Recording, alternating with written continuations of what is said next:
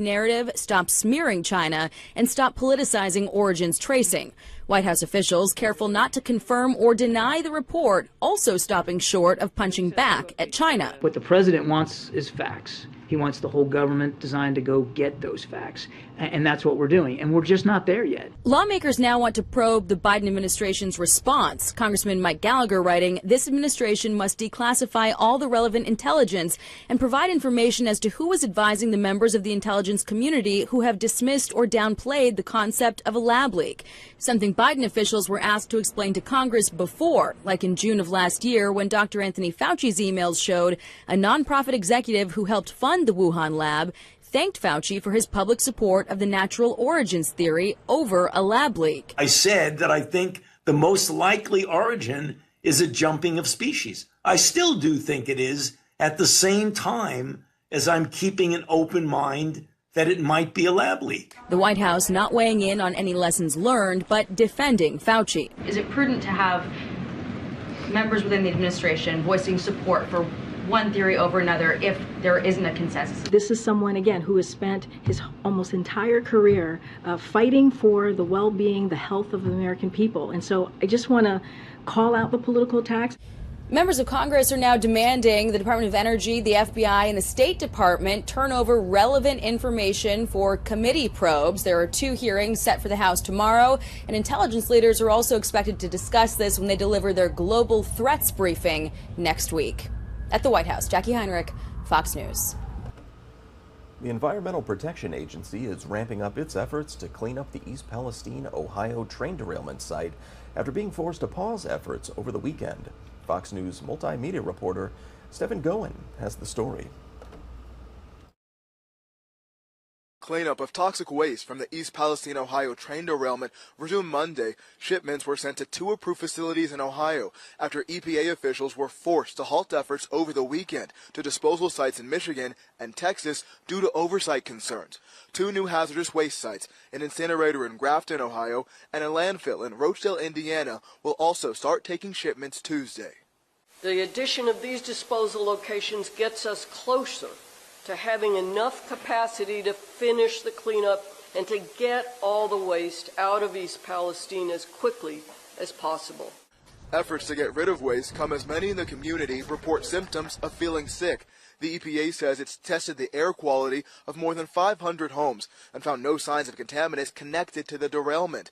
Data also shows water is still safe to drink, but some residents are not convinced. I know that our residents are getting frustrated, but we're working as fast as we can to get them the answers. Meanwhile, on Capitol Hill, plans are underway to hold hearings on the crash. The House wants to open an inquiry into the EPA's response to the derailment, while the Senate wants to hear from railway operator Norfolk Southern.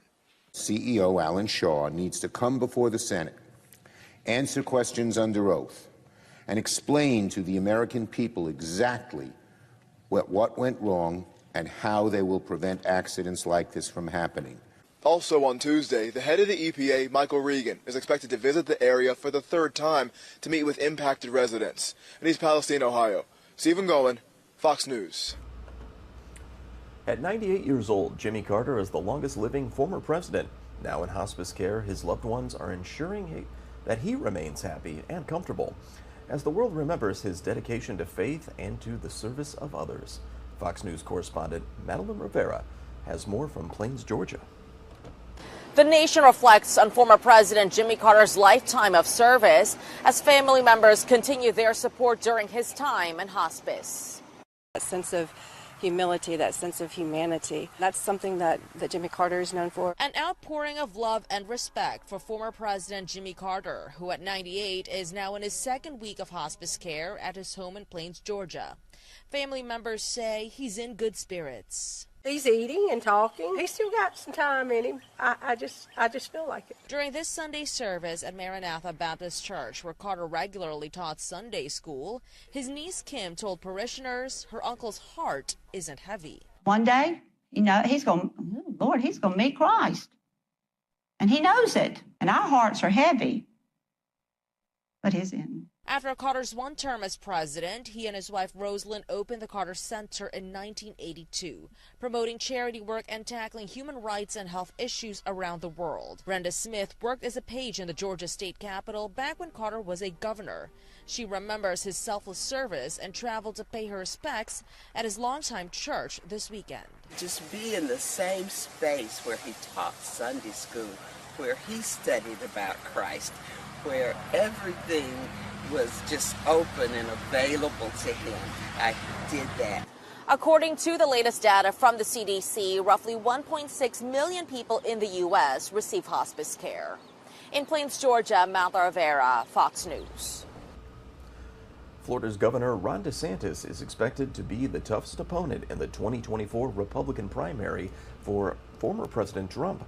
DeSantis has not formally announced his candidacy yet, but he's making moves many see as the lead-up to a run, starting with a crackdown on Disney's special district.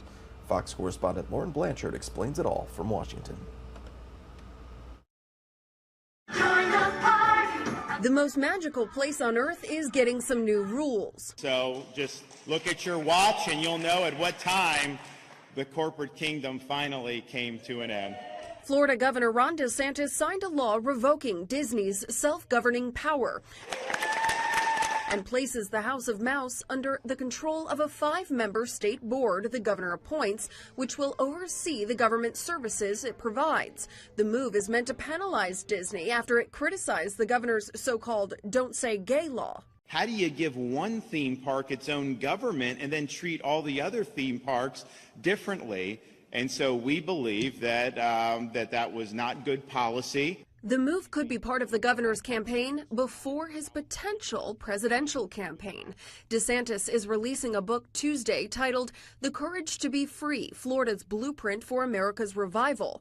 Fox News polling shows among GOP voters, DeSantis is far behind former President Trump, but well ahead of other 2024 contender Nikki Haley. The former president has repeatedly lashed out at DeSantis online.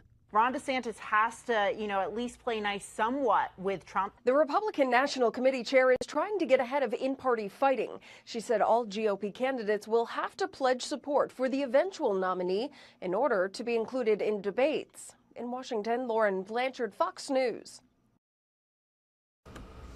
All right, it's 5:09 on the East Coast and 2:09 over on the West Coast as we go through all the big stories of the day from all around the country and around the world as well. I'm your host this morning, Zach Horner. We'll have plenty more to coming up here in just a moment, but I do want to take one quick commercial break as we take a live look outside. It kind of looks like a ski slope there with plenty of snowflakes coming down. We'll have more on the winter weather that's impacted many parts of the country and severe weather in other parts of the middle part of the country rather.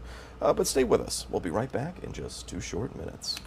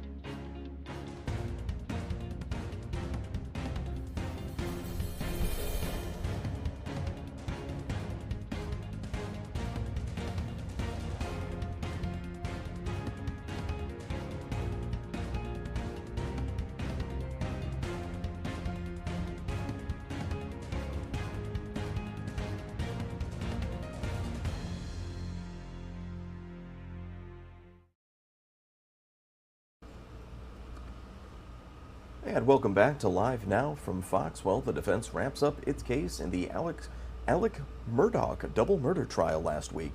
The disgraced former attorney took the stand for 2 grueling days of testimony.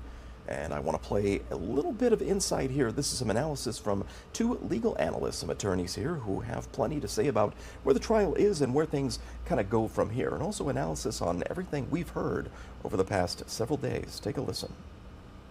A legal expert, a legal mind. Doug Burns, thank you so much for joining us here on Live Now from Fox. First of all, we know the jury will be going out to Moselle to see the crime scene firsthand. What do we make of these latest developments, and maybe what was the side of the defense that they didn't want this to happen? No, that's always very interesting. And, I've been in a number of cases where jurors will send out a note to the judge. Your Honor, we'd like to, in one case, we'd like to pick up the duffel bag, that was in the courtroom because the case involved a heavy amount of weight in the bag.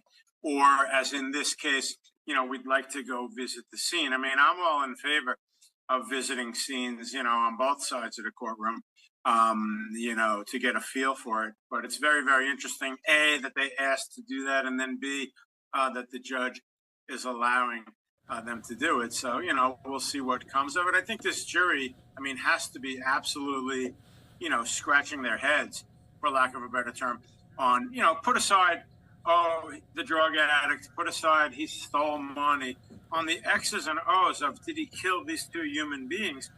That's what you have to focus on. So the question becomes, show me the proof that this is the human being who killed these other 2 human beings. And you saw this morning, they called defense pathology witnesses to contradict the state, about the position of the weapon, the angle of the weapon, the distance of the weapon. The defense said it was right to the son's cranium and so forth. So the jury is just, again, scratching their head saying, well, wait a minute, we got to get our arms around exactly what happened at that exact window of time. Yeah, and when they go out to this site in South Carolina, at Moselle, the residence there of Alec Murdaugh, at this crime scene, what takes place at this? Because obviously there won't be any cameras out there, but what takes place? Will the jury be able to ask questions? Will they just be able to walk around the site and kind of see potential crime scene? What happens when they're out there? That's a great question. Basically, they're going to be, under sort of close supervision. The bailiffs or marshals of the court will take them out there. They're not going to really, in my view, even though I'm a New York lawyer and not South Carolina, just that qualifier. But the point is, I don't think there's going to be anybody for them to ask any questions of. And I just think that basically it's a visual inspection of exactly the area. The kennel, obviously, which is sort of a separate part of this estate. This estate is many, many hundreds of acres, as everybody heard.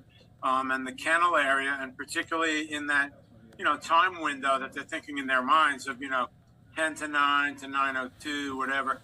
Again, they saw a video of that particular dog and so forth. So I think they just want to go out there, and it's really, to answer your question, finally, just a visual inspection of the premises. That is very, very interesting, because obviously the defense argued that it might have changed a little bit since the night of that crime, of those double homicide there. I did want to ask you, because we did hear from forensic experts earlier today saying that they believed, in their opinion, that there would have had to be possibly 2 people involved.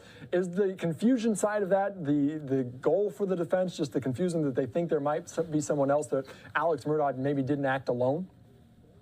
Absolutely, 100%. You're spot on. The point is, we have the old cliche. I'm not trying to be, cute or sarcastic. Throw what you'll throw up against the wall, see if anything's going to stick. So on the defense side of the courtroom, and I've had the luxury of being on both sides, 9 years as a prosecutor and over 20 years as a defense lawyer. The point is, of course, if you can just raise the notion, the idea, more than one person, of course, that starts getting tricky, because more than one could also include this defendant plus one other, as opposed to someone other than this defendant. But again, you're right. Anytime you can cause jurors, there have been a lot of cliches thrown around, and I'm not faulting anybody, such as it only takes one juror, to hang the jury. We get that. But the reality is, in most hung juries, if this is going to eventuate into one, I don't think it's going to be any kind of 11-1 type of thing, honestly. I think it'll be split much more down the middle. If that happens, no trial lawyer can predict what a jury's going to do. But at the same time, it behooves me to note the forensic proof here isn't that overwhelming. Correct. Let's face it. But you have this fascinating situation where the guy just gets up there like it's nothing, and he goes, "Oh yeah, I stole millions of dollars from everybody. Really sorry. I was a drug addict." The drug addict actually could help him, by the way. You want to talk about X's and O's in court because A, it can create some sympathy, and B, it creates convenient cover for why he doesn't remember things. So the dynamics in this case are all over the place, honestly. Yeah, all over the place would be a very good way to describe this case. Alec Murdaugh, the last several years in that low country in South Carolina. I did have to ask your opinion about it because some other legal experts said that Alec Murdaugh shouldn't have taken the stand, that it was against his interest to take the stand and he shouldn't have done it at all. What is your opinion, and maybe how did that credibility factor into it when he did take the stand? What's your opinion of him on the stand as a whole? Well, I'll quote my late dad, who was a lawyer for over 50 years. And my late father would have said right now, in answer to your question, that, these type of decisions and situations are an art, not a science. The general rule is that it's very risky to put a defendant on the stand. I've seen situations where jurors basically reject what a defendant is saying, even if it's truthful, by the way. I've seen that. So, yeah, it's risky.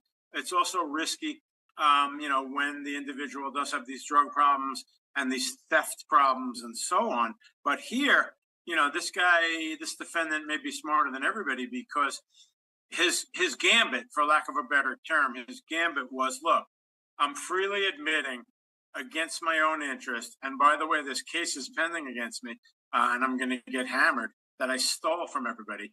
So when I tell you that I didn't kill anybody, you should believe me because look at me, I'm freely admitting this. But back to your original question, look, I don't fault any legal expert for saying that, maybe he shouldn't have gotten up there and so on. What puzzles me is that usually what happens is you get to the point where you're trying to decide whether the defendant should do it.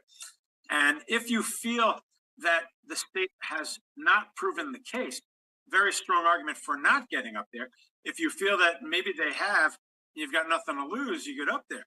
So with Alec Murdaugh being a veteran trial lawyer himself, I was telling my wife this last night, he must have sort of concluded, wow, I think I'm really in harm's way and I need to get up there, which is very interesting. Yeah, it is very interesting. Doug Burns, thank you so much for joining us here on Live Now from Fox as the case goes on. Hopefully we'll hear closing arguments in the coming days and we'll send it to a jury. We appreciate all of your insight here on Live Now. My pleasure. Thank you. All right. Thank you so much. As we continue on here on Live Now from Fox, here's a live look at the courtroom there in Walterboro, South Carolina. The Alec Murdaugh murder trial continuing on as the jury will potentially visit the crime scene. We just heard that there from Doug Burns here on Live Now from Fox. We want to continue to bring in all of the experts. We're going to bring in right now another legal expert here as they are talking about this. We're going to bring in Randy Zellin. Thank you so much. Also a legal mind here that we constantly talk to here on Live Now from Fox, and we always appreciate your insight. You listened to what Doug said. Are we surprised that they're going to go out to Moselle to see the crime scene? Kind of what do you take away from that latest development today? I think the more that the jurors are doing things, looking at things, hearing things, it is creating an opportunity for the defense to raise reasonable doubt. And it's super important for everyone to understand what reasonable doubt is. Reasonable doubt is not simply a doubt based upon reason. Reasonable doubt is anytime you need to make a really important decision in your life, like, do I have open heart surgery? If you can schedule that surgery with your doctor, you don't have a reasonable doubt. If you need more information, if you need a second opinion, then you do.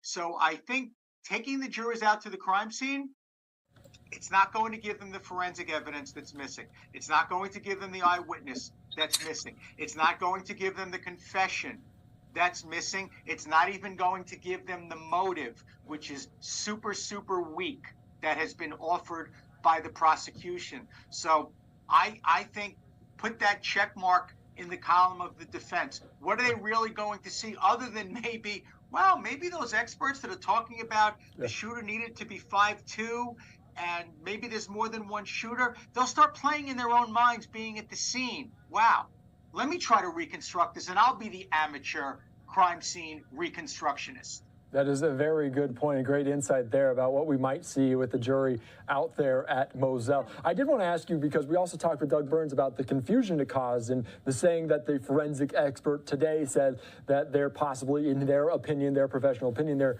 must have been two shooters because they wouldn't have brought two guns if there was just a... How much of a confusion play is there for the defense there with that forensic expert today? In a case like this, you want to make this case everything about a double homicide.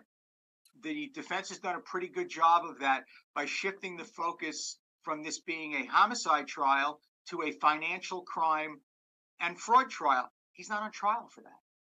So now, if you can start raising questions, aside from sloppy police investigative work, aside from no confession, no eyewitness, lousy forensic evidence, including a T-shirt that was mysteriously destroyed, footprints that couldn't be identified or identified as a police officer's, 1 million people rummaging through what should have been a crime scene, rain, and Paul Murdaugh's lifeless body and his brains being left in the rain. So you have a compromised crime scene. You take all of those things, and now you've got experts talking about, well, the shooter was somewhere between 5'2" and 5'4". Now you have, based upon the fact that there was more than one weapon and the size of these weapons and the fact that the shooter, him or herself, could have been injured as a result of the blowback. So much here. Mm-hmm. These jurors are going to be left to say to themselves, do I have enough information to conclude that this man is someplace beyond a monster? Yeah.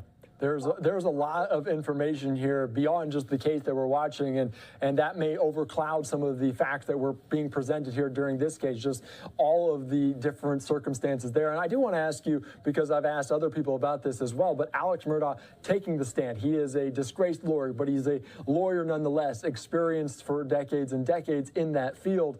What was your opinion of him taking the stand, and maybe how did his credibility impact that when he was on the stand? It was a brilliant move. Quite frankly, it was a move with absolutely no downside. Alec Murdaugh is playing with house money right now.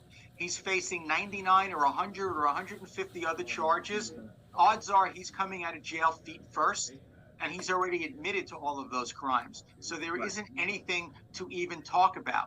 He had zero downside by getting on the stand, and to Doug's point, saying, listen, I've done this, I've done that, I've done the other. I'm a horrible person. I'm a terrible person. I've hurt many, many people, but I would not do anything to Pawpaw, and I would not do anything to Mags. And that, to me, it wasn't a gamble. It was a riskless transaction. It was betting with money where you're getting paid whether you win or lose. It was heads I win, tails you lose. It would have been foolish. Mm-hmm. And I'm saying that now, knowing that last week I went on and said in no uncertain terms there was no way in God's green earth he was going to testify. I could not have been more wrong if I scripted that out. It was an absolutely brilliant maneuver, and it has left at least one juror saying, I am not convicting that man. Yeah, it is interesting because obviously him taking the stand, and he looked like a lawyer on the witness stand. Sometimes lawyers make the worst witnesses. Maybe this wasn't the case. He was brilliant. He was reasonable when he needed to be. He kept saying to the prosecutor, listen, I'm not here to argue with you. If you're telling me that's what you have, I'm not pushing back on it. He admitted when he lied. He admitted to the use of the police badge or the overuse of the police badge. He was emotional when it was time to be emotional, so much so that there was snot running down his nose, to quote Ian Anderson from Jethro Tull. I mean, it was an absolutely masterful performance. And I say performance tongue-in-cheek because it may very well be that a double murderer put on a masterful performance. Remember, you're right. He's a lawyer, a generational lawyer, a generational prosecutor. This guy knows how to prepare a case. He knows how to take a case apart, and he knows what's going to resonate with people. Definitely. Thank you so much for the insight here, Randy Zellin. We always appreciate your time here on Live Now from Fox, as we will hopefully hear closing statements in the coming. And what you were listening to right there was some analysis by a couple of attorneys on the Alec Murdaugh trial, as that is getting closer and closer to wrapping up after Alec, of course, took the witness stand for a couple days there, got grilled by the prosecution. Where things go from here is anybody's guess, but we'll bring you all the details as we learn it, live, raw, and unfiltered. And right now you're taking a live look outside. This is in Milwaukee, Wisconsin, where they've got quite a bit of snow coming down right now. Actually, when we get back from a quick 2-minute break, we're going to have plenty more coverage on tornadoes that hit certain parts of the country, as well as some pretty intense winter weather. But again, stay with us. We'll be right back with plenty more right here on Live Now from Fox.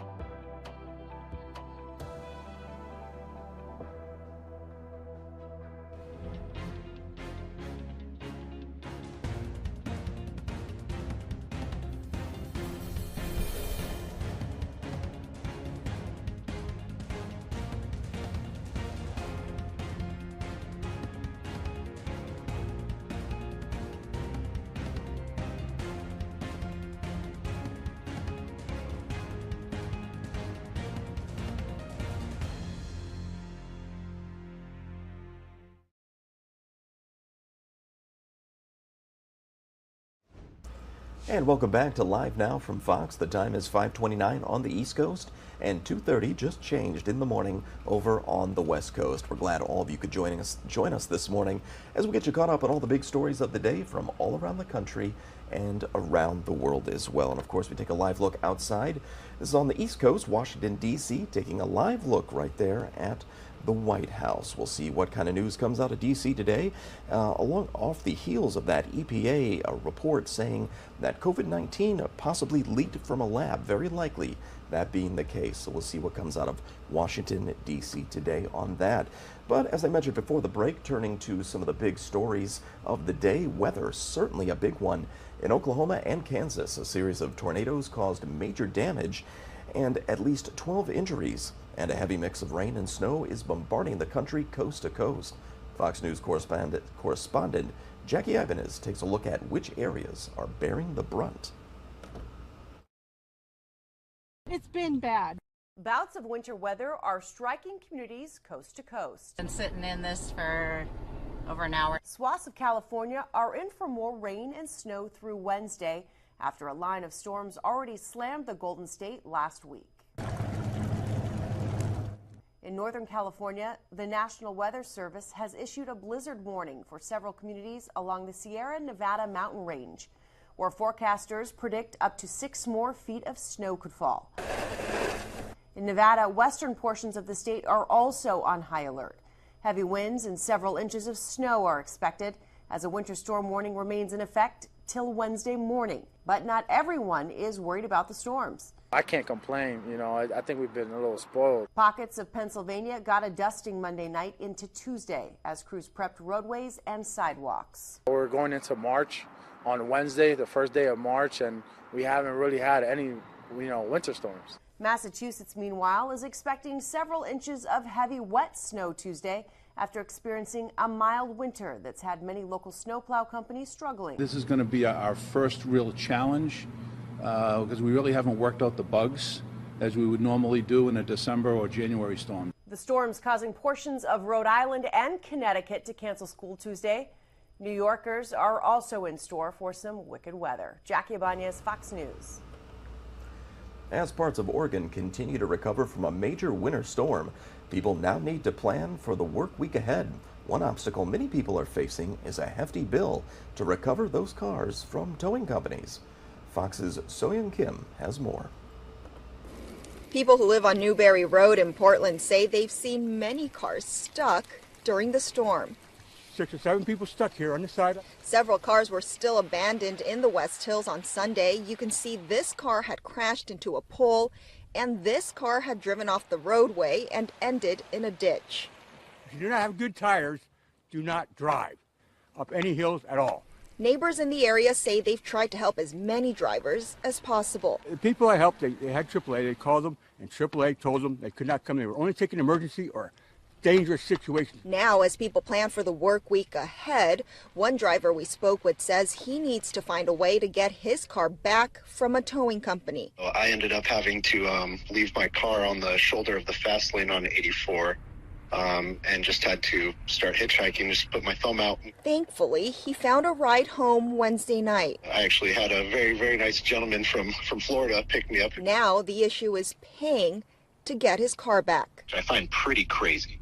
They basically put everybody in the scenario where, nope, you can't have your car back without a police release. Just one day of storage fees, I was told, was going to be up to $440, so I'm not even sure what it's going to be on Monday. I could only imagine creeping near $1,000 for 3 days. Others say their plan for the week ahead is to stay off the roads completely until they're all clear. For people that have to travel any distance, I mean, it's not worth the risk. And switching gears and taking a closer look at the state of education in the United States. Some major cities have few, if any, public school students proficient in math and English. The numbers in many other cities are not much better. Fox News correspondent Garrett Tinney reports from Chicago, where children are falling seriously behind. It's sad, but I'm not surprised. We definitely have to do a better job with raising up our next generation. In nearly 10% of Chicago public schools, not a single student could either read or do math at grade level last year, according to state data. Baltimore isn't faring any better. The city says in nearly 15% of its schools, 0 students are proficient in math. School districts in other major metros are seeing declines post-pandemic as well. In Denver, only 28% of fourth graders were proficient in math, which is better than D.C., New York, L.A., Philadelphia, or Detroit, which had just 3% of its students at grade level, according to the National Assessment of Educational Progress's annual report card. I think most people don't realize just how much ground students have lost and don't realize what it's going to take to help kids catch up.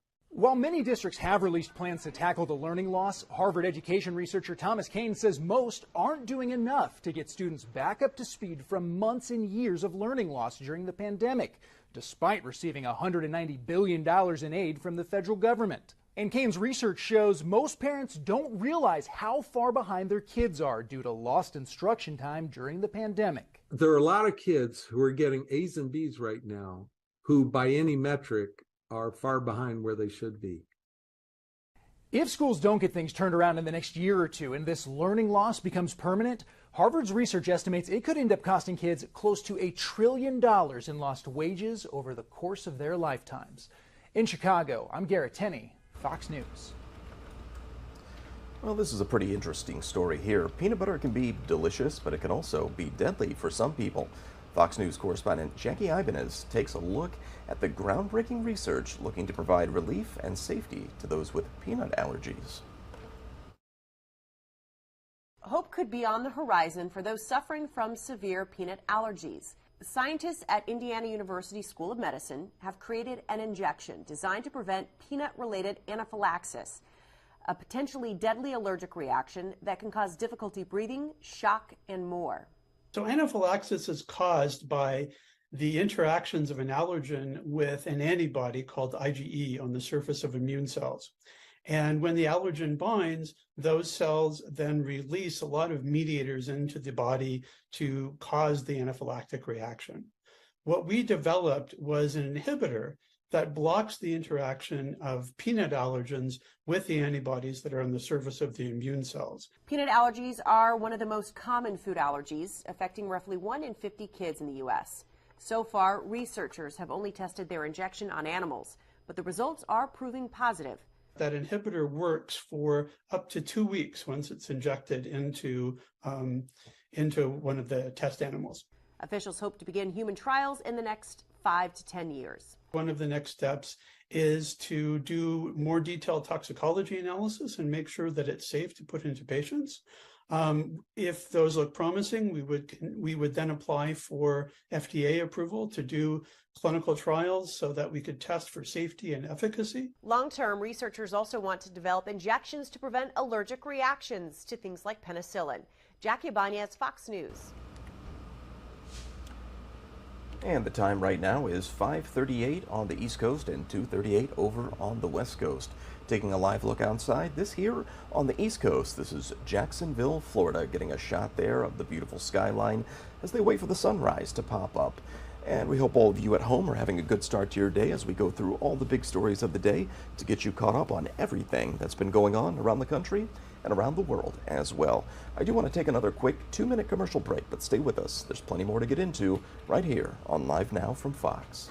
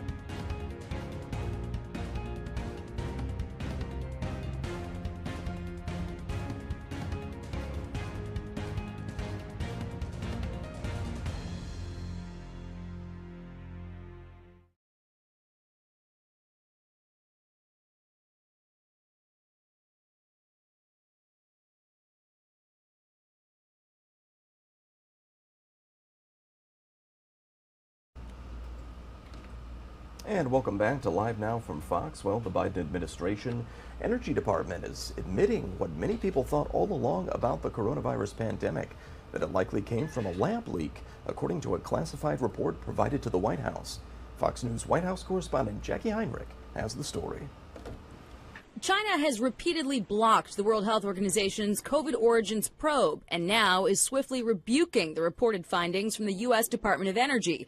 China's foreign minister saying in part, a laboratory origin of the pandemic was considered to be extremely unlikely, is a science-based authoritative conclusion reached. Certain parties should stop rehashing the lab leak narrative, stop smearing China, and stop politicizing origins tracing. White House officials careful not to confirm or deny the report, also stopping short of punching back at China. What the president wants is facts. He wants the whole government designed to go get those facts. And that's what we're doing. And we're just not there yet. Lawmakers now want to probe the Biden administration's response. Congressman Mike Gallagher writing, this administration must declassify all the relevant intelligence and provide information as to who was advising the members of the intelligence community who have dismissed or downplayed the concept of a lab leak. Something Biden officials were asked to explain to Congress before, like in June of last year when Dr. Anthony Fauci's emails showed a nonprofit executive who helped fund the Wuhan lab thanked Fauci for his public support of the natural origins theory over a lab leak. I said that I think the most likely origin is a jumping of species. I still do think it is, at the same time as I'm keeping an open mind that it might be a lab leak. The White House not weighing in on any lessons learned, but defending Fauci. Is it prudent to have members within the administration voicing support for one theory over another if there isn't a consensus? This is someone, again, who has spent his almost entire career fighting for the well-being, the health of the American people. And so I just want to call out the political attacks. Members of Congress are now demanding the Department of Energy, the FBI, and the State Department turn over relevant information for committee probes. There are 2 hearings set for the House tomorrow, and intelligence leaders are also expected to discuss this when they deliver their global threats briefing next week. At the White House, Jackie Heinrich, Fox News. The EPA is ramping up its efforts to clean up the East Palestine, Ohio train derailment site after being forced to pause efforts over the weekend. Fox News multimedia reporter Stephen Goen has the story. Cleanup of toxic waste from the East Palestine, Ohio train derailment resumed Monday. Shipments were sent to 2 approved facilities in Ohio after EPA officials were forced to halt efforts over the weekend to disposal sites in Michigan and Texas due to oversight concerns. 2 new hazardous waste sites, an incinerator in Grafton, Ohio, and a landfill in Rochdale, Indiana, will also start taking shipments Tuesday. The addition of these disposal locations gets us closer to having enough capacity to finish the cleanup and to get all the waste out of East Palestine as quickly as possible. Efforts to get rid of waste come as many in the community report symptoms of feeling sick. The EPA says it's tested the air quality of more than 500 homes and found no signs of contaminants connected to the derailment. Data also shows water is still safe to drink, but some residents are not convinced. I know that our residents are getting frustrated, but we're working as fast as we can to get them the answers. Meanwhile, on Capitol Hill, plans are underway to hold hearings on the crash. The House wants to open an inquiry into the EPA's response to the derailment, while the Senate wants to hear from railway operator Norfolk Southern. CEO Alan Shaw needs to come before the Senate, answer questions under oath, and explain to the American people exactly what went wrong and how they will prevent accidents like this from happening. Also on Tuesday, the head of the EPA, Michael Regan, is expected to visit the area for the 3rd time to meet with impacted residents. In East Palestine, Ohio, Stephen Goen, Fox News. At 98 years old, Jimmy Carter is the longest living former president. Now in hospice care, his loved ones are ensuring he remains happy and comfortable as the world remembers his dedication to faith and to the service of others. Fox News correspondent Madeline Rivera has more from Plains, Georgia. The nation reflects on former President Jimmy Carter's lifetime of service as family members continue their support during his time in hospice. That sense of humility, that sense of humanity, that's something that Jimmy Carter is known for. An outpouring of love and respect for former President Jimmy Carter, who at 98 is now in his 2nd week of hospice care at his home in Plains, Georgia. Family members say he's in good spirits. He's eating and talking. He's still got some time in him. I just feel like it. During this Sunday service at Maranatha Baptist Church, where Carter regularly taught Sunday school, his niece Kim told parishioners her uncle's heart isn't heavy. One day, you know, he's going to meet Christ. And he knows it. And our hearts are heavy. But his isn't. After Carter's one term as president, he and his wife Rosalind opened the Carter Center in 1982, promoting charity work and tackling human rights and health issues around the world. Brenda Smith worked as a page in the Georgia state capitol back when Carter was a governor. She remembers his selfless service and traveled to pay her respects at his longtime church this weekend. Just be in the same space where he taught Sunday school, where he studied about Christ, where everything was just open and available to him. I did that. According to the latest data from the CDC, roughly 1.6 million people in the U.S. receive hospice care. In Plains, Georgia, Martha Rivera, Fox News. Florida's Governor Ron DeSantis is expected to be the toughest opponent in the 2024 Republican primary for former President Donald Trump. DeSantis has not formally announced his candidacy yet, but he's making moves many see as the lead up to a run, starting with a crackdown on Disney's special district.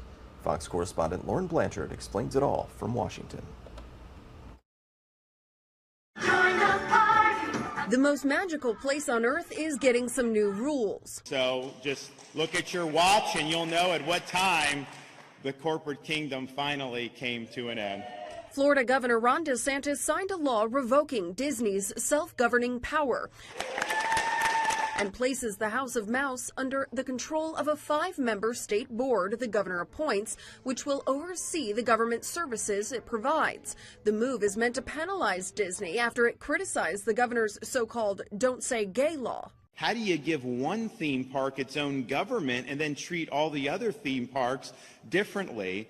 And so we believe that that was not good policy. The move could be part of the governor's campaign before his potential presidential campaign.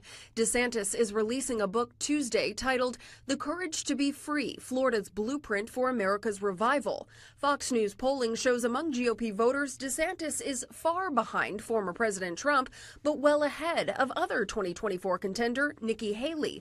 The former president has repeatedly lashed out at DeSantis online. Ron DeSantis has to, at least play nice somewhat with Trump. The Republican National Committee chair is trying to get ahead of in-party fighting. She said all GOP candidates will have to pledge support for the eventual nominee in order to be included in debates. In Washington, Lauren Blanchard, Fox News.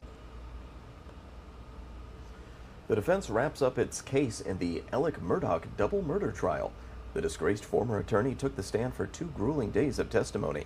Fox News correspondent Jonathan Siri has more.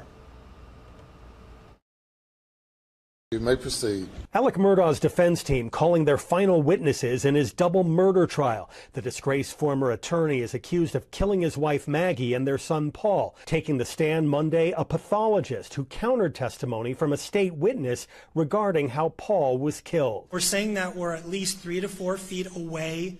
Then by the time it gets to the left side of the chin, or over here at the angle of the mandible, the jaw, we've lost a lot of energy. Judge Clifton Newman granted a defense request to have jurors visit the Murdaugh's Moselle property.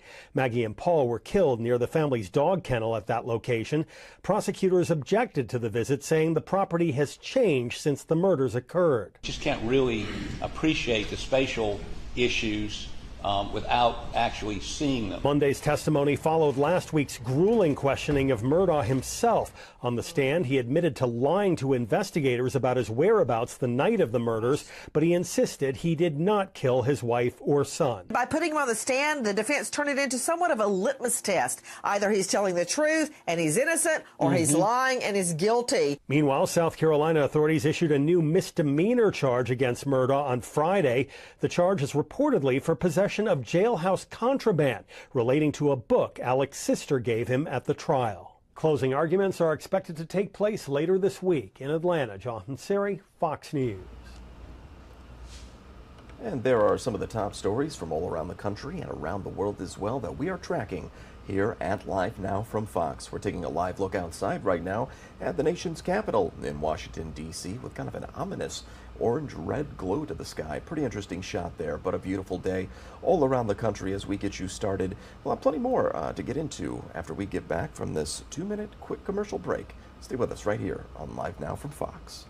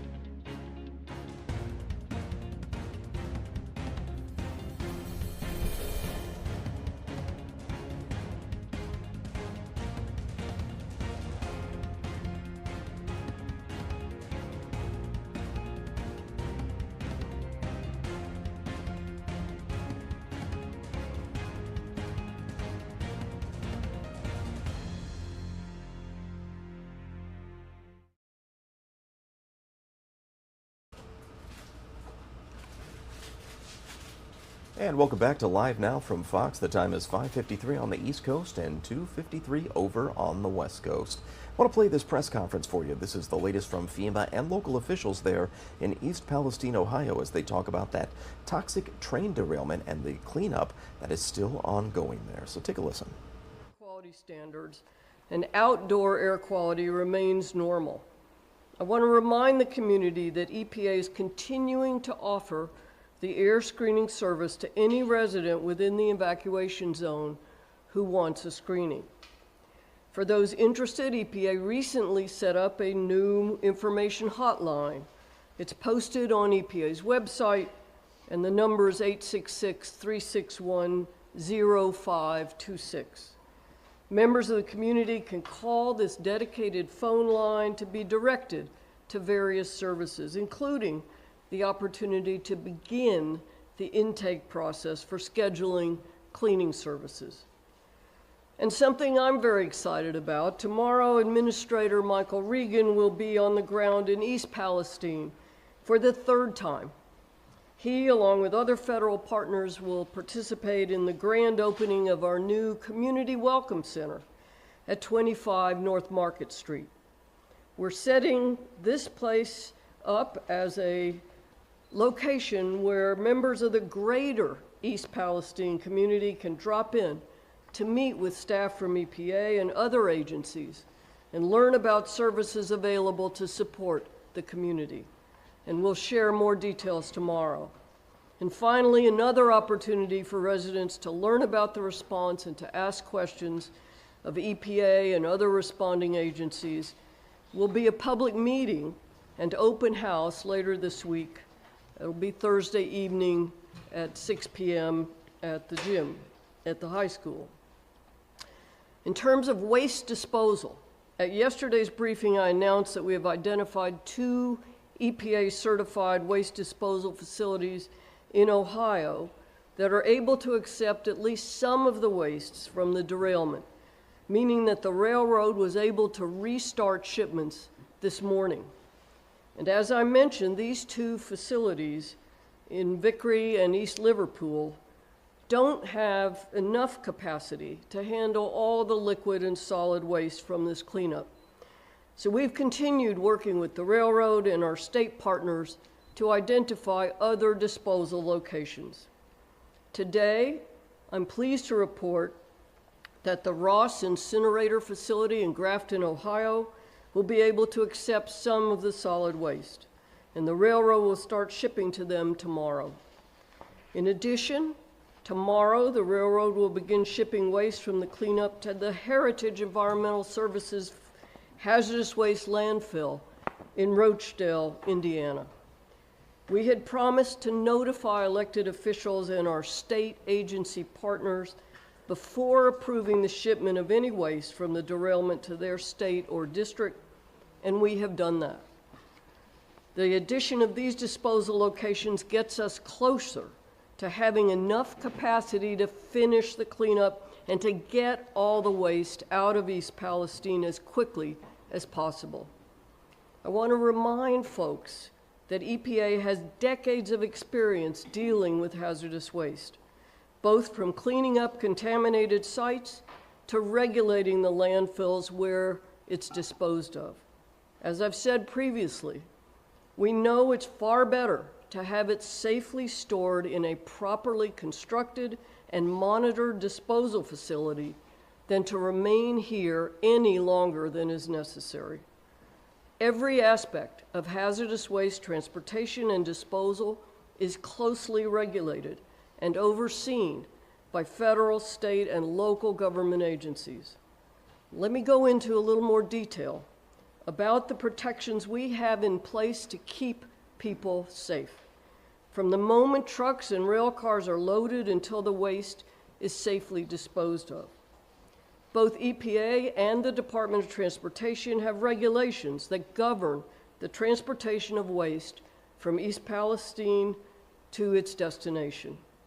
Additionally, Norfolk Southern must comply with all federal, state, and local requirements related to transportation.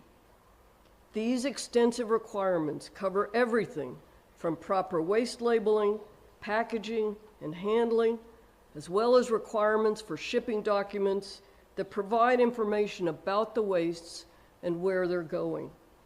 The facilities that will receive these wastes from the East Palestine cleanup have been evaluated by EPA and found to be acceptable to take the wastes. We will continue to evaluate options for safe and proper disposal facilities with the capacity sufficient to handle the needs of the cleanup.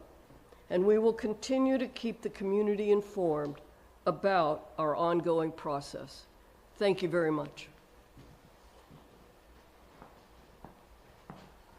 Thank you. My name is Andy Wilson. I'm the Director of the Department of Public Safety for the state of Ohio. I want you to know that the Department of Public Safety has been here in East Palestine since moments after this train went off the tracks. We've been here through the presence of the State Highway Patrol, and we've been here through our teams from our State Emergency Management Agency. We have been working with the locals.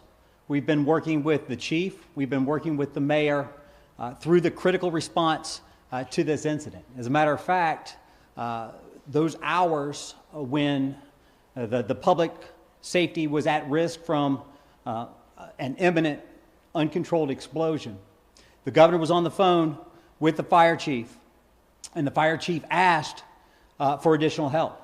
They needed help getting people out of the danger zone. The governor did not hesitate.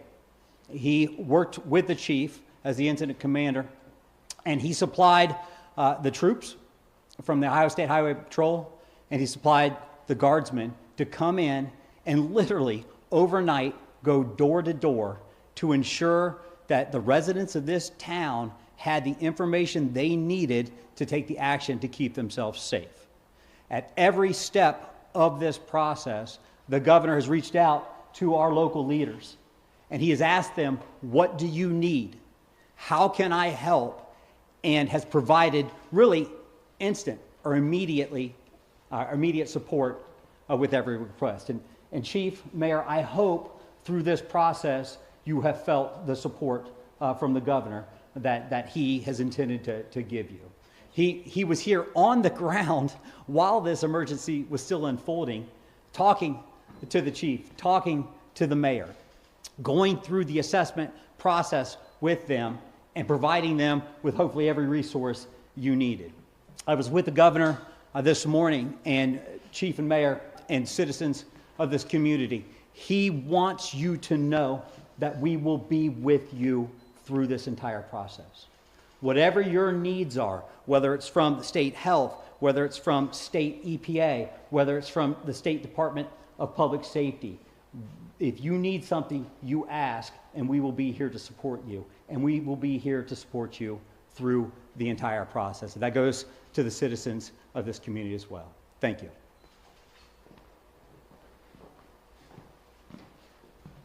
Thank you, Director. My name is Tom Sivak. I'm the Regional Administrator for FEMA Region 5. I'm going to provide a few updates for today. As of this afternoon, we had 66 FEMA teams on the ground engaging in the community. They're just one part of this interagency effort behind me. These interagency teams were out in the community of East Palestine today to ensure residents were receiving up-to-date information. FEMA staff are taking part in this mission by assisting in distributing flyers, answering questions, and connecting with the community.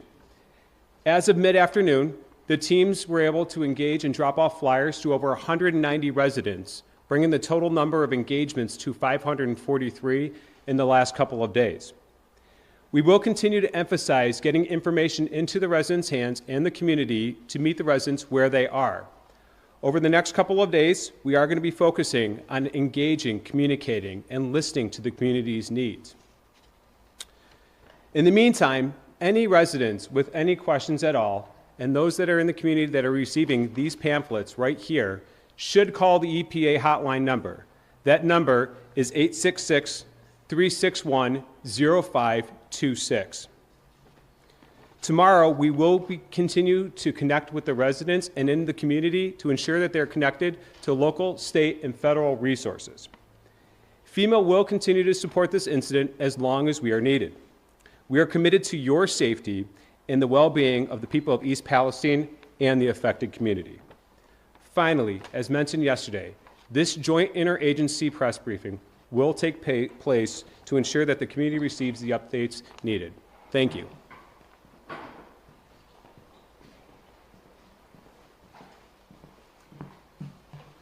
Good afternoon, everyone. My name is Captain Jill Sugart, and I am currently serving as the team lead for the CDC ATSDR East Palestine team. I wanted to provide you just a couple of updates today. It is my pleasure to report that we were able to get on the ground in Pennsylvania yesterday to go to 22 residences to talk about our ACE survey. That's the assessment of chemical exposures. We spent most of the day there into the evening and had a great experience talking with the community. This week, we're going to be focusing on our first responder survey. This is a specific survey that we will be doing through our ACE program to target those first responders who are not only responding within the first couple of hours of the incident, but we'll also target first responders that are on the ground today helping with cleanup. Finally, we are continuing to work with our local, state, and federal partners on community engagement activities to make sure that critical public health information is distributed. Thank you. Okay, with that, we'll open it to questions. Yes, ma'am. I'm WPBN Youngstown, Kristen McFarland. Over the weekend, the state of Texas met from the EPA. Yeah, that I know. Could you speak up? I'm a little hearing challenged, so I'll need your help. A question asked yesterday. I'd like to follow up. You're not currently testing for dioxins because there was no baseline prior to the accident. We've spoken to a few experts and scientists that say that the chemicals released are extremely dangerous to people in the area. So why is this still not being tested for? As I said, we don't have baseline information for dioxins. They are ubiquitous in the environment. They can be caused by wildfires, by backyard grilling, by a host of other normal activities in human life. And without that information, it would be hard to attribute any level to the derailment. However, I'd like to put you in touch with our toxicologists because we are looking at it. Those are the scientists, and we trust science. George Solis, NBC News. So you mentioned now you have 4 sites that some of this hazardous material is going to. Do we have a timeline of how soon this site will be officially cleaned up of all this debris? No, I don't. The railroad is working on a work plan right now. I believe we sent a directive to Norfolk Southern to begin lifting the tracks as soon as possible. I don't know whether the rain today will push that back just a little bit, but I think you will see it within a week that they have begun that work. We heard that there were 5 trucks that were sent back from Michigan, truckloads of hazardous material. Has that already been dispersed to the 2 sites in Ohio, or is that still in? I know they began shipping some today. I don't know whether it included those 5 trucks. I'd be happy to find out for you. And then just a quick question for the CDC. Have any first responders actually been participating in this survey? Have any of them reported any illnesses at this point as associated with working at the derailment site? We are just now starting to work with our local, state, and federal partners to get a list of which responders were at the event, and then we will be going through the ACE process to ask them a series of questions about any potential exposures. Next question, Gissing. Stephen Gold with Fox News. This is for FEMA or the CDC. There have been some residents who say they can't talk to their primary care providers and get the tests they need to test for certain things in their blood. Where could they go to get those testing codes, or where can they go to find out how they get those tests? So if anyone is experiencing symptoms, if they are not able to go to their doctor, they can certainly schedule an appointment at the health assessment clinic that's being offered here in town. They can also contact the Poison Control Center to talk about their symptoms and get advice. If they go to the health assessment center in town, can someone there refer them to get a test somewhere? There are medical providers on site, and they can certainly provide them consultation. I'm not sure if the Department of Health has anything further to add. Hi, Miranda Williams, Chief of Staff, Ohio Department of Health. So yeah, at the health assessment clinic, there are nurses on hand to take vitals. Residents can fill out an after chemical exposure assessment survey, so we can have some data based on what they've experienced and also track that. And every visitor to the clinic has also been seen by a physician who will provide an individualized assessment and medical evaluation, and if necessary, connect them with a doctor who can follow up with them long term to consider things like you're asking. Sydney Canty, 21 WSNJ News. I'm wondering about this meeting that's supposed to be happening on Thursday. Are residents going to be getting answers to questions about health concerns, or is there going to be more information given about the air, water, and soil testing? Well, I know we'll have our on-scene coordinators there to demonstrate the air monitors that have been placed around the community and brought into homes and can answer questions about air monitoring. I defer to our health partners as to whether they can answer questions about personal health. Yes, sir. Bob Fenner, WEWS in Cleveland. For some of these facilities where some of this waste is being brought to, what is the protocol? Are those city leaders kind of given a notice this stuff is going to come into your community? Is there a requirement for that, or to notify residents or anything like that? We will not be notifying for every single shipment. That's going to be too many, but we are working with local officials and the state agencies. I've talked to the directors of both Ohio and Indiana today. There are protocols in place for creating manifests when the trucks or tankers leave the site, and then checking those manifests when they arrive, and characterizing the liquid and solid waste in the trucks and rail cars. But, you know, there are trucks arriving every day at these facilities from a wide range of sources. Some of our Superfund sites, private waste, chemical manufacturers, a whole range of sources of hazardous waste. That's why we have these permitted and verified landfills and incinerators. Ms. Shore, while you're up there, what's the setup of the meeting going to be like? Is it going to be like a town hall, or is it going to be more like the little stations from the last meeting? And also, do you know if Norfolk Southern is going to be there? What was the second part of your question? Do you know if Norfolk Southern is going to be there at the meeting? Oh. And what's the setup going to be? I don't know.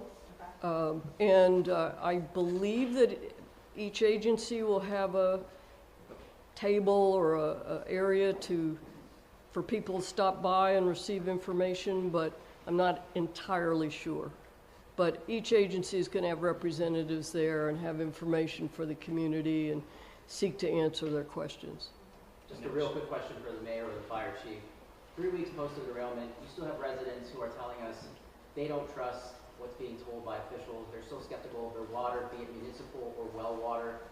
What do you tell your community who still has so many questions and doubts about the long-term impact of this derailment? As I've said before, we're working to get those answers to them. We only can trust the subject matter experts. We have to rely on our federal and state agencies to give us that information, and what we're getting from them says everything is good. I know there's definitely questions about the rashes and the illnesses. So we're working with the federal agency, EPA, Department of Health, to try to get those answers for our community. So I know it's still ongoing, but I think there's a lot of unanswered questions, and I know our residents are getting frustrated, but we're working as fast as we can to get them the answers. Are you satisfied with the response so far? Am I satisfied with what? The response so far, the information that you've been getting? Yes and no. I really think they're working as hard as they can. I do question, the people getting rashes and stuff like that, what is causing it. They are saying everything's safe, and we're taking them at their word, but we need to get to the bottom of what's happening. Yes, ma'am. Aaron Simonek, 21WFMJ in Youngstown. Just to clarify, this Heritage Thermal Services, is that the company out of East Liverpool, or is this the company I know you mentioned, Indianapolis?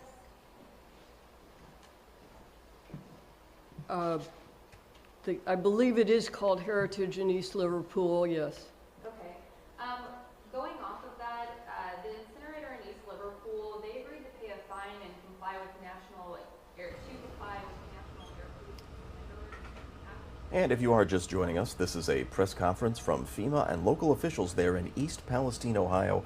They're giving an update on the latest of the cleanup efforts there, as there are still folks in the area complaining of issues, respiratory skin issues, that they're saying could be due to the toxic train derailment. Officials there saying that everything appears to be mostly safe. So still that back and forth between the people that live in the East Palestine area and officials, including officials from FEMA, talking about conditions there. But we do have a lot more to get into here on Live Now from Fox. I want to take one quick commercial break, our first one of the hour here. We'll be right back in just 2 short minutes. Stay with us.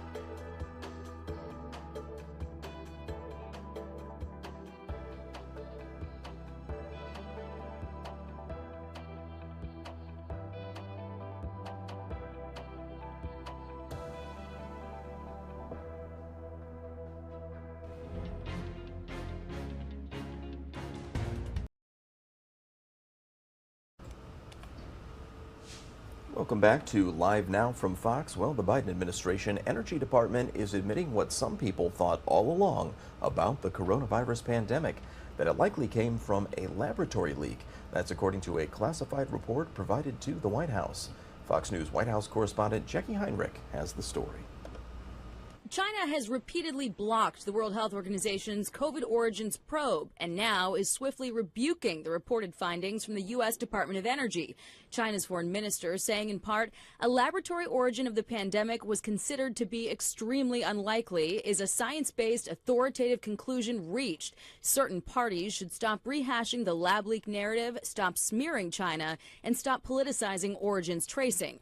White House officials careful not to confirm or deny the report, also stopping short of punching back at China. What the president wants is facts. He wants the whole government designed to go get those facts. And that's what we're doing. And we're just not there yet. Lawmakers now want to probe the Biden administration's response. Congressman Mike Gallagher writing, this administration must declassify all the relevant intelligence and provide information as to who was advising the members of the intelligence community who have dismissed or downplayed the concept of a lab leak. Something Biden officials were asked to explain to Congress before, like in June of last year when Dr. Anthony Fauci's emails showed a nonprofit executive who helped fund the Wuhan lab thanked Fauci for his public support of the natural origins theory over a lab leak. I said that I think the most likely origin is a jumping of species. I still do think it is, at the same time as I'm keeping an open mind that it might be a lab leak. The White House not weighing in on any lessons learned, but defending Fauci. Is it prudent to have members within the administration voicing support for one theory over another if there isn't a consensus? This is someone, again, who has spent his almost entire career fighting for the well-being, the health of the American people. And so I just want to call out the political attacks. Members of Congress are now demanding the Department of Energy, the FBI, and the State Department turn over relevant information for committee probes. There are 2 hearings set for the House tomorrow, and intelligence leaders are also expected to discuss this when they deliver their global threats briefing next week. At the White House, Jackie Heinrich, Fox News. The EPA is ramping up its efforts to clean up the East Palestine, Ohio train derailment site after being forced to pause efforts over the weekend. Fox News multimedia reporter Stephen Goen has the story. Cleanup of toxic waste from the East Palestine, Ohio train derailment resumed Monday. Shipments were sent to 2 approved facilities in Ohio after EPA officials were forced to halt efforts over the weekend to disposal sites in Michigan and Texas due to oversight concerns. 2 new hazardous waste sites, an incinerator in Grafton, Ohio, and a landfill in Rochdale, Indiana, will also start taking shipments Tuesday. The addition of these disposal locations gets us closer to having enough capacity to finish the cleanup and to get all the waste out of East Palestine as quickly as possible. Efforts to get rid of waste come as many in the community report symptoms of feeling sick. The EPA says it's tested the air quality of more than 500 homes and found no signs of contaminants connected to the derailment. Data also shows water is still safe to drink, but some residents are not convinced. I know that our residents are getting frustrated, but we're working as fast as we can to get them the answers. Meanwhile, on Capitol Hill, plans are underway to hold hearings on the crash. The House wants to open an inquiry into the EPA's response to the derailment, while the Senate wants to hear from railway operator Norfolk Southern. CEO Alan Shaw needs to come before the Senate, answer questions under oath, and explain to the American people exactly what went wrong and how they will prevent accidents like this from happening. Also on Tuesday, the head of the EPA, Michael Regan, is expected to visit the area for the 3rd time to meet with impacted residents. In East Palestine, Ohio, Stephen Goen, Fox News. At 98 years old, Jimmy Carter is the longest living former president. Now in hospice care, his loved ones are ensuring he remains happy and comfortable as the world remembers his dedication to faith and to the service of others. Fox News correspondent Madeline Rivera has more from Plains, Georgia. The nation reflects on former President Jimmy Carter's lifetime of service as family members continue their support during his time in hospice. That sense of humility, that sense of humanity, that's something that Jimmy Carter is known for. An outpouring of love and respect for former President Jimmy Carter, who at 98 is now in his 2nd week of hospice care at his home in Plains, Georgia. Family members say he's in good spirits. He's eating and talking. He's still got some time in him. I just feel like it. During this Sunday service at Maranatha Baptist Church, where Carter regularly taught Sunday school, his niece Kim told parishioners her uncle's heart isn't heavy. One day, You know, he's going to meet Christ. And he knows it. And our hearts are heavy. But his isn't. After Carter's one term as president, he and his wife Rosalind opened the Carter Center in 1982, promoting charity work and tackling human rights and health issues around the world. Brenda Smith worked as a page in the Georgia state capitol back when Carter was a governor. She remembers his selfless service and traveled to pay her respects at his longtime church this weekend. Just be in the same space where he taught Sunday school, where he studied about Christ, where everything was just open and available to him. I did that. According to the latest data from the CDC, roughly 1.6 million people in the U.S. receive hospice care. In Plains, Georgia, Martha Rivera, Fox News. Florida's Governor Ron DeSantis is expected to be the toughest opponent in the 2024 Republican primary with former President Donald Trump. Now, DeSantis has not formally announced his candidacy yet, but he's making moves many see as the lead up to a run, starting with a crackdown on Disney's special district. Fox correspondent Lauren Blanchard explains it all from Washington. The most magical place on earth is getting some new rules. So just look at your watch and you'll know at what time the corporate kingdom finally came to an end.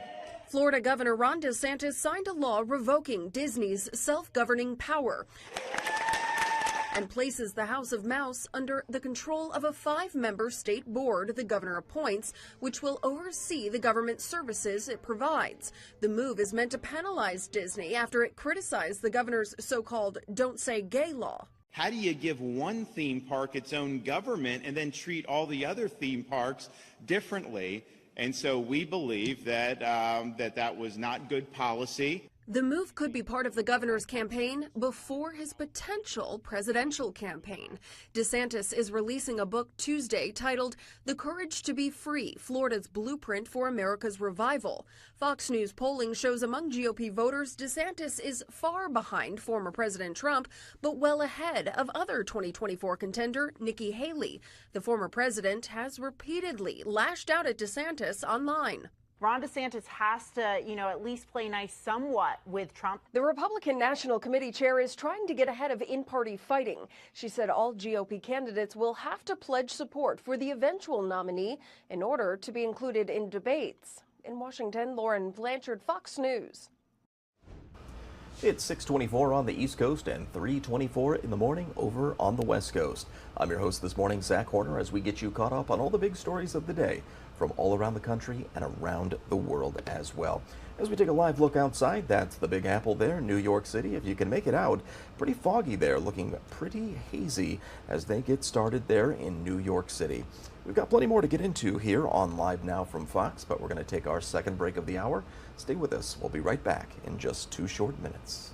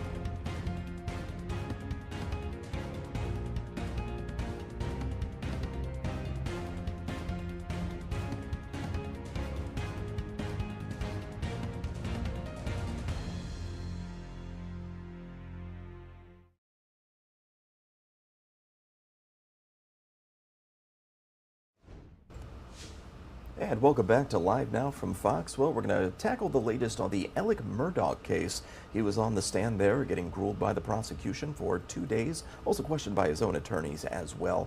But where do things stand in the trial right now, and where do they go from here? Well, we've got a couple legal analysts, a couple of attorneys to give their insight on where things stand and everything that we've heard in the courtroom over the past week. Take a listen. A legal expert, a legal mind. Doug Burns, thank you so much for joining us here on Live Now from Fox. First of all, we know the jury will be going out to Moselle to see the crime scene firsthand. What do we make of these latest developments, and maybe what was the side of the defense that they didn't want this to happen? No, that's always very interesting. And, I've been in a number of cases where jurors will send out a note to the judge. Your Honor, we'd like to, in one case, we'd like to pick up the duffel bag, that was in the courtroom because the case involved a heavy amount of weight in the bag.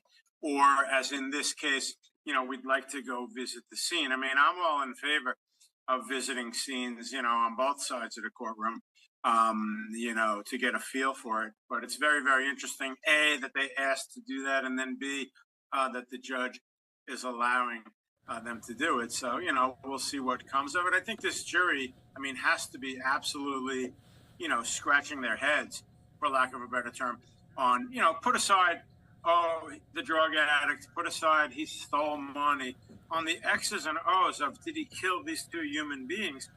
That's what you have to focus on. So the question becomes, show me the proof that this is the human being who killed these other two human beings. And you saw this morning, they called defense pathology witnesses to contradict the state, about the position of the weapon, the angle of the weapon, the distance of the weapon. The defense said it was right to the son's cranium and so forth. So the jury is just, again, scratching their head saying, well, wait a minute, we got to get our arms around exactly what happened at that exact window of time. Yeah, and when they go out to this site in South Carolina at Moselle, the residence there of Alec Murdaugh at this crime scene, what takes place at this? Because obviously there won't be any cameras out there, but what takes place? Will the jury be able to ask questions? Will they just be able to walk around the sites and kind of see potential crime scene? What happens when they're out there? That's a great question. Basically, they're going to be, under sort of close supervision. The bailiffs or marshals of the court will take them out there. They're not going to really, in my view, even though I'm a New York lawyer, not South Carolina, just that qualifier. But the point is, I don't think there's going to be anybody for them to ask any questions of. And I just think that basically it's a visual inspection of exactly the area. The kennel, obviously, which is sort of a separate part of this estate. This estate is many, many hundreds of acres, as everybody heard. And the kennel area, and particularly in that, time window that they're thinking in their minds of, 10 to 9 to 9:02, whatever. Again, they saw a video of that particular dog and so forth. So I think they just want to go out there, and it's really, to answer your question, finally, sorry, just a visual inspection of the premises. That is very, very interesting, because obviously the defense argued that it might have changed a little bit since the night of that crime, of those double homicide there. I did want to ask you, because we did hear from forensic experts earlier today saying that they believed, in their opinion, that there would have had to be possibly two people involved. Is the confusion side of that the goal for the defense, just the confusion that they think there might be someone else, that Alec Murdaugh maybe didn't act alone? Absolutely, 100%. You're spot on. The point is, we have the old cliche. I'm not trying to be, cute or sarcastic.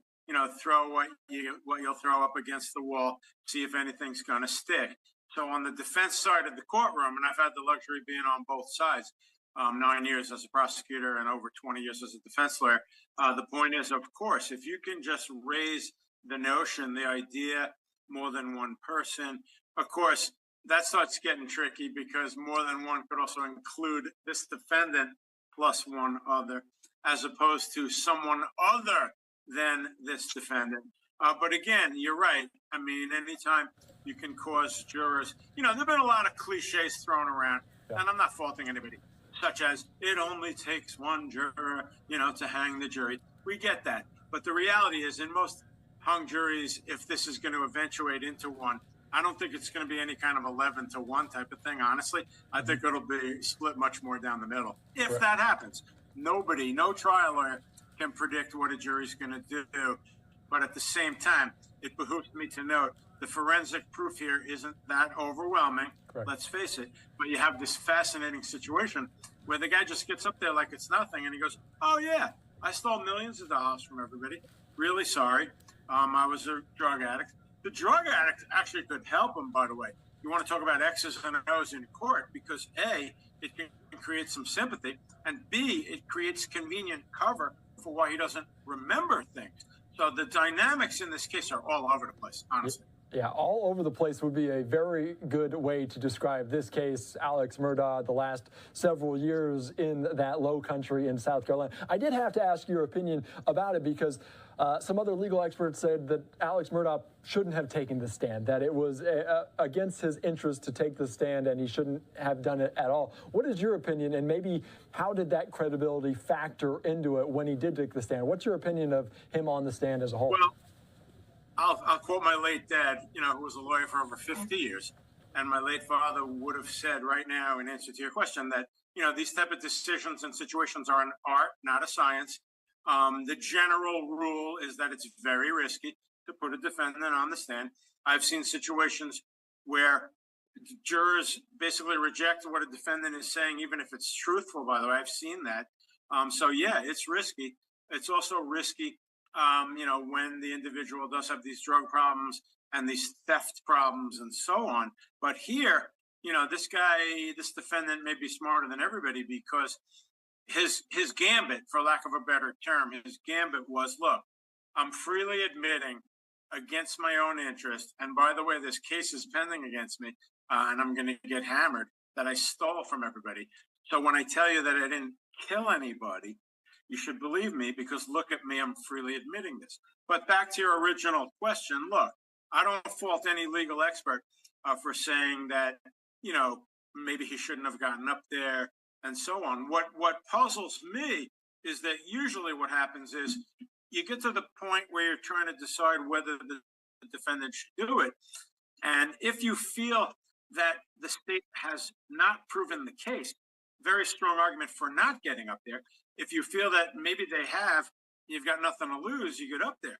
So with Alec Murdaugh being a veteran trial lawyer himself, I was telling my wife this last night, he must have sort of concluded, wow, I think I'm really in harm's way and I need to get up there, which is very interesting. Yeah, it is very interesting. Doug Burns, thank you so much for joining us here on Live Now from Fox as the case goes on. Hopefully we'll hear closing arguments in the coming days and we'll send it to a jury. We appreciate all of your insight here on Live Now. My pleasure. Thank you. All right. Thank you so much. As we continue on here on Live Now from Fox, here's a live look at the courtroom there in Walterboro, South Carolina. The Alec Murdaugh murder trial continuing on as the jury will potentially visit the crime scene. We just heard that there from Doug Burns here on Live Now from Fox. We want to continue to bring in all of the experts. We're going to bring in right now another legal expert here as they are talking about this. We're going to bring in Randy Zellin. Thank you so much. Also a legal mind here that we constantly talk to here on Live Now from Fox, and we always appreciate your insight.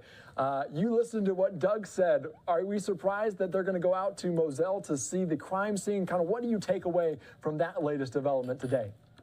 I think the more that the jurors are doing things, looking at things, hearing things, it is creating an opportunity for the defense to raise reasonable doubt. And it's super important for everyone to understand what reasonable doubt is. Reasonable doubt is not simply a doubt based upon reason. Reasonable doubt is anytime you need to make a really important decision in your life, like, do I have open heart surgery? If you can schedule that surgery with your doctor, you don't have a reasonable doubt. If you need more information, if you need a second opinion, then you do. So I think taking the jurors out to the crime scene, it's not going to give them the forensic evidence that's missing. It's not going to give them the eyewitness that's missing. It's not going to give them the confession that's missing. It's not even going to give them the motive, which is super, super weak, that has been offered by the prosecution. So I think put that check mark in the column of the defense. What are they really going to see other than maybe, well, maybe those experts that are talking about the shooter needed to be 5'2", and maybe there's more than one shooter? They'll start playing in their own minds being at the scene. Wow, let me try to reconstruct this, and I'll be the amateur crime scene reconstructionist. That is a very good point, a great insight there about what we might see with the jury out there at Moselle. I did want to ask you, because we also talked with Doug Burns about the confusion it caused and the saying that the forensic expert today said that there possibly, in their opinion, their professional opinion, there must have been two shooters because they wouldn't have brought two guns if there was just a... How much of a confusion play is there for the defense there with that forensic expert today? In a case like this, you want to make this case everything about a double homicide. The defense has done a pretty good job of that by shifting the focus from this being a homicide trial to a financial crime and fraud trial. He's not on trial for that. So now, if you can start raising questions, aside from sloppy police investigative work, aside from no confession, no eyewitness, lousy forensic evidence, including a T-shirt that was mysteriously destroyed, footprints that couldn't be identified or identified as a police officer's, 1 million people rummaging through what should have been a crime scene, rain, and Paul Murdaugh's lifeless body and his brains being left in the rain. So you have a compromised crime scene.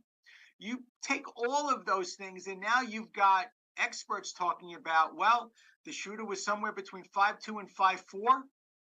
Now you have, based upon the fact that there was more than one weapon and the size of these weapons and the fact that the shooter, him or herself, could have been injured as a result of the blowback, so much here, these jurors are going to be left to say to themselves, do I have enough information to conclude that this man is someplace beyond a monster?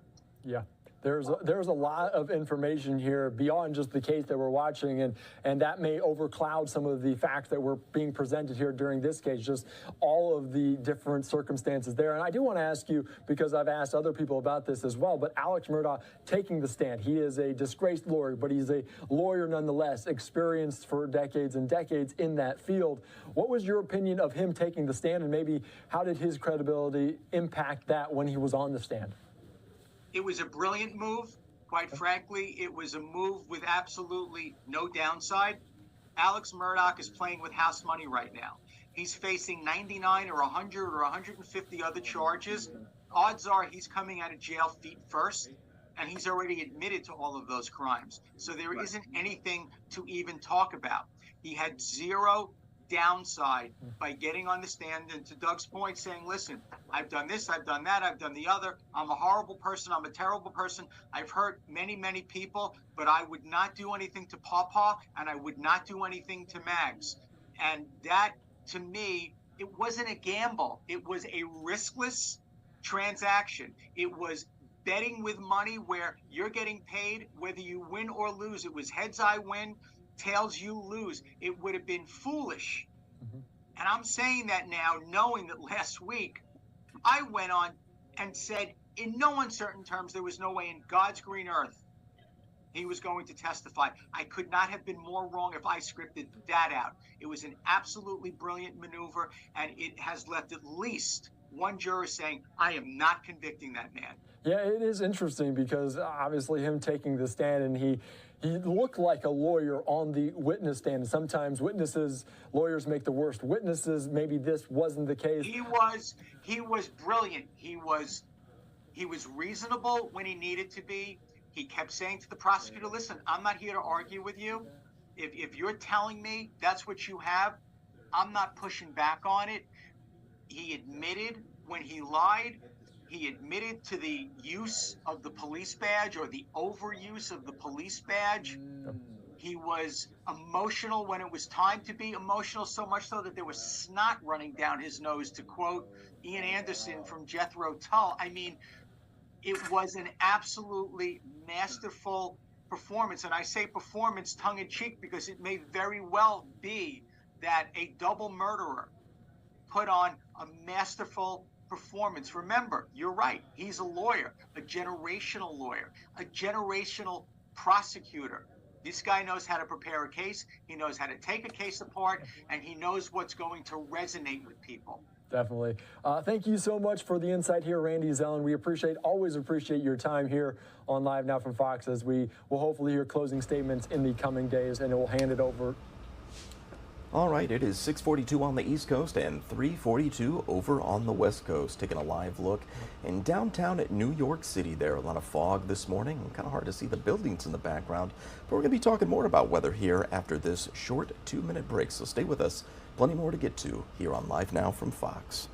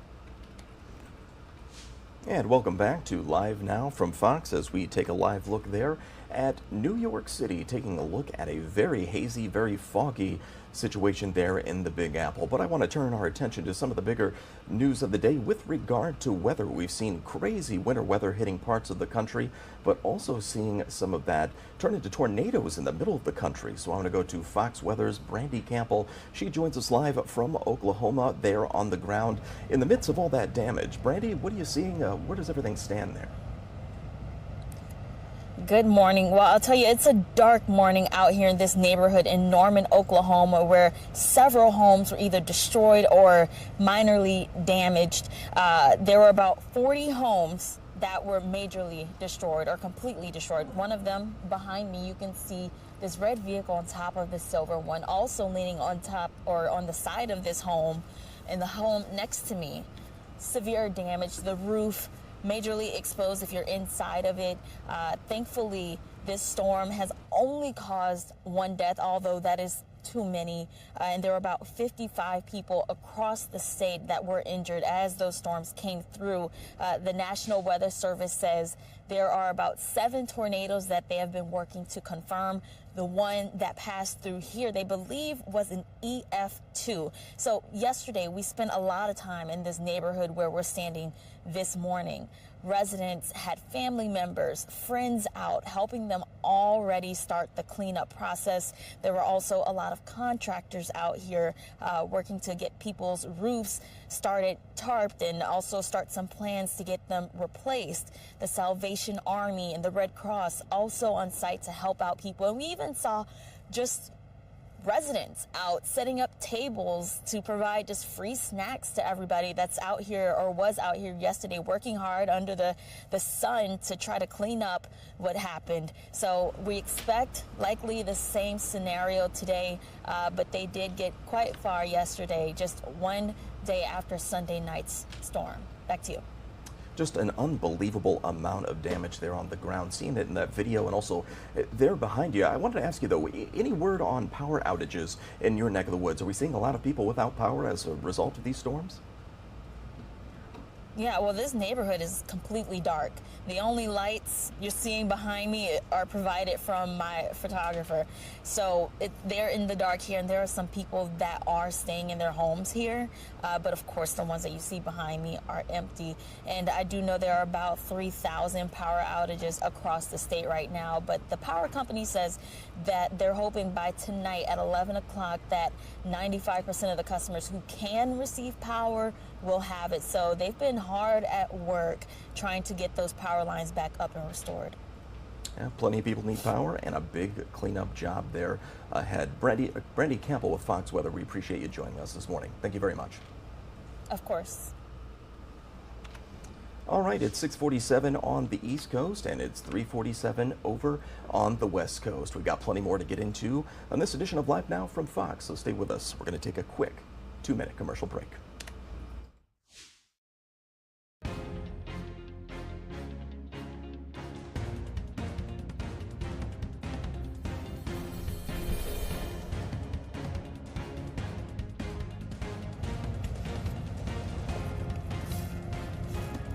Of course, have a good one. Okay, thank you. Okay, our next Fox Weather.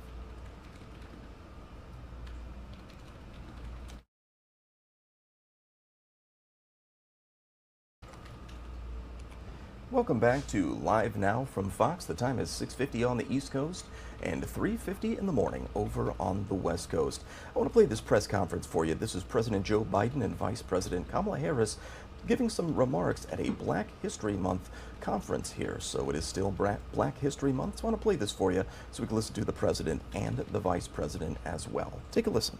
4.5 GPA.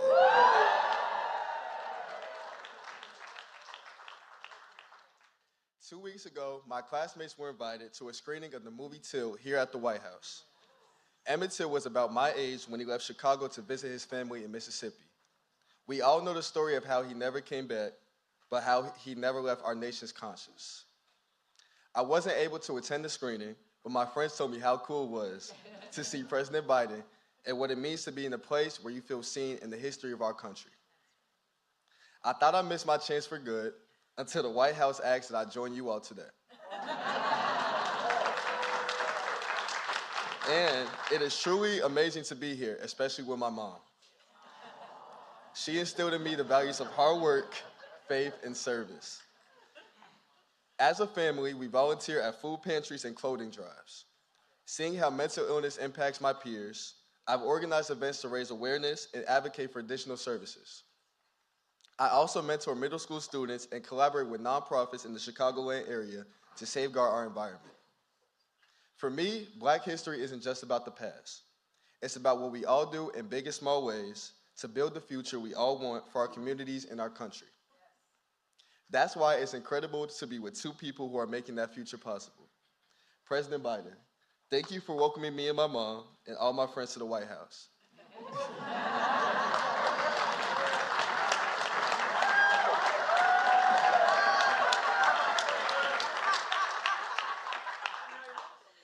It's an experience that will change all of our lives. And hopefully I'll be able to see more of you in Washington. I'm currently applying to colleges and I want to go to a HBCU.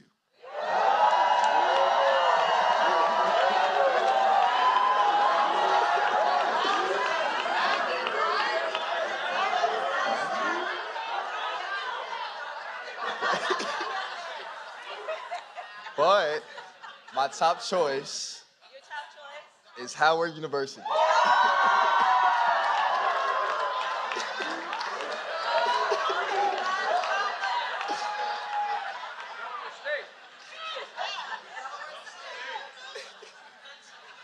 So it's an extra honor to introduce one of its greatest alumni. Ladies and gentlemen, please welcome the Vice President of the United States of America, Mrs. Kamala Harris.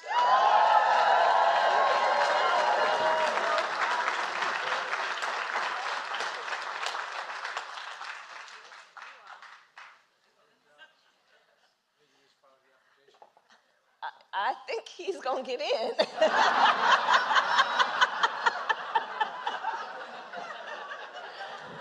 Oh, you make us so proud. You make us so proud. You'll get in, and you're gonna be a wonderful bison, a wonderful bison. Well, thank you, Dwayne, for that introduction. And your life of service, you have already chosen to live a life of service and leadership. You know, I think that we all know, and part of our tradition and our responsibility is to remind our young people that you are born a leader. Yes. And it's just a matter of when you decide to turn that on. And you decided at an early age, and your country and we all benefit from that work. So thank you. So to everyone here, all of Dwayne's friends, our President, Joe Biden, members of our cabinet who are here, members of the Congressional Black Caucus, and to everyone here, and in particular our young leaders, thank you all for your leadership and for us all being together this afternoon. So during Black History Month, we celebrate all of those who through courage and conviction, through resistance and resilience, from bold discoveries and cutting-edge research to arts and music and a myriad of other disciplines, advanced freedom, liberty, and opportunity for the benefit of all Americans. We celebrate legends whose words and their work inspire millions and millions, not only in our country, but around the world. And we celebrate the others whose names are less well known, from those who led the fight for abolition, to factory workers and Pullman porters who built the middle class, from Tuskegee Airmen who took on both fascism and racism, to freedom fighters and freedom riders and marchers who stood tall and sat in, from astronauts who blazed a trail to the stars and ignited our imagination, to those who continue to make impact as faith leaders and activists, teachers, and small business owners. All of the hardworking people who inspire our children to dream with ambition and aspiration, to determine their own future, and to live up to their God-given potential. It is those stories that remind us that Black history is American history.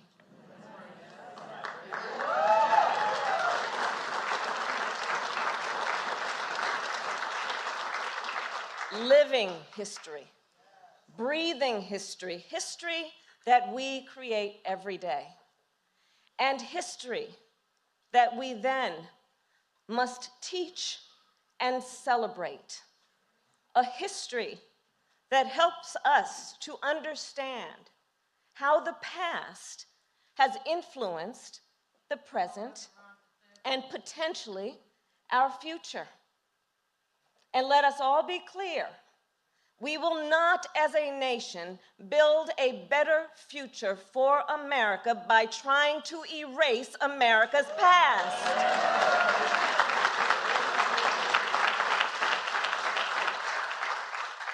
This month and all year round, we must recognize the full arc of our nation's history. And as I've said many times before, I do believe history to be a relay race of sorts. We have each been passed the baton, and then we run our part the best way we can, and then we pass the baton to the next generation. So during Black History Month, we celebrate the heroes of the past, as well as those who currently carry the baton. The innovators and barrier breakers across our country and in this room, those who inspire our nation through their work and their example. And as we work then to carry that baton further, let us continue to make progress in the many ways that we do, understanding the interconnection between all of our work and our collective work in the fight for justice. When we replace, for example, every lead pipe in our nation and put more electric buses on the road, we not only fight the climate crisis, we invest in infrastructure and all of those babies who should not have to drink toxic water. We fight the crisis of maternal mortality and other health inequities, understanding it is about elevating our response to a public health crisis, and it is also about addressing systemic inequities that led to those outcomes in the first place. When we make sure all entrepreneurs can access the capital they need to start and grow a business, we know it is about creating economic growth and opportunity, and also dealing with a history where far too many were excluded from the opportunity to be on that path of gaining economic wealth. When we help Americans afford to buy a home, we build intergenerational wealth and address the legacies of disparities. In the relay race of history, the baton is in our hands, and we have a President of the United States who is so deeply committed, and I see this every day, who is so deeply committed to pass on a better and more just America. So please join me in welcoming the President of the United States, Joe Biden.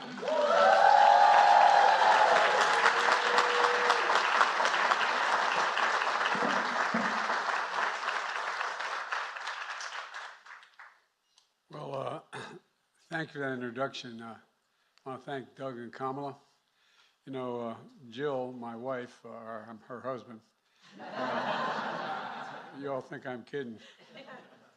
Jill wanted to be here. She just got back from her trip to Kenya and Namibia. And it was a very substantive trip, powerful trip as a follow-up to the African Leaders Summit. We hosted here in December to deepen the relationship between America and countries across that continent. She met with the presidents and first ladies of both countries. She spoke to more than 1,000 young people, the first generation born out of apartheid in Namibia, and empowered them as keepers of democracy. In Kenya, she met families affected by devastating drought and food insecurity and made worse by Putin's brutal assault on Ukraine. And it made it clear that America's commitment to Africa is real, and Jill showing up, just being there, is testament to that commitment. It was a trip she'll always remember, and while she couldn't be here tonight, we're honored to welcome all of you to the White House. your house, Black History Month.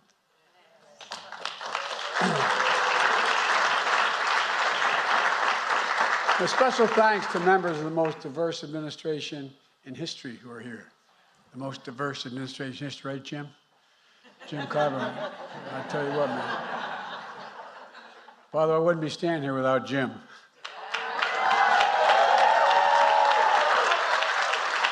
Thanks to the members of Congress who are here, starting with the first Black party leader in Congress in our nation's history, Hakeem Jeffries.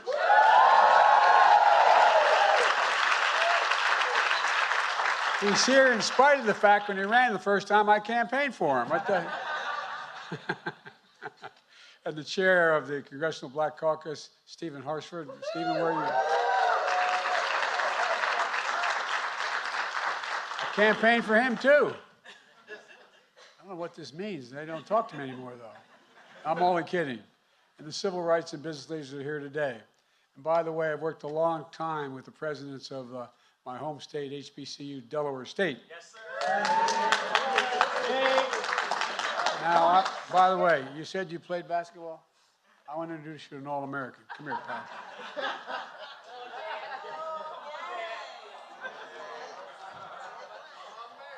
You see this guy here? He's better than Tiny Archibald. This is a guy, first team all, not a joke. Not a joke. He would have been playing pro ball, except his feet got flatter when he got older. His one daughter ran my office in Delaware for a long time, the reason I'm here.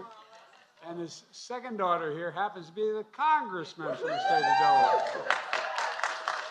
But this guy, not only can he play ball, the reason his daughters have this kind of, I don't know, spark to change the world is because he did that too. So anyway, I want to say thank you. Thank you, Paul. Good to see you. You know, I know real power when I see it, the Divine Nine. We're honored to have presidents, all the presidents here tonight. And I want to thank them. And by the way, you know, I may be a white boy, but I'm not stupid. I know where the power is. I know where the power, you think I'm joking. I learned a long time ago about the Divine Nine.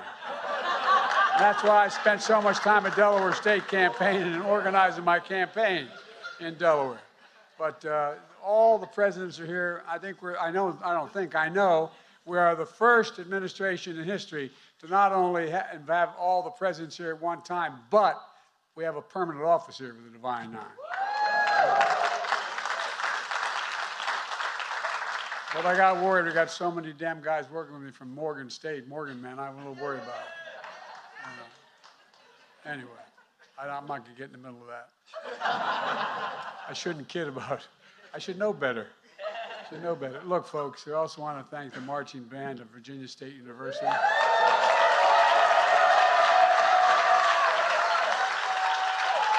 Welcome you all as you entered the White House, and of course, thanks to Dwayne, who you just heard from. Dwayne, I'm sure you didn't have a chance to check out Delaware State before Howard, but Howard's okay. I mean, Howard's a good school. By the way, I'm the only guy, for all the power in this room, I'm the only guy who had the president of a Divine Nine school work for him for years. And he got his doctorate while he was working for me, and then he went off and became a president. What the hell did he want to do that for? I don't know. But anyway, all kidding aside, you may be president one day. Here's the one commitment I want from you. And that is when they say, Joe Biden's out in the waiting room, you promise me you will not say Joe who. Okay, deal? No? All right.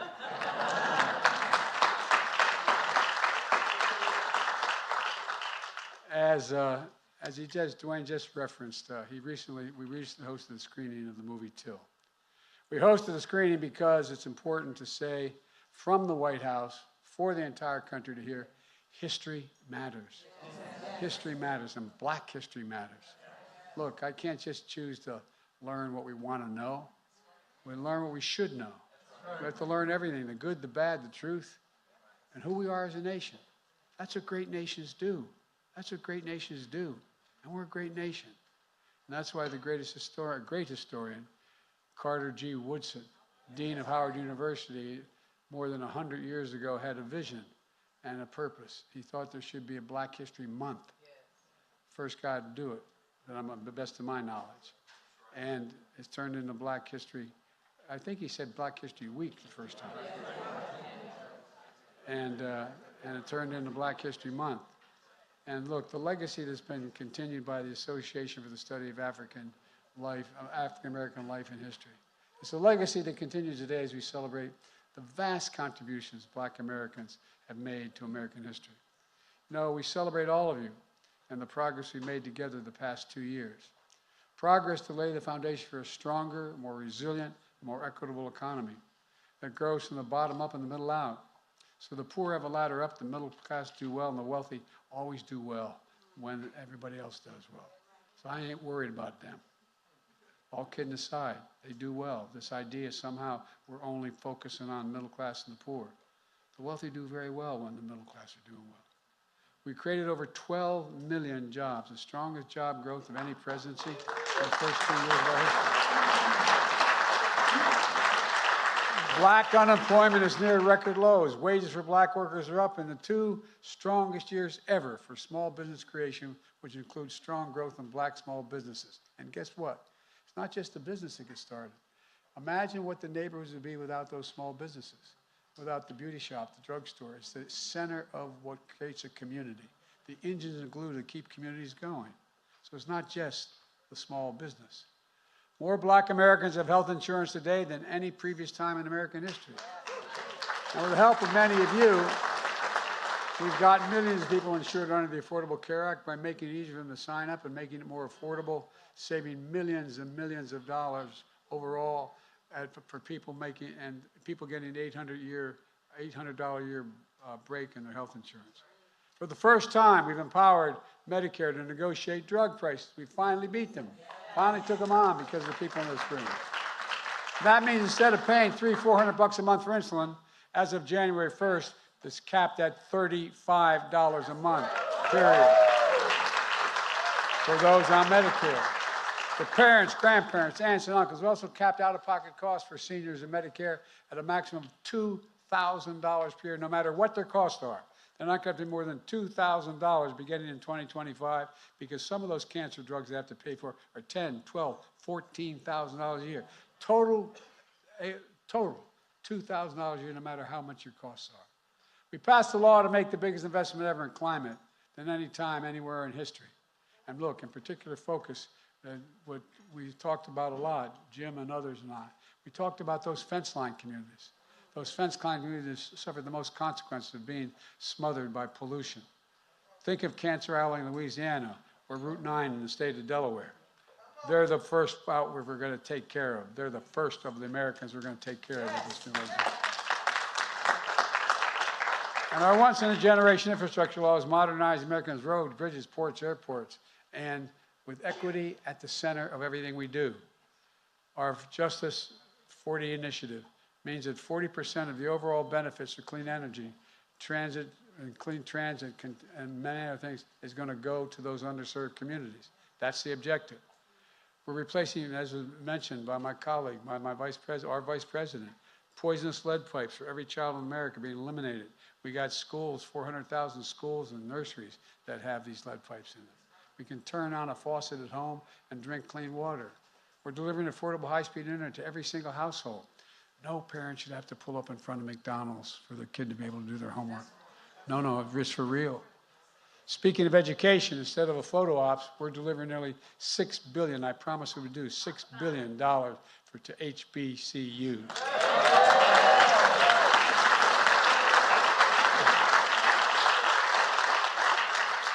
Without the kind of foundations that other schools have, we got to make sure they have the same laboratories, the same research capacity that everybody else, because their students can do anything anybody else can do, but they need to have the facility to do it. We're going to increase their teaching and training capacity and attract millions of dollars from the private sector, investing in industries of the future like cybersecurity. One of the best ways to close the racial wealth gap, as was referenced earlier, is to expand access to homeownership. That's how the vast majority of the middle class has done it. That's how they built wealth and stability and pass it down to their children and grandchildren. That's why we're expanding efforts to build back a generational wealth through home ownership and aggressively combating racial discrimination in housing. Folks, my administration oversees hundreds of billions of dollars in federal contracts for everything from refurbishing aircraft carrier decks to installing railings in federal buildings. So as President of the United States, I get to award those contracts. Most of you don't know, I didn't even know, I've been around a long time, that back in 1933, they passed an Buy American legislation. It doesn't violate any international rules. It says that the money the President of the United States is given by the Congress to award contracts, you should buy America first. It's been around a long time, but guess what? The vast majority of previous presidents, Democrat and Republican, didn't apply it. But if you want to build anything in America, it's got to be an American product and buy American. No, I'm not joking. That's why black and brown-owned businesses and other underserved communities have been historically underrepresented in such federal contracting. I committed by 2025, we're going to increase that 15% of every single contract I award as President of the United States will go to black and brown small businesses.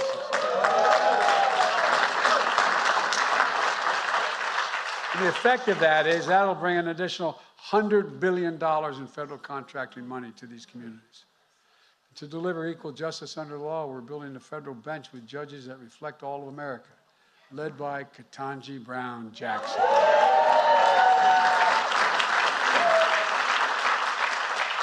I promised you a number of things. Very specifically, I said the first nominee to the Supreme Court is going to be a black woman, and that I was going to pick a black woman to be Vice President of the United States of America.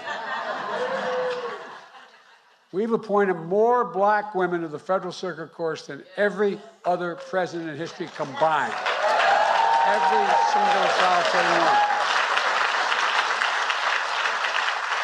And by the way, Dick Durbin of Illinois deserves enormous credit for that getting done.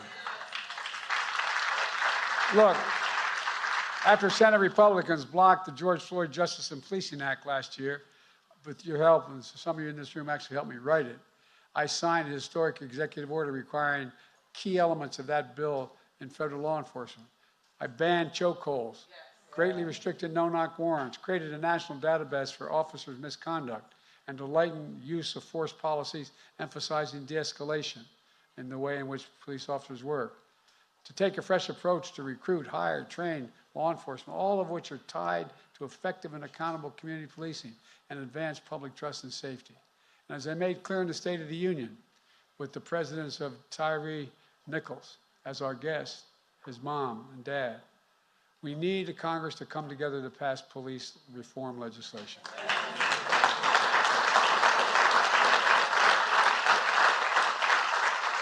With your help, I signed the first major gun safety legislation in nearly 30 years. And guess what? I'll say it again. We're going to ban assault weapons before we're out of here. Ban them, ban them, ban them. Another thing about equal justice, I'm keeping my promise. No one should be in prison for the mere possession of marijuana. Too many minorities are in prison for that. So what I've passed, we should pardon them, expunge their records as if it never happened so they have a chance again in society. And folks,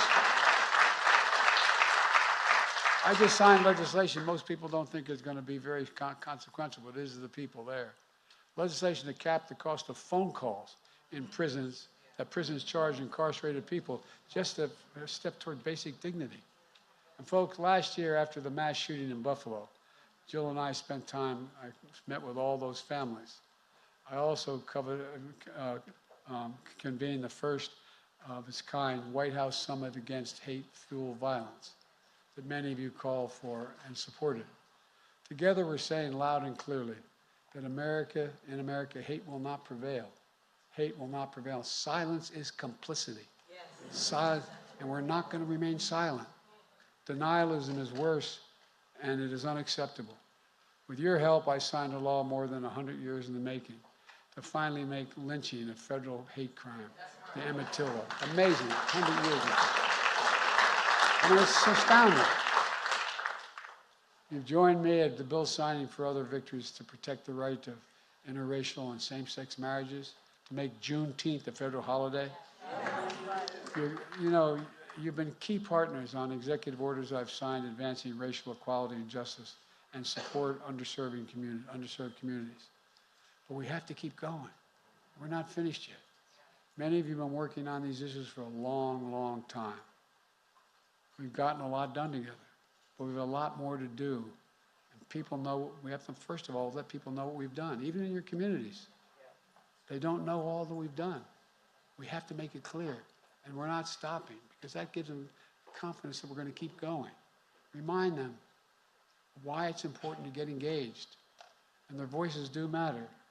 So we've got to talk about it, spread the word, defend our progress, finish the job.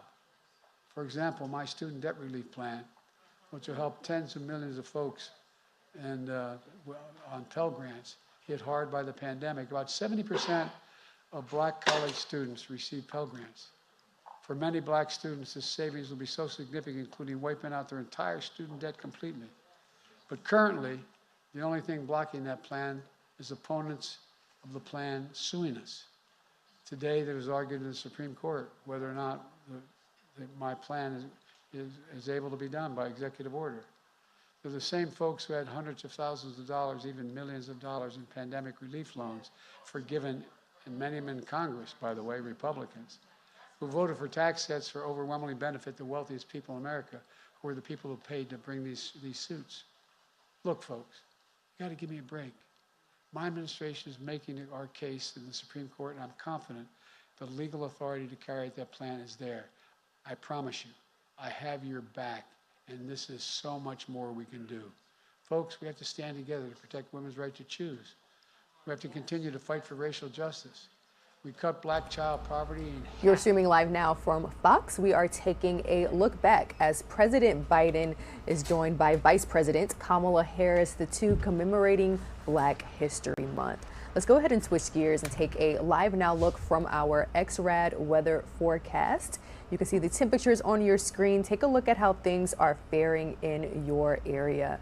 Happening now, let's head out to New York because many parts of the Northeast are waking up to snow this morning, especially there in Long Island. Fox 5 New York's Briella Tomosetti joins us now live. Briella, you were saying that commuters, they're having a tough time this morning with all of the snow. Yeah, having a hard time. Not really too many people here this morning. A lot of people decided to take the day off. And I want to mention this is really the first significant snowfall we've seen here in New York all winter, which is kind of abnormal.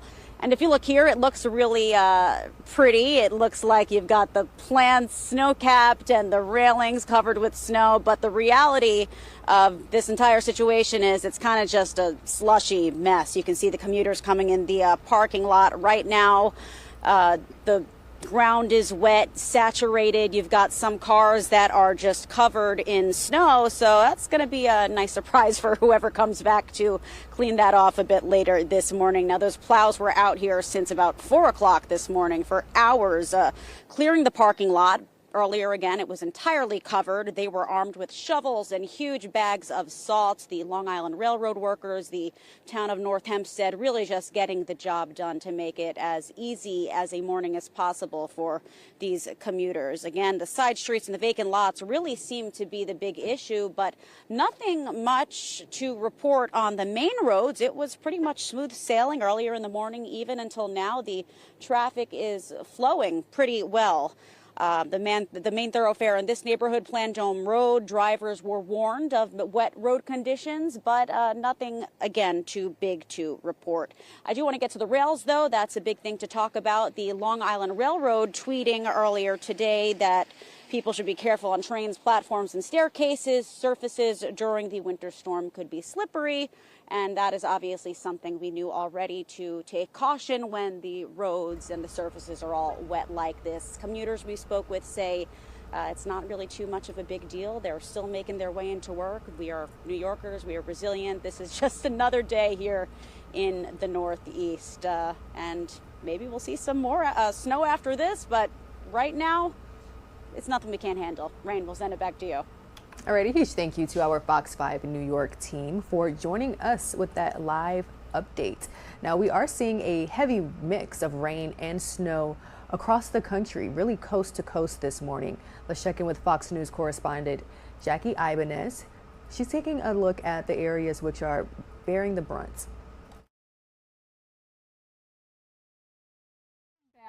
Bouts of winter weather are striking communities coast to coast. Been sitting in this for over an hour. Swaths of California are in for more rain and snow through Wednesday after a line of storms already slammed the Golden State last week.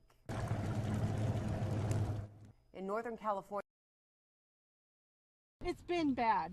bouts of winter weather are striking communities coast to coast. Been sitting in this for over an hour. Swaths of California are in for more rain and snow through Wednesday after a line of storms already slammed the Golden State last week. In Northern California, the National Weather Service has issued a blizzard warning for several communities along the Sierra Nevada mountain range, where forecasters predict up to 6 more feet of snow could fall. In Nevada, western portions of the state are also on high alert. Heavy winds and several inches of snow are expected as a winter storm warning remains in effect till Wednesday morning. But not everyone is worried about the storms. I can't complain. You know, I think we've been a little spoiled. Pockets of Pennsylvania got a dusting Monday night into Tuesday as crews prepped roadways and sidewalks. We're going into March on Wednesday, the first day of March, and we haven't really had any, winter storms. Massachusetts, meanwhile, is expecting several inches of heavy, wet snow Tuesday after experiencing a mild winter that's had many local snowplow companies struggling. This is going to be our first real challenge because we really haven't worked out the bugs as we would normally do in a December or January storm. The storms causing portions of Rhode Island and Connecticut to cancel school Tuesday. New Yorkers are also in store for some wicked weather. Jackie Ibanez, Fox News. Taking a live now look from Hartford, Connecticut. You can see the snow there. It looks like a very white, freezing start to the morning there in Connecticut. Parts of the state actually canceling school this morning. Let's go ahead and take a 2-minute commercial break. The time here is 7:25 a.m. We'll bring you all up to speed on more top stories spanning from across the country right after this.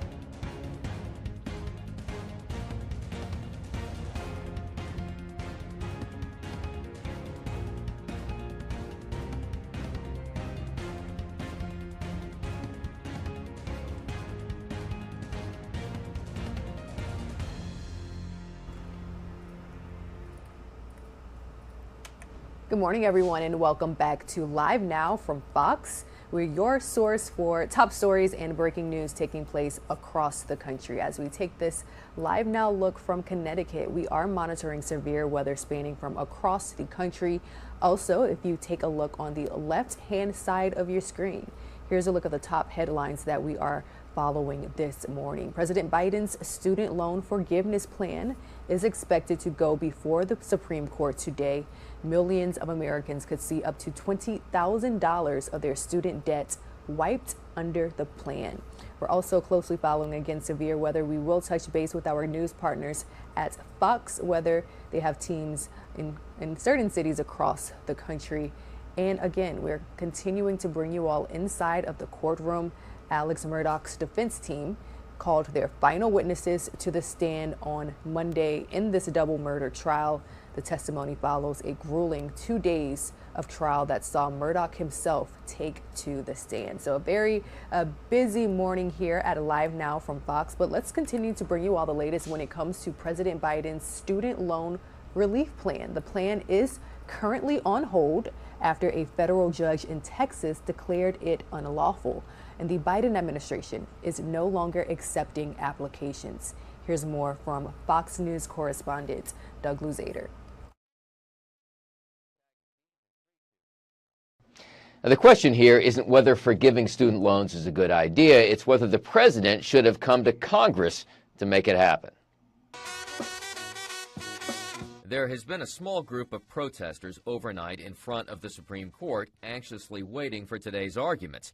And President Biden, too, may be on pins and needles. My administration is making our case in the Supreme Court, and I'm confident the legal authority to carry out that plan is there. But Biden used to argue just the opposite, that he didn't have the authority to forgive student loans on his own. But the pandemic, he says, changed that, and his plan to forgive up to $20,000 in student loans under certain income limits brings with it a cost to taxpayers of some $400 billion, according to the Congressional Budget Office. 2 borrowers in 6 states will tell the Supreme Court today that the president can't do that without buy-in from Congress. So this is illegal. It cost $400 billion, and it was done just before the election to try to buy votes. Runaway tuition and expanded borrowing have contributed to a growing crisis. But forgiveness raises difficult questions. What about borrowers who diligently paid their loans back, or those who decided not to go to college in an effort to avoid debt in the first place? Still, the states today will have to prove that they'll be harmed under the Biden plan. The Supreme Court might be skeptical that the state plaintiffs here are allowed to bring suit, but I think they're going to overcome that and they're going to strike this down. The court is planning on at least 2 hours of arguments today, with a decision expected by late June. In Washington, Doug Luzader, Fox News.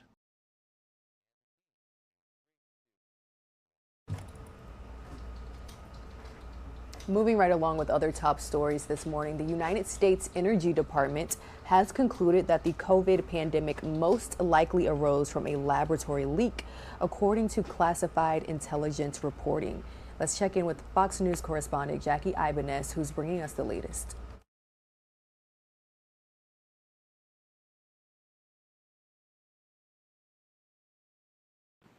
China has repeatedly blocked the World Health Organization's COVID origins probe and now is swiftly rebuking the reported findings from the U.S. Department of Energy. China's foreign minister saying in part, a laboratory origin of the pandemic was considered to be extremely unlikely, is a science-based authoritative conclusion reached. Certain parties should stop rehashing the lab leak narrative, stop smearing China, and stop politicizing origins tracing. White House officials careful not to confirm or deny the report, also stopping short of punching back at China. What the president wants is facts. He wants the whole government designed to go get those facts. And that's what we're doing. And we're just not there yet. Lawmakers now want to probe the Biden administration's response. Congressman Mike Gallagher writing, this administration must declassify all the relevant intelligence and provide information as to who was advising the members of the intelligence community who have dismissed or downplayed the concept of a lab leak. Something Biden officials were asked to explain to Congress before, like in June of last year when Dr. Anthony Fauci's emails showed a nonprofit executive who helped fund the Wuhan lab thanked Fauci for his public support of the natural origins theory over a lab leak. I said that I think the most likely origin is a jumping of species. I still do think it is, at the same time as I'm keeping an open mind that it might be a lab leak. The White House not weighing in on any lessons learned, but defending Fauci. Is it prudent to have members within the administration voicing support for one theory over another if there isn't a consensus? This is someone, again, who has spent his almost entire career fighting for the well-being, the health of the American people. And so I just want to call out the political attacks. Members of Congress are now demanding the Department of Energy, the FBI, and the State Department turn over relevant information for committee probes. There are 2 hearings set for the House tomorrow, and intelligence leaders are also expected to discuss this when they deliver their global threats briefing next week. At the White House, Jackie Heinrich, Fox News. On Monday, the defense wrapped up its case when it comes to Alec Murdaugh's double murder trial. Let's check in with Fox News correspondent Jonathan Siri, who's bringing us more.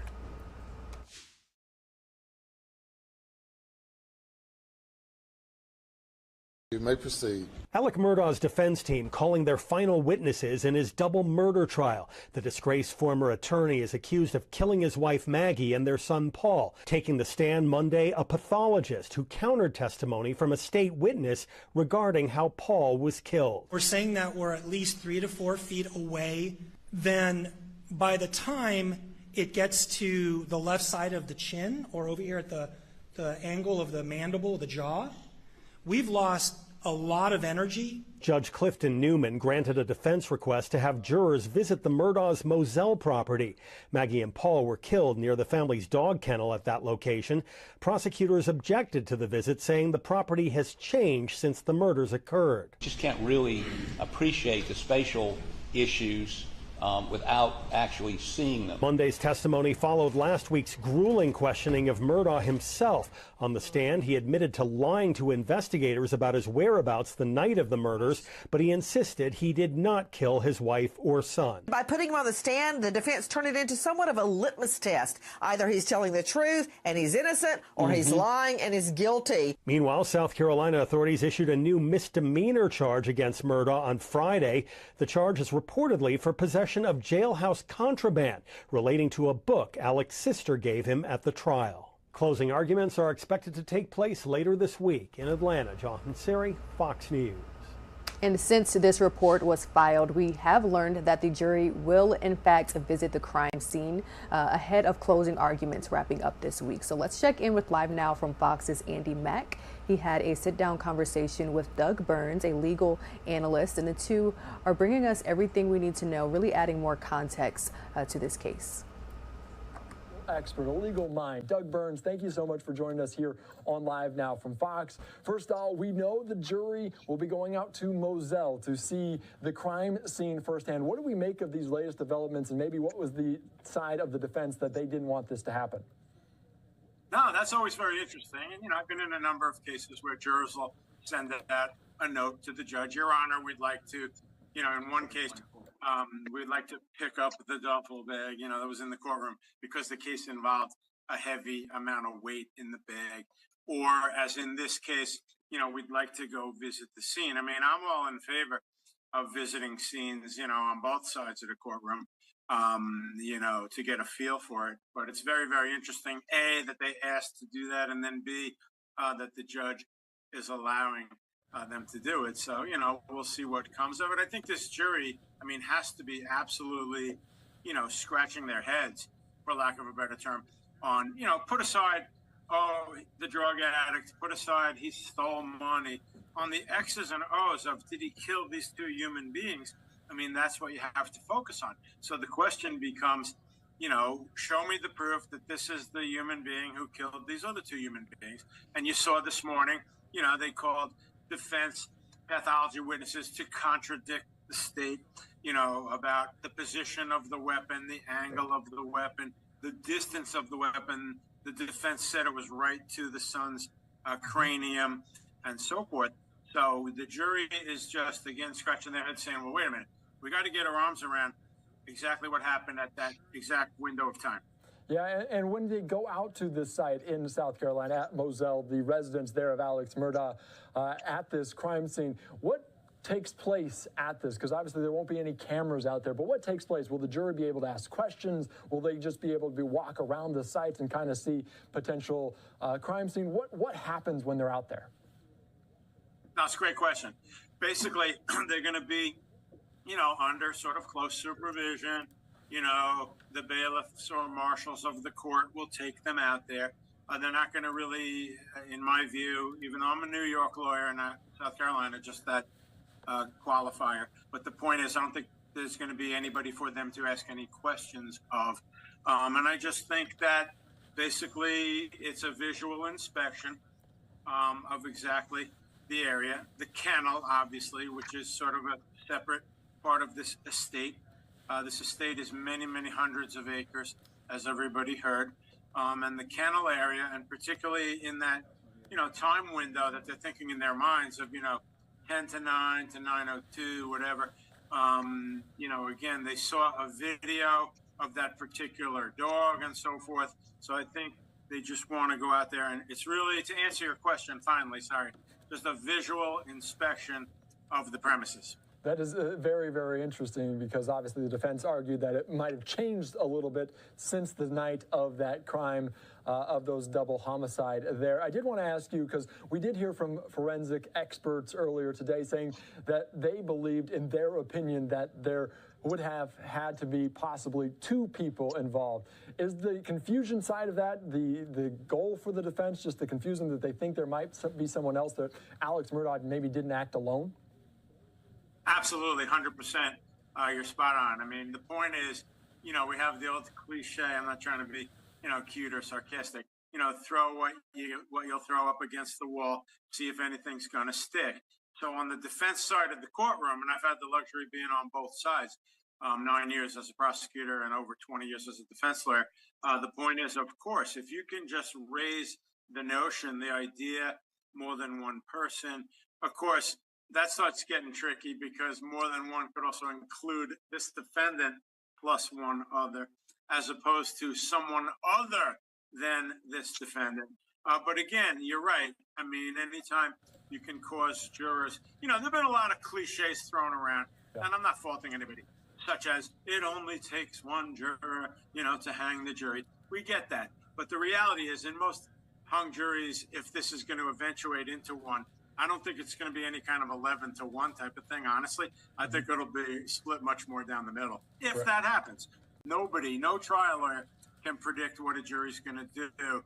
But at the same time, it behooves me to note the forensic proof here isn't that overwhelming. Correct. Let's face it. But you have this fascinating situation where the guy just gets up there like it's nothing, and he goes, oh, yeah, I stole millions of dollars from everybody.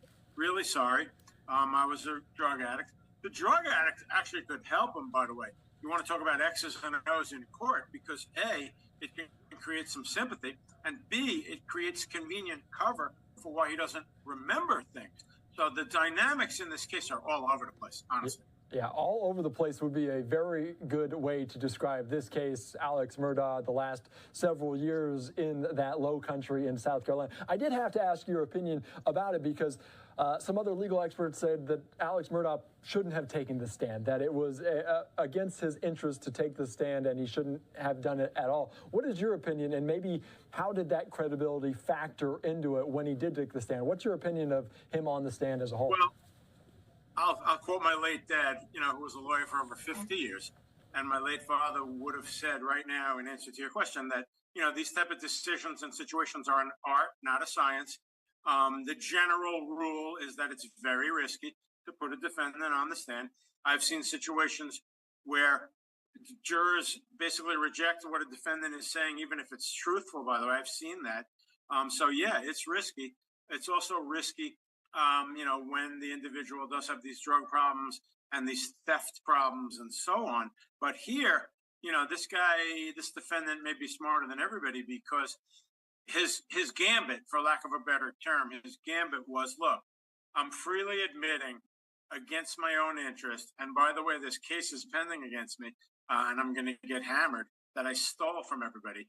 So when I tell you that I didn't kill anybody, you should believe me, because look at me, I'm freely admitting this. But back to your original question, look, I don't fault any legal expert for saying that, maybe he shouldn't have gotten up there and so on. What puzzles me is that usually what happens is you get to the point where you're trying to decide whether the defendant should do it. And if you feel that the state has not proven the case, very strong argument for not getting up there.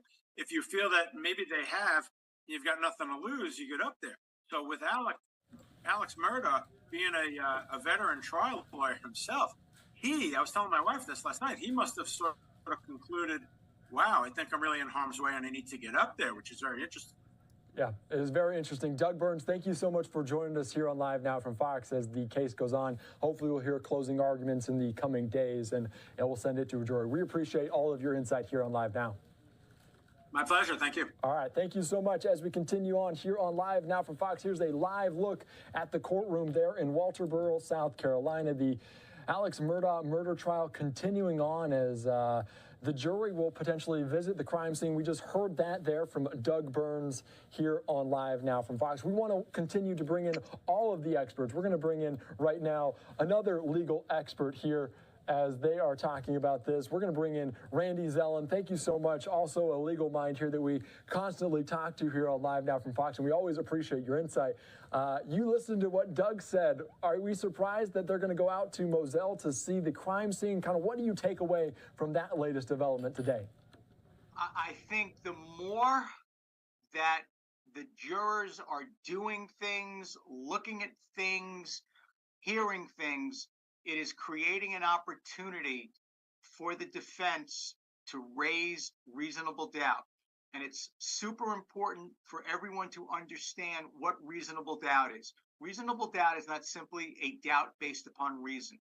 Reasonable doubt is anytime you need to make a really important decision in your life, like, do I have open heart surgery? If you can schedule that surgery with your doctor, you don't have a reasonable doubt. If you need more information, if you need a second opinion, then you do. So I think taking the jurors out to the crime scene, it's not going to give them the forensic evidence that's missing. It's not going to give them the eyewitness that's missing. It's not going to give them the confession that's missing. It's not even going to give them the motive, which is super, super weak, that has been offered by the prosecution. So I think put that check mark in the column of the defense. What are they really going to see other than maybe, well, maybe those experts that are talking about the shooter needed to be 5'2", and maybe there's more than one shooter. They'll start playing in their own minds being at the scene. Wow, let me try to reconstruct this, and I'll be the amateur crime scene reconstructionist. That is a very good point, a great insight there about what we might see with the jury out there at Moselle. I did want to ask you, because we also talked with Doug Burns about the confusion it caused and the saying that the forensic expert today said that there possibly, in their opinion, their professional opinion, there must have been two shooters because they wouldn't have brought two guns if there was just a... How much of a confusion play is there for the defense there with that forensic expert today? In a case like this, you want to make this case everything about a double homicide. The defense has done a pretty good job of that by shifting the focus from this being a homicide trial to a financial crime and fraud trial. He's not on trial for that. So now, if you can start raising questions, aside from sloppy police investigative work, aside from no confession, no eyewitness, lousy forensic evidence, including a T-shirt that was mysteriously destroyed, footprints that couldn't be identified or identified as a police officer's, 1 million people rummaging through what should have been a crime scene, rain, and Paul Murdaugh's lifeless body and his brains being left in the rain. So you have a compromised crime scene. You take all of those things, and now you've got experts talking about, well, the shooter was somewhere between 5'2" and 5'4". Now you have, based upon the fact that there was more than one weapon and the size of these weapons and the fact that the shooter, him or herself, could have been injured as a result of the blowback. So much here. These jurors are going to be left to say to themselves, do I have enough information to conclude that this man is someplace beyond a monster? Yeah. There's a lot of information here beyond just the case that we're watching, and that may overcloud some of the facts that were being presented here during this case, just all of the different circumstances there. And I do want to ask you, because I've asked other people about this as well, but Alec Murdaugh taking the stand. He is a disgraced lawyer, but he's a lawyer nonetheless, experienced for decades and decades in that field. What was your opinion of him taking the stand, and maybe how did his credibility impact that when he was on the stand? It was a brilliant move. Quite frankly, it was a move with absolutely no downside. Alec Murdaugh is playing with house money right now. He's facing 99 or 100 or 150 other charges. Odds are he's coming out of jail feet first, and he's already admitted to all of those crimes. So there isn't anything to even talk about. He had zero downside by getting on the stand and, to Doug's point, saying, listen, I've done this, I've done that, I've done the other. I'm a horrible person. I'm a terrible person. I've hurt many, many people, but I would not do anything to Pawpaw, and I would not do anything to Mags. And that, to me, it wasn't a gamble. It was a riskless transaction. It was betting with money where you're getting paid whether you win or lose. It was heads I win, tails you lose. It would have been foolish. And I'm saying that now, knowing that last week I went on and said in no uncertain terms there was no way in God's green earth. All right, and that was the latest on the Murdaugh trial, courtesy of Andy Mack. Of course, we will continue to bring you all each and every angle as this trial is set to wrap up this week. Switching gears now, I do want to bring you all the latest from Washington, D.C. The Supreme Court is set to hear a case that could impact millions of Americans. The justices will decide if President Biden exceeded his authority with a plan to forgive billions of dollars in federal student loans. Joining us now live from Washington, D.C. is Fox 5 DC's Bob Barnard. Good morning, Bob. Good morning, Rain. How are you? Doing good this morning. I can see that you are attending to a large crowd. People have been protesting for about the past 24 hours or so. What does this seem like there this morning? Yeah, they're about to start a rally here at 8 o'clock Eastern time outside the Supreme Court. The justices are going to hear oral arguments starting at 10 o'clock Eastern time. Let me show you kind of some of the people gathering here for this morning's rally. But as you mentioned, there's some people we've actually spoken to who've been here for 36 hours. Some college students from the Midwest who came down as a group to be here to have an opportunity to go inside the court when the hearings start. You talk about billions of dollars. You know, the Biden administration's plan would potentially relieve some $400 billion in student debt over the next 30 years, up to $20,000 per student. Already there's something like 26 million Americans who've signed up for this student loan forgiveness plan. 16 million have been accepted, but the program has been put on hold. Among others, a federal judge in Texas blocking this program. And so that's why the Supreme Court is obviously getting involved, and we'll hear arguments in two cases this morning, expected perhaps in June to have some kind of ruling. One of the people here is a former college student who says he's got something like $17,000 in student loan debt. His name is Charlton D'Souza. You came down from New York City. Why, Charlton, did you want to be here this morning?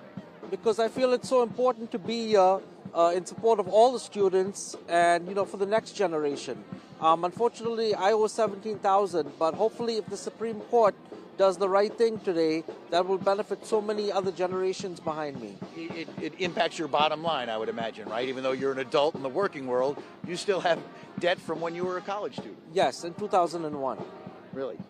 Okay, and the program has been suspended, right? You have not had to pay back any of the debts during the pandemic, starting in the summer of 2020, but we understand that, you know, hold is potentially going to expire this summer. So unless the Supreme Court steps in, you're going to start having to continue paying back. Is that right? That is correct, unfortunately, yes. All right. What do you make of the turnout here today? There's obviously a lot of people who feel the same way you do. I'm excited to be here, and the turnout is great.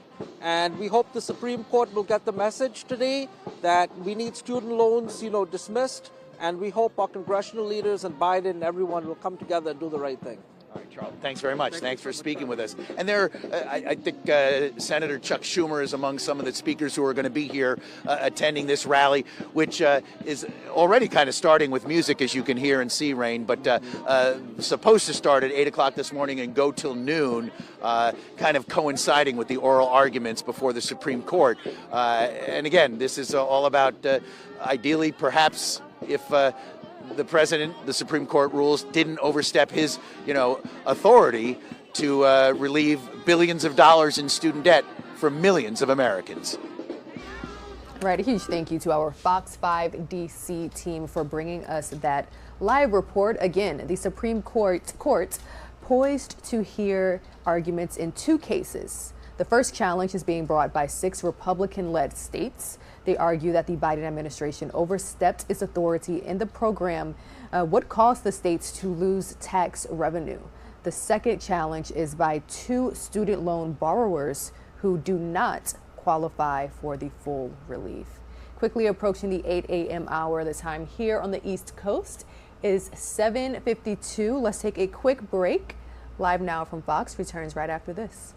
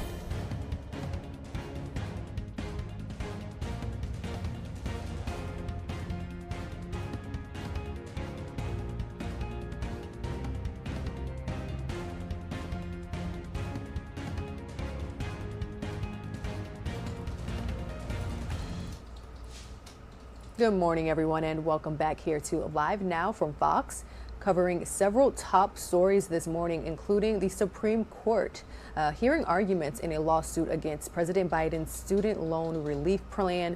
We just had a live conversation with Fox 5 DC's Bob Barnard, and we will check in with our Fox News correspondent, Doug Luzader, on the topic in about 1 hour. We're also tracking severe weather, which is spanning across many parts of the country. Fox Weather has teams on the ground, and of course, we'll bring you all the latest forecasts as we continue to monitor this wicked winter weather.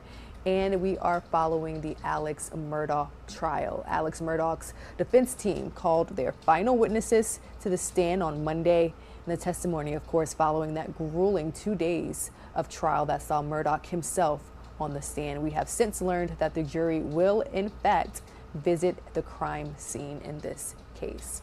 Quickly approaching the 8 a.m. hour, the time is now 7:55 a.m. Let's continue with this morning's top stories. This next story coming from Palestine, Ohio. The EPA is ramping up its efforts to clean up in East Palestine after that train derailment site.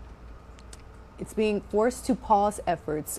It was forced to pause efforts over the weekend. Let's check in with our Fox News team for more on that story.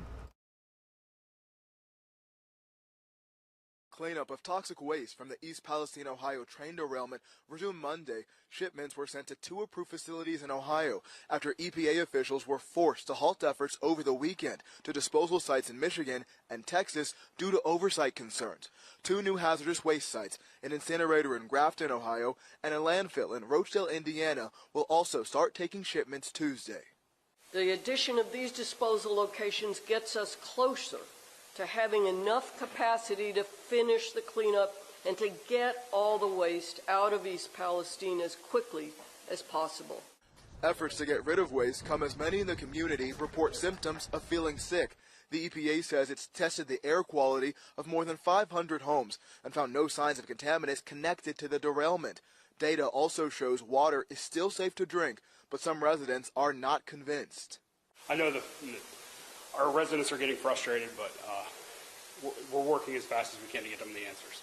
Meanwhile, on Capitol Hill, plans are underway to hold hearings on the crash. The House wants to open an inquiry into the EPA's response to the derailment, while the Senate wants to hear from railway operator Norfolk Southern.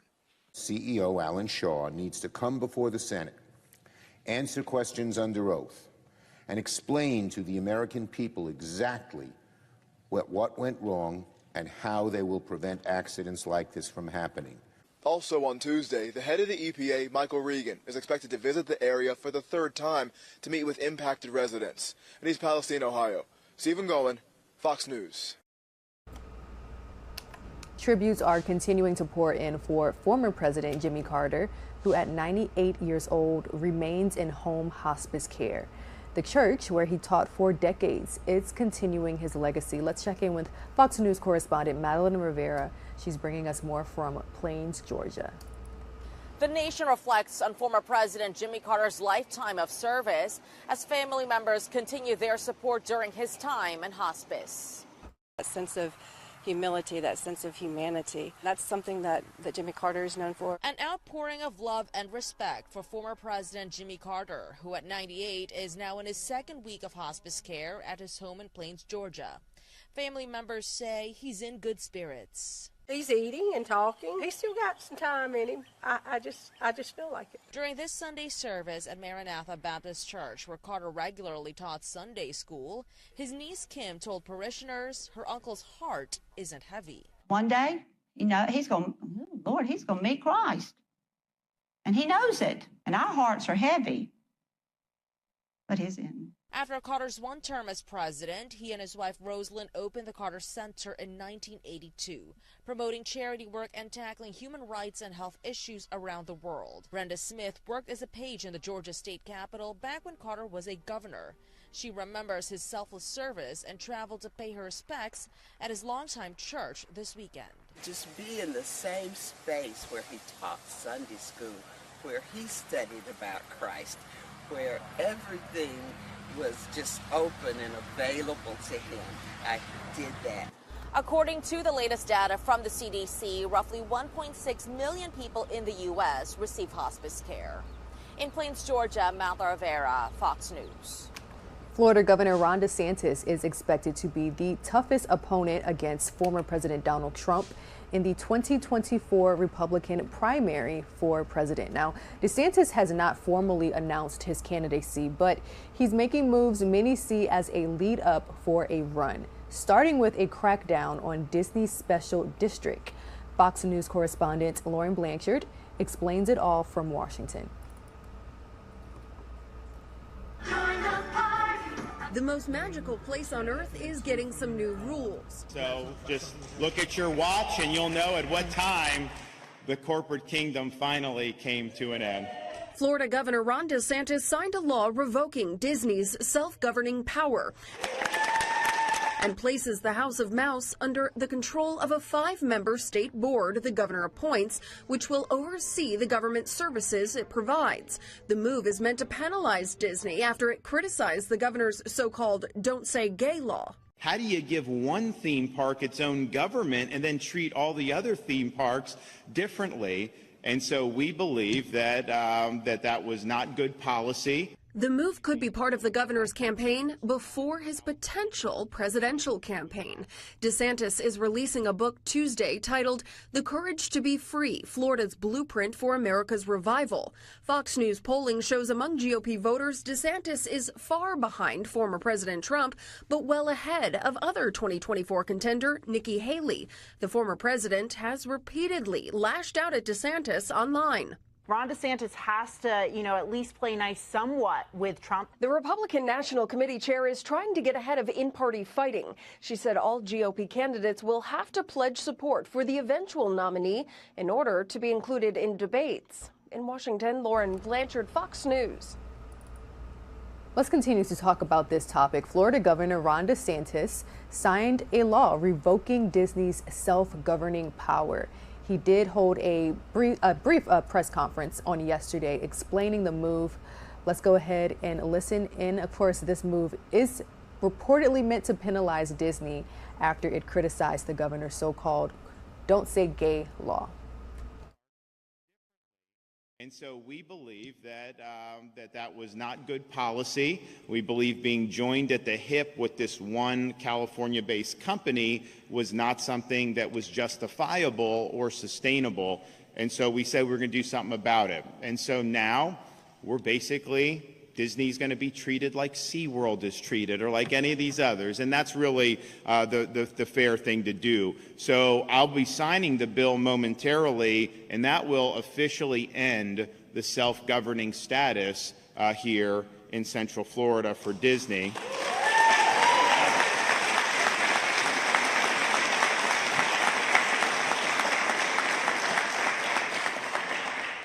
My signature will also end Disney's exemption from the Florida Building Code and Florida Fire Prevention Code. It will end Disney's exemption from state regulatory reviews and approval. It will end Disney's secrecy by finally ensuring transparency about what goes on in this area. It will ensure that Disney pays its fair share of taxes. It will prevent local governments dominated by leftist politicians from using this situation to raise local taxes. If you remember when we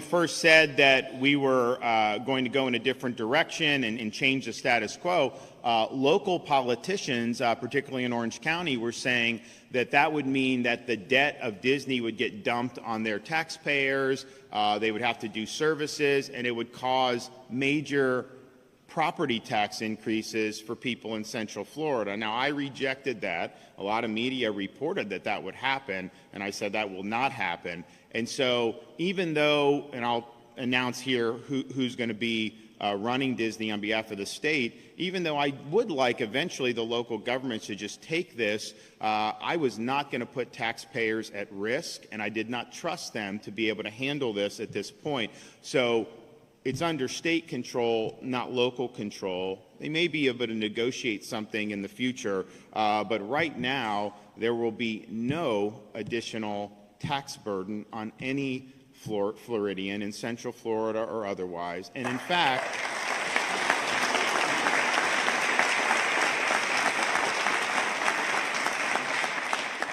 fact, for the whole decades that this has been in effect, you have infrastructure feeding into the theme parks that were paid for by all the citizens of Central Florida, and Disney really got a free ride on that. Now they can be taxed for that. So if anything, it's going to reduce the tax burden of people in Central Florida. It also imposes, my signature in this bill will also impose Florida law on this area, just like it's imposed on Universal Studios and SeaWorld and all these other places. And this bill and the structure that we've created in this bill will ensure that the municipal debt that's been racked up will be paid by Disney, not by Florida taxpayers. And so this is what accountability looks like. This is what standing up for Florida taxpayers in the rule of law looks like.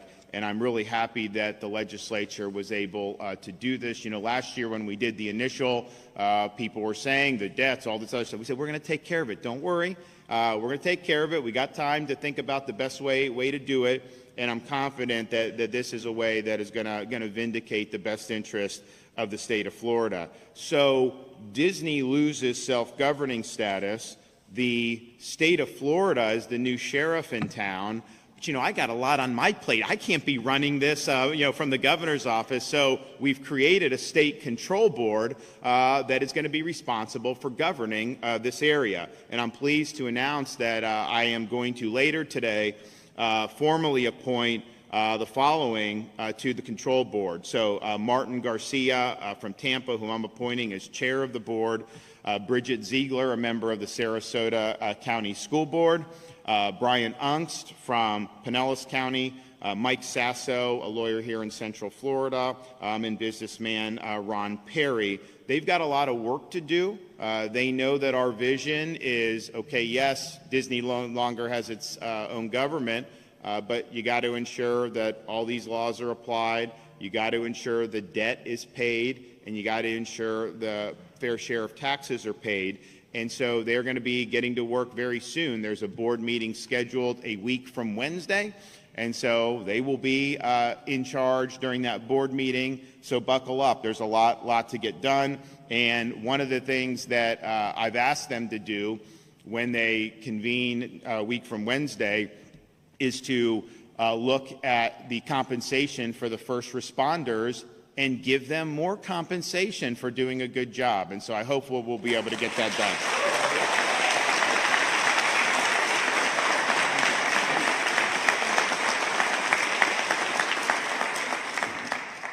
So we appreciate the legislature engaging in this. I think that if you looked at the priorities that I had with respect to this, with not letting them govern themselves, make them live under the same laws, them being solely responsible for the debts and for taxes, this does that. And I think it does it in a way not only with no harm to taxpayers throughout Central Florida or other parts of Florida, but possibly lowering the burden, because I think you're going to get more help on infrastructure now, given all the infrastructure that's benefited this area. So I'm going to sign it in a minute, but first we have some folks that we're going to hear from. So John from the Fire Rescue, you want to come up and...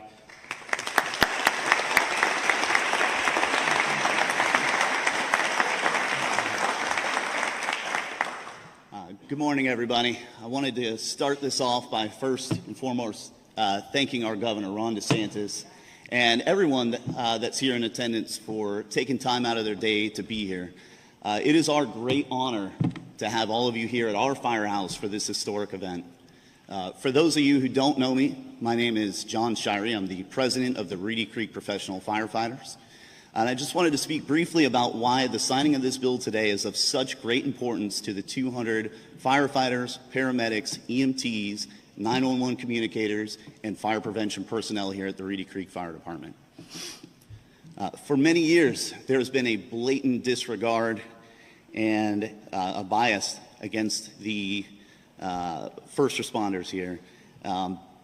The lack of concern for public safety has been very apparent by the Reedy Creek administration and this current board of supervisors.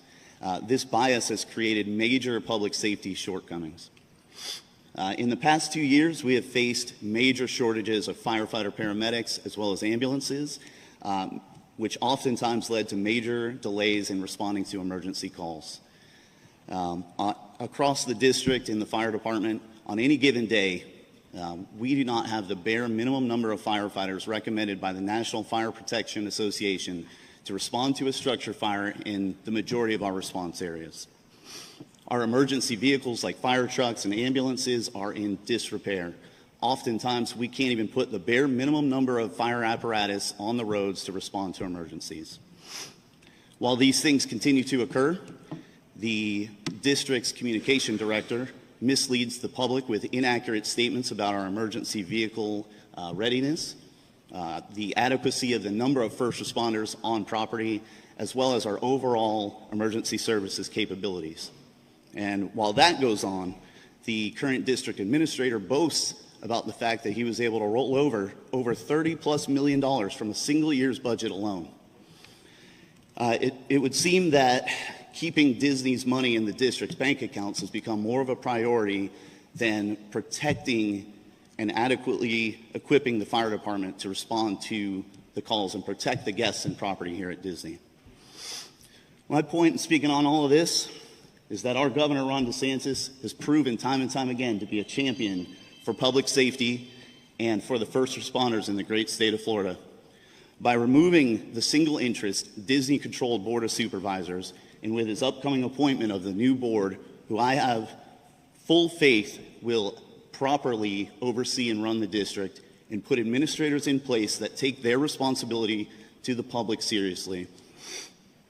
He has ensured that public safety will once again be a priority at the district, and the millions of U.S. residents and tourists from around the world will be fully and properly protected. Governor, thank you so much. All right.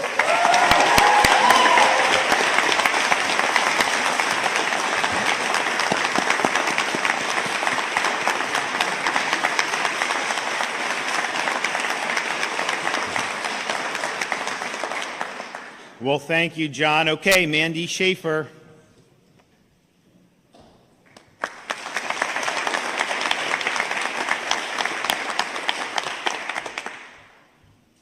Good morning. Thank you, Governor DeSantis, for allowing me this opportunity to speak. As a parent who no longer trusts Disney, my name is Mandy Schaefer, and I have called Florida home for 41 years, living in Osceola County for 37 years. I grew up going to Disney from a young girl. Throughout my adolescent years, I had friends whose parents or grandparents were Disney cast members, allowing me free access to the Disney parks. As teenagers, groups of us would spend the day at Magic Kingdom and then take the monorail to Epcot or the bus to MGM, aka Hollywood Studios. Going to Disney was just a part of my life growing up in this area. Even after I married my husband, visiting the Disney parks was a normal occurrence for us and our son when he was born.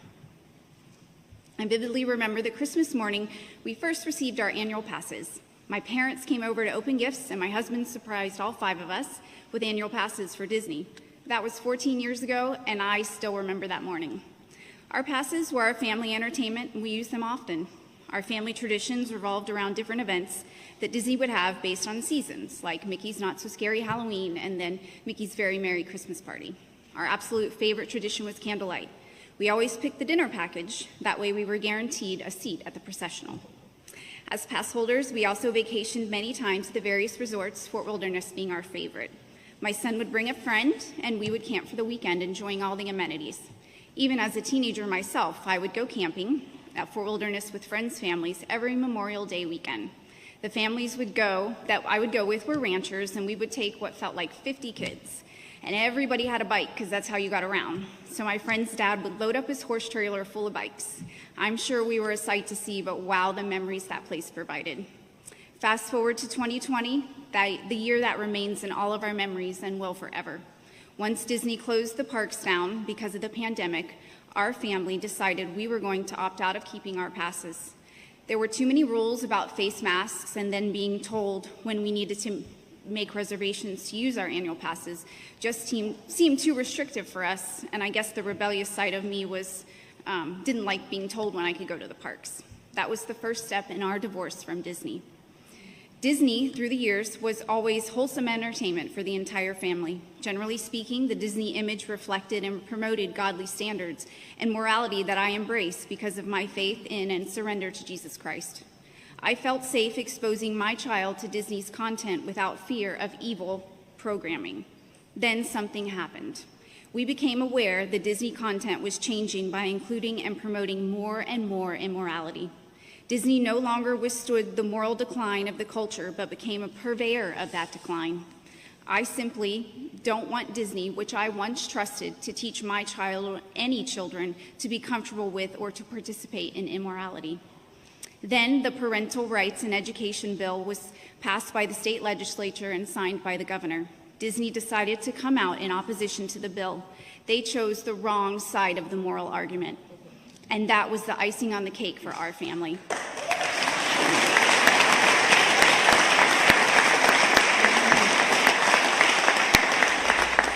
As a parent, I look to Disney to entertain my family and to provide the opportunity for us to make memories together. All right, that was the latest from Florida Governor Ron DeSantis. He made this announcement on Monday, stripping Disney of their self-governing power. We'll have more on this story throughout the show, but let's move right along with other top stories that we are paying very close attention to this morning. Let's head out to Massachusetts. Millions of Americans are dealing with snow on their morning commute today. So parts of Massachusetts are expected to get up to 8 inches this morning. Joining us now live is Fox Weather's Katie Burns. Katie, you've been talking to residents this morning about this storm. What preparations are underway? Hey, Rain, good morning. Yeah, well, this is an area that's used to snow, so I think people have been gearing up for this all winter after a pretty mild season.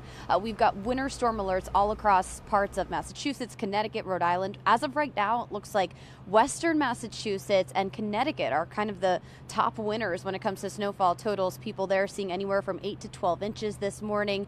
But here we're seeing more of a thin misty snowflake at this hour. It's transitioned a few times. We've seen it get light and fluffy, but right now you're going to notice kind of a slush on the ground. So that's the conditions here at the moment, but luckily the roads are looking pretty clear. We aren't expecting too many people to be on the roads this morning because the Massachusetts governor is urging all non-emergency state employees to work from home today, work remote. Kids in Worcester, where we are actually on who takes a scooter to work every day. He says he's not chancing it on the roads. He thinks the sidewalks are much less slippery. Listen. And the snow is kind of slippery. Just now, I don't know if you guys seen, but I almost fell. Yeah, so I got back up real quick, and it's just slippery for the most part, but it helps that the establishments clean the sidewalks. The roads honestly are slippery. I would not drive on the scooter on that. No way. No way. You know, they've been doing a great job of clearing the roads since early hours this morning. That's when he was heading into work. But if you look at them now, looking pretty clear for drivers who have to be out today if they aren't working from home. The Massachusetts Department of Transportation says they've got about 1,900 pieces of equipment on the roads handling the snow this morning. Rain? Right, a huge thank you to our Fox Weather team, really out there in the elements, bringing us those live images. Katie Burns joining us from Massachusetts. Again, coast to coast, really communities nationwide are bundling up and preparing for a slew of winter weather overnight well into Wednesday. So this is something that we will definitely stay on top of here at Live Now from Fox. The time is now 8:18 a.m. Let's take a 2-minute commercial break. We'll be right back.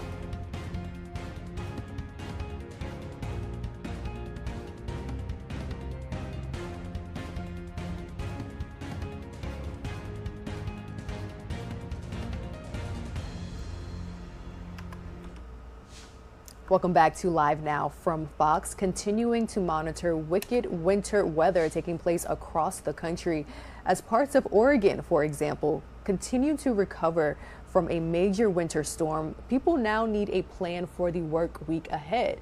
One obstacle many people are facing is a hefty bill to recover their cars from towing companies. Here's more. People who live on Newberry Road in Portland say they've seen many cars stuck during the storm. 6 or 7 people stuck here on the side. Several cars were still abandoned in the West Hills on Sunday. You can see this car had crashed into a pole, and this car had driven off the roadway and ended in a ditch. If you do not have good tires, do not drive up any hills at all. Neighbors in the area say they've tried to help as many drivers as possible. The people I helped, they had AAA. They called them, and AAA told them they could not come. They were only taking emergency or dangerous situation. Now, as people plan for the work week ahead, one driver we spoke with says he needs to find a way to get his car back from a towing company. I ended up having to leave my car on the shoulder of the fast lane on 84 and just had to start hitchhiking, just put my thumb out. Thankfully, he found a ride home Wednesday night. I actually had a very, very nice gentleman from Florida pick me up. Now the issue is paying to get his car back. I find pretty crazy. They basically put everybody in the scenario where, nope, you can't have your car back without a police release. Just one day of storage fees, I was told, was going to be up to $440, so I'm not even sure what it's going to be on Monday. I could only imagine creeping near $1,000 for 3 days. Others say their plan for the week ahead is to stay off the roads completely until they're all clear. For people that have to travel any distance, I mean, it's not worth the risk. People who live on Newberry Road in Portland say they... Moving right along with other top stories this morning, we have yet another painful example this morning of how education is failing in America. Some major cities have few, if any, public school students proficient in math and English. The numbers in many other cities are not much better. Fox News correspondent Garrett Tinney reports from Chicago, where children are falling seriously behind. It's sad, but I'm not surprised. We definitely have to do a better job with raising up our next generation. In nearly 10% of Chicago public schools, not a single student could either read or do math at grade level last year, according to state data. Baltimore isn't faring any better. The city says in nearly 15% of its schools, 0 students are proficient in math. School districts in other major metros are seeing declines post-pandemic as well. In Denver, only 28% of fourth graders were proficient in math, which is better than D.C., New York, L.A., Philadelphia, or Detroit, which had just 3% of its students at grade level, according to the National Assessment of Educational Progress's annual report card. I think most people don't realize just how much ground students have lost and don't realize what it's going to take to help kids catch up.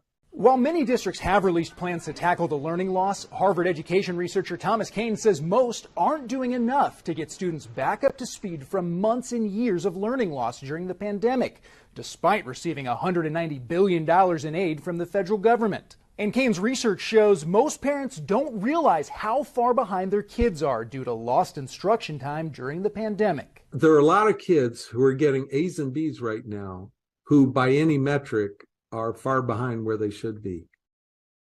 If schools don't get things turned around in the next year or two and this learning loss becomes permanent, Harvard's research estimates it could end up costing kids close to $1 trillion in lost wages over the course of their lifetimes. In Chicago, I'm Garrett Tinney, Fox News. All right, thanks, Garrett, for bringing us that update. Switching gears now to the Alec Murdaugh double murder trial. We have learned that the jury will, in fact, visit the crime scene later on this week before the case wraps up. Let's check in with LiveNOW from Fox's Andy Mack. He had a very insightful conversation with our legal analyst, Doug Burns, explaining why the prosecution decided to make this move. A legal expert, a legal mind. Doug Burns, thank you so much for joining us here on LiveNOW from Fox. First of all, we know the jury will be going out to Moselle to see the crime scene firsthand. What do we make of these latest developments, and maybe what was the side of the defense that they didn't want this to happen? No, that's always very interesting. And, I've been in a number of cases where jurors will send a note to the judge. Your Honor, we'd like to, in one case, we'd like to pick up the duffel bag, that was in the courtroom because the case involved a heavy amount of weight in the bag. Or as in this case, we'd like to go visit the scene. I mean, I'm all in favor of visiting scenes, on both sides of the courtroom, to get a feel for it. But it's very, very interesting, A, that they asked to do that, and then B, that the judge is allowing them to do it. So, we'll see what comes of it. I think this jury, has to be absolutely, scratching their heads, for lack of a better term, on, put aside, the drug addict, put aside, he stole money. On the X's and O's of, did he kill these two human beings? That's what you have to focus on. So the question becomes, show me the proof that this is the human being who killed these other two human beings. And you saw this morning, they called defense pathology witnesses to contradict the state, about the position of the weapon, the angle of the weapon, the distance of the weapon. The defense said it was right to the son's cranium and so forth. So the jury is just, again, scratching their head saying, well, wait a minute, we got to get our arms around exactly what happened at that exact window of time. Yeah, and when they go out to this site in South Carolina at Moselle, the residence there of Alec Murdaugh at this crime scene, what takes place at this? Because obviously there won't be any cameras out there, but what takes place? Will the jury be able to ask questions? Will they just be able to walk around the site and kind of see potential crime scene? What happens when they're out there? That's a great question. Basically, they're going to be, under sort of close supervision. The bailiffs or marshals of the court will take them out there. They're not going to really, in my view, even though I'm a New York lawyer and not South Carolina, just that qualifier. But the point is, I don't think there's going to be anybody for them to ask any questions of. And I just think that basically it's a visual inspection of exactly the area. The kennel, obviously, which is sort of a separate part of this estate. This estate is many, many hundreds of acres, as everybody heard. And the kennel area, and particularly in that, time window that they're thinking in their minds of, 10 to 9 to 9:02, whatever. Again, they saw a video of that particular dog and so forth. So I think they just want to go out there. And it's really, to answer your question, finally, sorry, just a visual inspection of the premises. That is very, very interesting because obviously the defense argued that it might have changed a little bit since the night of that crime, of those double homicide there. I did want to ask you, because we did hear from forensic experts earlier today saying that they believed, in their opinion, that there would have had to be possibly two people involved. Is the confusion side of that the goal for the defense, just the confusion that they think there might be someone else, that Alec Murdaugh maybe didn't act alone? Absolutely, 100%. You're spot on. I mean, the point is, we have the old cliche. I'm not trying to be, cute or sarcastic. Throw what you'll throw up against the wall, see if anything's going to stick. So on the defense side of the courtroom, and I've had the luxury of being on both sides, 9 years as a prosecutor and over 20 years as a defense lawyer. The point is, of course, if you can just raise the notion, the idea, more than one person, of course, that starts getting tricky because more than one could also include this defendant plus one other, as opposed to someone other than this defendant. But again, you're right. I mean, anytime you can cause jurors, there have been a lot of cliches thrown around, and I'm not faulting anybody, such as it only takes one juror, to hang the jury. We get that. But the reality is, in most hung juries, if this is going to eventuate into one, I don't think it's going to be any kind of 11 to 1 type of thing, honestly. I think it'll be split much more down the middle. If that happens, no trial lawyer can predict what a jury's going to do. But at the same time, it behooves me to note the forensic proof here isn't that overwhelming. Correct. Let's face it. But you have this fascinating situation where the guy just gets up there like it's nothing and he goes, oh, yeah, I stole millions of dollars from everybody. Really sorry. I was a drug addict. The drug addict actually could help him, by the way. You want to talk about X's and O's in court because A, it can create some sympathy, and B, it creates convenient cover for why he doesn't remember things. So the dynamics in this case are all over the place, honestly. Yeah, all over the place would be a very good way to describe this case. Alec Murdaugh, the last several years in that low country in South Carolina. I did have to ask your opinion about it because some other legal experts said that Alec Murdaugh shouldn't have taken the stand, that it was against his interest to take the stand and he shouldn't have done it at all. What is your opinion, and maybe how did that credibility factor into it when he did take the stand? What's your opinion of him on the stand as a whole? Well, I'll quote my late dad, who was a lawyer for over 50 years. And my late father would have said right now, in answer to your question, that, these type of decisions and situations are an art, not a science. The general rule is that it's very risky to put a defendant on the stand. I've seen situations where jurors basically reject what a defendant is saying, even if it's truthful, by the way. I've seen that. So, yeah, it's risky. It's also risky when the individual does have these drug problems and these theft problems and so on. But here, this defendant may be smarter than everybody, because his gambit, for lack of a better term, his gambit was, look, I'm freely admitting against my own interest, and by the way, this case is pending against me, and I'm going to get hammered, that I stole from everybody. So when I tell you that I didn't kill anybody, you should believe me, because look at me, I'm freely admitting this. But back to your original question, look, I don't fault any legal expert for saying that, maybe he shouldn't have gotten up there and so on. What puzzles me is that usually what happens is you get to the point where you're trying to decide whether the defendant should do it. And if you feel that the state has not proven the case, very strong argument for not getting up there. If you feel that maybe they have, you've got nothing to lose, you get up there.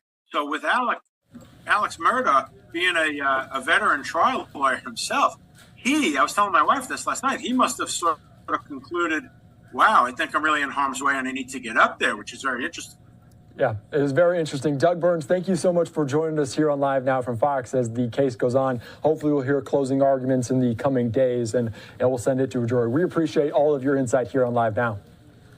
My pleasure. Thank you. All right. Thank you so much. As we continue on here on Live Now from Fox, here's a live look at the courtroom there in Walterboro, South Carolina. The Alec Murdaugh murder trial continuing on as the jury will potentially visit the crime scene. We just heard that there from Doug Burns here on Live Now from Fox. We want to continue to bring in all of the experts. We're going to bring in right now another legal expert here as they are talking about this. We're going to bring in Randy Zellin. Thank you so much. Also a legal mind here that we constantly talk to here on Live Now from Fox, and we always appreciate your insight.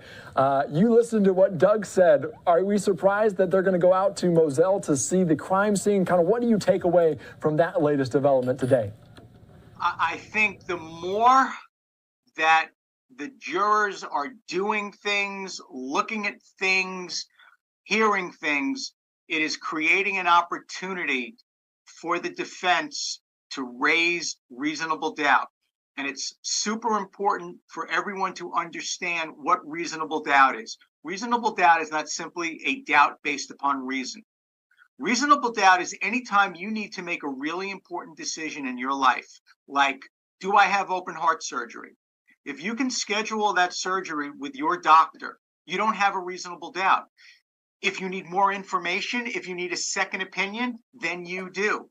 So I think taking the jurors out to the crime scene, it's not going to give them the forensic evidence that's missing. It's not going to give them the eyewitness that's missing. It's not going to give them the confession that's missing. It's not even going to give them the motive, which is super, super weak, that has been offered by the prosecution. So I think put that check mark in the column of the defense. What are they really going to see other than maybe those experts that are talking about the shooter needed to be 5'2", and maybe there's more than one shooter? They'll start playing in their own minds being at the scene. Wow, let me try to reconstruct this, and I'll be the amateur crime scene reconstructionist. That is a very good point, and great insight there about what we might see with the jury out there at Moselle. I did want to ask you, because we also talked with Doug Burns about the confusion it caused, and the saying that the forensic expert today said that there possibly, in their opinion, their professional opinion, there must have been two shooters because they wouldn't have brought two guns if there was just a... How much of a confusion play is there for the defense there with that forensic expert today? In a case like this, you want to make this case everything about a double homicide. The defense has done a pretty good job of that by shifting the focus from this being a homicide trial to a financial crime and fraud trial. He's not on trial for that. So now, if you can start raising questions, aside from sloppy police investigative work, aside from no confession, no eyewitness, lousy forensic evidence, including a T-shirt that was mysteriously destroyed, footprints that couldn't be identified or identified as a police officer's, 1 million people rummaging through what should have been a crime scene, rain, and Paul Murdaugh's lifeless body and his brains being left in the rain. So you have a compromised crime scene. You take all of those things, and now you've got experts talking about, well, the shooter was somewhere between 5'2" and 5'4". Now you have, based upon the fact that there was more than one weapon and the size of these weapons and the fact that the shooter, him or herself, could have been injured as a result of the blowback. So much here. These jurors are going to be left to say to themselves, do I have enough information to conclude that this man is someplace beyond a monster? Yeah. There's a lot of information here beyond just the case that we're watching, and that may overcloud some of the facts that were being presented here during this case, just all of the different circumstances there. And I do want to ask you, because I've asked other people about this as well, but Alec Murdaugh taking the stand. He is a disgraced lawyer, but he's a lawyer nonetheless, experienced for decades and decades in that field. What was your opinion of him taking the stand, and maybe how did his credibility impact that when he was on the stand? It was a brilliant move. Quite frankly, it was a move with absolutely no downside. Alex Murdaugh is playing with house money right now. He's facing 99 or 100 or 150 other charges. Odds are he's coming out of jail feet first, and he's already admitted to all of those crimes. So there isn't anything to even talk about. He had zero downside by getting on the stand, and to Doug's point, saying, listen, I've done this, I've done that, I've done the other. I'm a horrible person. I'm a terrible person. I've hurt many, many people, but I would not do anything to Pawpaw, and I would not do anything to Mags. And that, to me, it wasn't a gamble. It was a riskless transaction. It was betting with money where you're getting paid whether you win or lose. It was heads I win, tails you lose. It would have been foolish. And I'm saying that now, knowing that last week I went on and said in no uncertain terms there was no way in God's green earth he was going to testify. I could not have been more wrong if I scripted that out. It was an absolutely brilliant maneuver, and it has left at least one juror saying, I am not convicting that man. Yeah, it is interesting because obviously him taking the stand, and he looked like a lawyer on the witness stand. Sometimes lawyers make the worst witnesses. Maybe this wasn't the case. He was brilliant. He was reasonable when he needed to be. He kept saying to the prosecutor, listen, I'm not here to argue with you. If you're telling me that's what you have, I'm not pushing back on it. He admitted when he lied. He admitted to the use of the police badge, or the overuse of the police badge. He was emotional when it was time to be emotional, so much so that there was snot running down his nose, to quote Ian Anderson from Jethro Tull. I mean, it was an absolutely masterful performance. And I say performance tongue-in-cheek because it may very well be that a double murderer put on a masterful performance. Remember, you're right. He's a lawyer, a generational lawyer, a generational prosecutor. This guy knows how to prepare a case. He knows how to take a case apart, and he knows what's going to resonate with people. Definitely.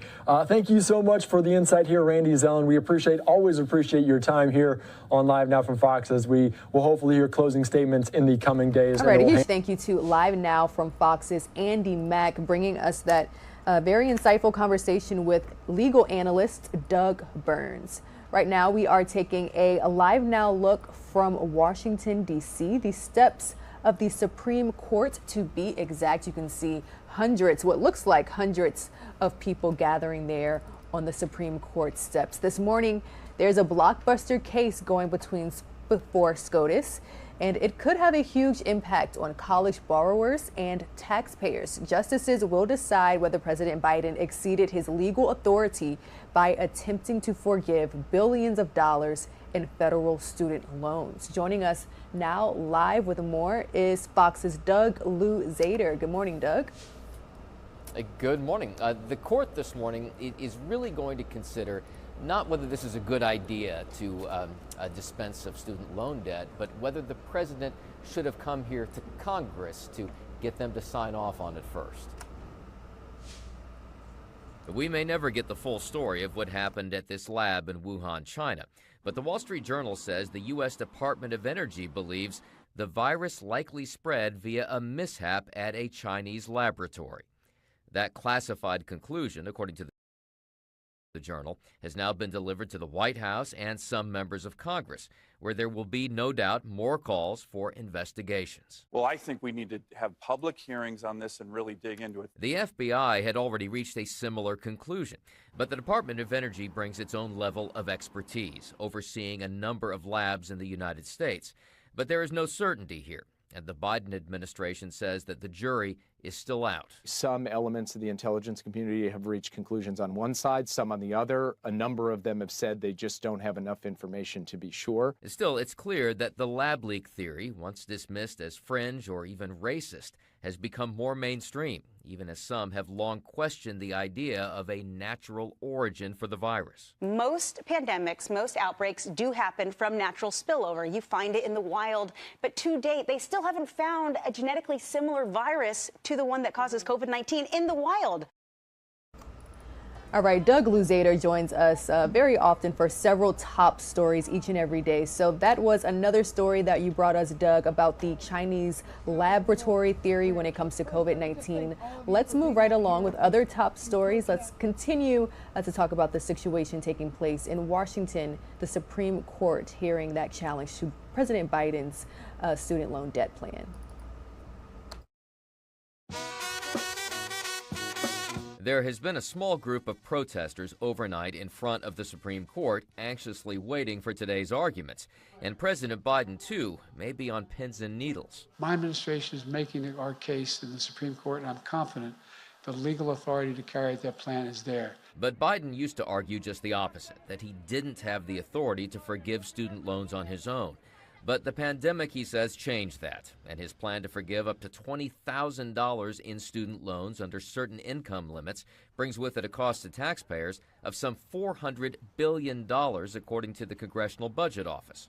2 borrowers in 6 states will tell the Supreme Court today that the president can't do that without buy-in from Congress. So this is illegal. It cost $400 billion, and it was done just before the election to try to buy votes. Runaway tuition and expanded borrowing have contributed to a growing crisis, but forgiveness raises difficult questions. What about borrowers who diligently paid their loans back, or those who decided not to go to college in an effort to avoid debt in the first place? Still, the states today will have to prove that they'll be harmed under the Biden plan. The Supreme Court might be skeptical that the state plaintiffs here are allowed to bring suit, but I think they're going to overcome that and they're going to strike this down. The court has apportioned 2 hours for arguments today. That's longer than typical. And then we expect a decision probably by late June. Back to you guys. Again, that was Fox's Doug Luzader joining us live this morning from Washington, D.C. We are continuing to take a live now look from the steps of the Supreme Court. Again, SCOTUS poised to hear arguments in 2 cases. One challenge is being brought forward by 6 Republican-led states. They argue that the Biden administration overstepped its authority and that the program would cause the states to lose tax revenue. The second challenge is by 2 student loan borrowers who say that they don't qualify for the full relief. Time here, 8:45 a.m. Live Now from Fox returns right after this.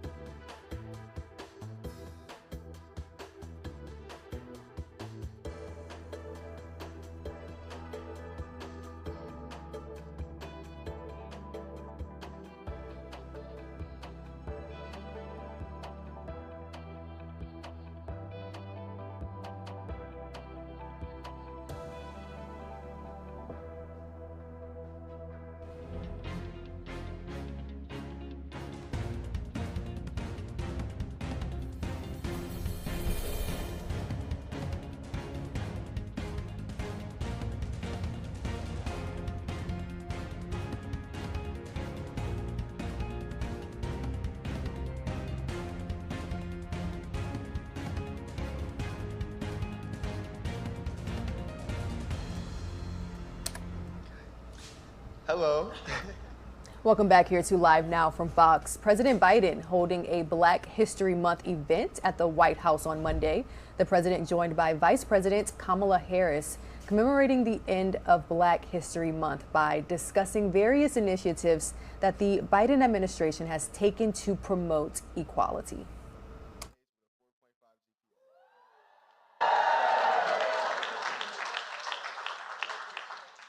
Two weeks ago, my classmates were invited to a screening of the movie Till here at the White House. Emmett Till was about my age when he left Chicago to visit his family in Mississippi. We all know the story of how he never came back, but how he never left our nation's conscience. I wasn't able to attend the screening, but my friends told me how cool it was to see President Biden and what it means to be in a place where you feel seen in the history of our country. I thought I missed my chance for good until the White House asked that I join you all today. And it is truly amazing to be here, especially with my mom. She instilled in me the values of hard work, faith, and service. As a family, we volunteer at food pantries and clothing drives. Seeing how mental illness impacts my peers, I've organized events to raise awareness and advocate for additional services. I also mentor middle school students and collaborate with nonprofits in the Chicagoland area to safeguard our environment. For me, Black history isn't just about the past. It's about what we all do in big and small ways to build the future we all want for our communities and our country. That's why it's incredible to be with two people who are making that future possible. President Biden, thank you for welcoming me and my mom and all my friends to the White House.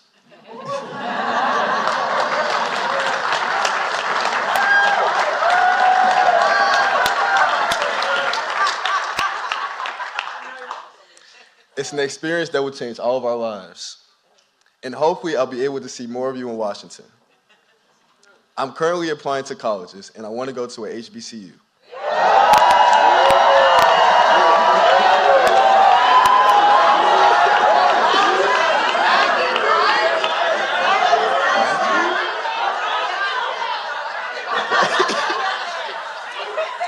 But my top choice is Howard University.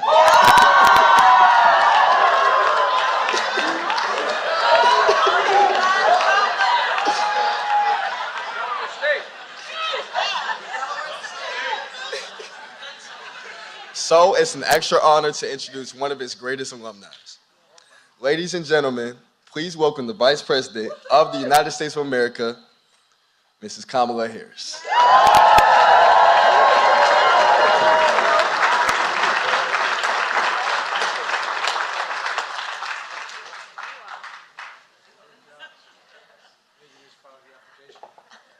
I think he's gonna get in.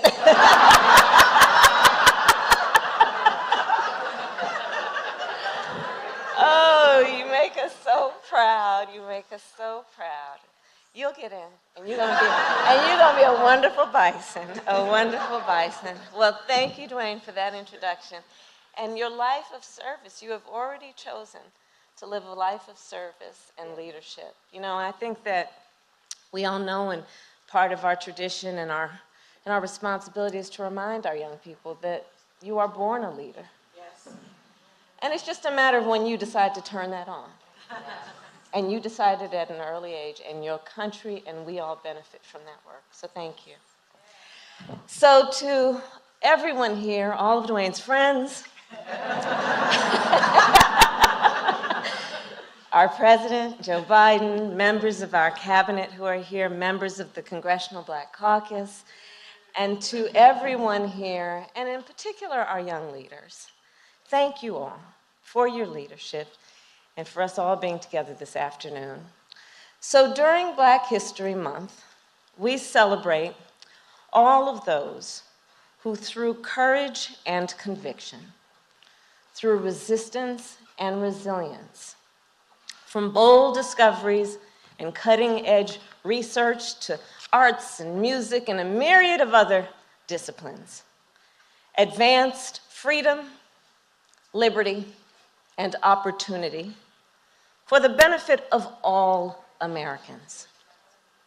We celebrate legends whose words and their work inspire millions and millions, not only in our country, but around the world. And we celebrate the others whose names are less well known, from those who led the fight for abolition, to factory workers and Pullman porters who built the middle class, from Tuskegee Airmen who took on both fascism and racism, to freedom fighters and freedom riders and marchers who stood tall and sat in, from astronauts who blazed a trail to the stars and ignited our imagination, to those who continue to make impact as faith leaders and activists, teachers, and small business owners. All of the hardworking people who inspire our children to dream with ambition and aspiration, to determine their own future, and to live up to their God-given potential. It is those stories that remind us that Black history is American history.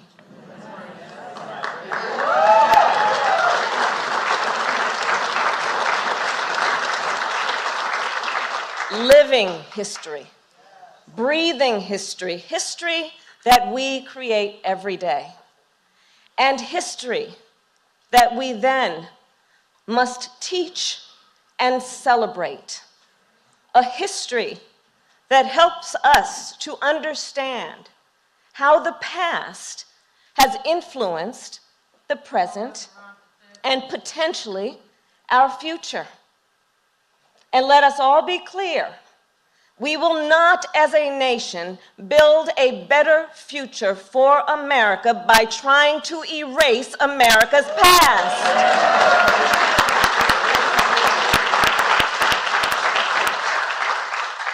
This month and all year round, we must recognize the full arc of our nation's history.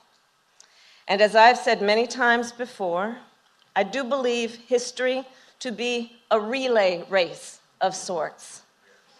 We have each been passed the baton, and then we run our part the best way we can, and then we pass the baton to the next generation.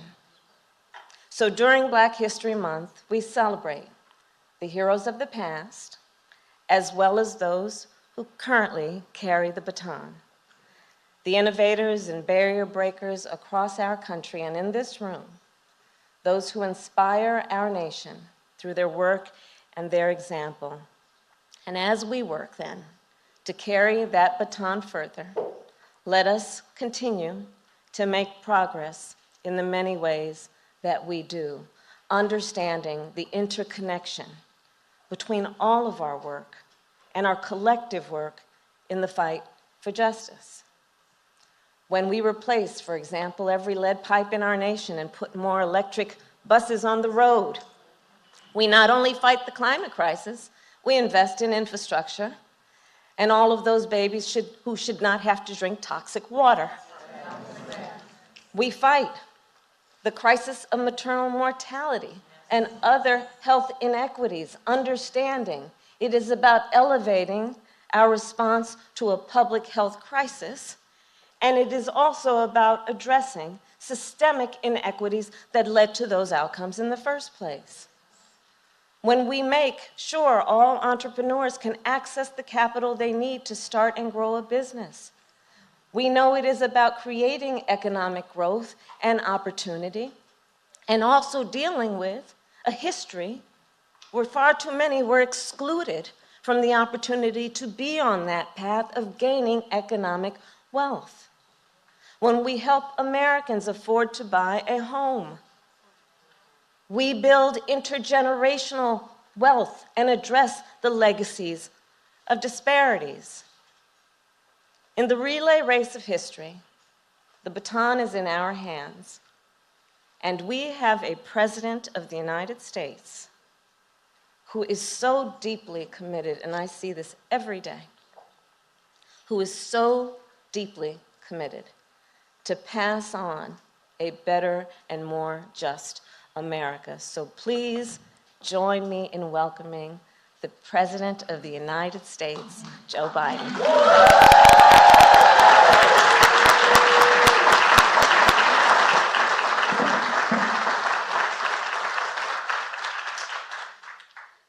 Well, thank you for that introduction. I want to thank Doug and Kamala. You know, Jill, my wife, I'm her husband. You all think I'm kidding. Jill wanted to be here. She just got back from her trip to Kenya and Namibia. And it was a very substantive trip, powerful trip as a follow-up to the African Leaders Summit. We hosted here in December to deepen the relationship between America and countries across that continent. She met with the presidents and first ladies of both countries. She spoke to more than 1,000 young people, the first generation born out of apartheid in Namibia, and empowered them as keepers of democracy. In Kenya, she met families affected by devastating drought and food insecurity and made worse by Putin's brutal assault on Ukraine. And it made it clear that America's commitment to Africa is real, and Jill showing up, just being there, is testament to that commitment. It was a trip she'll always remember, and while she couldn't be here tonight, we're honored to welcome all of you to the White House, your house, Black History Month.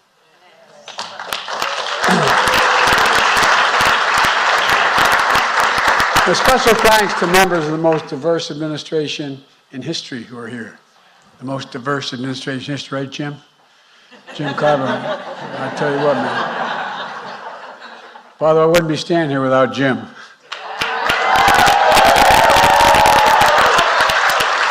Thanks to the members of Congress who are here, starting with the first Black party leader in Congress in our nation's history, Hakeem Jeffries.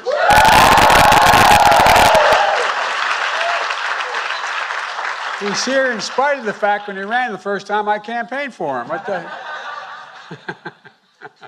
And the chair of the Congressional Black Caucus, Stephen Harsford. Stephen, where are you? I campaigned for him too. I don't know what this means. They don't talk to me anymore, though. I'm only kidding. And the civil rights and business leaders are here today. And by the way, I've worked a long time with the presidents of my home state, HBCU, Delaware State. Yes, sir. Now, by the way, you said you played basketball? I want to introduce you to an All-American. Come here, pal.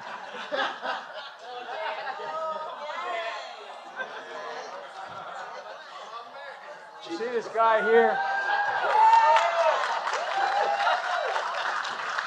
He's better than Tiny Archibald. This is a guy, first team All, not a joke, not a joke. He would have been playing pro ball, except his feet got flatter when he got older. His one daughter ran my office in Delaware for a long time. If you are just joining us here on Live Now from Fox, we are listening into some comments that were made just yesterday by President Biden and Vice President Kamala Harris. They were delivering remarks at a Black History Month reception there. We did play some of those comments for you a bit earlier on this morning, and you are getting more of those comments right now. Let's get into some of the other stories that we are following at this hour. Take a look at your screen here, as this is a live look at the Supreme Court. Coming up in just about an hour, we do expect the Supreme Court to hear arguments in two different cases that are related to Biden's student loan forgiveness plan. Doug Luzader brings us more on what to expect.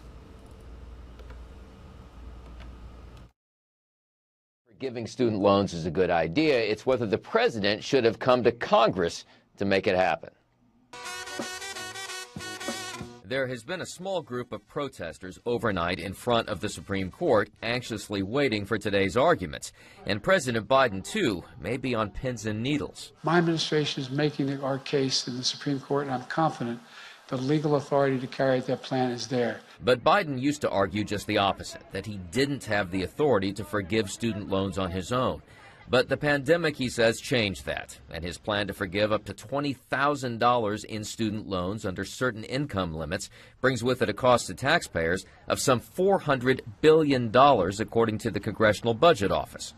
2 borrowers in 6 states will tell the Supreme Court today that the president can't do that without buy-in from Congress. So this is illegal. It cost $400 billion, and it was done just before the election to try to buy votes. Runaway tuition and expanded borrowing have contributed to a growing crisis, but forgiveness raises difficult questions. What about borrowers who diligently paid their loans back, or those who decided not to go to college in an effort to avoid debt in the first place? Still, the states today will have to prove that they'll be harmed under the Biden plan. The Supreme Court might be skeptical that the state plaintiffs here are allowed to bring suit, but I think they're going to overcome that and they're going to strike this down. The court is planning on at least 2 hours of arguments today, with a decision expected by late June. In Washington, Doug Luzader, Fox News. All right, Doug, thank you so much for that report. Again, you are taking a live, raw, and unfiltered image look here at the Supreme Court building, where you can see large crowds are outside as they wait to see how all of this plays out. We will be in touch with our friends over there at Fox News and Fox DC to get the latest information. Let's get to another story that we have been tracking very closely here on Live Now from Fox, and that is the Alec Murdaugh trial. This is a big one that's been going on for several weeks right now. A defense expert in the double murder trial of disgraced South Carolina attorney Alec Murdaugh testified Monday that he thinks 2 different shooters killed Murdaugh's wife and son. While the idea has hovered over the trial because 2 different weapons were used and no evidence has been presented suggesting either victim tried to defend themselves, crime scene expert Tim Palmbach was the first witness to suggest that 2-killer theory in testimony. Also on Monday, one of Murdaugh's brothers ended the defense's case, saying he promised his nephew that he'd find his killer, and he hasn't yet. So I could easily see where Maggie had been. You know, I saw the night before where the sheets were, and somebody had told me that who was who, and so I could see where Maggie had been, and it was grass, and you know, they had covered it up with dirt, so there really was nothing to see where Maggie was. I walked over to the feed room, and y'all have heard the descriptions. Y'all saw it. I've never seen pictures, and I've told them before coming to this court that I was not going to see pictures. But y'all can imagine what I experienced. It had not been cleaned up. I saw blood. I saw brains. I saw pieces of skull. And when I say brains, it could just be tissue. I don't know what I was seeing. It was terrible. And for some reason, I thought it was something that I needed to do for Paul to clean it up. I felt like it was the right thing to do. I felt like I owed him, and I started cleaning. And I can promise you, no mother or father or aunt or uncle should ever have to see and do what I did that day. I don't know, I'm not blaming anybody, but it's just, I was just overwhelmed. I did everything I could, and I would have moments where I would stop crying for a moment, and just in disbelief. At one point, I called my brother Randy, and told him what I was doing, trying to describe what I was doing, and he immediately told me to stop doing it. It was not good for me. It was not healthy for me to be there. And I couldn't stop. I had to do it for Paul. That's just what I had to do. And that was just some of the testimony made yesterday by Alec Murdaugh's brother there, who did talk about the crime scene that day. We do know that tomorrow the jury is expected to visit the crime scene, this happening before those closing arguments, and then eventually the case will go to the jury. We're going to keep you covered on everything related to that trial here on Live Now from Fox. You can watch it starting at about 9:30 a.m. Eastern Time this morning with the prosecution. They're going to have their rebuttal to the defense's witnesses and everything that they testified to. Again, we will bring that to you live, raw, and unfiltered. It is 9:06 on the East Coast and 6:06 on the West Coast. Let's head to a quick commercial break, and we'll be right back.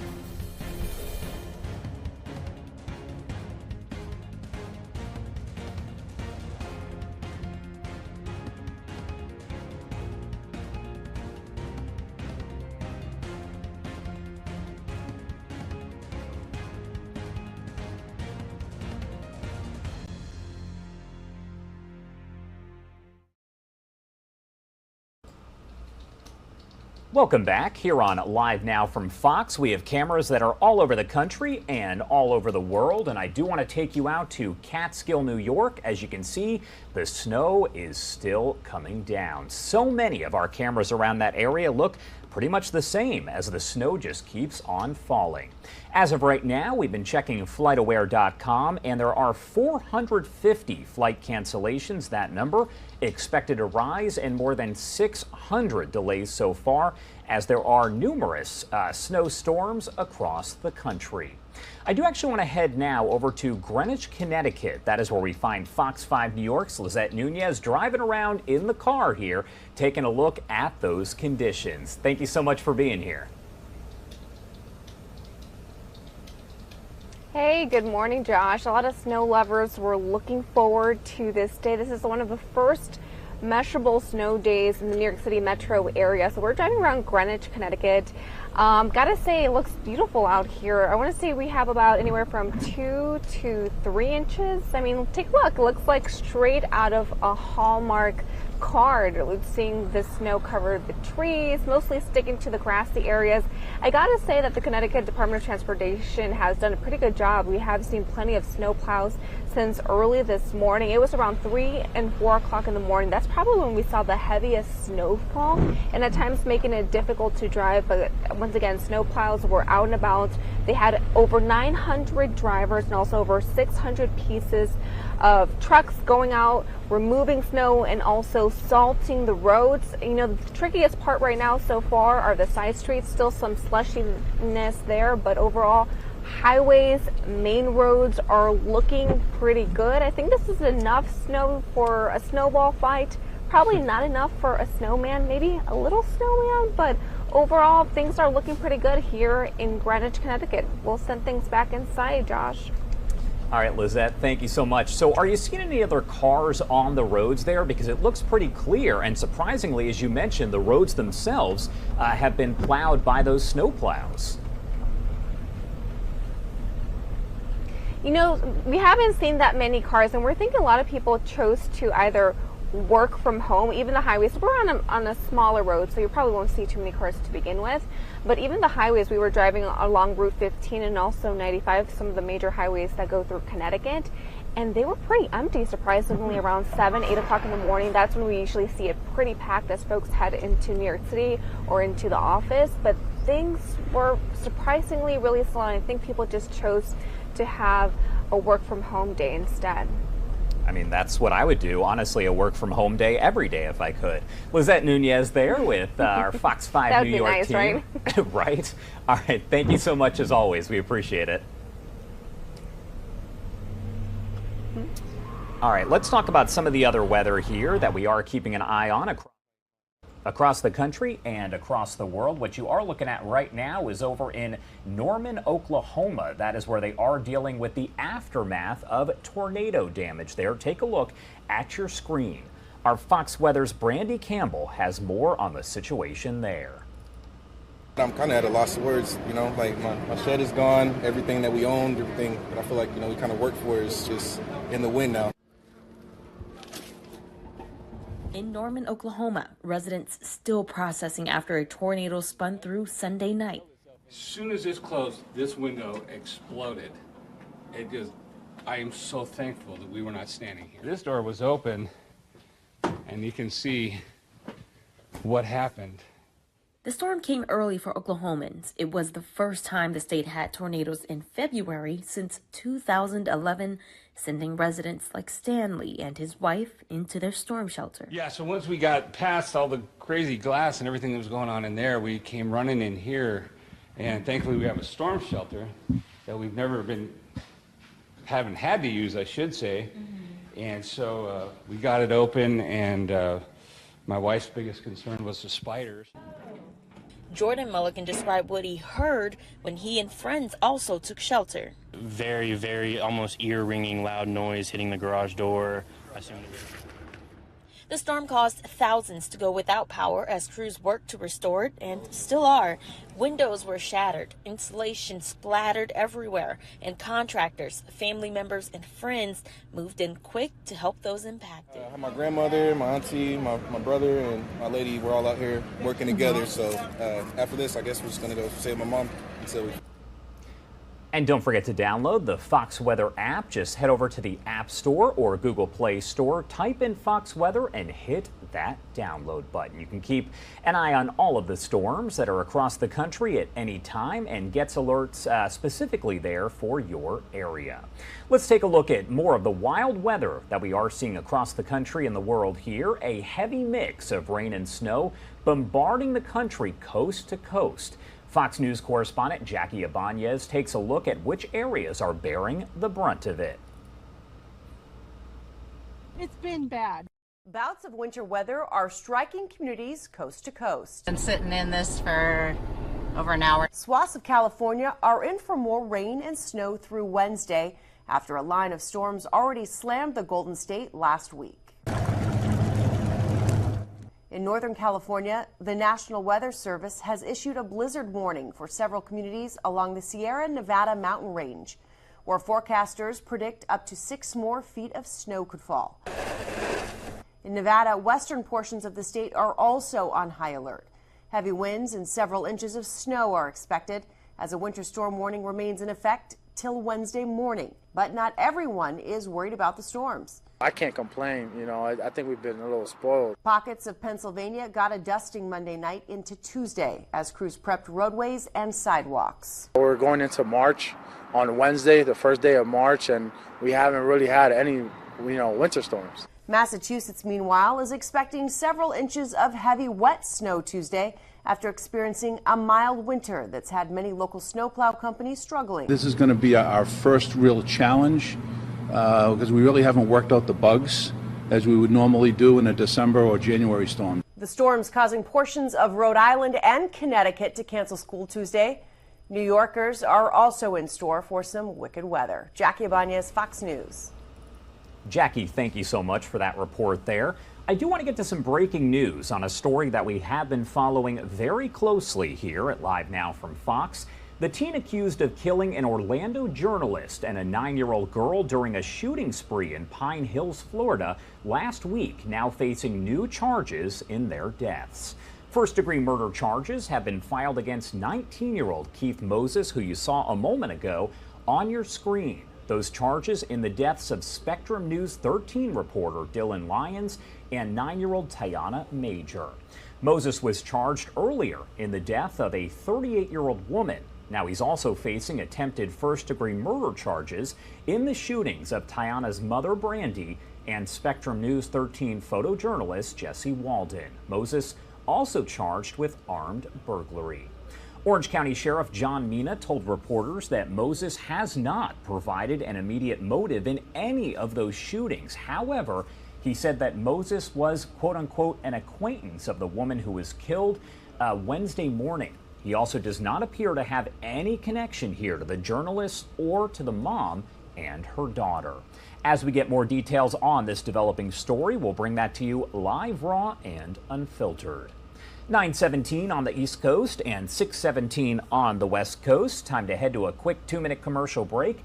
On the other side, we will get back into your headlines. You're watching Live Now from Fox.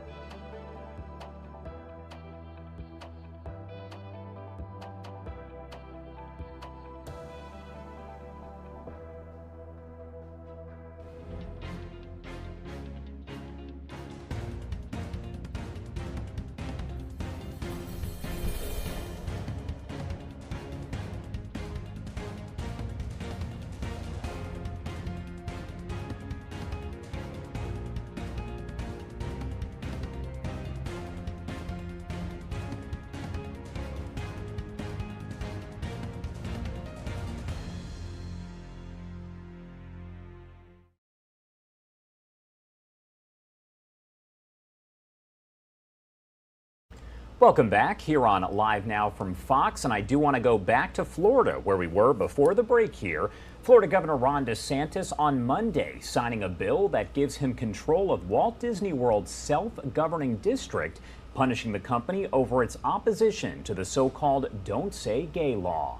The bill requires DeSantis, a Republican, to appoint a 5-member board to oversee the government services that the Disney District provides in its sprawling theme park properties in Florida. He did say, quote, "Today the corporate kingdom finally comes to an end. There's a new sheriff in town and accountability will be the order of the day." The signing came as DeSantis gears up for an expected presidential run and marks a high-profile legislative victory for a governor whose leveraging of cultural and political divides has pushed him to the fore of national Republican politics. Lauren Blanchard with Fox News has more on that. The most magical place on earth is getting some new rules. So just look at your watch and you'll know at what time the corporate kingdom finally came to an end.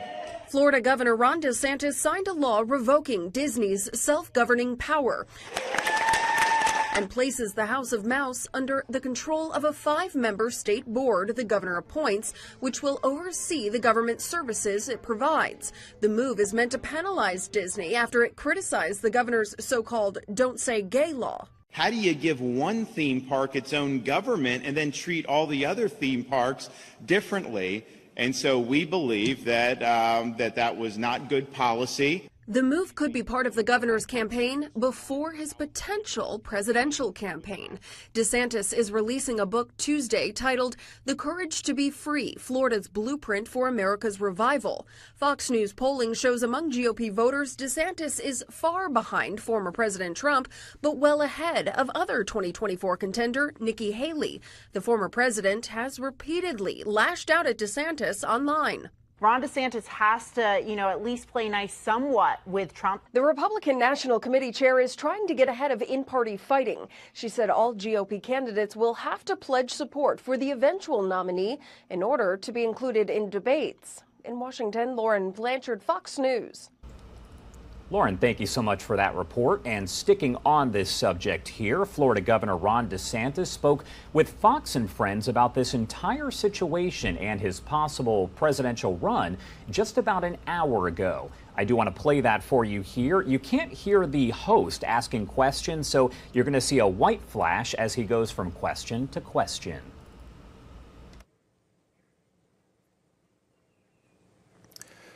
For almost 60 years, Disney's had an arrangement unlike anybody else in the United States, certainly anybody else in Florida.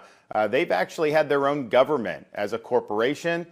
It's been something that's allowed them to be exempted from laws that everybody else has to follow in the state of Florida, gave them huge tax breaks, and actually allowed them to rack up $700 million in municipal debt. And at the end of the day, when they've gone the direction they have, going against our Parents' Rights Bill, talking about putting sexuality in programming, we were in a situation in Florida where, okay, corporations can do that. I think it's a mistake when they get involved in this stuff, but Disney was doing this, and Florida was basically de facto subsidizing their activism because of this special arrangement. So it's not good policy to have a corporation control its own government anyways, but particularly under these circumstances. And so we said the corporate kingdom is going to come to an end. They are not going to have their own government in the state of Florida. They're going to abide by the same laws as everybody else. They're going to pay their fair share of taxes and debts in Florida. And so there's a new sheriff in town, and it's a new day of accountability in Central Florida. Well, Lawrence, is it free market economics to have a corporation run its own government and be exempt from laws and be treated better than all its competitors? Of course not. That's corporate welfare. And so this was something that had really been embedded in Florida's DNA because Disney was so powerful for many, many decades. Nobody even questioned this. And basically, Disney ran the show in this state for a long time until I became governor. And we said, we're going to side with the people of Florida. We're not going to kowtow to a woke company based in Burbank, California. But make no mistake about it, Lawrence, we have a more competitive market today than we did when they were operating their own government, enjoying those special privileges. Well, I think it's less about that than about telling Florida's story. And one of the things that has struck us in Florida is Floridians are very pessimistic about the country's direction, about the Biden administration, but yet a majority of them were very satisfied and encouraged by Florida's direction. And so if you think about it, normally if things are going bad nationally, people are going to feel bad across the board. But people recognize that Florida's actually done it right. We've stood for the right principles. We've been willing to fight these fights when it's not easy. And we've stood up for a lot of people and really lifted them up. And so that's why the state has succeeded. I mean, we have people visiting here, moving here like never before. We got a record budget surplus, one of the lowest tax burdens in the country. We're #1 for education freedom, economic freedom, fastest growing state. So it's a good story, and I think the video is more about telling that story. And we have the book coming out, as you mentioned, and so the book really talks about a lot that went into that. And so I'd say it's more about that than any type of campaign thing. Well, part of what we're doing with the book is showing how states can really take the lead. And we've had other states that have done great, too. Iowa had a red wave under Governor Reynolds. You've seen Georgia under Governor Kemp. They've really been able to lead their states in positive ways as well. So, we would love to see states, because the model's been there. The woke left states are failing, and the freedom-focused states are succeeding. And at the end of the day, I think that's really significant that we have our red states really lead the way. You know, in terms of nationally, I think that we can turn things around. I've been pessimistic about sitting here with the Biden administration. A lot of people have. But, you know, there's a lot of great things about this country. There's a lot of great people in this country. And I think that, you know, you just need a new birth of freedom. So we're going to, though, continue doing our job here. I have a big legislative session coming up. I made promises to the folks about what I would deliver, and we're going to deliver a lot of wins over the next few months. So I would stay tuned for that. That's going to be my focus. We're going to do some stuff on the book, tell the story of Florida, and then deliver a lot of victories. And then once the dust settles from that, you know, we can see where things lay. Well, I think in a state like New York, as you know from being up there now, you know, Zeldin would have done better if you just took all the people that had moved from Florida over the last 4 years. There's no question about that. Those are massive numbers. I think the Midwest has been pretty consistent. We've got, I mean, if you're in February, you're down in Naples, you think you're in Wisconsin or Minnesota because they're all down there. And so we appreciate that. It's been great. But I think that the messaging is so different from what the Dems are offering that I think absolutely a Republican can win. But I do think in some of the states like New York and New Jersey, some of those governor's races would have been closer and maybe even gone the other way if you took, because it's not just 10,000 people that have moved. I mean, it is a lot, and it's been disproportionately Republicans who are fleeing the bad policies. Great question. So first of all, Brian, my wife and I used to live walking distance from that Metro diner. I remember when it opened. We've been there many, many times. We probably know a lot of the people who are there. It's a great part of the state of Florida, and we miss it.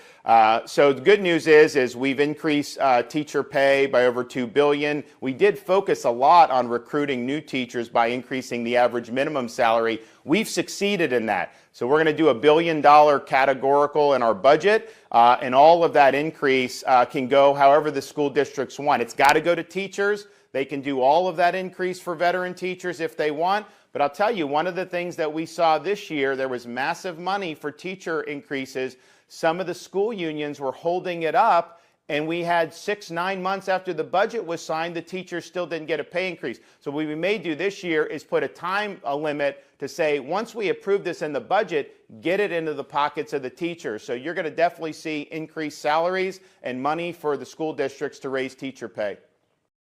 And that right there was Florida Governor Ron DeSantis answering some questions about the situation with Disney from yesterday, but also talking about his possible presidential aspirations there and what he wants to see happen within the Republican Party. In other news here, the Supreme Court taking up a partisan legal fight over President Biden's plan to wipe away or reduce student loans held by millions of Americans. The High Court, with its 6-3 conservative majority, is hearing arguments starting in about 30 minutes in 2 challenges to the plan, which has so far been blocked by Republican-appointed judges on lower courts. Arguments are scheduled to last about 2 hours, but likely will go much longer.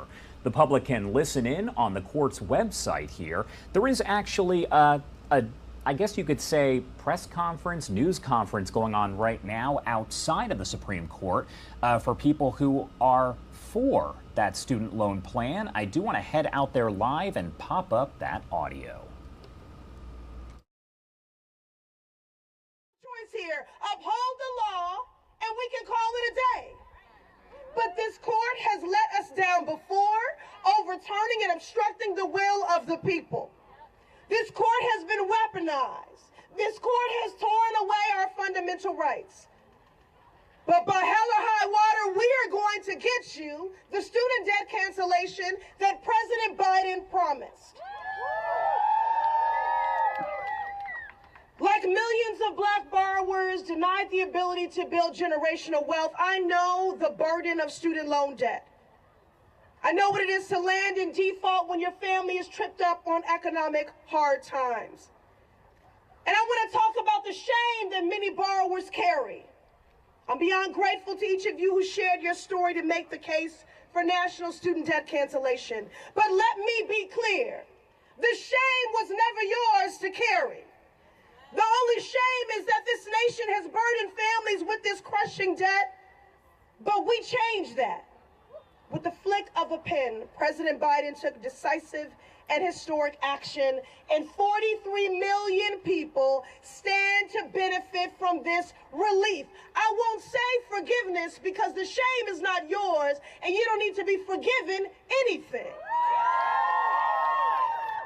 43 million borrowers stand to benefit from this relief, and 1 in 4 black borrowers to have their debt zeroed out. He used the clear legal authority that Congress gave him. He moved to change and save lives. So we're not letting up. We will not stand. We will stand behind the president's legal authority. We will stand up against any bad actors that try to mislead a single borrower out of the relief you demand and deserve. This is the type of transformative policy that sends ripples forward for generations. We will get the people the relief they demand and deserve. Come hell or high water, we will cancel student debt. All right, that is a rally that is underway outside the Supreme Court as the court is about to hear arguments against the student loan plan from President Biden. That's expected to start those arguments here in just under 30 minutes at 10 a.m. Eastern Time. I want to help break more of this down, the possible implications of this. So let's bring in Richard Painter, a law professor at the University of Minnesota and former chief White House ethics lawyer for President George W. Bush. Thank you so much, as always, for being here. Well, thank you for having me, Josh. So first off, why exactly is this going on? Why are we hearing these arguments against the plan? Well, I strongly support student debt relief and also cutting the cost of higher education, which is astronomical and putting a great burden on the future generations in this country. The question is how to do it, whether this should be done through legislation passed by Congress that addresses the cost of higher education and the debt problem and student debt relief, or whether through executive order, whether the president can simply, or through the Department of Education, write off billions and billions of dollars of student debt and shift the debt burden over to the taxpayer, including many, many Americans who never went to college, who pursued the trades or other alternative careers and pay taxes. So this is what's being deliberated on before the Supreme Court, whether the president has this power through executive order to do this on his own or whether he should go to Congress. Which way do we think this is going to go? Do we have any sort of indication? Well, this is an extraordinary amount of money that is being shifted, a debt burden from the original borrowers to the taxpayers. And one would think that Congress should have a role. Congress is given the power to tax and the power to appropriate funds. And for the president to do this by executive order is really quite extraordinary. I objected when President Trump sought to use taxpayer money to build his wall on the southern border when Congress wouldn't appropriate the money for the wall. But this involves far, far more money. And I think the court is probably going to say that Congress should have been consulted. This should have been addressed through legislation passed by Congress, where a lot of the critically important issues having to do with the cost of higher education could be addressed.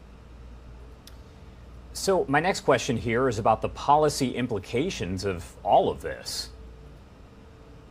Well, the policy implications are extraordinary because what is happening here is the president is just going to write off all this debt and shift it to the taxpayer without any effort to control costs of higher education. The real dollar costs and inflation-adjusted dollars of college has doubled or tripled in the past several decades. We have university presidents making over $1 million a year, including the president of the University of Minnesota, where I teach. The president of the University of Pennsylvania made $4 million a year. Amy Gutmann, before she was appointed to be ambassador to Germany by President Biden. We have the president of Columbia making $4 million a year. The extraordinary amount of spending by universities that take federal money and federally guaranteed student loans and finance their operations, and have been for decades, needs to be reined in. And some of the wealthiest universities also could contribute to this with an endowment tax, an increase in the endowment tax. And these are issues that could be addressed by Congress. Most countries, developed countries in the world, are able to have free or very low-cost public higher education. We used to in the United States up till about 1980, but here we have some extraordinarily wealthy private universities that have been milking off this system for decades and decades, have a lot of influence in Washington. And even though the president promised in his campaigns that he would not forgive student debt for people who went to the expensive private universities, such as the University of Pennsylvania, which he mentioned on the campaign trail, they went back on that promise. And these are issues that need to be addressed by Congress so the United States can once again have affordable public higher education. And that's something Congress could do in negotiating this with the Biden administration. But the president went over the head of Congress and sought to do this on his own. And I think the Supreme Court ought to send it back and say, go to Congress, solve this problem. I have students in the law school where I teach who are graduating with tens, sometimes hundreds of thousands of dollars of debt. What are we going to do about that problem when we're not controlling costs? Do we have to elect another president 10 years from now who will forgive their debt and shift their debt to the taxpayer?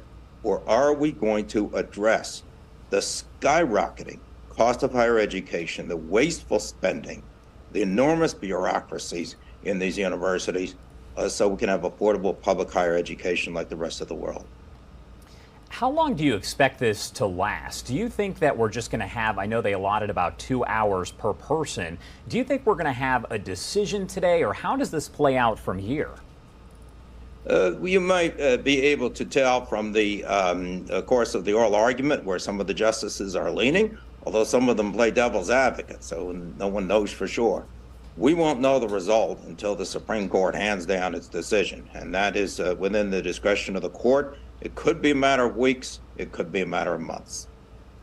All right, Richard Painter there, law professor at University of Minnesota. Anything else that you want to add about all of this before I let you go? Well, as I've emphasized before, I'm very concerned that we have such enormous student debt that a lot of people can't pay back, that we finance higher education this way with borrowed money. We've been doing it for decades. The spending's out of control. The administrative costs are out of control. We need Congress to address this problem. And everyone from Bernie Sanders to some of the most conservative Republicans have addressed this issue in campaign speeches and on the floor of the House and Senate. It's about time we solve it. We cannot have future generations of Americans starting their lives, their professional careers with such enormous debt. It's unacceptable. All right, Richard Painter, thank you again for taking the time to join us here and provide some of that insight. Well, thank you for having me. All right, everyone, the time is 9:40 over on the East Coast, and it is 6:40 on the West Coast. My name is Josh Breslow, and I'm here to bring you all of your top stories from across the country and across the world. Again, those arguments are going to begin in about 20 minutes here at 10 a.m. Eastern Time. We'll bring you all the information here, live, raw, and unfiltered. Let's head to a quick 2-minute commercial break, and on the other side, we will get back into those headlines. You're watching Live Now from Fox.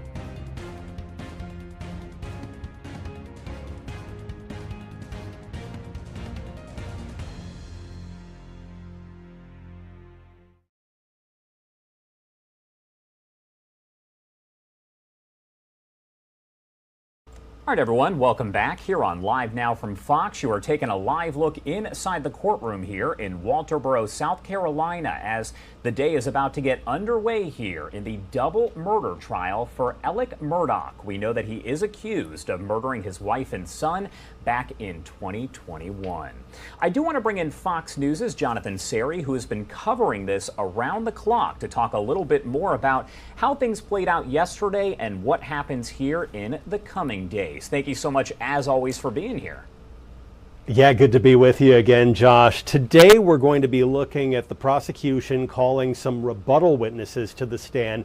They say they are expecting at least 4, but possibly as many as 5 witnesses to testify over the course of the day. This comes after the defense rested late Monday after emotional testimony from the defendant's brother, John Marvin Murdaugh, described the bloody crime scene where Alec Murdaugh's wife Maggie and son Paul were fatally shot. He described how he voluntarily, after police had left, voluntarily cleaned it up so his brother Alec would not have to deal with it. He said it was so horrendous he was barely able to do it. He also cast some doubt on the crime scene investigation, or at least that's what the defense was hoping. He said that at the time, shortly after the fatal shootings were reported, Maggie Murdaugh's iPhone was missing. Well, he was able to use a family member's iPhone, the Find Friends app on that, to locate Maggie's iPhone, but the brother said when he approached one of the investigators, which he believed to be a state agent, and came to him with this information, that the agent was dismissive, said, "We have our own technology coming in shortly that will be able to find the phone," and he thought that was rather odd. His testimony followed several forensic consultants who also tried to dispute some elements of the state's case against Murdaugh, one of them trying to cast doubt on the single shooter theory, saying that it made a lot more sense for there to be 2 shooters, both because of what he saw as the trajectory of the bullets that were fired, but also just that you had 2 long guns, 2 different types of long guns used in these murders, and said it would be cumbersome for a single person to fire one, set it down, pick up another one, and fire that. Or if he had one in a sling, that it would be banging around everywhere. And so the defense is really trying to promote this 2-shooter theory and cast any doubt that their client had anything to do with these 2 murders, Josh. And we do know that the jury will head out to the crime scene before, I believe, the closing arguments there. How long until we do expect the jury to actually receive this and be able to deliberate and make their decision? Yeah, they'll take this field trip out to Moselle. That's the 1,700-acre hunting estate once these rebuttal witnesses for the prosecution wrap up. And so closing arguments, which originally we thought might occur as early as Wednesday, now looks like we're looking at Thursday before closing arguments will get underway. So it's possible that you could have jury instructions late Thursday, probably more likely the very end of the week on Friday that we're looking at this going to the jury, Josh. A lot of people paying very close attention to this case. Thank you so much, Jonathan Seri, there with Fox News, for joining us. It does look like everything is now getting underway. Thank you again. My pleasure. All right, so what I do want to do is take you into that courtroom now. I am going to pop up the audio and listen in.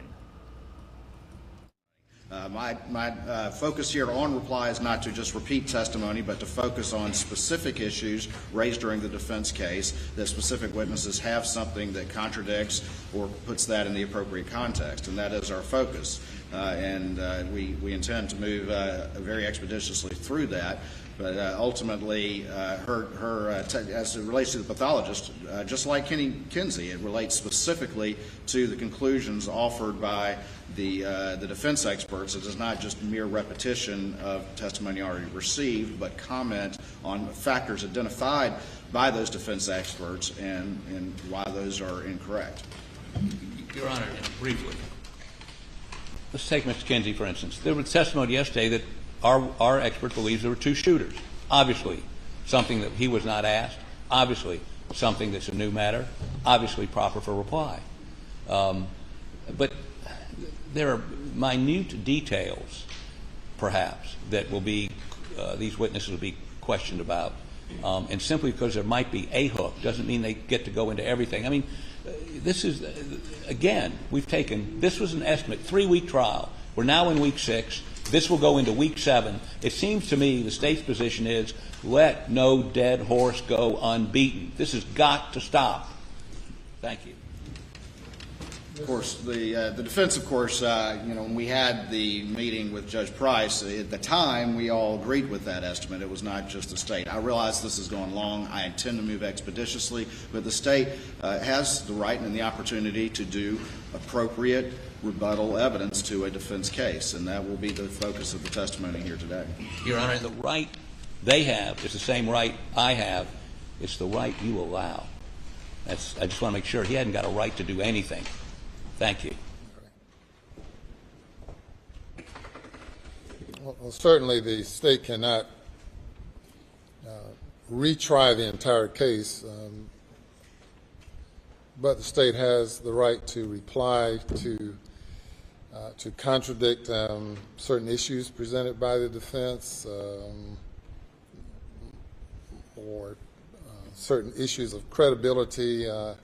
It has to be finely tailored such that we don't create a situation where a court will be compelled to allow rebuttal, which is almost unheard of. You mentioned State v. Prather. That was my trial. I was a trial judge in that case in Lexington County, a murder case wherein I allowed reply testimony actually by a SLED agent. The Court of Appeals in a 2-to-1 decision reversed the conviction. Then the Supreme Court reversed the Court of Appeals and reinstated the conviction that was obtained before me. So it can be a controversial and contentious issue. It almost always is, because there has to be a limit to the back and forth. I'm surprised to hear the number of reply witnesses that the state says that it intends to offer. I do not know.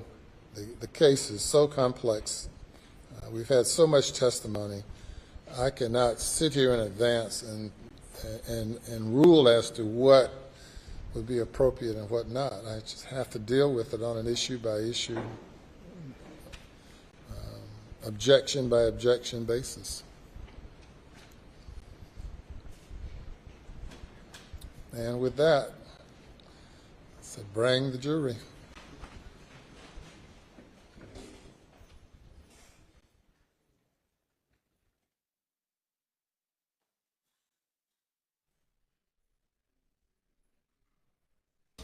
And you're going to hear the audio go in and out, especially as the jury is escorted in and out of that courtroom. We do know that we are expecting the prosecution's rebuttal to the arguments from the defense made yesterday, really, and in the past few days or so. Right there on your screen is Alec Murdaugh. He is the man who is accused of killing his wife and son on their property back in 2021.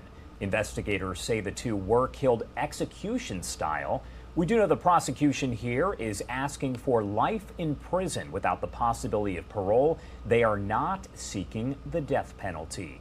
But as of right now, it does appear that once the jury is brought in, we will hear some more testimony as the prosecution does provide their rebuttal to the arguments that were made by the defense. Let's pop up that audio and listen in live, raw, and unfiltered. The defense's case. Now the state gets an opportunity to reply. May it please the court, Your Honor, the state calls Ronnie Crosby.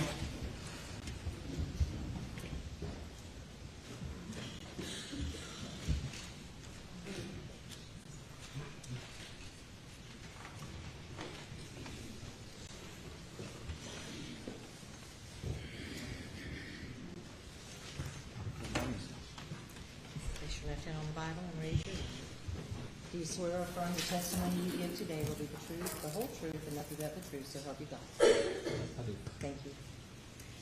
You'll have a seat on the stand.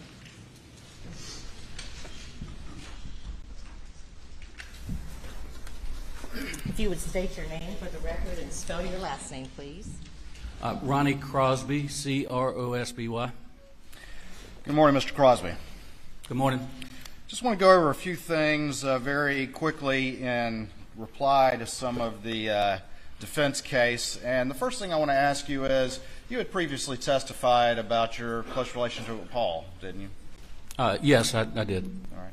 And over the years, did you ever have call to ride around the property with Paul, yours or his? More on my property, but some on one or more occasions at Moselle as well. What, if anything, would y'all carry when y'all rode around the property like that? Why? This is about Paul? In response. Yes, sir. This will be in specific response to the defendant's testimony and in his statements as well. I can be specific. I don't want to do a speaking response, but I can ask another question and maybe put it in focus, Your Honor. Okay. All right. You heard prior testimony that you don't go around looking for hogs in the daytime because they're nocturnal from the defendant, did you not? Or are you familiar that was what was said?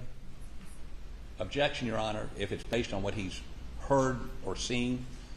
I mean, is this a comment made to him, or if we're going to delve into the appropriate way to hunt hogs day or night? I mean, this is not proper reply. I object. Objection's overruled. All right. You want me to? Yeah, if you don't mind asking a question again. Sure. All right. The first question is, have you gone riding around the property with your property or the Moselle property with Paul before? I have. All right. And what, if anything, would y'all carry when you would go riding the property? I believe the only time I rode with Paul was would have been looking for hogs, and more so on my property. All right. And what, if anything, would you carry when y'all were looking for hogs? Yes, Your Honor. Riding with Paul on his property, not Moselle. Objection's overruled.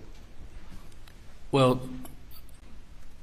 people who have hogs on their property, as a general rule, you would always take a rifle with you, be it day or night, because you never know when you're going to see hogs, and because they are such a nuisance, as I spoke to earlier in my testimony, you always want to be prepared to shoot them. So you would generally have some type of rifle and with you, a long gun. Objection, Your Honor. He's giving an opinion. He's not been qualified as an expert. Objection's overruled. All right. You've had plenty of experience in killing hogs on your property?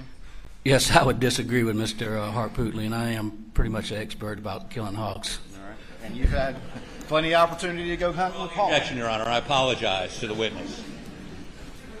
And you've had plenty of opportunity to go hunting with Paul or have him hunt on your property? Yeah, yes, I've been with him, and he's been on my property many more times. I didn't go with him every time he was on my property, but that's the general rule, that you would have a rifle of some sort. Paul, as this jury's been told over and over, was fond of that .300 Blackout. I've been with him while he had it.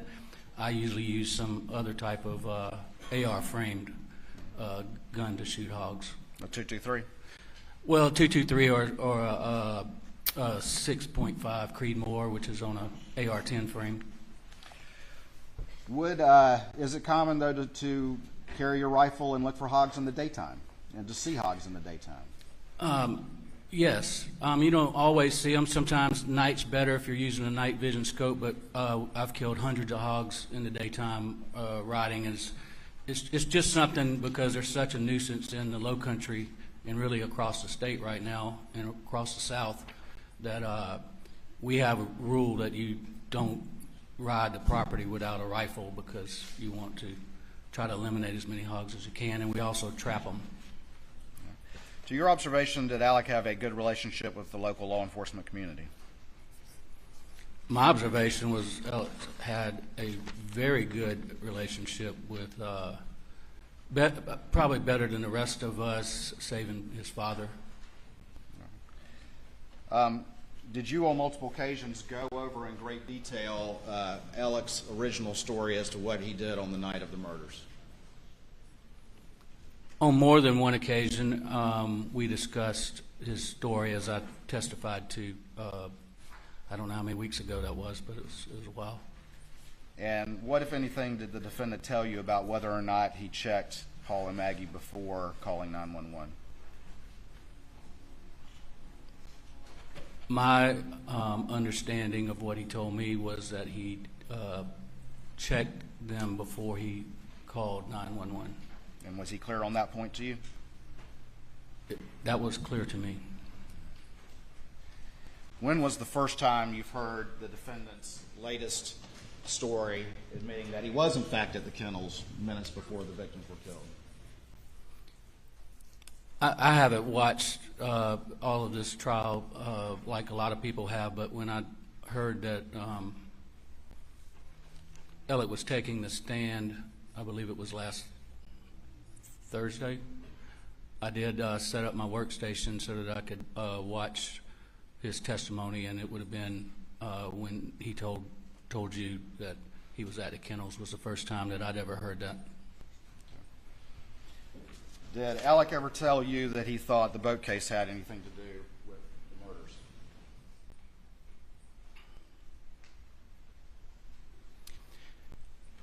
Consistent with what Alec told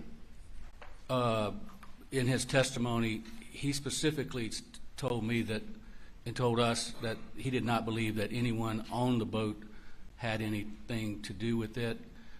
I don't recall any other conversations with him related to the boat case, but he specifically did not believe, and I think that's what he said last week, that anybody on the boat. But as far as anybody outside, you know, there was a lot of speculation going on, but I don't remember ever discussing that with him. And with him, right? Because we wouldn't know. I mean, everything beyond was, you know, I don't know. It would have been speculation, but I didn't have a conversation with him about that. Did you ever have a conversation with the defendant about Barrett Boulware needing money because of his illness? And you're referring to, yes, I did in I believe it would have been June of 2018. What was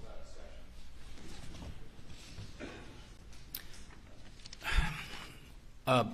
Barrett and Alec were very, what I consider to be very close. Improper reply.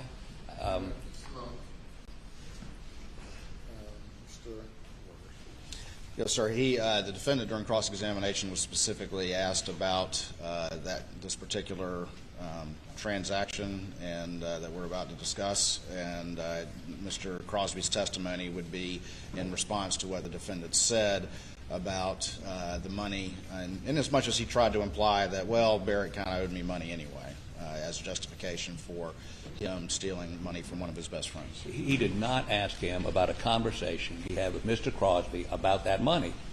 This isn't proper reply. This is going off on another tangent. Overrule the objection. Can you tell us about that conversation, please, Mr. Crosby? Yes. And if my year's wrong, but I believe, because I didn't know exactly what you were going to ask me, and I can go back and look at documents, but I'm sure it's in one of these exhibits when that occurred, the materials that Ms. Seckinger put in. I believe in June of 2018, Barrett, who was a good friend of Alec's, a lot closer to me. I think they were, in my perception, very close friends. But I had become friends with him and had done a couple of real estate transactions with him. That summer, I received a call from his son-in-law. Barrett was in the Mayo Clinic with stage 4 colon cancer. Objection's overruled. You are listening in there, live, raw, and unfiltered, to the testimony resuming in the Alec Murdaugh trial. He is on trial for the murders of his wife and son in 2021. Investigators saying that both were killed execution style. Right now, the prosecution is providing its rebuttal, speaking with more witnesses after the defense did provide testimony that included some testifying from Murdaugh himself. I do want to break down a little bit more about how all of this has played out so far. So let's bring in an expert. David Weinstein is a former federal and state prosecutor. I do want to talk more about everything that's happened so far and what happens next. Thank you so much for being here. You're welcome. So first off, let's start with Alec's testimony himself. So he did testify over a 2-day period last week. What were your thoughts watching that? In order for him to get his story out, and I felt that he was more aggressive with that than his attorneys might have been, because remember, they're just trying to establish reasonable doubt here in the mind of one or more jurors so that the government's case has not been proven. You either believe what he's said on the stand, if you're a juror or if you're watching this, or you believe that he is a professional liar and that his testimony was a lie. And so there's really no gray area here. It's one side or the other. He certainly was more polished during his direct examination. A couple of things I noticed during his cross-examination, he would often repeat the question that was asked by the prosecutor. Now, to me, based on my experience in the courtroom, that signals that he's trying to think of the answer that he's going to create for that question that's been asked. He was a little bit evasive. The prosecution certainly scored points by getting to him and getting him to admit that he lies on a regular basis, that he is a trial lawyer, that he puts on a performance in the courtroom to convince jurors about what he is saying, and that's what they should be believing. So the question becomes much like it does with any witness. You've admitted that you've lied in the past. You've said you've lied about certain things, and that would be his presence at the kennels, other statements that he made, willingness to come up and interview, and some other statements he's made. And yet you're telling the jurors to disregard all of that other lying and that pattern of lying and believe you when you look them in the eye and you tell them, I didn't shoot my wife, I didn't shoot my son, I would never do that. And that's what this jury is going to have to wrestle with. And so before closing arguments, we know that the jury is actually going to go over there to the crime scene. Cameras, of course, not allowed over there as this happens. Why would they go over to the crime scene, and does this happen very often? Well, let's answer your second question first. It does not happen very often because there are pictures, there's video, a juror can experience what the crime scene looked like. And the other reason it doesn't happen very often is that that location doesn't look anything like it did when this crime occurred a number of years ago. And so if I'm the prosecution, I'm not sure I want them to go to the crime scene because it's not really a crime scene anymore. It is now the location where the murders occurred. There were videos taken contemporaneously and pictures, so that's a more accurate description or visualization of what happened. But the defense wants them to go there because they want them to see the actual distances between the kennels and the homes, the trail, how long it would take him to get from point A to point B in a golf cart by walking, how close the area was, would someone have heard gunshots if they were in a particular location, if in fact he had committed the crimes, would there have been blood splatter? But none of that's going to be there anymore. And the other problem is that nobody can really talk because it's the location that is providing the testimony. The judge will accompany them, the prosecution, the defense, the defendant is entitled to accompany them as well. They've been making a bit of a charade about how he appears in court. We know he's in custody. I'm sure the jurors have figured that out by now. But everybody's there to look. Nobody can ask any questions. Nobody can say anything. Nobody can suggest anything. And so that throws another wrench in the plans here, because if somebody says something or does something, there may be grounds at this late stage of the game for a mistrial. So everybody has to be very careful as they walk around the compound. And so, as you said, they can't ask questions. They can't do anything of that nature. So does it seem like possibly the defense is hoping that maybe someone will slip up and that's why they're doing it? No, I don't think it's that they're hoping that somebody's going to slip up, but I think a lot of his testimony talked about where he was, what he did, how long it took for him to get to point A to point B, where he would have been when the shots were fired, how quickly he could have gotten from one place to another, just where the kennels were, how big the kennels were, what the rest of the compound looked like. And so the defense wants them to see that live and visualize it, not to just look at it in pictures and video. And so that's why they want them to go out there. And again, on top of that, it doesn't look anything like it did a number of years ago when the crimes were actually committed. So they're hoping that that will somehow sow the seeds of reasonable doubt in one or more of these jurors. How long do you think this trial is going to go on before we do get to jury deliberations? I know today, of course, the prosecution is providing their rebuttal. They're speaking with a witness on the stand right now. Then there are closing arguments. When do you see this actually going to the jury? Well, it's only Tuesday. I believe they said they were going to call 5 witnesses. So they could get through these witnesses depending on the extent of cross-examination, the length of the direct testimony. They might be done with them today. They could be done with them early tomorrow. We know we've got the crime scene visit coming up. So if they get through with the witnesses, the crime scene visit by tomorrow, they'll be working behind the scenes, the lawyers, to come up with the jury instructions. They could do closing arguments on Thursday, full day, and then if it spills over into Friday, give the jury the case on Friday and let them begin their deliberations by the end of this week.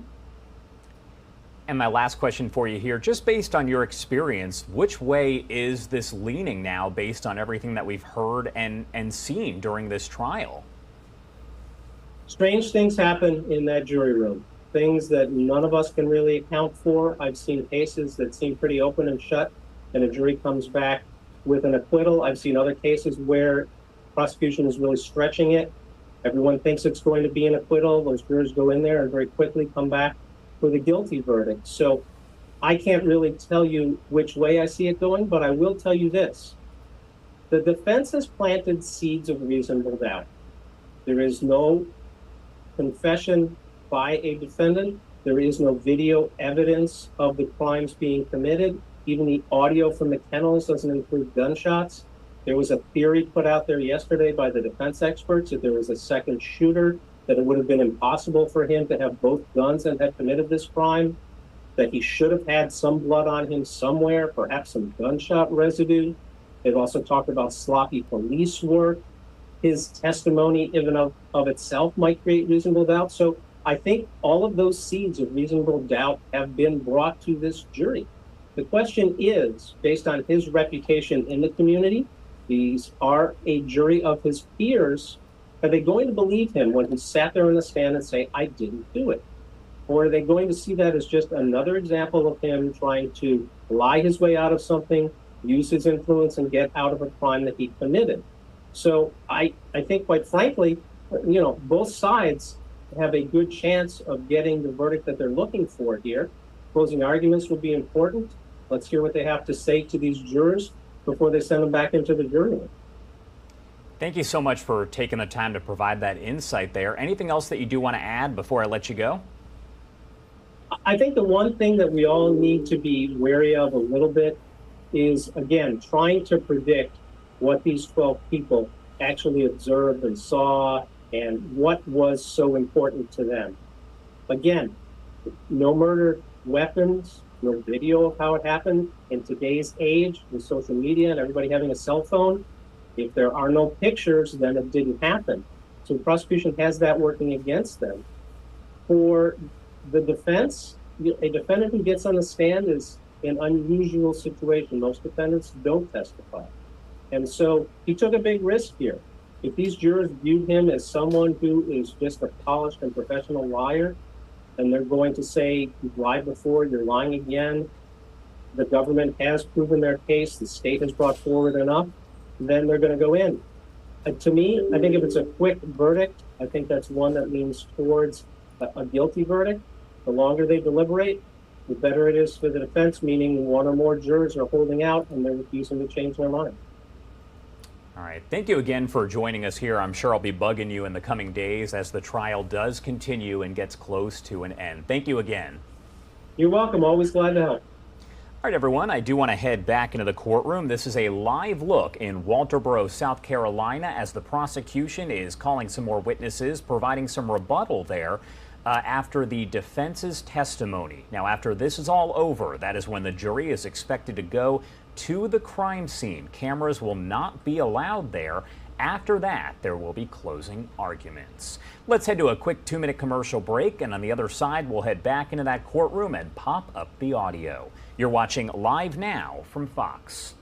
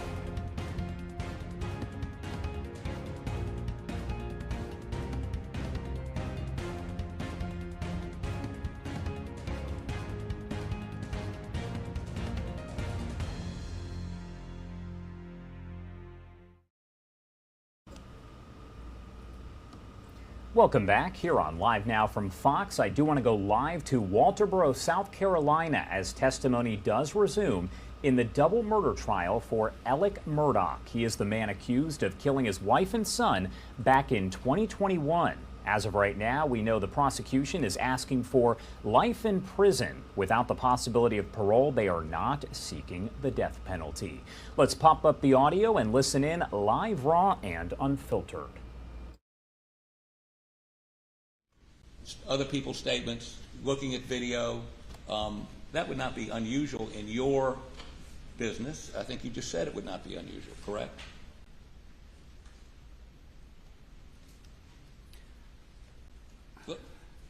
Strike that. You're trying to take me somewhere that you probably don't want to.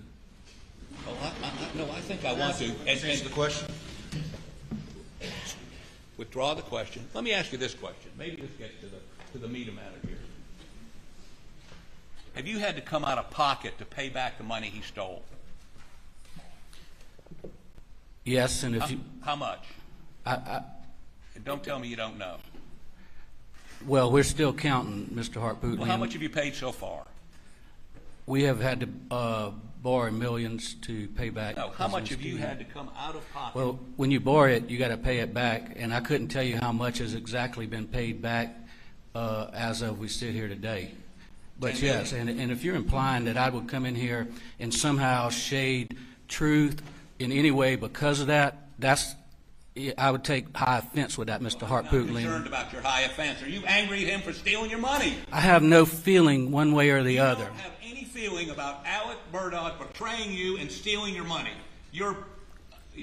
I admire you. I don't know that I could look beyond that. Objection, Your Honor. Objection. It's sustained. There's not a question. The jury is to disregard the argument. You are not angry with Alec Murdaugh?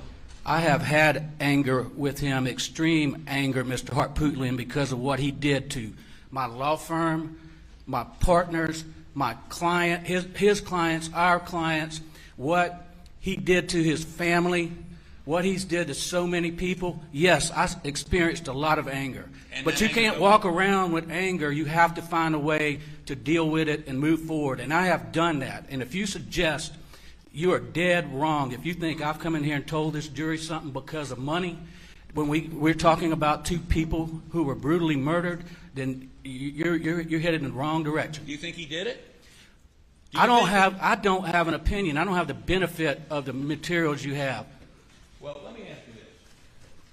You're angry with him, stole millions of dollars from your firm. You admit your firm's not even called the Murdaugh firm anymore, right? It is not. I don't admit that I'm angry right now. I told you I've gotten away from that. I don't have any feelings because you can't walk around with anger. I have been very, very angry about it because of what he's done. And he did it in a very callous way, a very deceitful way. And you carry no, I'm sorry, maybe I just saw some anger there. Were you angry just a moment ago? No, you keep trying to push a question and don't want to accept my answer, which is what it is. That you've just given your Zen, your Nirvana, your whatever the... Your Honor, objection. Mr. Harpootlian, I came to the scene of these murders to support my partner. I was there. I saw things that hadn't even been talked about in this courtroom. I was there. I love Paul very much. I thought I knew who Alec was. I did not. And it's hard to you might not understand, but it's hard to walk around with anger, and hard to even walk around with it when it's with somebody who you didn't know and didn't understand. So you might have be that way, but you know, I've got to function, I've got a family, I've got to move on with life. Were you aware that he went to rehab in 2017? I was not, Really? other than what was said by Alec in this courtroom. You never were aware he had a drug problem? I was unaware. Okay. Sort of. And if I would have been known, I would have tried to help him. You indicated that he could be emotional in trying a case, correct? He could be. He was theatric, much like his father and grandfather had a courtroom theatrics, and he could be emotional. Any of your other partners that way? Johnny Parker? No, Johnny's quite the opposite. Johnny's very Laconic, I believe, is the best way to describe it. He doesn't show emotion. Nobody else in your firm was theatric or emotional? Not to Alec's level. You don't know any other lawyers in the state that go to that level? You're asking me a question right now. I don't know. You might yourself. I don't know. I don't know what other lawyers do. I'm usually trying cases against defense attorneys, so I don't get to see plaintiffs' lawyers anymore. Okay. Well, I want to thank you for. Well, let me ask you one last thing. This Boulware guy that he stole all the money from, Mr. Boulware, remember him? Yes, I remember him. How much money did you steal from him? Do you remember? He stole $70-something thousand in June of 2018. Mr. Boulware died in September, I believe, of 2018, and I believe another $270-something thousand after Mr. Boulware's death, sometime in or around February of 2019. Have you and your partners paid Mr. Boulware's estate or his folks back? Yes, I met with them personally. Okay. And even though it's cost you your firm and it's cost millions of dollars to you, you have forgiven him? You bear him no ill? I didn't say I forgave him. You're just not angry about it anymore? I said I have no feelings. And I had to work on that, Mr. Harpootlian. You know, when you go through what we've gone through, not only the trauma of losing people we loved in a double homicide, seeing the aftermath, and then learning that someone you've worked with for more than 20 years had been stealing throughout a period of time and deceiving us, there's a lot of emotion there.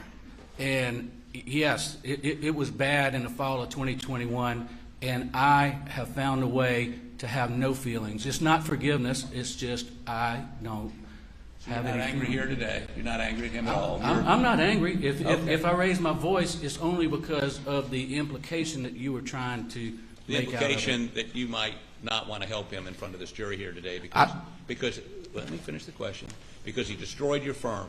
He stole millions of dollars you had to pay back. He deceived you.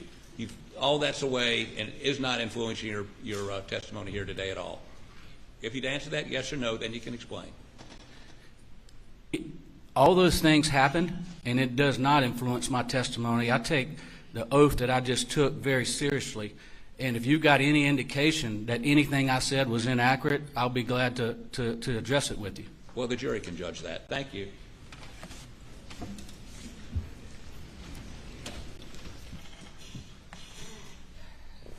How long did you know Alec? Since the late 90s. And knowing what you know now, was he able to look you in your eye and lie convincing to you day in and day out? He did. And was he able to look juries in the eye and display emotion? Objection, Your Honor. That is not appropriate redirect, and it's leading. The objection is sustained. Mr. Harpootlian asked you about some of the things that you have gone through. And is your issue with Mr. Harpootlian's questioning the implication that you would come in and shade things in front of this jury? Objection, leading. What is your concern with Mr. Harpootlian's questioning of you? Can you express that to the jury, please? All that he just went through with you, sitting up on the stand, having to deal with this, what is your problem with what he was trying to say? Well, I fortunately, to start with, I took an oath to tell the truth. But we as lawyers also have oaths and obligations to a court. And it goes a lot deeper than just that oath. We are bound by rules of professional conduct, ethical rules that I take very seriously as a lawyer. To my knowledge, I enjoy a very good reputation as far as being a person of integrity. And that's what I took issue with, is him attempting, because he cannot impugn my integrity. That's fair. Would you take a .22 if you went out looking for hogs? Possibly a .22 Magnum, which is a long rifle. Which is a long rifle? Yes. You take a long rifle, not a pistol, is that correct? Yeah, I would never. I'm not a good shot with a pistol, but I would never take a pistol. And what was Paul's favorite gun for shooting hogs with? I knew he always had a .300 Blackout, but I don't know if he shot him with anything else. Thank you. Nothing further. Anything further? I'm sorry, Your Honor, I just can't leave this alone.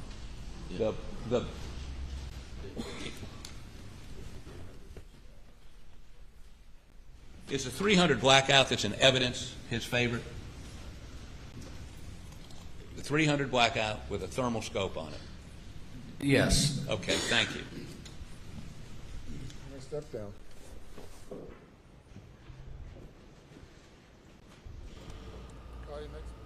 All right, we are inside the courtroom in Walterboro, South Carolina, as testimony is resuming in the Alec Murdaugh double murder trial. The man is accused of killing his wife and son back in 2021, and the investigators do say that they were killed execution style.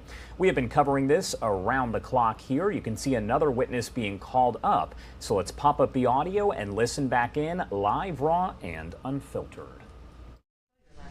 Yes. It's Dr. Ellen Reamer, R-I-E-M-E-R. And just to advise the gallery, if everybody could seal the monitors, please, and the media be advised of that.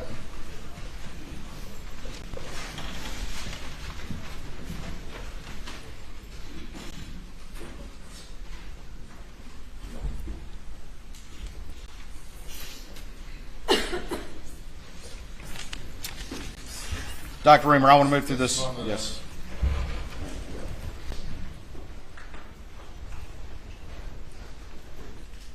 Dr. Reamer, I don't know if I'm necessarily even going to put them up on the screen. I am going to show you some images. I know the jury have seen these, and I don't want to belabor the point, and I want to move quickly. But just very quickly, you've been previously qualified as an expert in this trial in forensic pathology. Is that correct? Yes. And you've done how many autopsies? Remind the jury, please. Around 5,500. Since I was last here, I've done a few more. Excuse me. I can't see a monitor anymore. Okay. I haven't put anything up yet.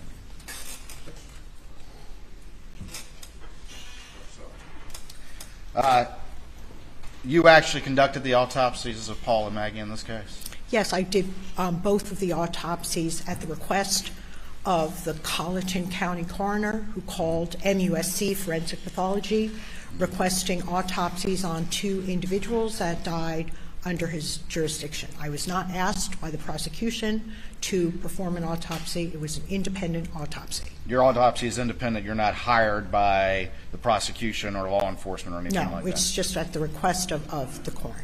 All right. You've had a chance to hear the testimony of the pathologist for the defense that testified yesterday? Yes.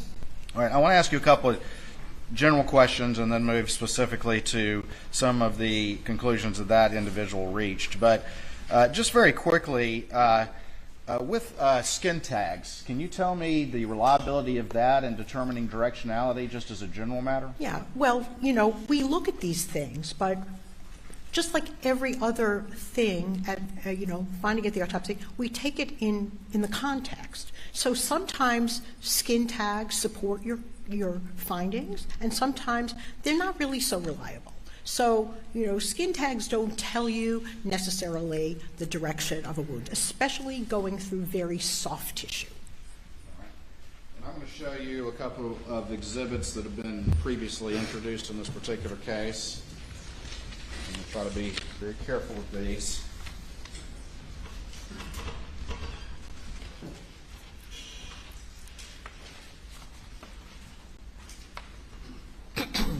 I'm going to show you what's been marked as exhibits, defense exhibits, 159, 160, and 161. And if you could take those out and just tell me if you recognize those. And again, please be mindful of the direction in which those images are presented. Excuse me. I'm sorry.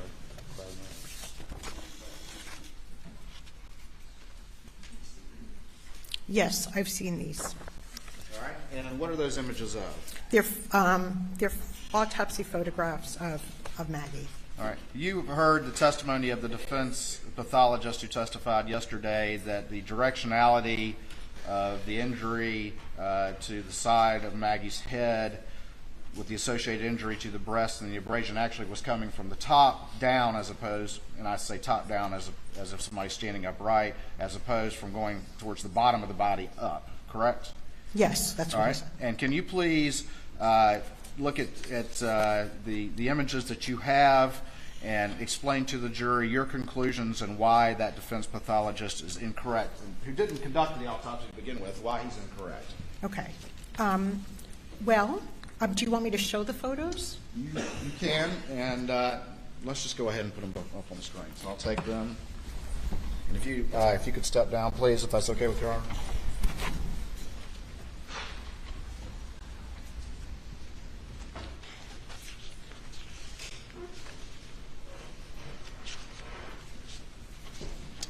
And first, I'm going to show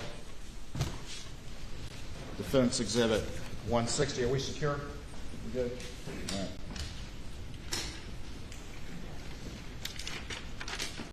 All right, and that's Defense 160. And Dr. Reamer, if you can again explain to me your specific findings and how they relate to the testimony from yesterday. Yes. So we have the abrasion on the left shoulder, clavicle area, and then we have an entrance defect in this left side of the face. We can see a hole there. It's a hole. And there was a defect in the left temporal lobe of the brain, which was included All right, so it appears we are not seeing those photos, so I do want to take this moment to call your attention over to the left side of your screen. That is where you can see the top stories that we are working on today. Up at the top there, the Supreme Court taking up a partisan legal fight over President Biden's plan to wipe away or reduce student loans held by millions of Americans. The High Court today in 2 challenges to the plan, hearing these, which it's so far been blocked by Republican-appointed judges on lower courts. Arguments scheduled to last for about 2 hours, but likely to go longer. Those started just about 30 minutes ago. We'll bring you the latest here on Live Now from Fox. We're also keeping an eye on storms coast to coast across the country here. At last check, FlightAware showing there are 450 flight cancellations and more than 600 delays as a result of those storms, again impacting people coast to coast. Let's head to a quick 2-minute commercial break. On the other side, we'll pop the audio back up and listen into the Alec Murdaugh murder trial. You're watching Live Now from Fox.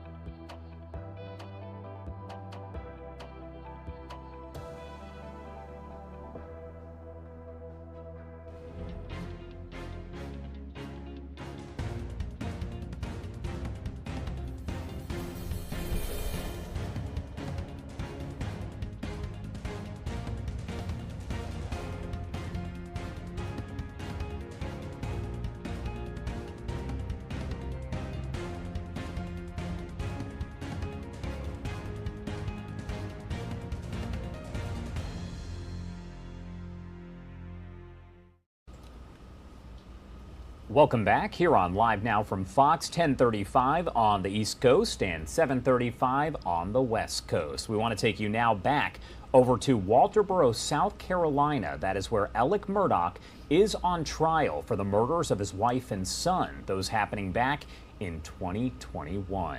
Going over just some of what happened yesterday, a defense expert in that double murder trial did testify that he thinks 2 different shooters killed Murdaugh's wife and son. The idea has hovered over the trial because 2 different weapons were used and no evidence has been presented suggesting either victim tried to defend themselves. Let's pop the audio back up and listen in. As you can see, Alec Murdaugh right there on your screen. He is crying over at the defense table. During your direct testimony that there's no way for this to be a contact wound, but now you have specific observations about the defense conclusions. Well, you know, I didn't think it was necessary for me to point out every feature, physical feature of the wound that demonstrates that the entrance was to the top of the left shoulder and then went into the left side of the head before exiting the top of the head. Now, before I go on, I do want to say that I agree with the book that keeps being brought up, that when there is a contact shotgun wound to the head, there's massive gas expansion within the cranial cavity, within the skull.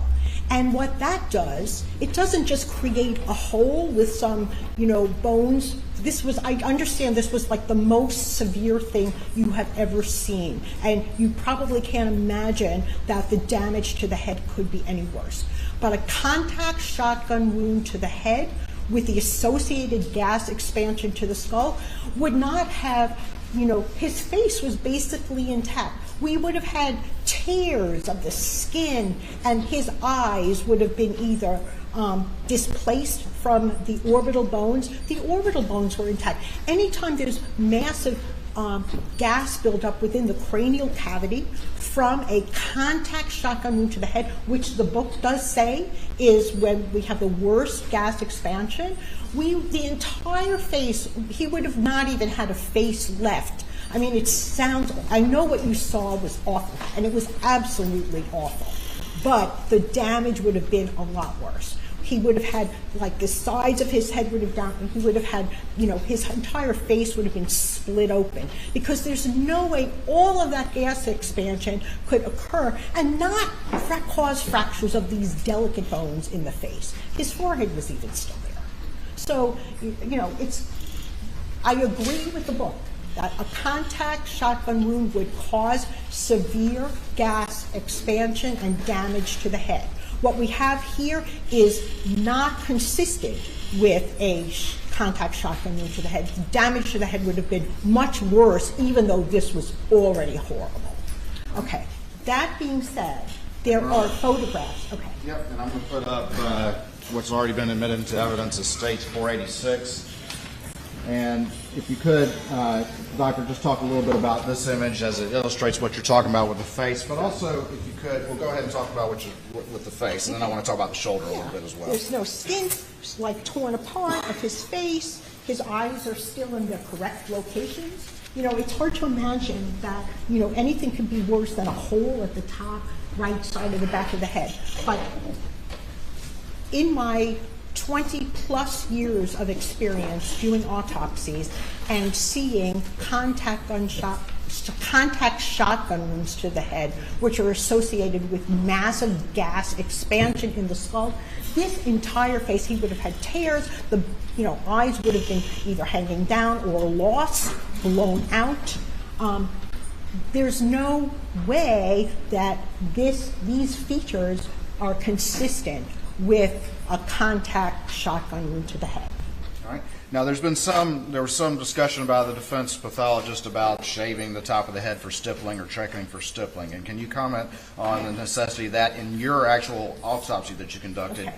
So, he also said that sometimes we actually don't see the soot. Like he said, if Dr. Reamer shaved the area, she would have had the opportunity to see the soot. So suppose I didn't see soot, or I did see soot.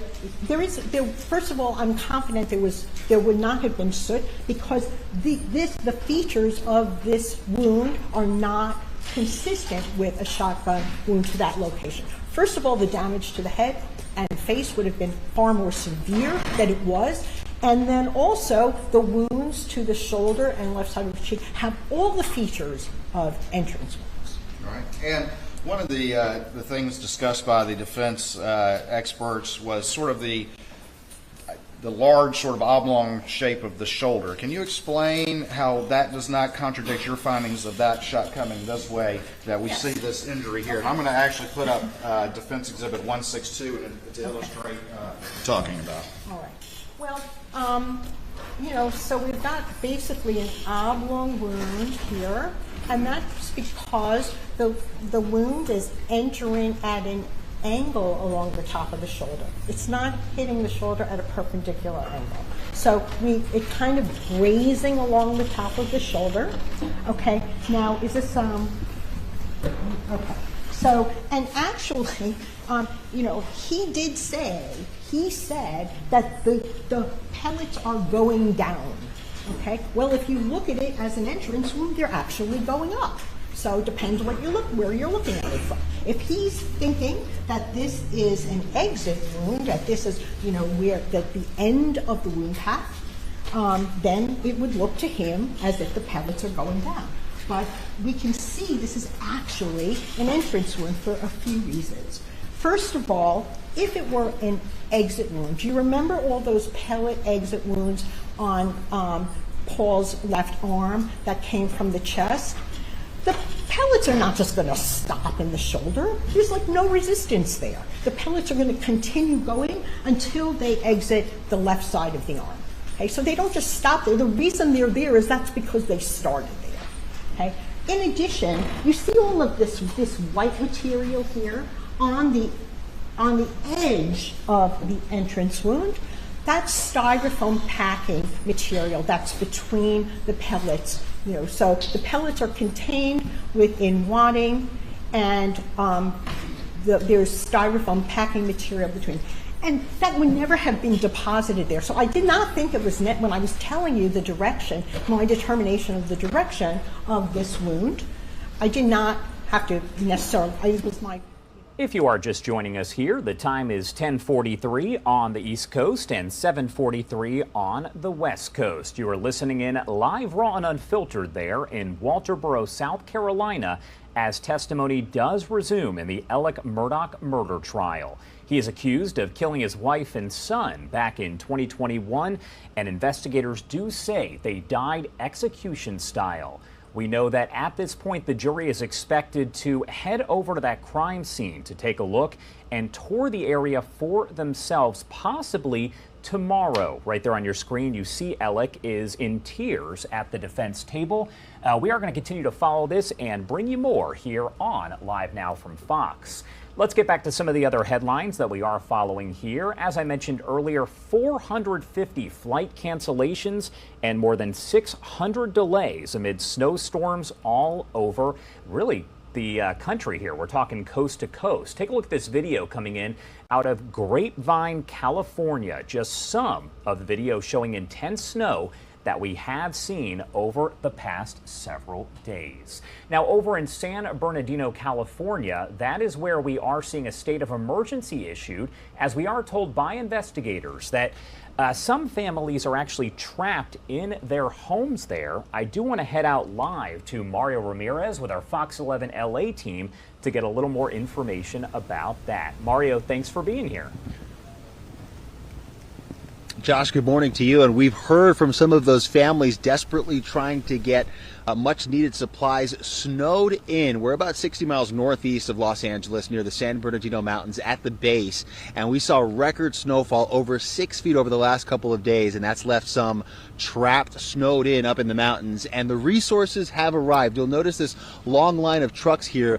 These are all carrying food and groceries. And before they go up with California Highway Patrol escorts up this windy road, they're going to be putting chains on their tires, which is why they're here pulled over on the side of the road right now. But some of these people have been trying to get up into the mountains or out for days now. We have some photos here to show you the conditions that people are seeing in the San Bernardino Mountains. Cars and front porches completely covered in snow, and for many there's no way out as more storm activity moves in. There's just too much snow and not enough plows and equipment. The county has now declared a state of emergency, hoping to get federal and state resources to help some of those trapped families with supplies and food. Some have been trapped in their homes as their roads go untouched by snow plows. And with hundreds of roads still shut down, most businesses closed, and gas stations beginning to run out of fuel, people staying in these mountain communities are hoping that they'll get more help soon. So Highway 18, 330, 138, and 173 in the San Bernardino Mountains remain closed because of snowy and icy conditions. And they've been making some progress on the primary roads, but it's a lot of those residential streets that still remain untouched. Now, coming back out here live to our shot, this is a look inside one of the back of these food trucks. You've got lots of canned foods, juices, Gatorades, bread, again, much needed supplies for these people who've been trapped, snowed in the San Bernardino Mountains. And the California Highway Patrol says they may start escorting residents up and down into these mountain areas as early as 11 o'clock this morning. So a few hours, and I know some people are really desperate to get back to their homes or leave the area as we're continuing to see more snow fall in the mountains. Josh, back to you. And I know that the roads, some of them there are still closed. Is there any sort of timeline on when some of those could reopen? Well, according to Caltrans, there's no specific timeline. They were hoping to have things completely reopen by today, but we're expecting more snow today as well as tomorrow, so things are pretty unpredictable as far as when they'll fully reopen. But we can tell you, speaking to some of the residents worried about getting back, we talked to one woman yesterday who said that the fire department had to break into her home to feed her pets, her 2 dogs. Then after that, her home was looted. So frustration, anxiety building up along with snow totals here in the San Bernardino Mountains as residents are trying to access these roads, Josh. Awful. Well, Mario Ramirez with Fox 11 LA, as always, thank you so much for taking the time to join us, and stay safe out there. Thank you, Josh. Take care. It is 10:47 over on the East Coast and 7:47 on the West Coast. Let's head to a quick 2-minute commercial break. On the other side, we'll head back into the courtroom there in Walterboro, South Carolina. You're watching Live Now from Fox.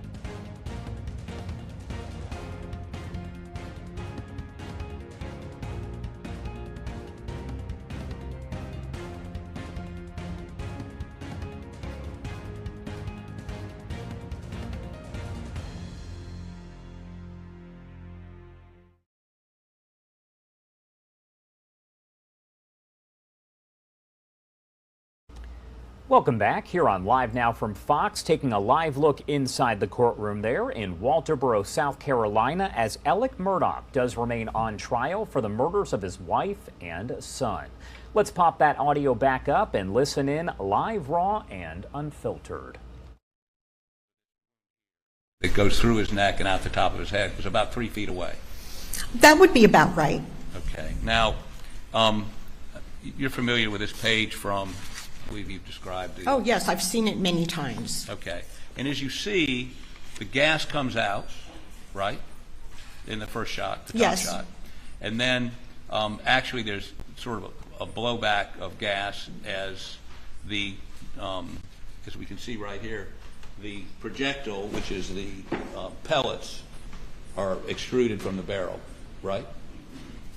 I mean, the gas pushes the pellets out. Well, there's gas expansion, and that helps propel the pellets, yes. I agree with the book. This was not a contact shotgun wound to the top of the head.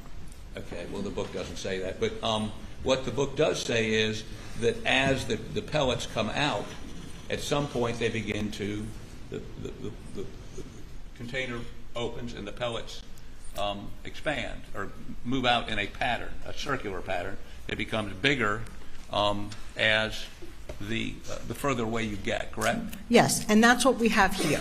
Okay. But this is actually demonstrating specifically a contact shotgun wound to head. But we do have splaying outward of the pellets. We can see on the left shoulder, they're fairly clustered together because they're first starting to be released from the wadding. And they did spread out. We have some of them down in the neck, some of them in the brain, and so they are spreading out. I don't see how, yes, it's a respected treatise, but this is specific to a contact shotgun wound to head. This is what this is describing. Really? Well, it's fine. It doesn't matter. I can look at my photos. I can look. If you're going to talk about theory, the photos. Doctor, Your Honor, I'd ask you. I would ask you to tell the witness to be responsive. She is going on a diatribe. Excuse me. I'm asking the court to instruct her to answer the question as specifically as she can.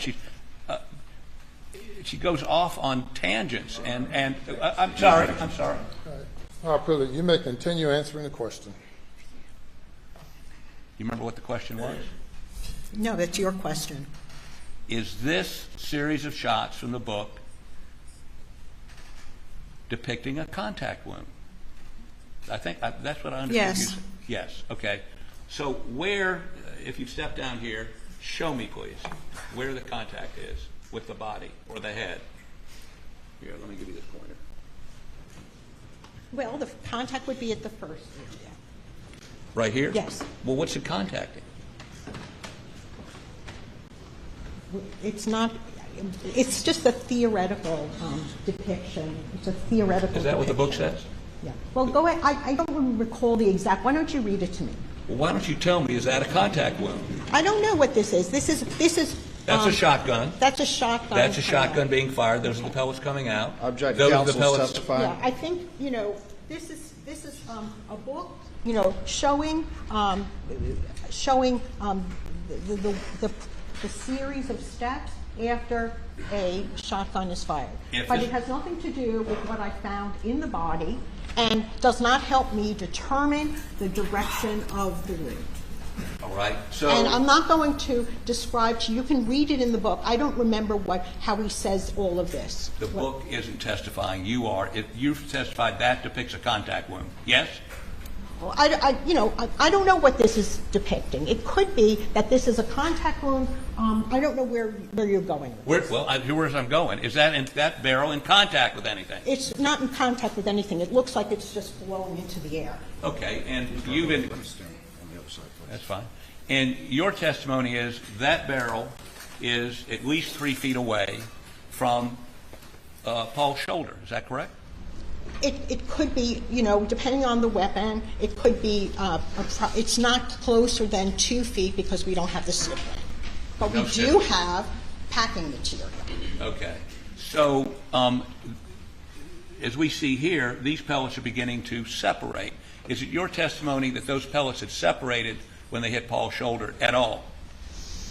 They are starting to separate. We don't have the complete, widening of it. They're still relatively clustered together, but they're not as close as they would be if they were still contained within the wadding. Okay, now, at 2 feet, is there any gas left, or is it all dissipated like this picture shows? Well, what we have here, if there was more gas, if there was a contact wound to here, it's not a contact. I understand. The gas, you're wanting me to say yes or no, and yes I can't because I have the knowledge to explain how this relates to examining the body.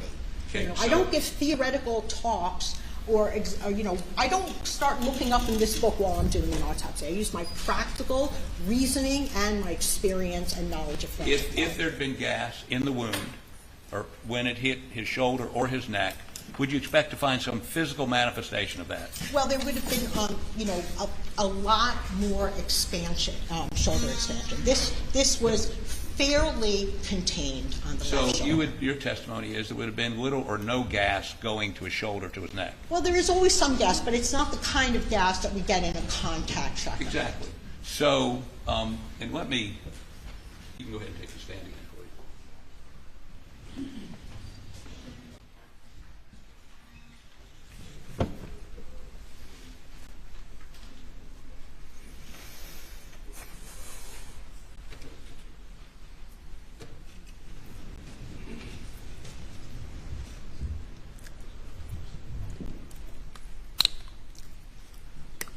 sorry, it's going to take a minute to get, no, not that one.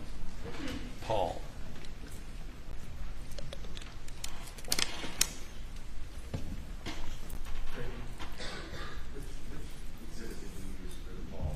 Paul Lane, that one. I don't remember the number off the top of my head. Could be over there somewhere. 160 something, I think. Ladies and gentlemen, have you go to the jury room for a break. Please do not discuss the case.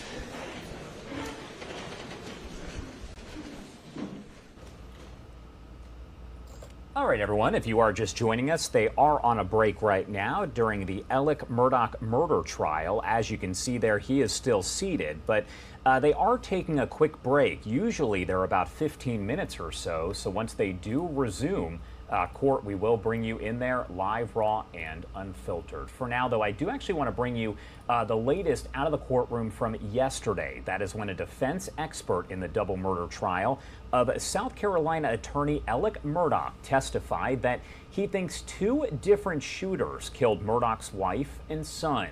The idea has kind of hovered over the trial because 2 different weapons were used and no evidence has been presented suggesting either victim tried to defend themselves.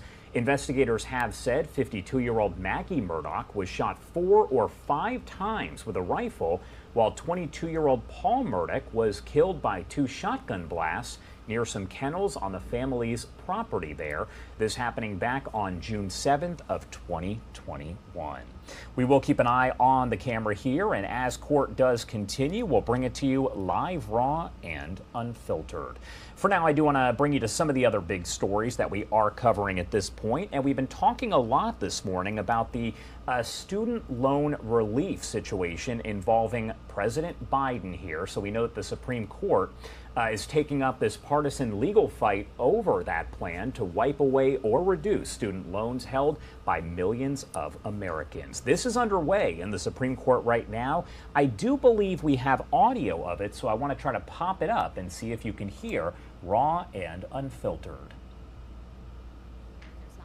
Kind of direct effect. Of course, as I've already mentioned to Justice Sotomayor, we think that this is a self-inflicted injury to begin with, so the court doesn't need to get into those issues. But even if it does, here the kind of downstream effects on tax revenues bring this case within Florida versus Mellon as the closest analog and not Department of Commerce. Thank you. Justice Kavanaugh? I'd like to pick up on the Chief Justice's and Justice Thomas's questions on statutory text and then our precedent. I think you said earlier, what was Congress in 2003 supposed to do in terms of advance authorization? But of course, they could have in 2003 referred to loan cancellation and loan forgiveness, and those are not in the statutory text. So then that leaves us with a situation that I think we've seen before, an old statute with general language, Congress specifically considering the present issue repeatedly, but not, as you acknowledged, passing legislation that would authorize the specific action. And then in the wake of Congress not authorizing the action, the executive nonetheless doing a massive new program. And that seems problematic under, going back to the benzene case, the Brown and Williamson, UARG, you know the line of cases. So why does this case not fit into that formula that we've seen before in prior cases? So there was a lot packed in there, and I want to be careful and try to respond to each of the considerations you raised, because I think actually down the line, this case is a far cry from those prior situations the court has confronted. You mentioned the idea of taking an old statute with, general language or cryptic language and pressing it into service.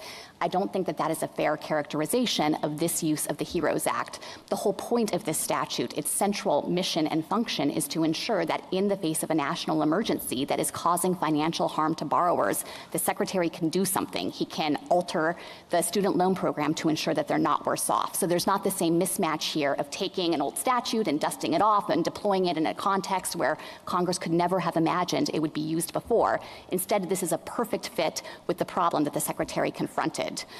You also suggested that there would have been a clearer way for Congress to formulate this language, that there's no express reference here. But I think that that doesn't carry a lot of significance in this context because, of course, Congress didn't enumerate any of the possible forms of relief under the HEROES Act. It says that the Secretary can consider waiving or modifying all Title IV provisions. And certainly, if there was an enumerated list, you might be able to draw inferences from that. But here, I think the opposite inference applies, that Congress wanted to cover the waterfront and ensure in advance that the Secretary had the tools, depending on whatever situation he confronted, to make sure that student loan borrowers weren't going to be left worse off. You mentioned the congressional inaction, and I think that it's true that I acknowledge that demonstrates that this is a politically significant issue. We have never contested that point.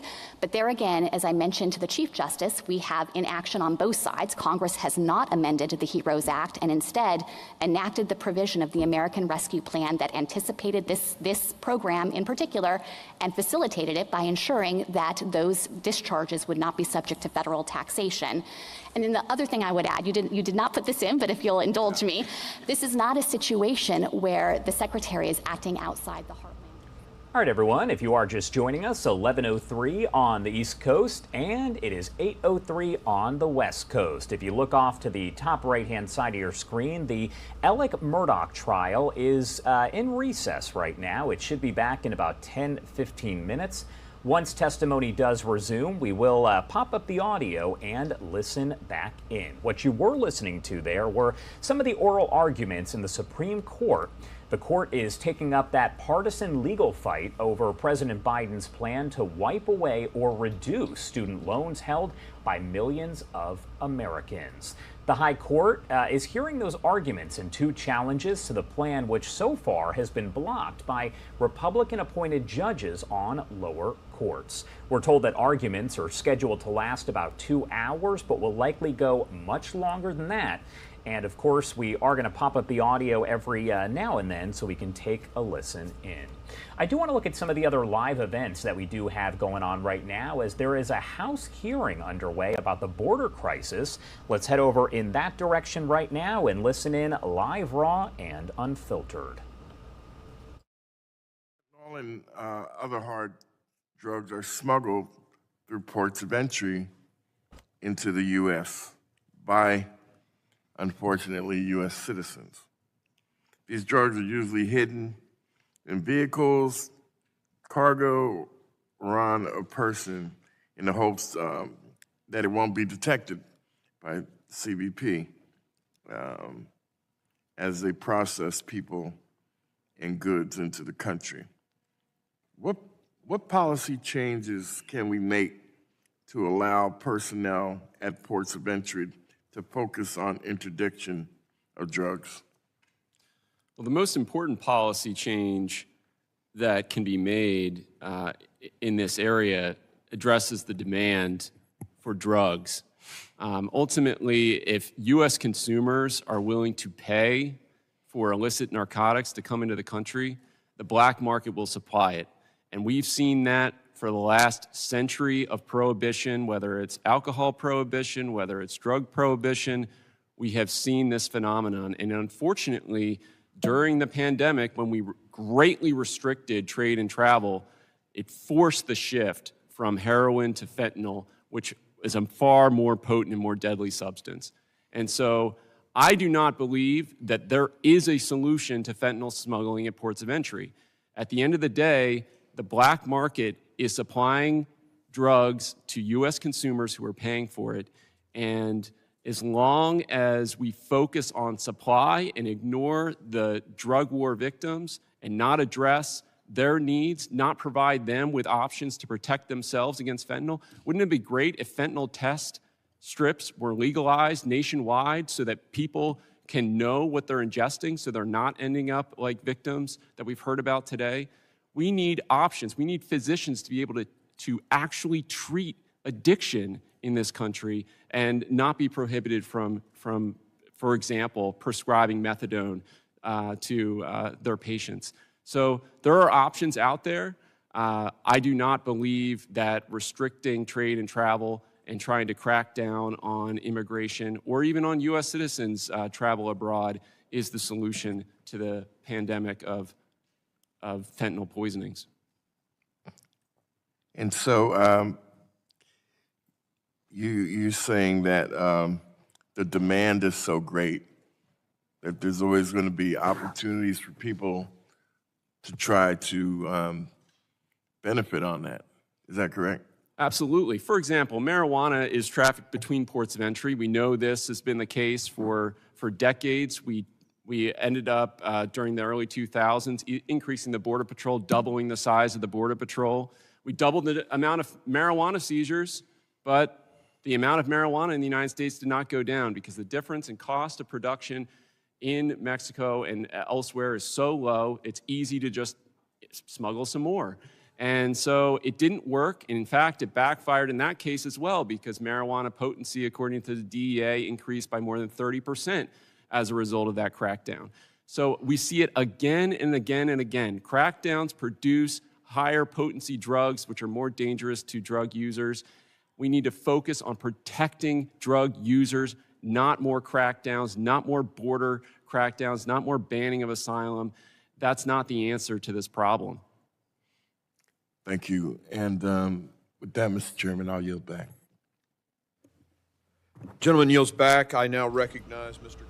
11:08 on the East Coast and 8:08 on the West Coast. We are listening to a House Homeland Security Committee hearing on the border crisis, one of several events going on right now, live, raw, and unfiltered. You can see up on the top right-hand side of your screen, we do expect the Alec Murdaugh trial to resume any minute now. They took a quick recess during some testimony here. Let's head to a quick 2-minute commercial break, and on the other side, we will wait for the trial to resume, but also pop the audio back up on this Homeland Security Committee hearing. You're watching Live Now from Fox.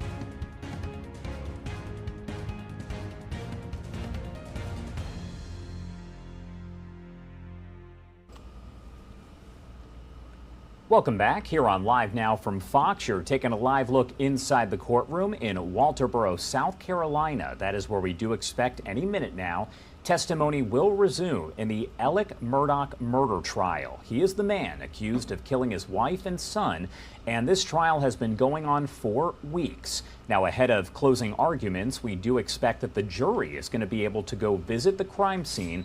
Cameras will not be allowed out there, but we'll bring you the latest information, and once testimony does resume, we will take you back out there. I do want to head back into this House committee hearing right now. This is with Homeland Security, and it is all about the border crisis. So let's pop up the audio and listen in. 175,000 in addition to the 250 once Title 42 goes away, assuming that the numbers DHS has provided is correct. What would that do to your community? Well, it will demolish our community, and it will demolish communities like Yuma, and not just mine. What happens in my backyard today will be in your front yard tomorrow, no matter what state you are in. And explain that statement, very powerful statement. What happens in your backyard today will affect our front yards tomorrow. Explain that statement, please. They estimate that 50% of all illegal drugs in America come through Arizona's borders, and I would say that 90% of that comes through Pinal County on the I-10 interstate or I-8 interstate on its way to Phoenix. Then it gets transported out to the other states. So when I say what happens in my backyard today will be in your front yard tomorrow, that's what I refer to. And that's not just drugs, it is also humans being trafficked for slavery. And let me ask you this, Sheriff. We've had testify before this committee before. Secretary Mayorkas has testified on several occasions. He's told both myself and Congressman Bishop to my right that the border's secure. He's also said that in Senate hearings. He said that in interviews that he's given to the media. You there being just 50 some odd miles from the southwest border, do you agree with that assessment? Do you agree with Secretary Mayorkas that the border is secure? I'd like to preface this first by saying I tragically lost my son and my granddaughter in December in a car accident. I got a handwritten note from Secretary Mayorkas, which touched my heart deeply, but I do not agree with his sentiment that the border is secure. It is not secure. It has never been more unsecure. Thank you, Mr. Chairman. I yield back.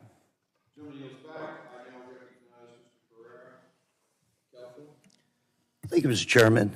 Ms. Taylor, first of all, I want to say my heart goes out. I pray for you and your family. Back home, fentanyl is touching everybody that I know. I live in Santa Ana, California. We're about 100 miles away from the border.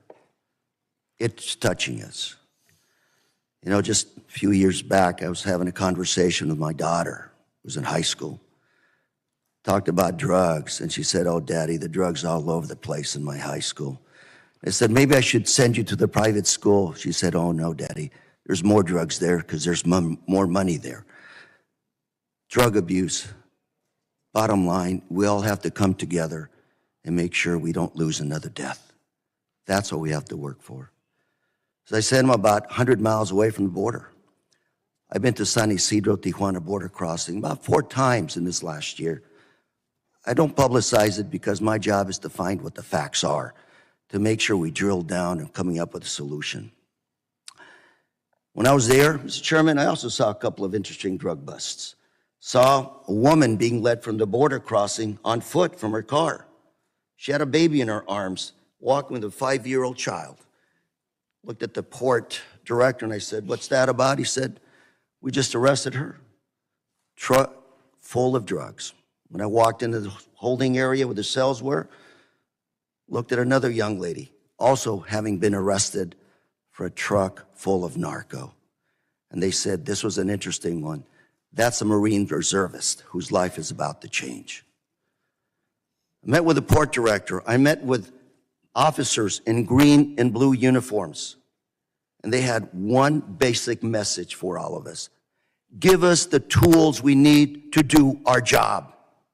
Number one, we've all known it for years. We don't have enough agents out there.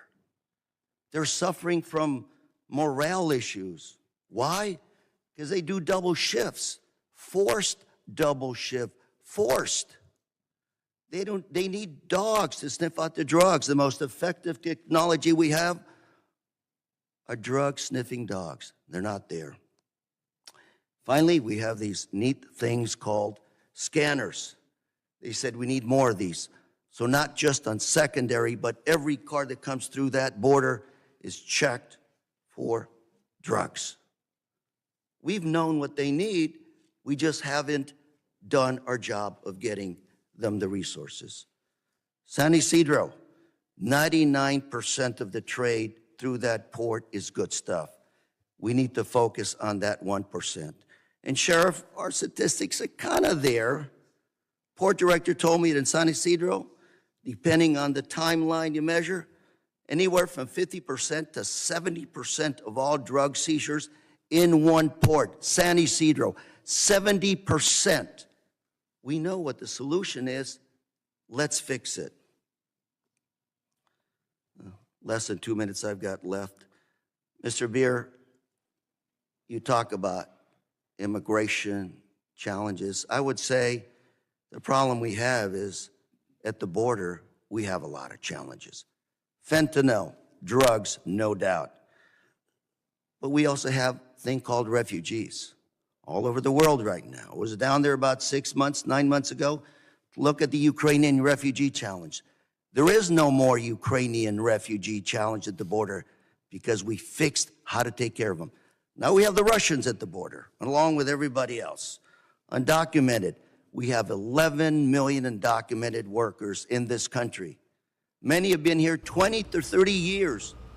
No hope. You are live, raw, and unfiltered over in Washington, D.C. as the House Homeland Security Committee is holding a hearing on the border crisis. We've been checking in with the Alec Murdaugh murder trial that has been going on in Walterboro, South Carolina for, at this point, about a month. We know that closing arguments will begin later this week. However, first, the jury will have to make a trip over to the crime scene to see it for themselves. Prior to that, though, the prosecution right now calling more witnesses to provide their rebuttal to the statements made by the defense. It appears court is now back in session, so let's pop that audio back up and listen in. Again, live, raw, and unfiltered.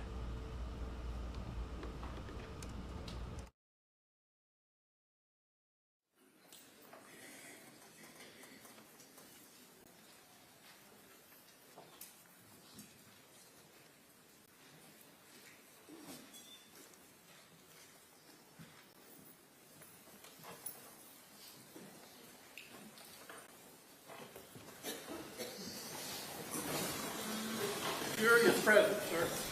All right, you may continue.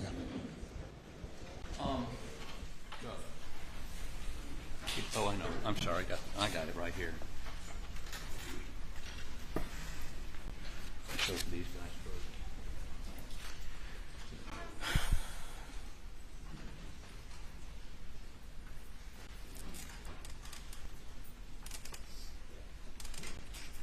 We have her idea.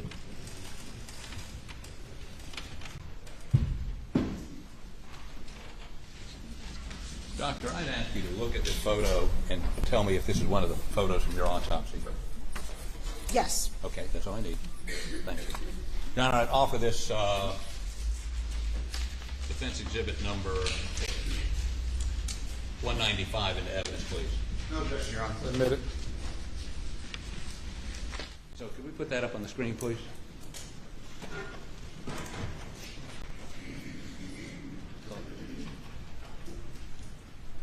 Before I lose it, let me hand this to. So, what are we looking at here?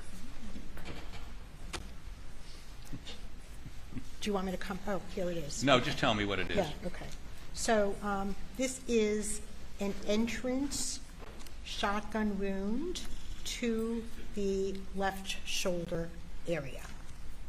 Okay, and you a moment ago said something about packing material. What is packing material? Yes. So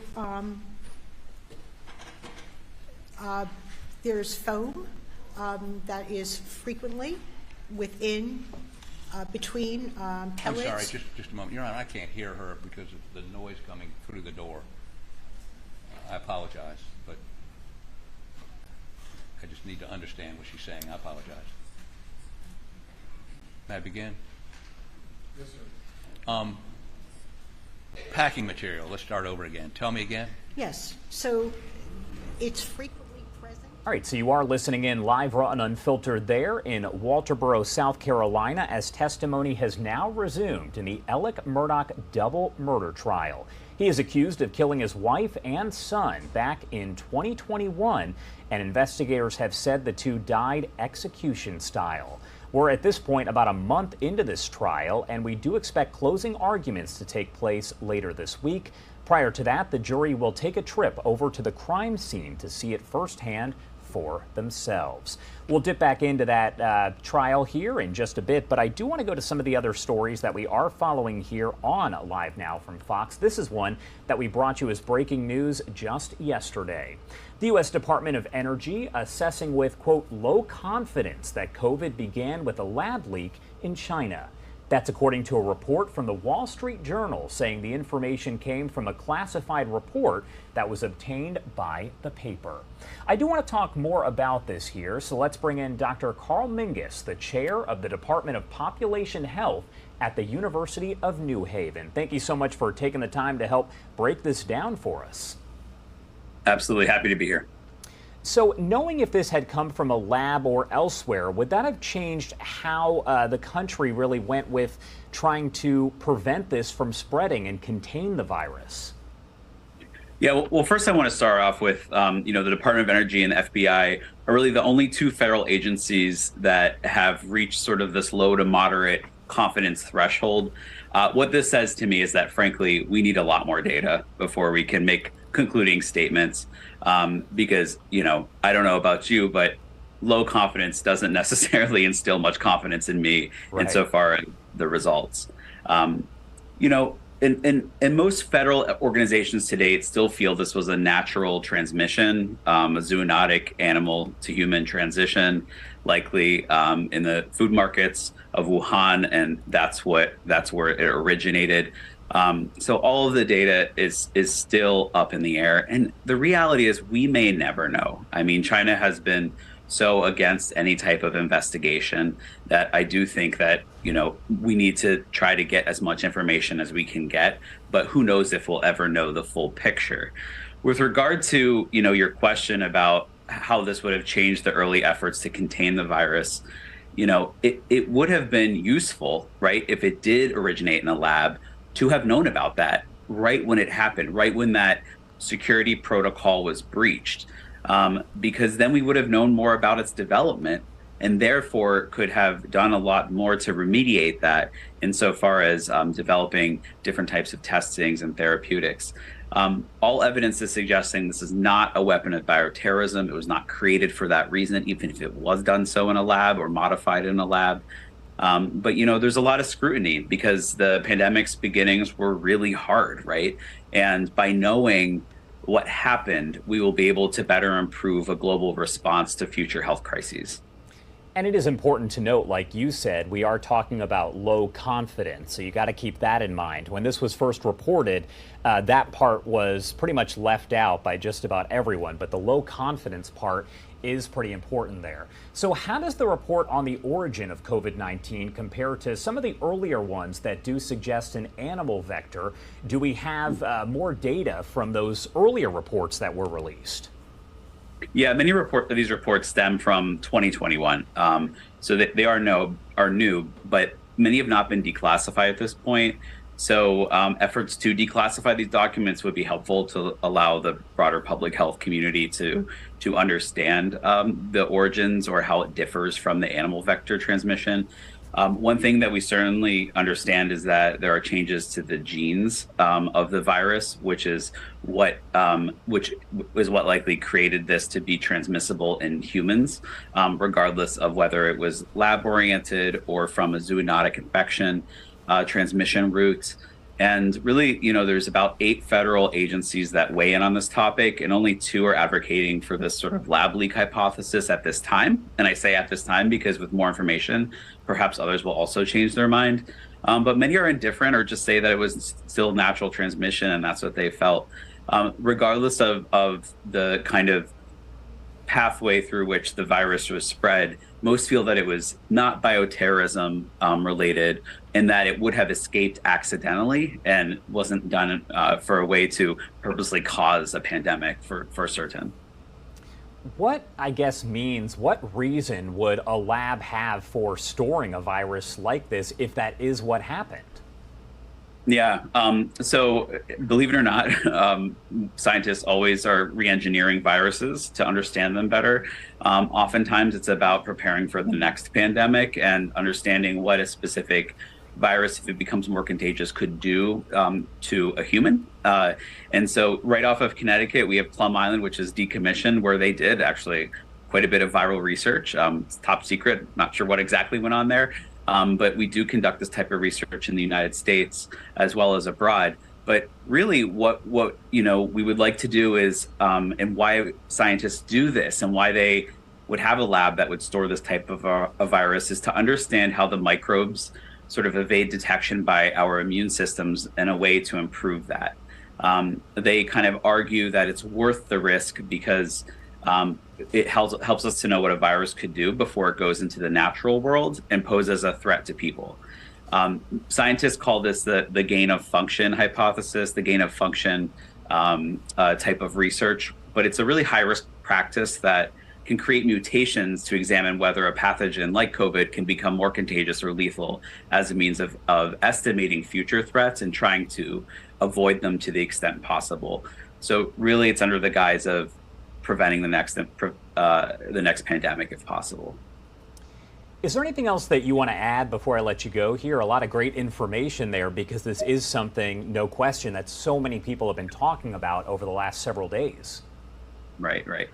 I mean, to have known about the origin ahead of time, and if it did indeed leak from a lab, which, you know, is a low confidence possibility, right, at this stage by some of our federal agencies feeling that way, it would have been really useful to have known the mechanism of infection. This could have allowed us to look at the DNA and the genetic makeup of COVID sooner, so we wouldn't have wasted so much time on sequencing the virus, developing the test, and then going to the treatment or vaccine. I still believe all the vaccines would have just been as effective had we known this knowledge ahead of time. I don't think that the vaccines would have improved in their efficacy. They've been very effective.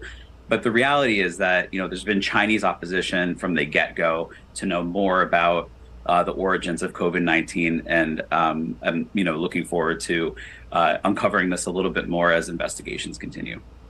All right, Dr. Carl Mingus, thank you so much for taking the time to join us here. You're most welcome. Thank you for having me. All right, everyone, it is 11:28 over on the East Coast, and it is 8:28 on the West Coast. My name is Josh Breslow, and I'm here to bring you all of your top stories from across the country and across the world. I do want to take you back into the courtroom here in Walterboro, South Carolina, as Alec Murdaugh is on trial for the murder of his wife and son. Let's head to a quick 2-minute commercial break, and on the other side, we will pop that audio back up and listen in live, raw, and unfiltered. You're watching Live Now from Fox.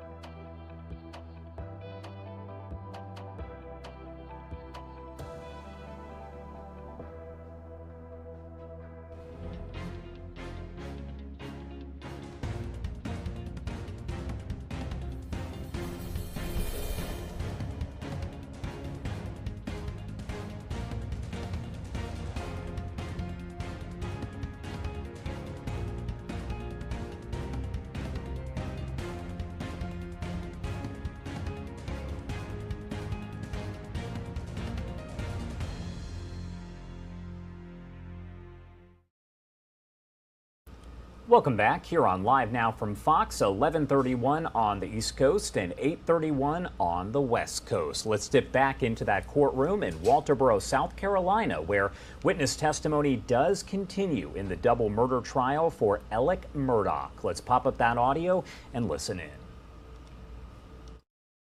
Yeah, well, we have, you can see, there are pellets here. You can see them in the head. There's some pellets in the head. The brain is not within the cranial cavity, but we do see some of the pellets ended up over here on the right side. See, R for right.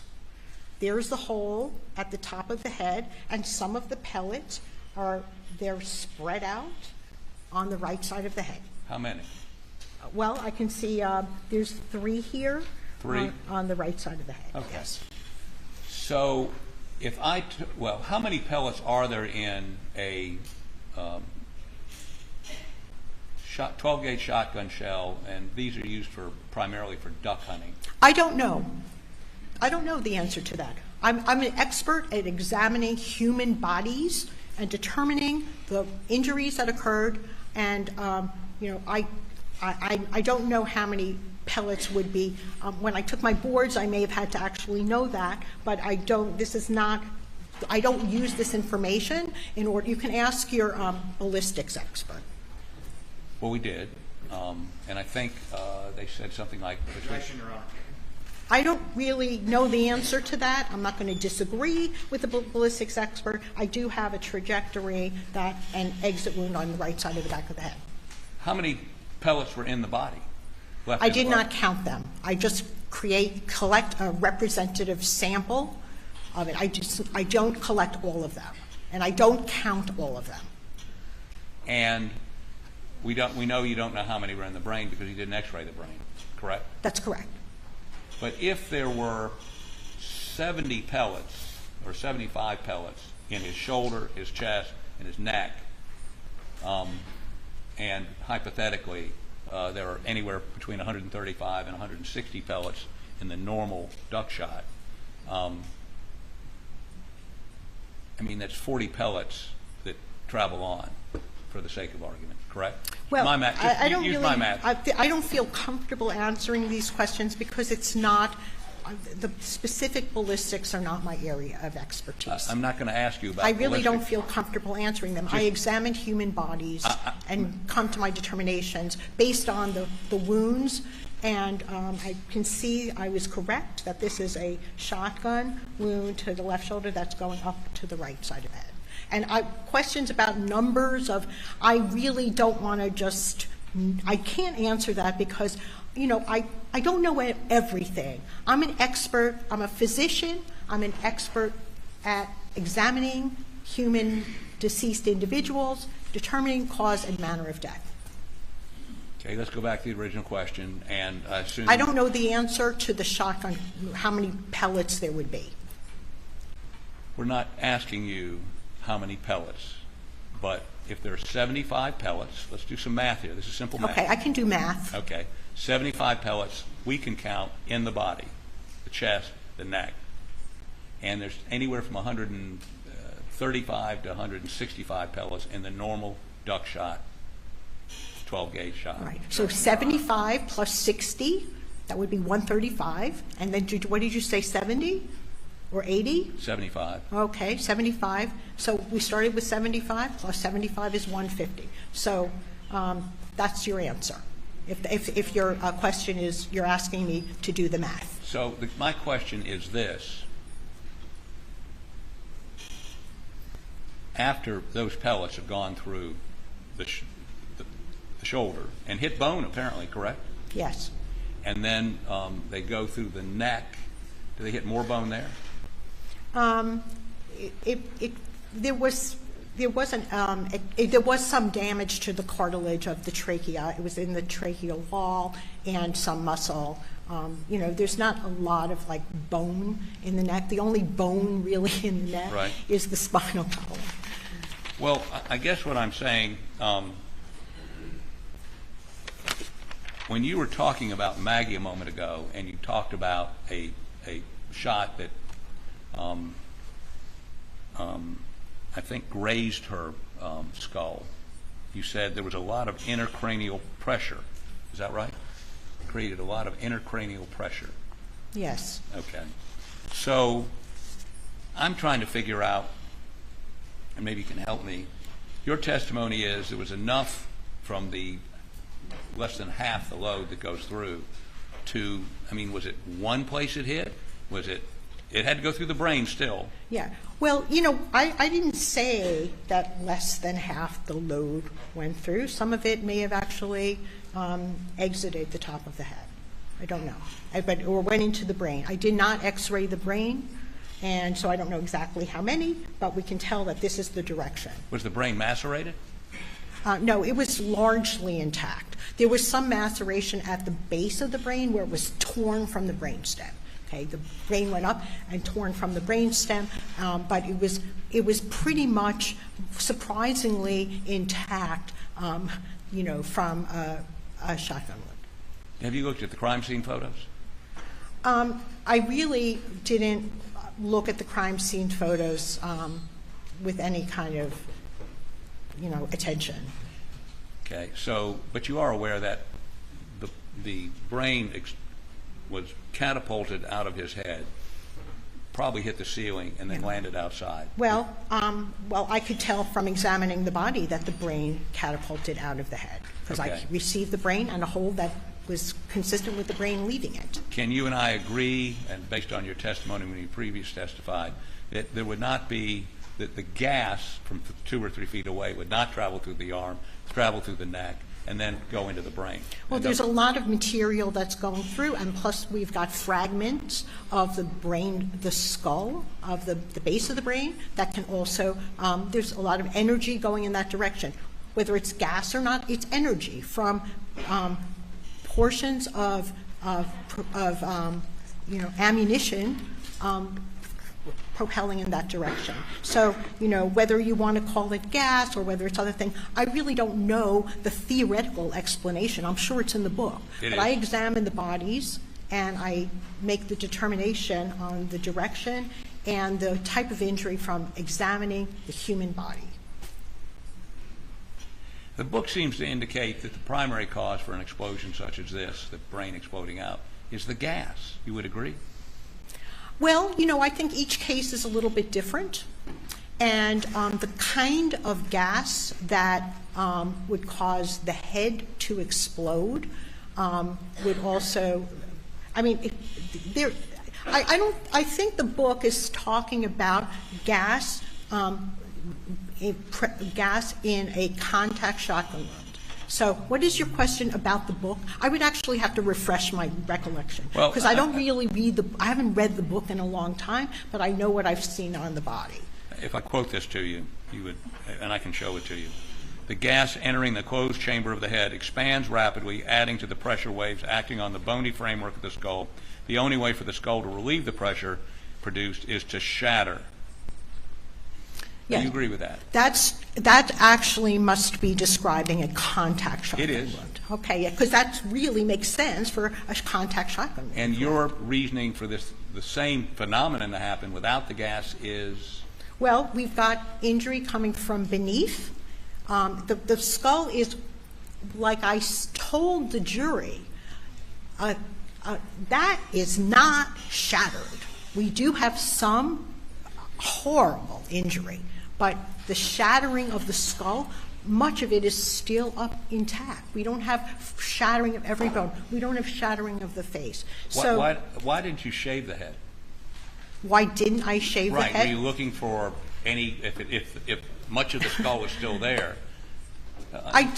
Look, my determination, I didn't shave the head because I was confident that that was an exit wound on the right side of the top of the head. It wasn't necessary for me to shave an exit wound.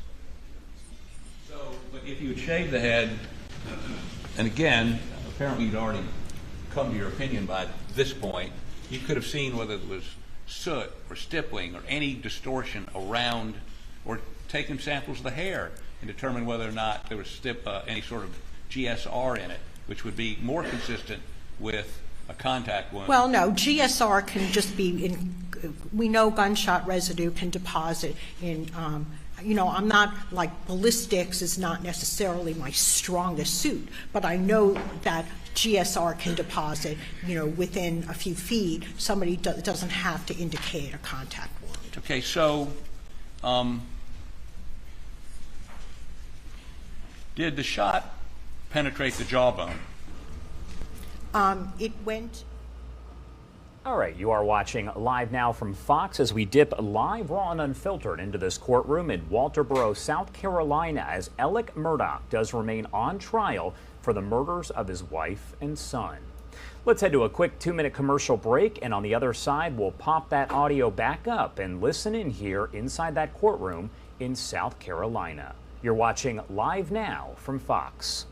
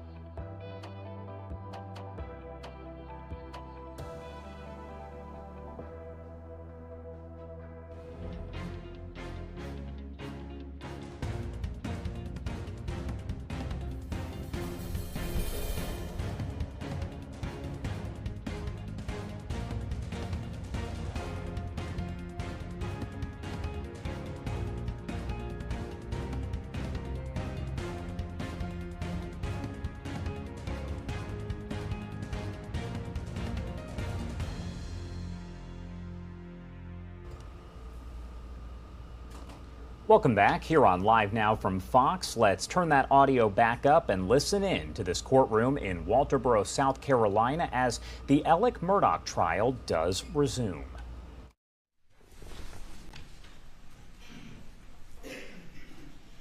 And get the pointer for me, please. And stand over there, please, so the jury can see. So you indicated there were, I asked you if you shaved the head. You said no. You said there wasn't, I think your words were there was enough of the skull there to determine what happened. Is there? Well, I know this is an exit wound from examining the entirety of the findings, and I did not need to shave the hair.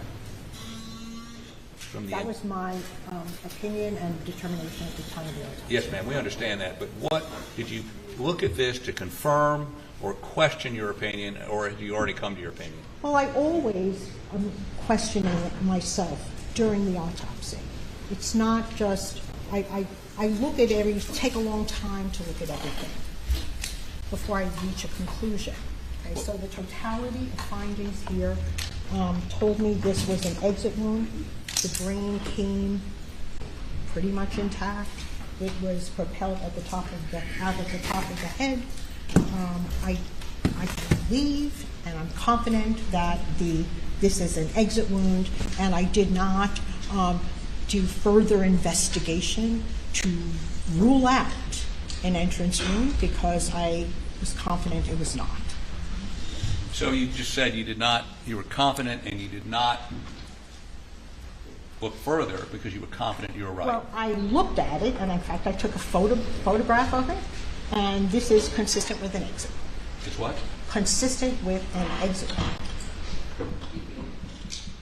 The brain came out of that defect. If it were a shotgun entrance wound, there would be a lot more destruction of the head. And again, you've never seen a contact wound to the head that wasn't in a suicide case. You know, I don't honestly remember. So you don't remember? Let me just rephrase. You don't remember having a case involving a contact wound to the head that wasn't a suicide. Yeah. You just don't remember it. I may have. It's possible. I did not survey. I don't. I may have seen one where somebody was shot at point blank range with a shotgun, and then the entire head is gone. So when I get that kind of, if there was a contact shotgun, whether it's suicide or homicide, the entire head would have been basically blown off. And so in every case, well, there's no reason for us to go there because you don't remember ever seeing a case where there was a contact wound and to the back of the head. Objection asked. I think it's honestly whether it's self-inflicted or inflicted by somebody else. The features of the body are going to be the same. So that's my answer, and I can't, whether I remember it or not, I've done a lot of autopsies. I don't necessarily remember how many or if I've done one, but I imagine people are shot at close or contact range with a shotgun. And in a contact shotgun, whether it's by suicide or homicide, the entire head would have been basically blown apart. This is terrible. And I know it's terrible. It's probably the worst thing you ever saw, but there would be a lot more damage with a contact shotgun. And that's my professional opinion based on my experience. And if other people disagree with me, that's fine. I don't have to convince them. This is my determination based on my education and multiple years of experience doing autopsies and being a forensic pathologist. And I think in your testimony, whenever that was, weeks ago, you conceded that reasonable pathologists can differ, correct? Yes, I think I said, you asked me if a reasonable person, you didn't actually ask me if a reasonable pathologist, you asked me if a reasonable person could have a different opinion. And I remember that because I was sorry that I didn't say, well, of course, reasonable people can think that. But a reasonable pathologist could also think that, but I would disagree with that. Okay. I don't think all opinions, a reasonable pathologist could have an opinion like that, but I think it would really be wrong. Okay, you go ahead and take the stand, please.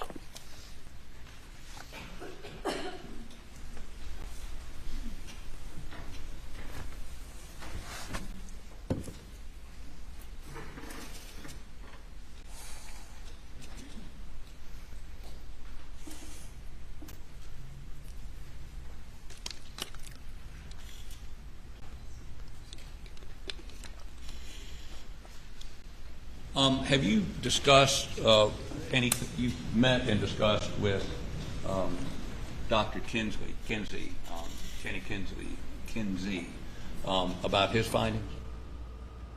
Right now, you're listening in to the courtroom there in Walterboro, South Carolina, as Alec Murdaugh's murder trial does continue here. We're about a month in. We do know the next step here, once the prosecution wraps up with their rebuttal, is that the jury is going to head over to the crime scene. And from there will be closing arguments, and then it is in the hands of the jury. We'll keep you posted on all of it right here on Live Now from Fox.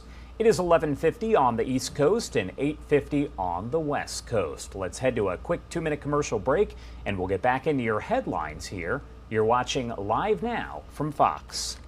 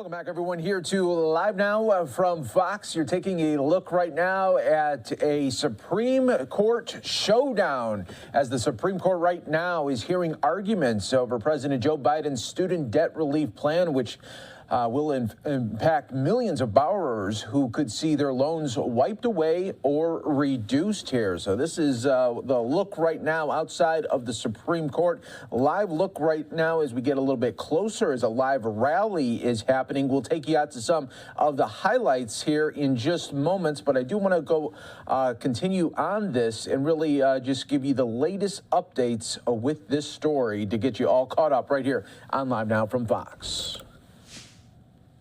Hey, what do you say? Debt relief is here to say. Outside the Supreme Court, rallies supporting President Biden's move to cancel up to $20,000 of federal student loan debt for more than 40 million people because of the pandemic. It was a bold presidential promise tied to a law Congress first passed during the 9/11 era, the HEROES Act. I voted for that bill along with 420 other members. That means the president has the power. Modified, in our view, connotes moderate change. We're talking about $500 billion and 43 million Americans. How does that fit under the normal understanding of modifying? Of course, we acknowledge that this is an economically significant action. It's perfectly logical for Congress to broadly empower the executive to provide benefits, especially in a crisis situation or an emergency like we've seen with COVID-19. On Tuesday, the court heard arguments from a coalition of 6 GOP-led states looking to block the student loan relief program. Those states say they'll lose tax revenue if the debt is wiped out. I think the administration knows that if they get past standing, they have a world of hurt coming down this mountain. And while the arguments are being held today, a decision is still expected to be a few months away, possibly as late as June. In Washington, Mark Meredith, Fox News. Student debt? Oh no, the judges can't hear you, particularly the judge that actually had student debt. Are you ready to cancel student debt? Do we need the Supreme Court to do the right thing? Do we need the Supreme Court to do the legal thing? So look, you know, I'm a school teacher, and I'm also a lawyer, but normally what happens is that when the government has the authority to get something done, like the Secretary of Education has the authority under the Higher Education blah, blah, blah, blah, blah law, when they have the authority to get something done, it doesn't get here. It never gets here. Because what happens is the lower courts say, here's the law, here's the authority, let's get it done. So this is my question for all of us. And I think Representative Presley said it as well. We watched what the cases were last year. So we're here outside, but we are wondering, is the Supreme Court going to follow the law, or is the Supreme Court going to follow corporate interests? And I know we're wondering that. And what I'm asking you to do, regardless of what happens today, is keep hope alive. We know, and we say, remember I said I'm a school teacher, we've said to young adults, and there are many here, I love all these caps, we've said to young adults over and over and over again, go to college, go to college, go to college, go to college. How many of us have heard that? That's all? How many of us have said that? How many of us have gone to college? But part of this bargain is this. If we go to college and we stay in college, we need to actually make sure that it's affordable, that it doesn't take everything and everything that our families can do. And frankly, that is what this machinery was supposed to be about. We go to college, we take out student loans that were supposed to be affordable, and we're supposed to be able to deal and thrive and pay our student loans back in an affordable way. But what has happened is that they have become unaffordable. They've become unaffordable. They've not people, and when people make a mistake or when they don't pay the exact amount, all of a sudden one is in foreclosure and one is in all sorts of other things, and they become even more unaffordable. And so that is why President Biden said, we are going to deal with that. As we deal with the end of the pandemic, we're going to deal with that. We're not going to start student debt again without actually making a down payment of it. And the Secretary of Education had the right to do it. And frankly, and this is what really pisses me off, during the pandemic, we understood that small businesses were hurting, and we helped them, and it didn't go to the Supreme Court to challenge it. Big businesses were hurting, and we helped them, and it didn't go to the Supreme Court to challenge it. All of a sudden, when it's about our students, they challenge it, the corporations challenge it, the student loan lenders challenge it. That is not right, that is not fair, and that is what we are fighting as well when we say cancel student debt. This is about the people, and it is about the people's future, and it is about all of your futures. So that's why when I started and said, whatever they do, regardless of what they do, we need to keep this fight up. That is how we make good with the students of America. So, lots of people have talked about stories of what it means.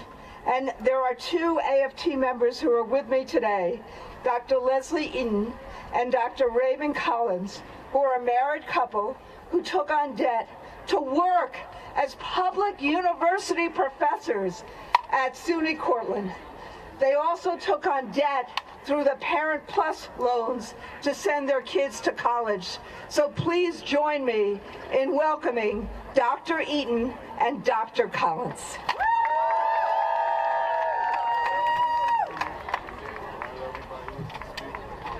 I'm Dr. Collins. This is Dr. Eaton. First of all, I want to thank the organizers of this rally for inviting us to tell our story. So that's what we're going to do. I'm going to go first, and then Leslie will correct me in just a moment. I'm blessed to be here. I'm a product of the American dream. In my 30s, as a college dropout, I realized my life wasn't going anywhere, so I decided to go back to college. And I eventually met Leslie there, who was doing the same thing. With the help of student loans, we were both able to finish our undergraduate and graduate degrees and become professors. And then when we wanted to start our careers, we were lucky to get a job at a public university in central New York. My students aren't rich. Most of them come from middle class and working class families. Their families borrow money so they can pursue careers as social workers, teachers, counselors, and they work hard. And many of my colleagues at the college who are teaching those kids are in the same shape we were in terms of student debt, trying to figure out how to pay their own loans off. I paid for years. I paid on my loans, and the balances never seemed to go down. I was really tickled when they announced the public service loans, but I didn't qualify. None of my payments would have counted because I was put in the wrong plan. And they told me that to get in the right plan would have doubled my payments, and frankly, we couldn't afford it. And then my kids grew up and were ready for college, and we had to start borrowing money again for their loans. And so we just were getting terrified about our retirement. Last year, under the Public Service Waiver Program, I was able to get my loans paid off, and frankly, my Parent Plus loans of my kids. I'm blessed, and I think they figured I'd already paid on it twice as long as the 10-year program it was implied. I'm here to speak for all the people, all my students, and all my colleagues and their parents who aren't so fortunate. They were promised something, as several speakers have said. They were promised if they went to college and that they worked hard, they could pursue their dreams. But when you put people in decades of crippling debt, that's a broken promise. So I'm going to ask you to speak out for student debt relief, and let's make sure that promise is fulfilled.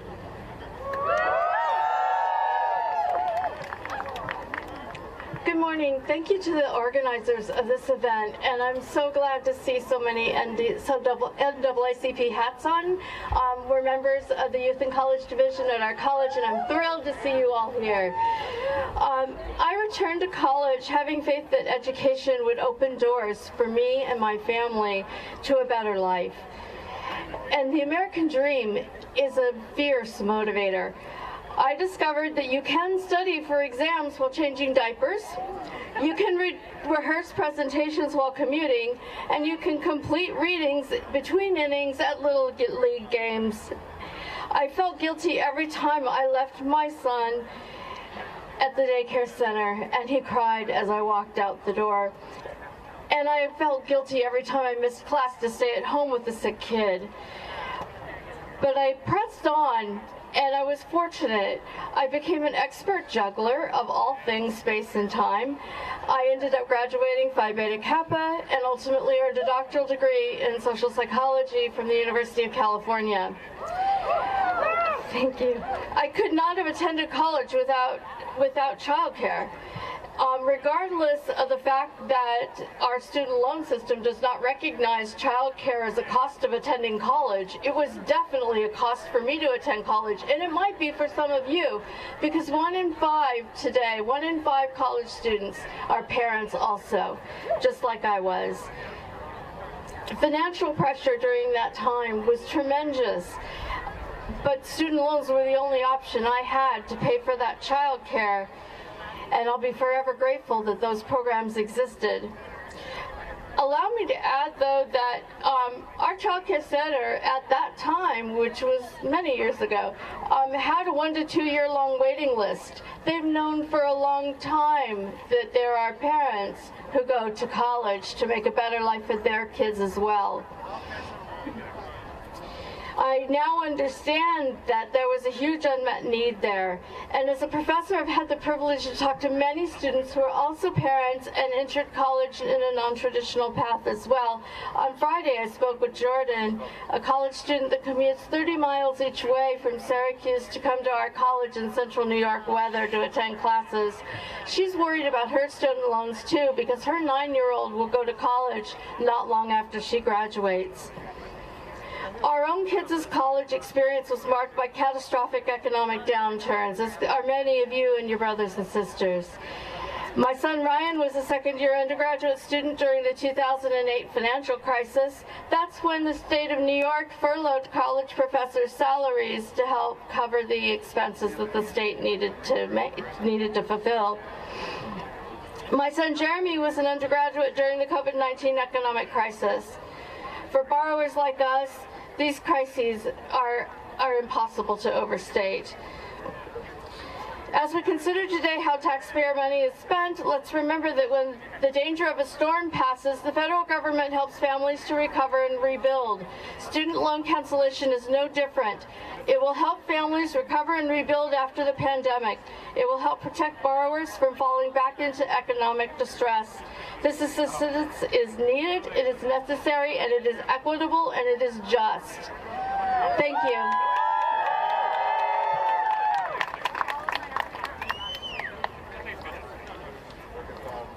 All right, y'all, let's give it up for Dr. Collings and Dr. Eaton and Randy Weingarten.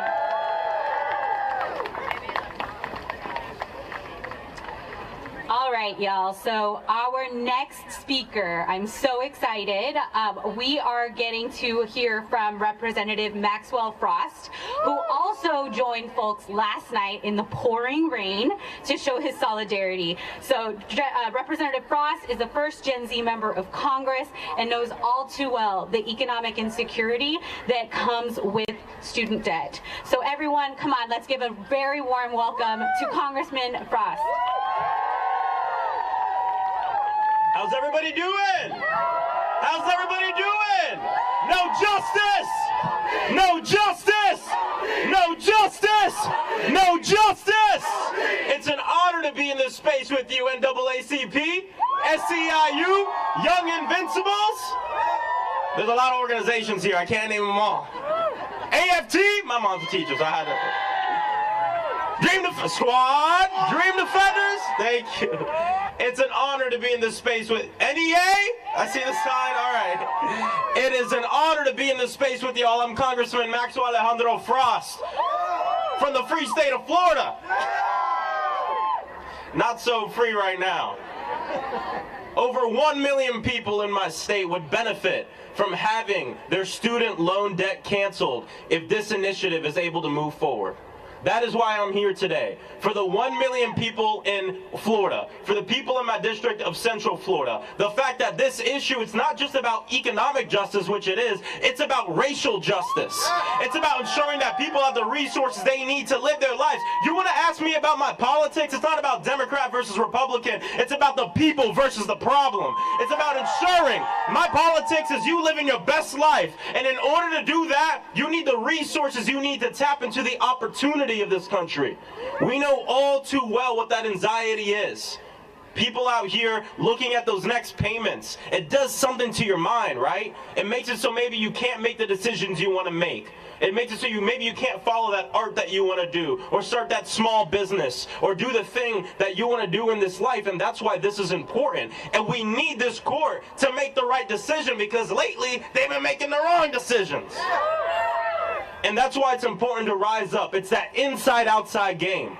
That no matter who you are, we need you on the front lines of this battle. It's not just about young people. It's about our entire country. It's about taking the shackles off of people and letting them live their life with that economic security that we all deserve. You know, yes. I'm going to be quick because I'm not a directly impacted person, because believe it or not, I didn't finish my college degree. And part of the reason is because of the anxiety of student loan debt. Imagine the amount of people who wanted to go into higher education but couldn't, just because of the anxiety of it. We have a lot of work we need to do. We know that this is to fix this now, but long term, everybody deserves to go to college for free, no matter who you are. No matter who you are. And for the folks that look at us and say, we're in this problem because we live beyond our means, it's not because we live beyond our means, it's because we've been denied the means to live. And when we understand that, it gives us the mental fortitude, it gives us the moral high ground that we have to fight this battle. It is an honor to be here with y'all. Let's continue to fight. God bless, and cancel student debt. Thank you.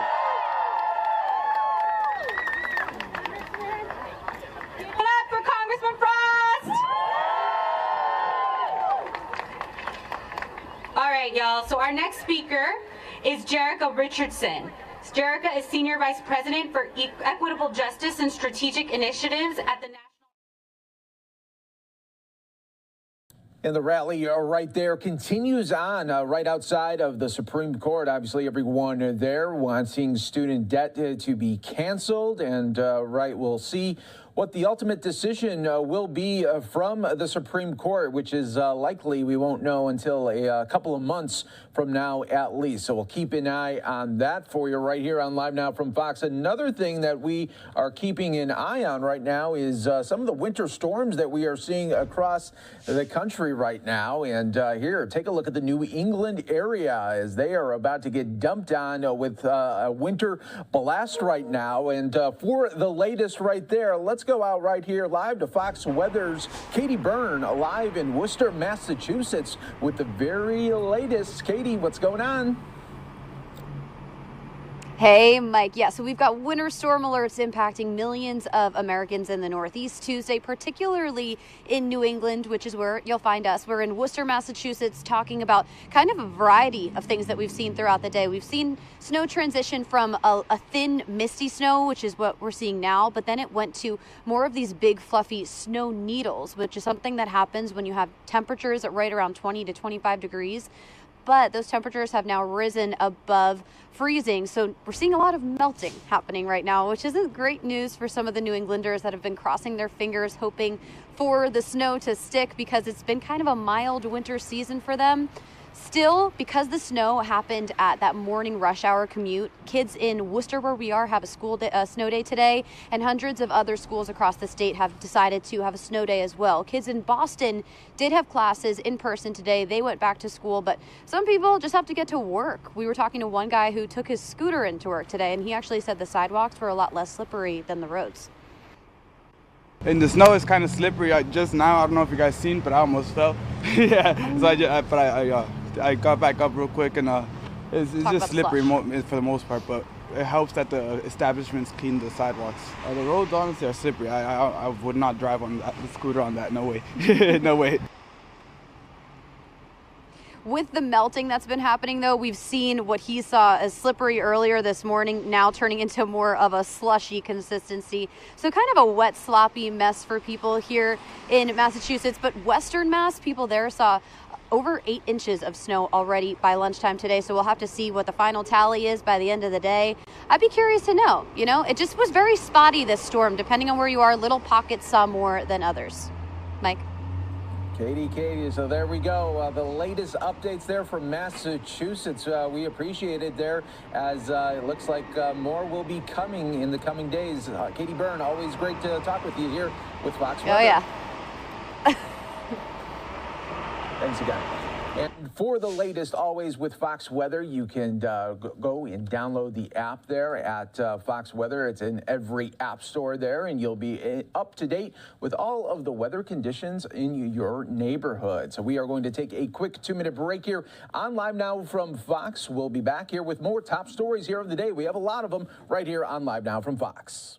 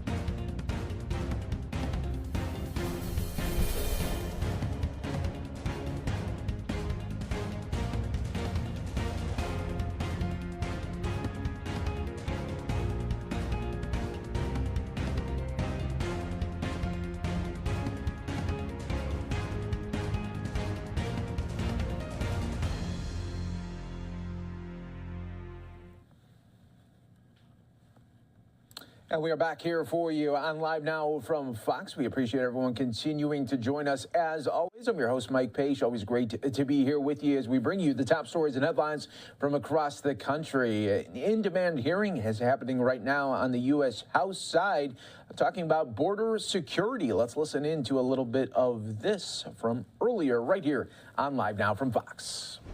I support it. I believe it's a bipartisan bill. Hopefully the Republicans on the committee will support that as well. I see I've run out of my time. I'll come back, though. I want to talk to you about the impact of what you've seen in Venezuela, Cuba, and Nicaragua from an immigration standpoint, and the change in the legislation that really addressed the problem there in the ways that you're talking about. Thank you. Mr. Chairman, I yield the balance. Time has expired. I now recognize Ms. Green from Georgia.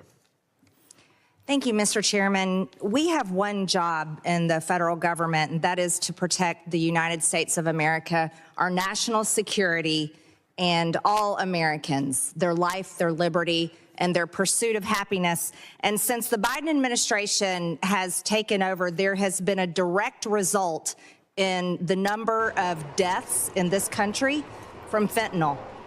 I want you to know that in 2020, there were 4.8 thousand pounds of fentanyl seized by CBP.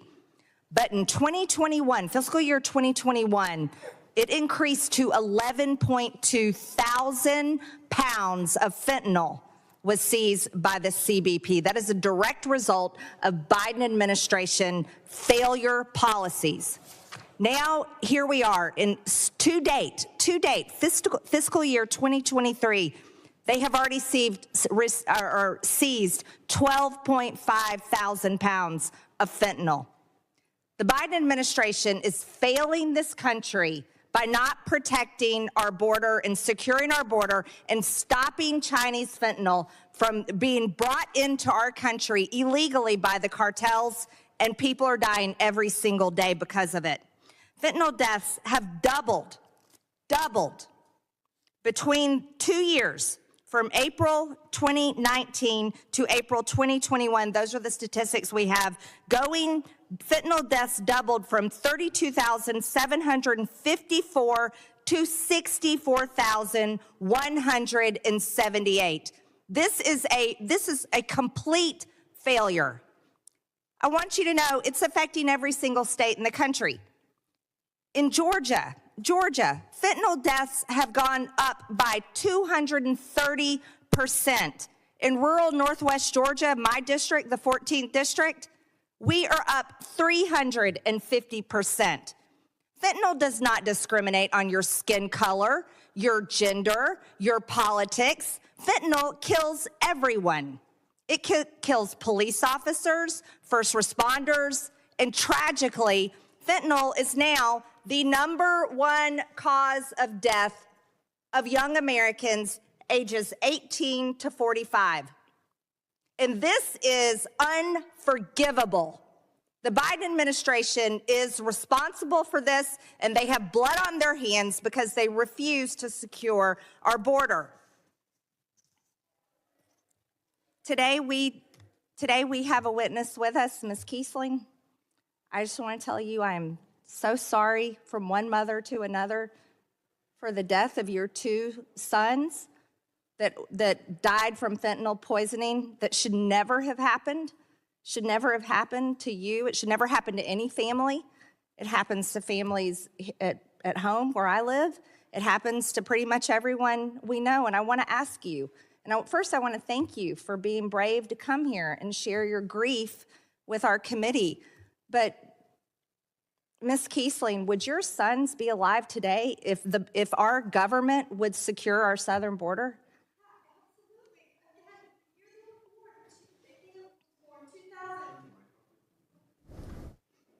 The year Caleb was born, 2000, there were 20,000 drug-related deaths. And the year they died, it was 5 times as many. And I appreciate you using the term fentanyl poisoning, because that's what it was. It wasn't an overdose. They had no idea that they were doing anything that could kill them. And it's because fentanyl got into this country. I heard this man over here from the Cato Institute, talk about, well, it's because of demand. What I'm hearing him say is they asked for it.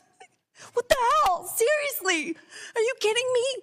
We need to protect our children. They didn't ask for that. This wasn't demand. They wanted the fentanyl. They didn't want fentanyl. They thought they were getting Percocets. Okay? He's absolutely clueless. Like, total disconnect from what's happening. And to say, oh, let's just give them strips or let's give them rehab. Well, you know what? My kids got my son Caleb went to federal rehab. It was a flop house. It wasn't real rehab. You're wasting your money where you're sending it. I'm telling you, it's a waste of money because it wasn't real rehab. And the government paid for their drugs under COVID. They encouraged them not to stay home. All these young people in our support groups, we all talk about it, how they paid for their drugs with the federal funds under COVID that gave them incentive not to work. Healthy young people. Thank you, Ms. Kiesling. This government has failed you, and it's failing American families. And it's failing, most of all, it's failing our children and our young people. Thank you very much. The lady's time has expired. I now recognize Mr. Swalwell from California.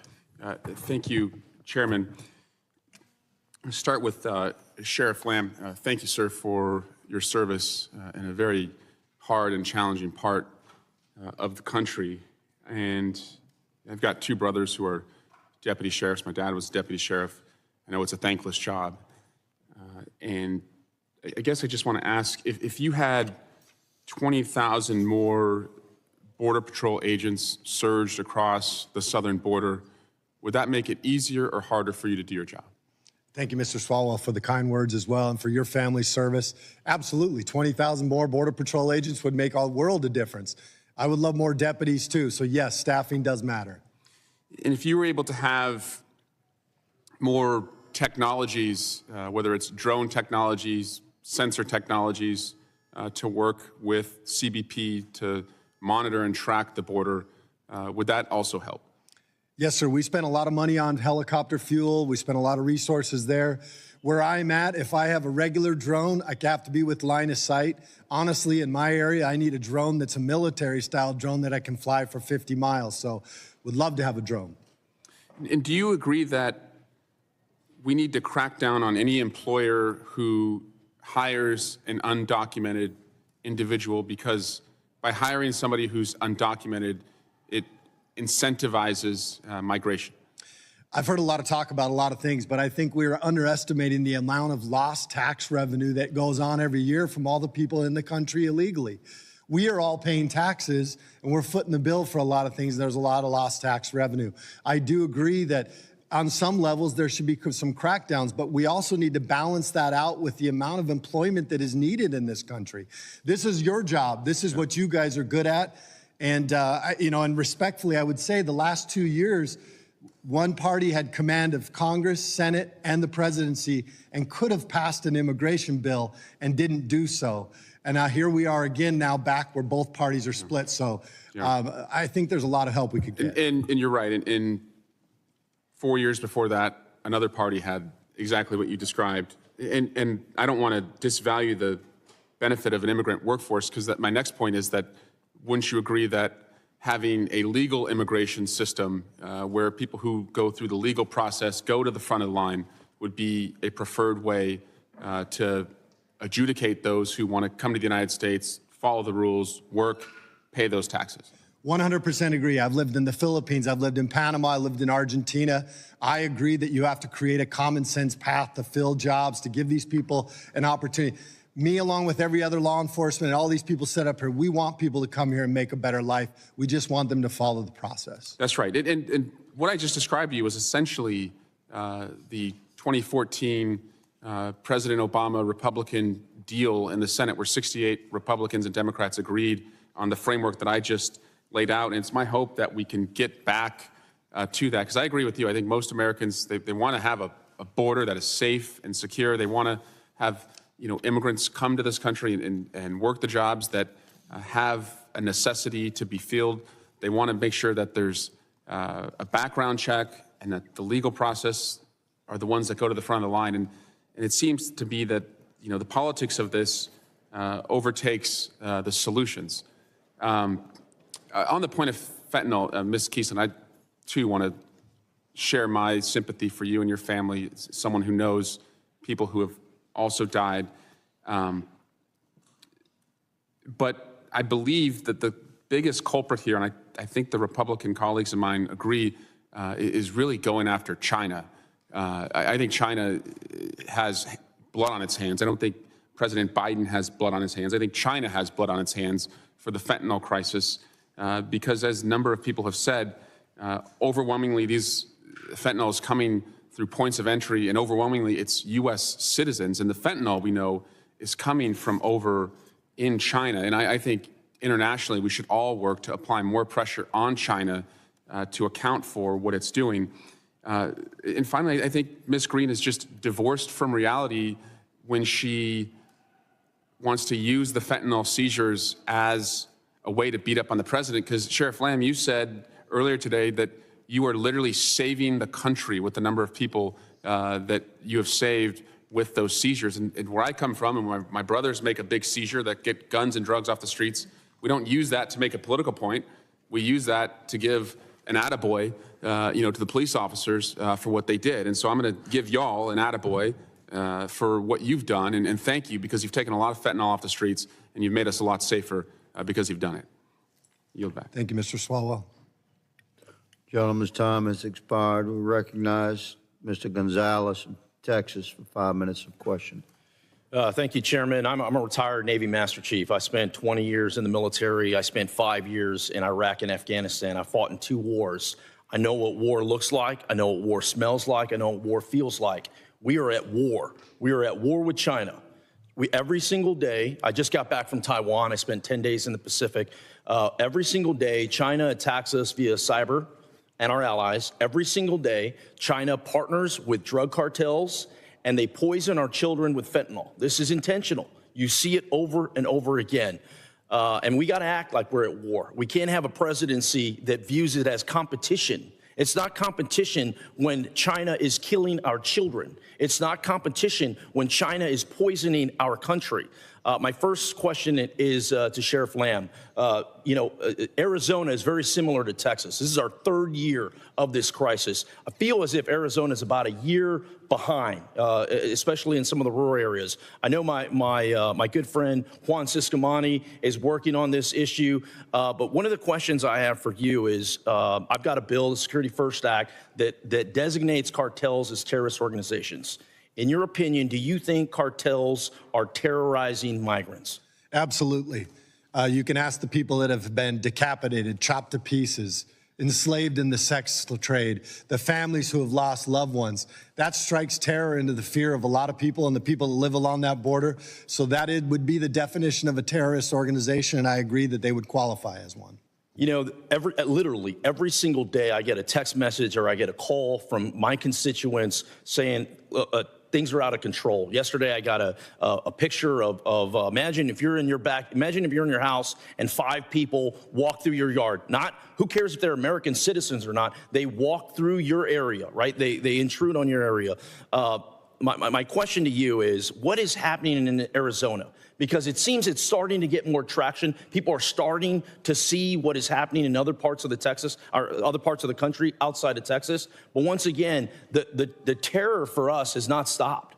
And what I'm seeing is our constituents, the people that I represent in Del Rio, in Eagle Pass. I mean, earlier today, I was with a gentleman named Mr. King from Del Rio that was walking me through it. He goes, "Hey, Tony, I got 2 young kids, 3 and 5-year-olds, and every day I'm under this attack."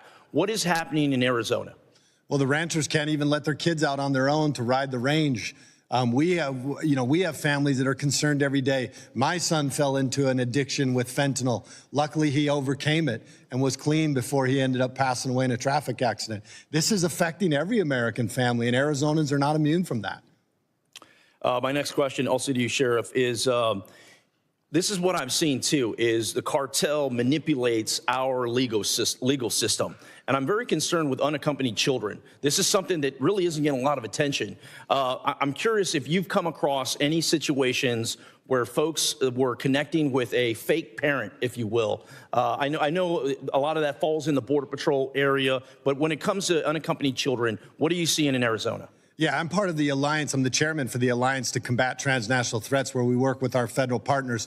And I will tell you, contrary to a common belief, the majority of children are being separated by the cartels, not by the American government. We had, I believe, 130,000 unaccompanied minors last year alone. And they are, in many cases, being released back to cartel members because there's no way for them to know where they came from or prove that these are family members. So it's absolutely happening. And they're taking advantage, like you said, of our policies here. They're very astute to what we believe and what we're trying to do.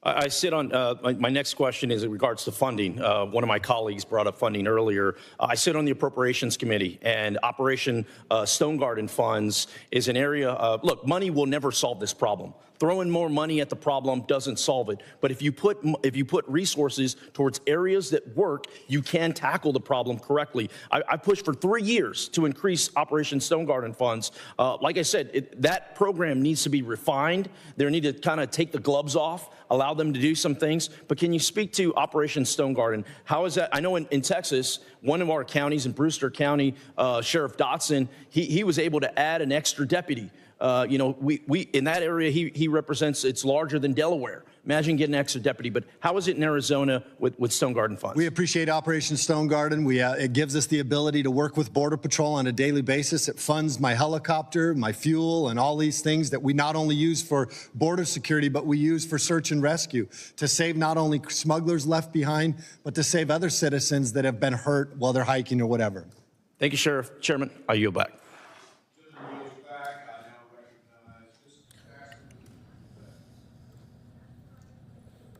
Some of you will be seeing a quick Chairman, thank you so break very here much. on Live Now from Fox. Stay right here with us. More to come as we look forward to the update from the EPA in East Palestine, Ohio. That is coming up any moment. Let's take a quick 2-minute break. Leadership as well, and we have spoken about some issues that we want to work on.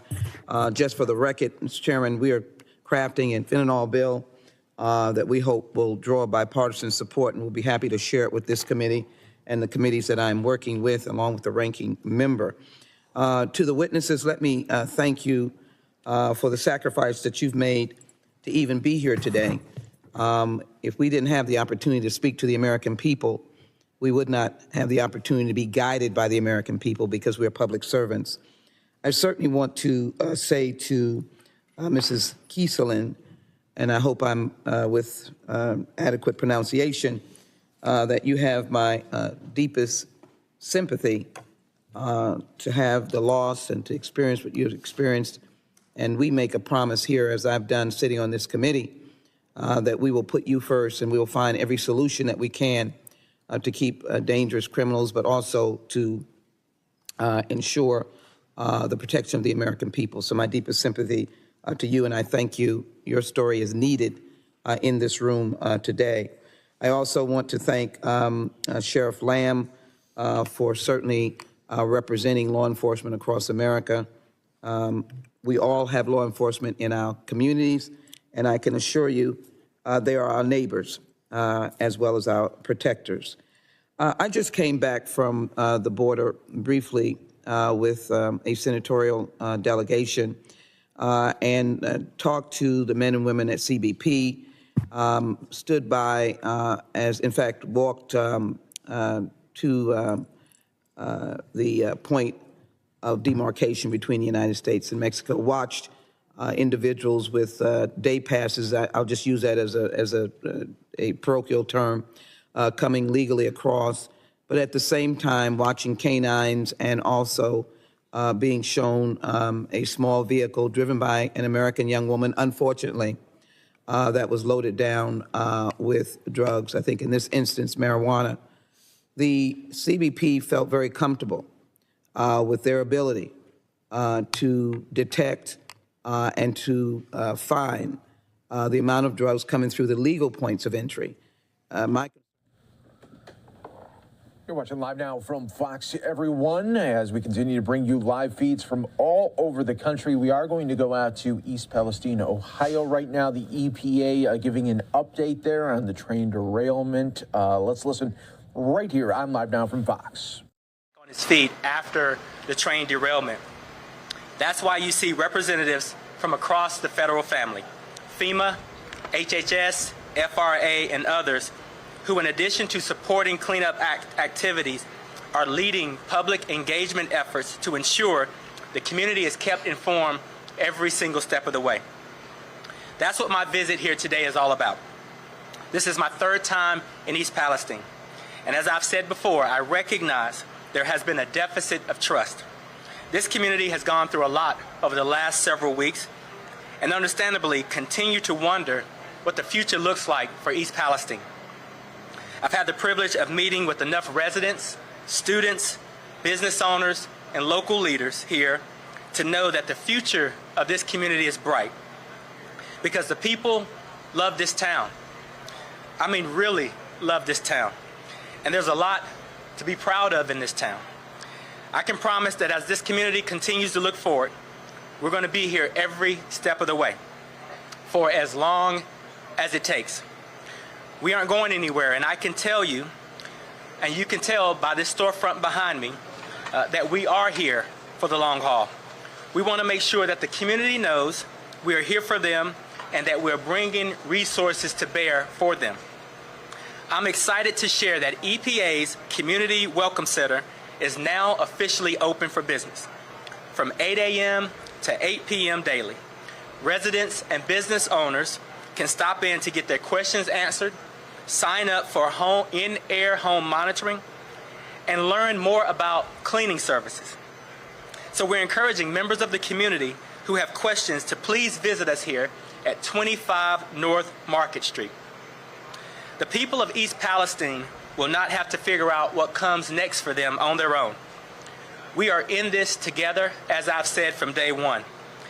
And at the same time, I want you all to know that we are holding Norfolk Southern accountable for putting this community in harm's way. When I was here last week, I announced an EPA order that requires the company to conduct all cleanup actions associated with the East Palestine train derailment. Norfolk Southern has since agreed to comply with EPA's order. I want to remind folks that at any point the company fails to comply with the actions ordered by EPA, we will immediately step in, conduct the work that needs to be done, and then force Norfolk Southern to pay triple the cost in accordance with the powers granted to my agency. In no way, shape, form, or fashion will Norfolk Southern get off the hook for the mess that they've created. And as the cleanup work continues at a rapid pace, EPA is awaiting Norfolk Southern's work plan, which we will review and approve. The work plan will outline every single necessary step to clean up the environmental damage caused by the derailment. No detail will be overlooked. This work will be done that leaves this community whole again. And the work plan will be finalized in the coming days, and we will share more about the details of that work plan. So for now, we will continue to work day by day to earn the trust of this community and reassure this community that when the cameras leave, we will still be here, however long it takes. Thank you all. All right, we have time for some questions. We're going to start right here.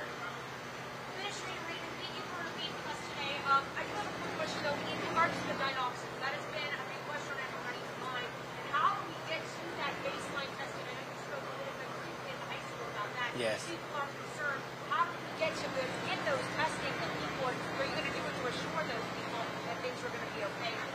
Yes, I appreciate that question, and let me say that the agency will continue to follow the science and conduct the necessary testing to keep the community safe.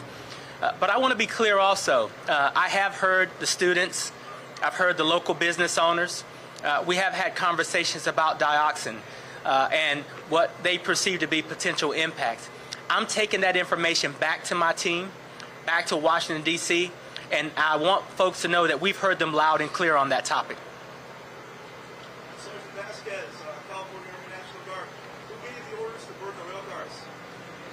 You know, the decisions for that were made by state and local authorities.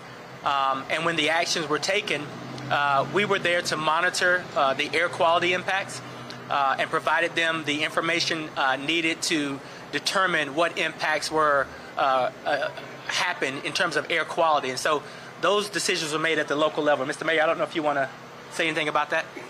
It was a joint effort between local and state authorities. We worked together with the Ohio National Guard for modeling to exactly what would happen if we didn't do anything with the cars, and it was determined that was the best course of action. Mr. Mayor, do you think that you're on a path now to getting this completely cleaned up? What level of confidence do you have?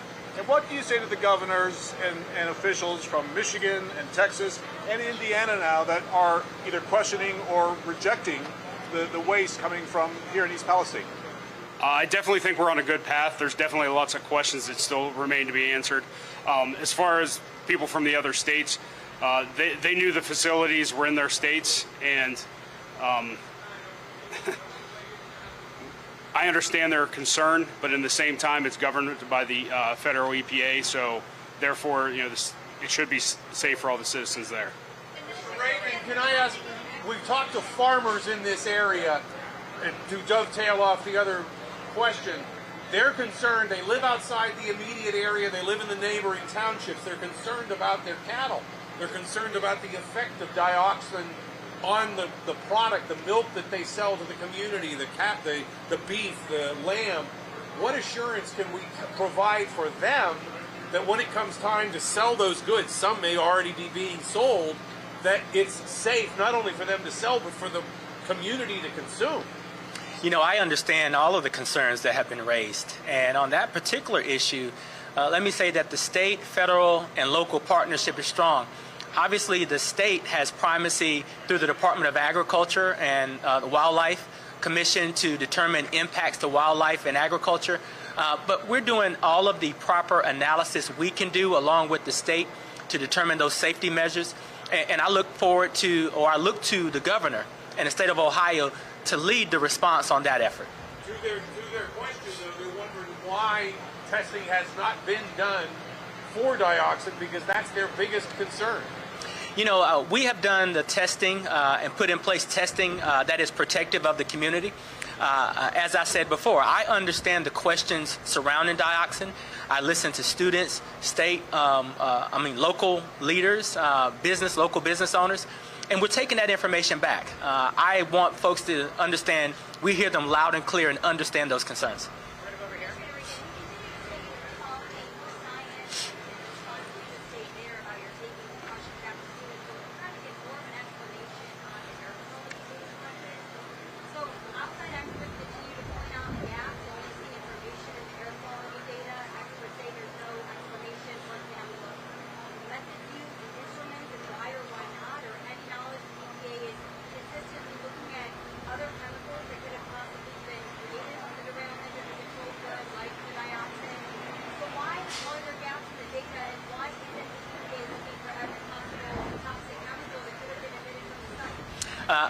Let me be clear, EPA is testing for all toxic chemicals. We have a complete inventory of everything that was on that train, and everything we're monitoring for and testing for, we understand the levels of potential adverse health impacts from those toxics or any byproducts. There are no gaps in the testing.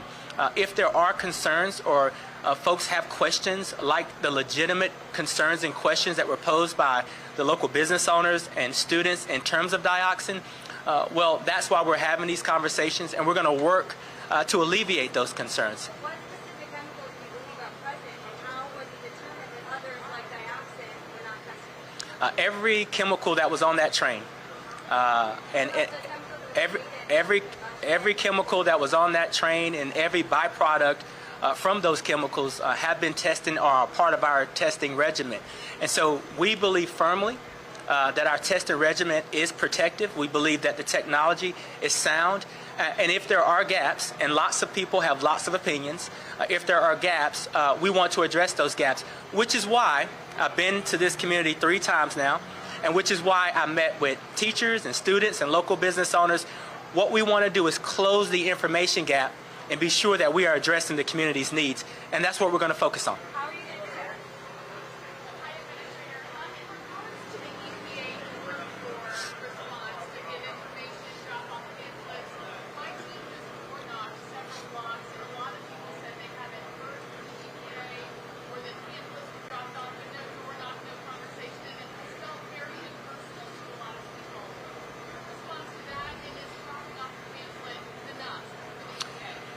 You know, what I would say is, as a federal family, all of our agencies are working on community engagement strategies. And as we've taken information from local leaders, we've been encouraged, in addition to the federal government knocking on doors, which may or may not be welcomed, that we're working with local volunteers and community organizations to get this information out. One of the reasons we've opened this storefront is so that people can feel comfortable coming in and getting this information. And we're continuing to work with the community to develop strategies on how best to engage the community and get them that necessary information.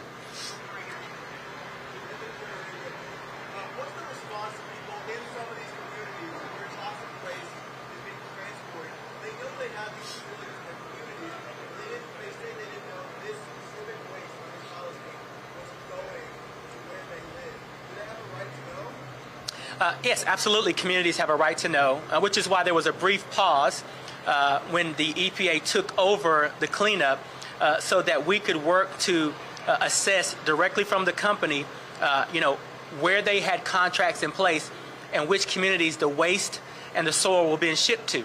I want to say that there are facilities that exist within Ohio and all over the country that are heavily regulated and permitted to take this kind of waste.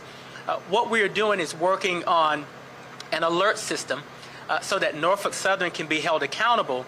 And as this material is moving, the appropriate authorities have the appropriate information so that the communities are not alarmed and that communities know that their safety is being taken very, very seriously. And some of you will be seeing a quick 2-minute break right here on Live Now from Fox. Stay right here with us. From the very beginning, and the state has been testing the water.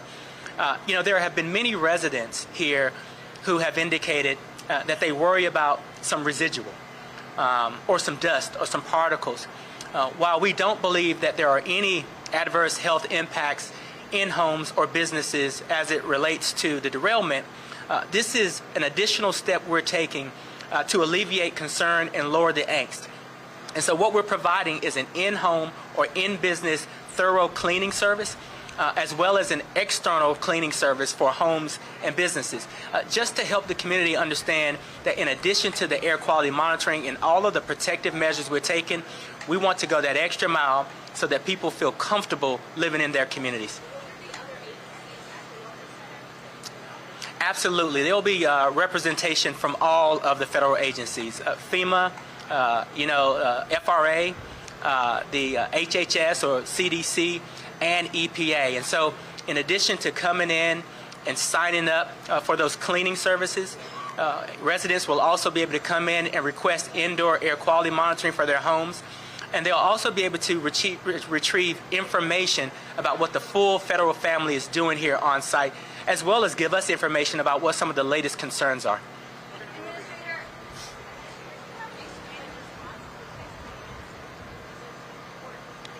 I'm sorry, I can't hear the question.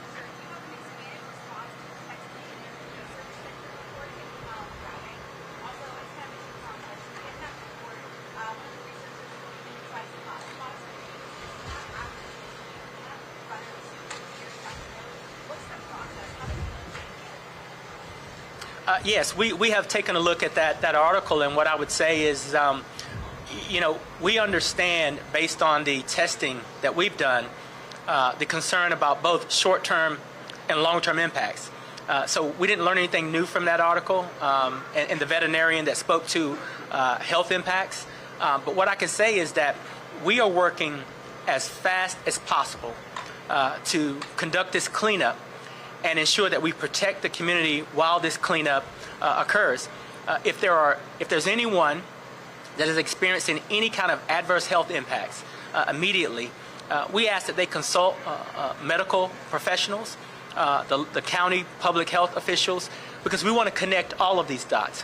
But I want to be clear that our testing, air quality testing, and the state's water quality testing has not yielded any adverse health impacts that we have seen at this moment. And so we're going to be laser focused on the cleanup and continuing to protect the public from any kind of harms and dangers as a result of this train derailment.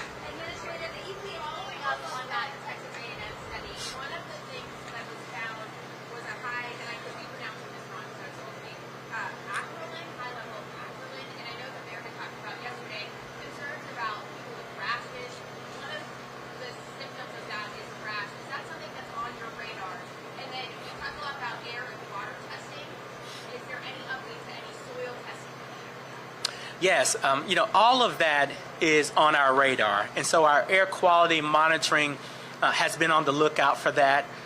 The water quality testing is also on the lookout for that. We haven't seen any spikes since the actual explosion. And so, I compel anyone who is experiencing an adverse health impact to consult with their local physician or consult with the local health agency. Because we want people to seek help first and foremost. And secondly, we want to know about these adverse health impacts so that we can connect all of these dots.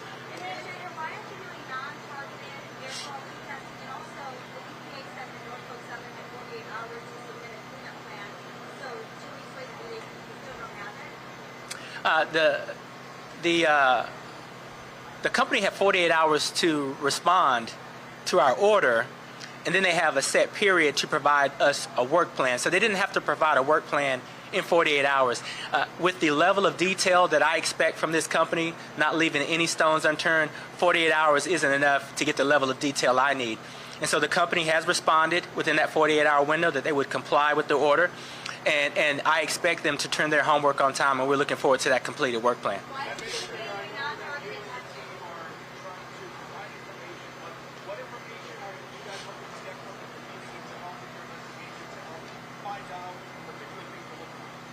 You know, one of the things that we're hoping to do is converse with the community about some of the anxieties. Obviously, we believe very strongly in our state, local, and federal partnership and our response to this emergency. But there are some things that the communities have expressed, like concerns that their homes may have some dust or some particles that they'd like to have cleaned. So, there is no request that I would say is too small to listen to. We want to have that conversation directly with the community so we can respond to those needs. We want people to feel comfortable living in this community. And rest assured, that all of us, state, local, and federal governments, we don't want a black eye on this community. This community is strong. This community is ready to bounce back. And we want to be sure that the community understands that we're not leaving until that happens.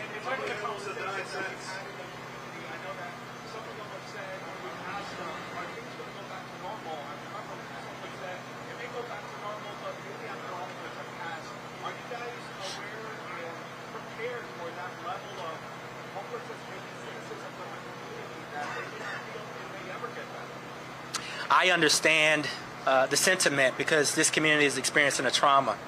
But I also have met with enough students and teachers and business owners, the leadership of this mayor. This is a strong community. And if we work together and if we're transparent, this community will bounce back. And some, like the mayor and local business owners think it'll bounce back even better. We don't want any stigmas. We want to be very transparent. But let me be clear, Norfolk Southern will clean up this mess.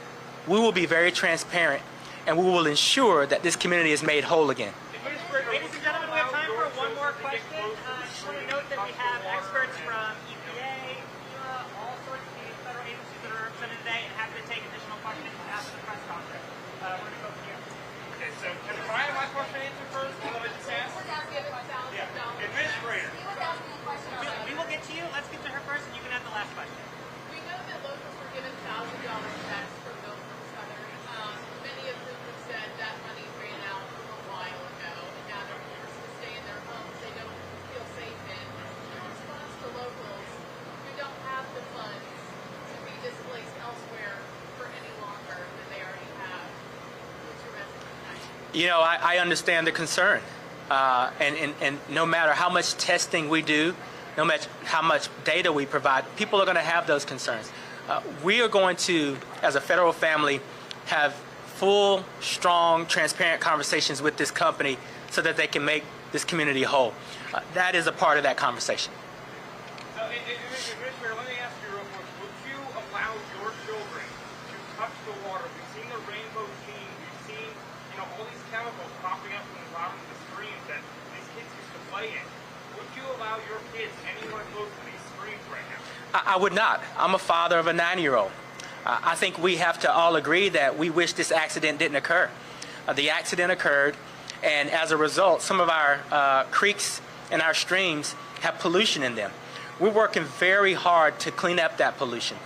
For the time being, while the pollution is present, as a father, I would not advise anybody, adult or child, play in the creeks and streams.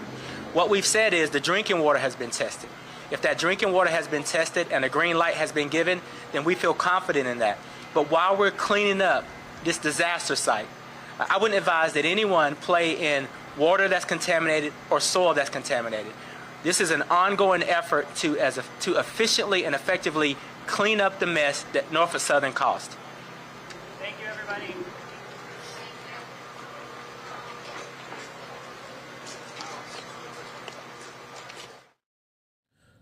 You're watching live now from Fox, everyone, as the EPA there gives its latest update there, and also having an office now in East Palestine for business owners as well as residents there to address concerns as well. You're watching live now from Fox.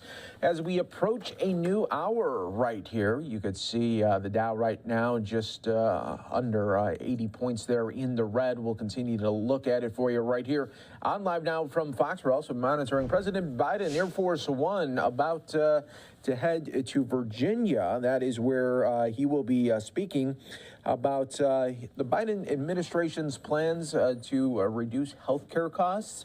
And we'll feature that for you a little bit later this afternoon when that does happen. Of course, right here, live, raw, and always unfiltered here on Live Now from Fox, everyone. We are going to continue with some other top stories here of the day and top feeds that came in. Hi, everyone. Mike Pace here. Thanks again for being here with us today. We're going to go out to Florida. Governor Ron DeSantis speaking on the same day that a new book is being put out by him. And let's listen to some of his remarks right here on Live Now from Fox. Many of you have been able to get one. If you haven't, go to Amazon, buy it, go to your bookstore, tell your friends, tell your family to do it. You know there's a lot of people in the media who are not going to be happy when they see this at number one. So I'm excited to be here to talk a little bit about this.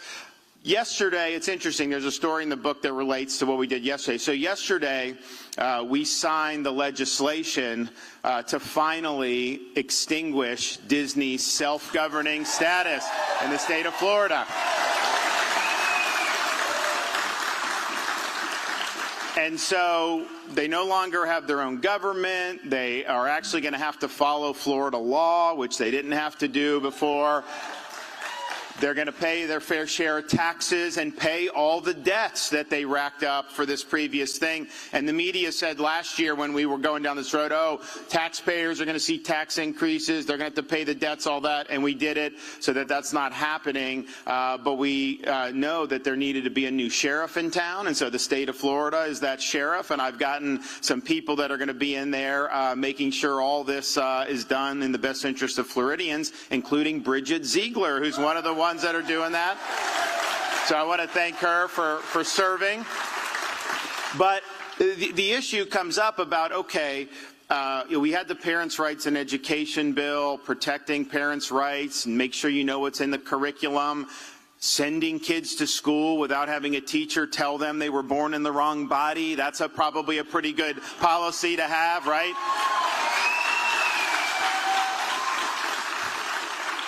And so, you had the media try to demagogue the left. They kind of shoehorned Disney into getting involved, which I think was a huge mistake by them. I talk a little bit about a book about I told the CEO, do not get involved. This is not something that's smart. And I think a lot of these companies are making huge mistakes because what they do is they always kowtow to the left because they think there's never going to be any response on the right. And so it's kind of been a one-way ratchet where they try to placate the woke mob. Well, that is not a recipe for business success, and it's not good for our country when that's going on. But we had the situation in Florida where you start to see these videos of these executives from Disney talking about it was their agenda to inject the sexuality in the kids' programming. And so as I'm looking at that, I'm looking at it through the lens of a governor, but I'm also looking at it through the lens of a dad, of a 6, a 4, and a 2-year-old. I guess then it was 5, 3, and 1. And so my wife and I are very sensitive about this. And so we were in a situation where this one company, since the late 60s, had unrivaled special privileges. They had their own government they controlled. There was a complete melding between this one company and governmental power, which the founding fathers would have totally rejected. So they had that. Exemptions from the laws. Universal SeaWorld, they operated under different laws than Disney did. They got really significant tax breaks because, if Central Florida, if they were building roads and infrastructure leading into that district, they could not tax Disney for that, even though it was a huge benefit. Governor Ron DeSantis speaking there in Florida. We'll show some of his remarks later on right here on Live Now from Fox. But we do want to go out to a live event here that just popped up for us. We go out live right now to the Pentagon, a briefing just underway. Days on visit locations, which will afford the Secretary the opportunity to meet with leaders in several key partner nations, reaffirm the enduring U.S. commitment to the Middle East region, and provide the chance to visit and talk with some of the more than 30,000 U.S. military members currently deployed or stationed there. As always, the U.S. will continue to work closely with our allies and partners to bolster interoperability, increase regional security and stability, and deter potential threats. And again, we'll have more to provide on this trip in the very near future. Separately, the Chairman of the Joint Chiefs of Staff, General Mark Milley, Chief of the National Guard Bureau, General Dan Hokanson, AFRICOM Commander General Michael Langley, and more than 40 African Chiefs of Defense are attending the 2023 African Chiefs of Defense Conference in Rome, Italy this week, where they're discussing shared challenges and opportunities to overcome them together. The National Guard Bureau began its partnership with African nations in 2003 and currently has 16 active partnerships through the National Guard State Partnership Program.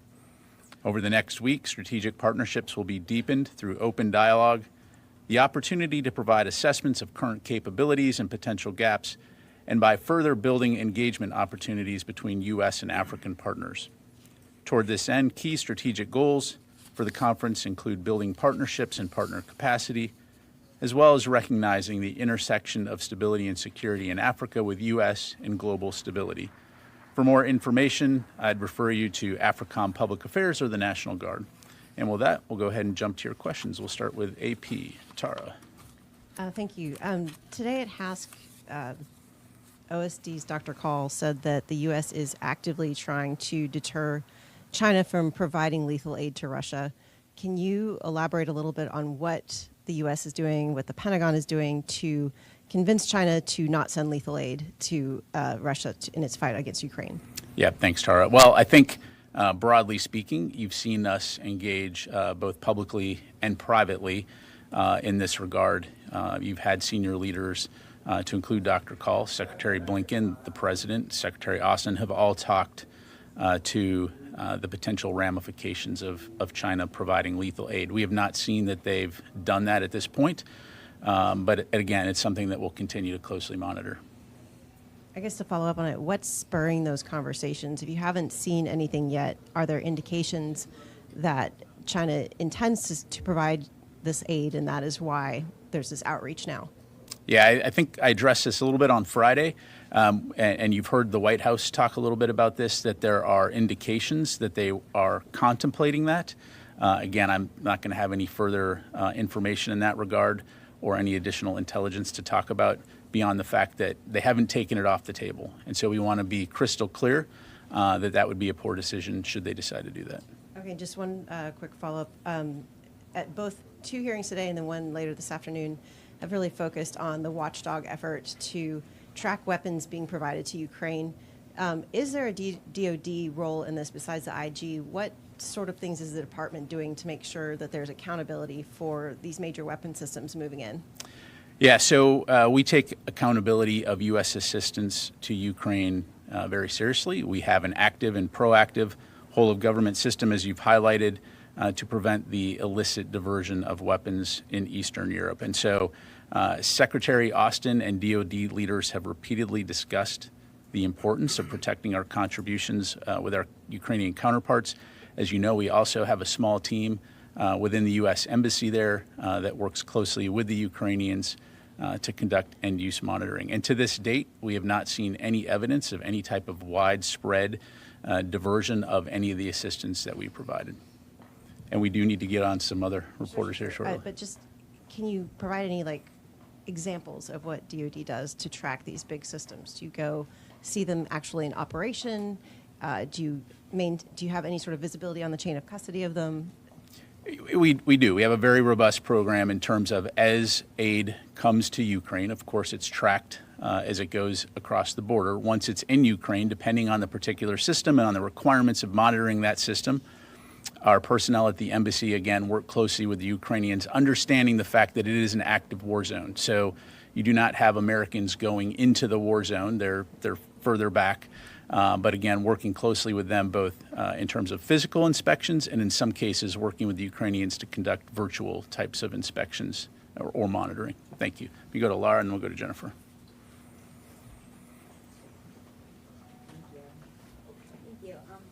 There was a report in Chinese media today, I believe the Global Times, that the U.S. military has carried out close-in reconnaissance operations in the South China Sea over 600 times, including using balloons and spy planes. Could you respond to those allegations, please? Yeah, and I think this came up during the hearing today, and if I'm not mistaken, Global Times is a Chinese propaganda outlet, so I think that speaks for itself. Jennifer?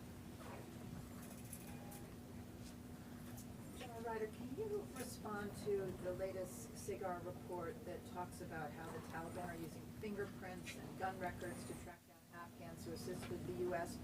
What is the Pentagon reaction to that? And also, the SIGAR concluded that a good deal of corruption was the result was one of the reasons that the Afghan military collapsed. How are the lessons of Afghanistan being applied to Ukraine with regards to corruption? Yeah, well, again, we'll judge each of these conflicts on its own merit, Jennifer. And so certainly as we provide support to Ukraine and as we observe the operations there, we will continue to learn from those. We'll continue to apply lessons that we've learned in other conflicts.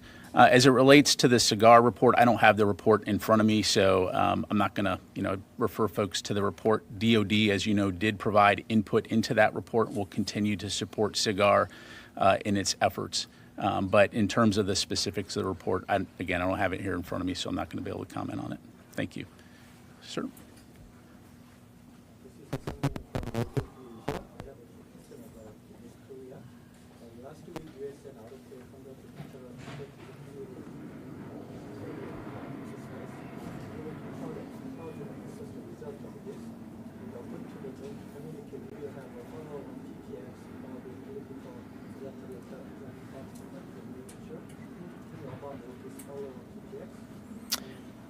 Sure.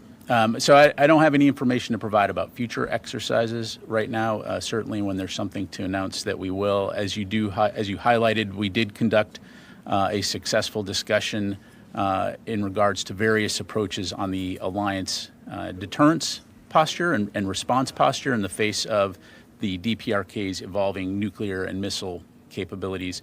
But coming out of that tabletop exercise, both sides concurred on the need to continue to strengthen extended deterrence, including through robust consultative mechanisms and crisis communication, as well as information sharing and joint planning and execution. So again, don't have anything new to announce as far as future meetings go, but we'll be sure to keep you updated. Question. U.S. submarine USS Springfield arrived in Busan, South Korea last week.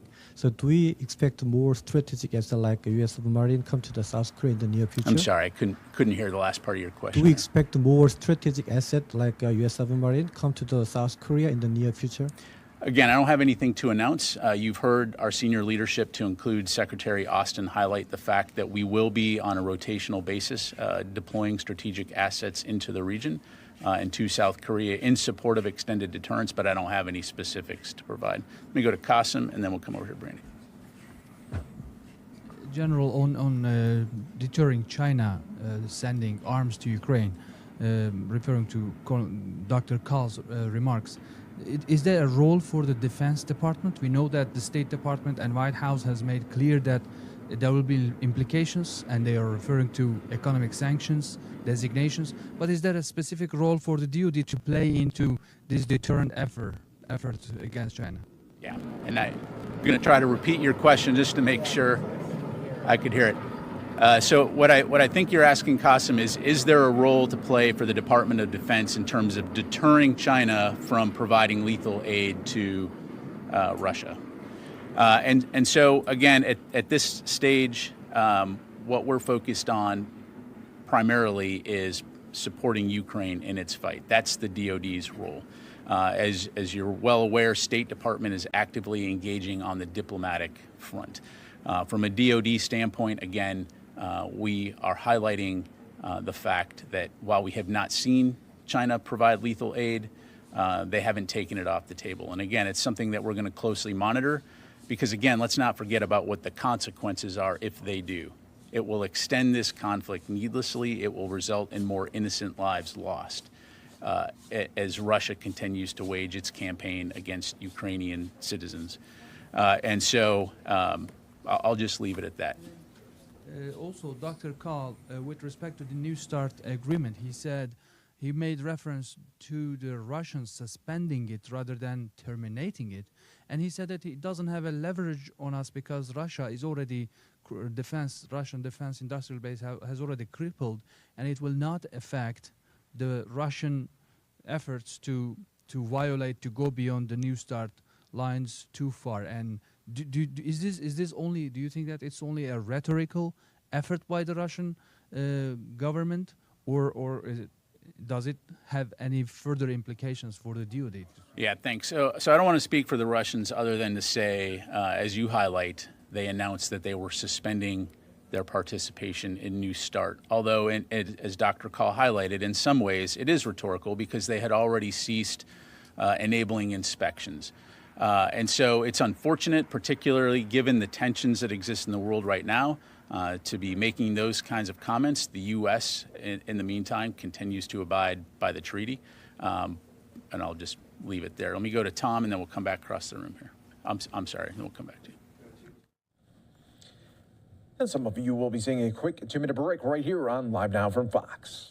So the DoD Chief Information Office and Joint Force DODIN are conducting a review of security measures for cloud service providers after a tip from a non-government source this month that service members' email and data were being exposed online. Can you confirm that the commercial server where that was exposed is Microsoft? What is the status of that review? And have the service members whose data and email have been exposed online been alerted at this point, or will they be? Yeah, thanks very much. So as a matter of policy, we're not going to discuss the specifics to include where that server, the cloud provider emanated from. Hold on one second. It's giving me flashbacks of being on the flight line. So, all right.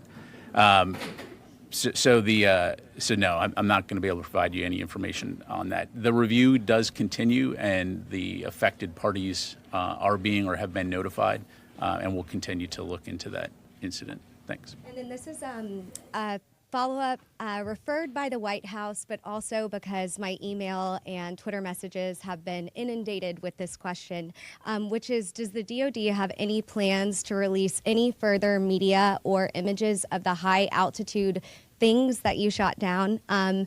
And what does that timeline look like? And for the vein of transparency, if not, why not? Yeah, so I don't have anything to announce today in terms of new imagery.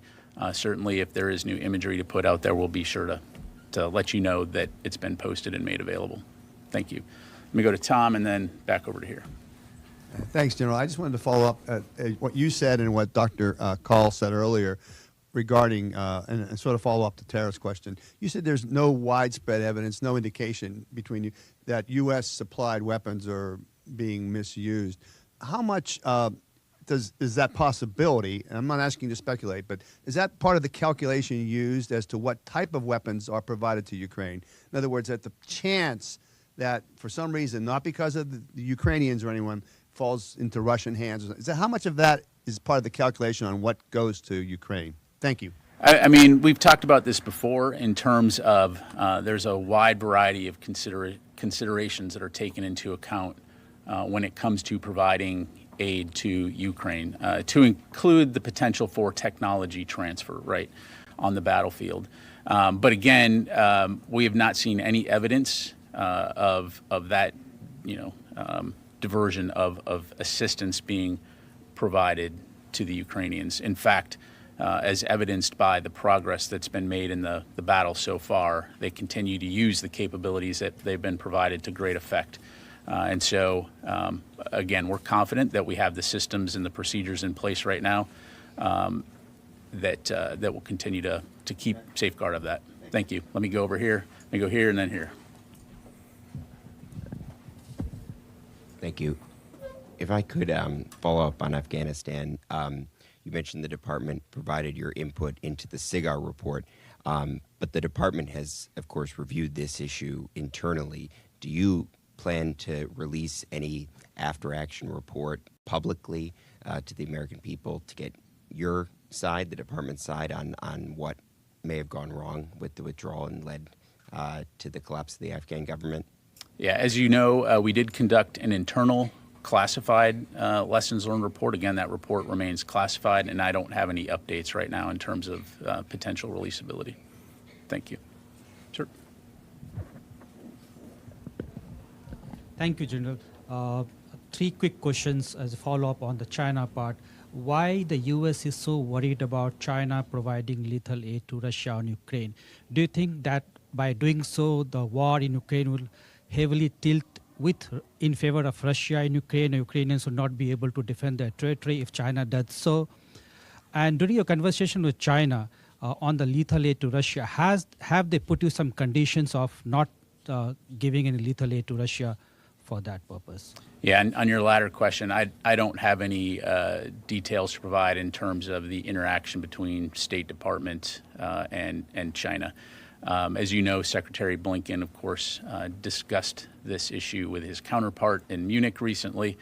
But in terms of the potential implications, again, I would just ask you to go back a year ago when Russia invaded Ukraine and with the stated objective of eliminating Ukraine as a country. And so the implications of China providing lethal aid to Russia, which, oh, by the way, again, is experiencing significant issues with ammunition. If China were to provide lethal aid to Russia, it would significantly, or has the potential to significantly extend this conflict and again support Russia's aim of eliminating Ukraine as a country. Thank you. Let me go to, one more. Mm-hmm. On the General's visit to the CENTCOM area, would that also include a visit to Pakistan? Again, we'll have more details here in the coming days. Thank you. Carla? Can you give us an update on the training at Fort Sill, and then I have a follow-up? Yeah, so the training continues. No significant updates to provide other than things are going according to plan. And anticipating your follow-on question here, yes, we are looking at opportunities for media access, and we'll keep you updated on that front. Do you know when we will find this out? Because they've been training for quite a while now, and we've heard nothing about it. I don't have a date to announce from the podium, but again, it's something that we continue to work. Thank you. And then what about training of Ukrainians in Germany?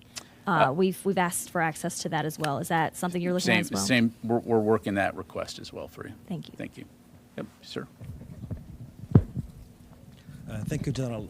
Today there is some reports that says that China was providing satellite images to Wagner Group. Did you hear about these reports? Do you confirm that? And if that's happened, does that mean there is some consequences China will face in the future? Yeah, I've seen the press reports, but I don't have anything to provide on that. Okay. The second question, what would a Russia victory or defeat mean for China? What would Russia's victory or defeat? In Ukraine. I'm not going to get into a potential think piece here from the podium other than to say our focus is on supporting Ukraine to enable them to defend their country and take back their sovereignty. And so that's really where our heads are right now, and that's what we're focused on. Thank you. Yes, sir. All the way in the back there. Thank you. I have a question about Transnistria. The Ukrainian Defense Ministry yesterday said that it has concentrated its armed forces along the entire border with Transnistria in Ukraine. What do you make of it? Should Transnistria be alarmed by this development? And I will have one more. Yeah, I don't have any information to provide on that. Again, we continue to monitor the region closely, but... So, are you aware of Ukrainian armed forces lining up across? I'm not going to get into discussion on where Ukraine may or may not have forces aligned. Obviously, right now, along the forward line of troops, they remain very active in terms of defending against Russian forces. I have one more question. Dr. Kahl today declined to outright deny the presence of CIA operatives in Ukraine. Are you able to give a definite no here? Denied the what? The presence of CIA operatives in Ukraine. I'm a DoD spokesperson, so I'd refer you to the CIA to talk about CIA. Thank you. We got time for just a couple more, sir. We've seen the talk of Chinese lethal aid, potential Chinese lethal aid, intensify, especially in the past 7 to 10 days. And we've heard from the State Department and also from the White House that there's going to be severe consequences, real costs, but those are, I think, just sanctions, potential sanctions that would be imposed on China. Does the Department of Defense believe that just sanctions are going to be able to deter China from providing lethal aid? Because if you're determined that they might actually provide those assistances and they haven't taken it off the table, do you think it's enough to deter them from doing so? Thank you. Yeah, so I'm not going to get into the specifics of what those types of actions could be, other than I think we've been very clear that of the potential implications in terms of extending this war and inflicting further death and destruction on the Ukrainian people. So again, we have not seen China at this stage provide lethal aid to Russia, but we'll continue to monitor because, again, they have not taken it off the table. What I'm trying to understand is that I can see that the implications would be huge for the United States. The conflict would be extended, in your words. So that's why I'm asking, do you feel confident that, those warnings are going to be sufficient enough for China to actually change their mind? If they put it on the table, the United States is saying we might impose sanctions and there are severe consequences, they're going to be like, oh, so we've just changed our mind. So ultimately, that's a decision for China to make. I think for the duration of this conflict, you've seen the range of tools and capabilities that the United States has available at its disposal alongside the international community, as you highlighted, things like sanctions and other types of activities. But the question again is, does China as a nation want to put itself in the camp of those countries that are looking to eliminate Ukraine as a nation and kill innocent people? Or do they want to do what they say they are all about, which is respecting the sovereignty of all countries? So thank you. All right. Thanks very much, everybody. Appreciate it. The Pentagon briefing wraps up right there. We go live right now where you can see President Biden in Air Force One about to make the short trip to Virginia Beach, Virginia today to talk about lowering the cost there of health care. And pretty soon he will be wheels up there for a very quick trip to Virginia. We're going to take a quick 2-minute break ourselves right here on Live Now from Fox. Stay right here with us.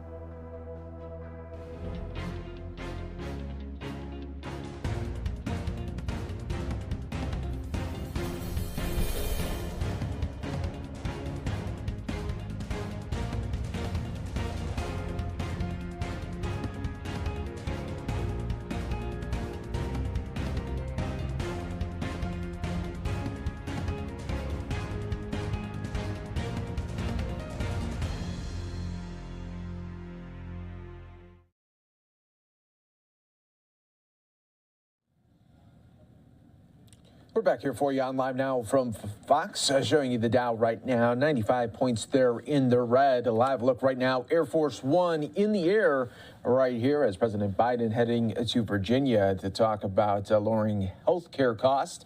And we'll feature that for you coming up in just a little bit here on Live Now from Fox. In the meantime, I want to take you out to the Senate floor where Senator Chuck Schumer and Senator Mitch McConnell gave remarks. We'll play it out for you both. Both sides of the aisle featured right here on Live Now from Fox.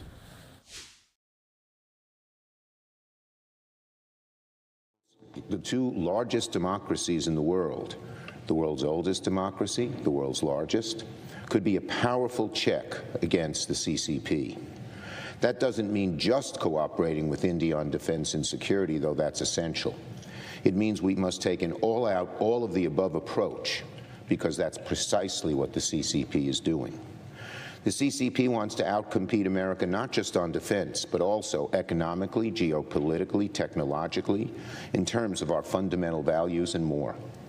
Just as our transatlantic partnership matters immensely, so too will our partnership with India. The U.S. and India must therefore keep working together to strengthen our economic ties, expand our trade, and make it easier to recruit talented workers from abroad to work in our country. While meeting with foreign leaders, we also made clear the importance of standing shoulder to shoulder with the people of Ukraine. We made it clear to the leaders of Europe, India, Pakistan, and Israel that they must increase their aid to Ukraine. Vladimir Putin's illegal invasion is now a year old, and as difficult as the road has been, we made it clear that the worst thing we can do is waver in our support. The Ukrainian people and the Ukrainian armed forces are fighting valiantly, but they need more material, and it's our job to give it to them. A Russian victory will not quench Putin's hunger for expansion.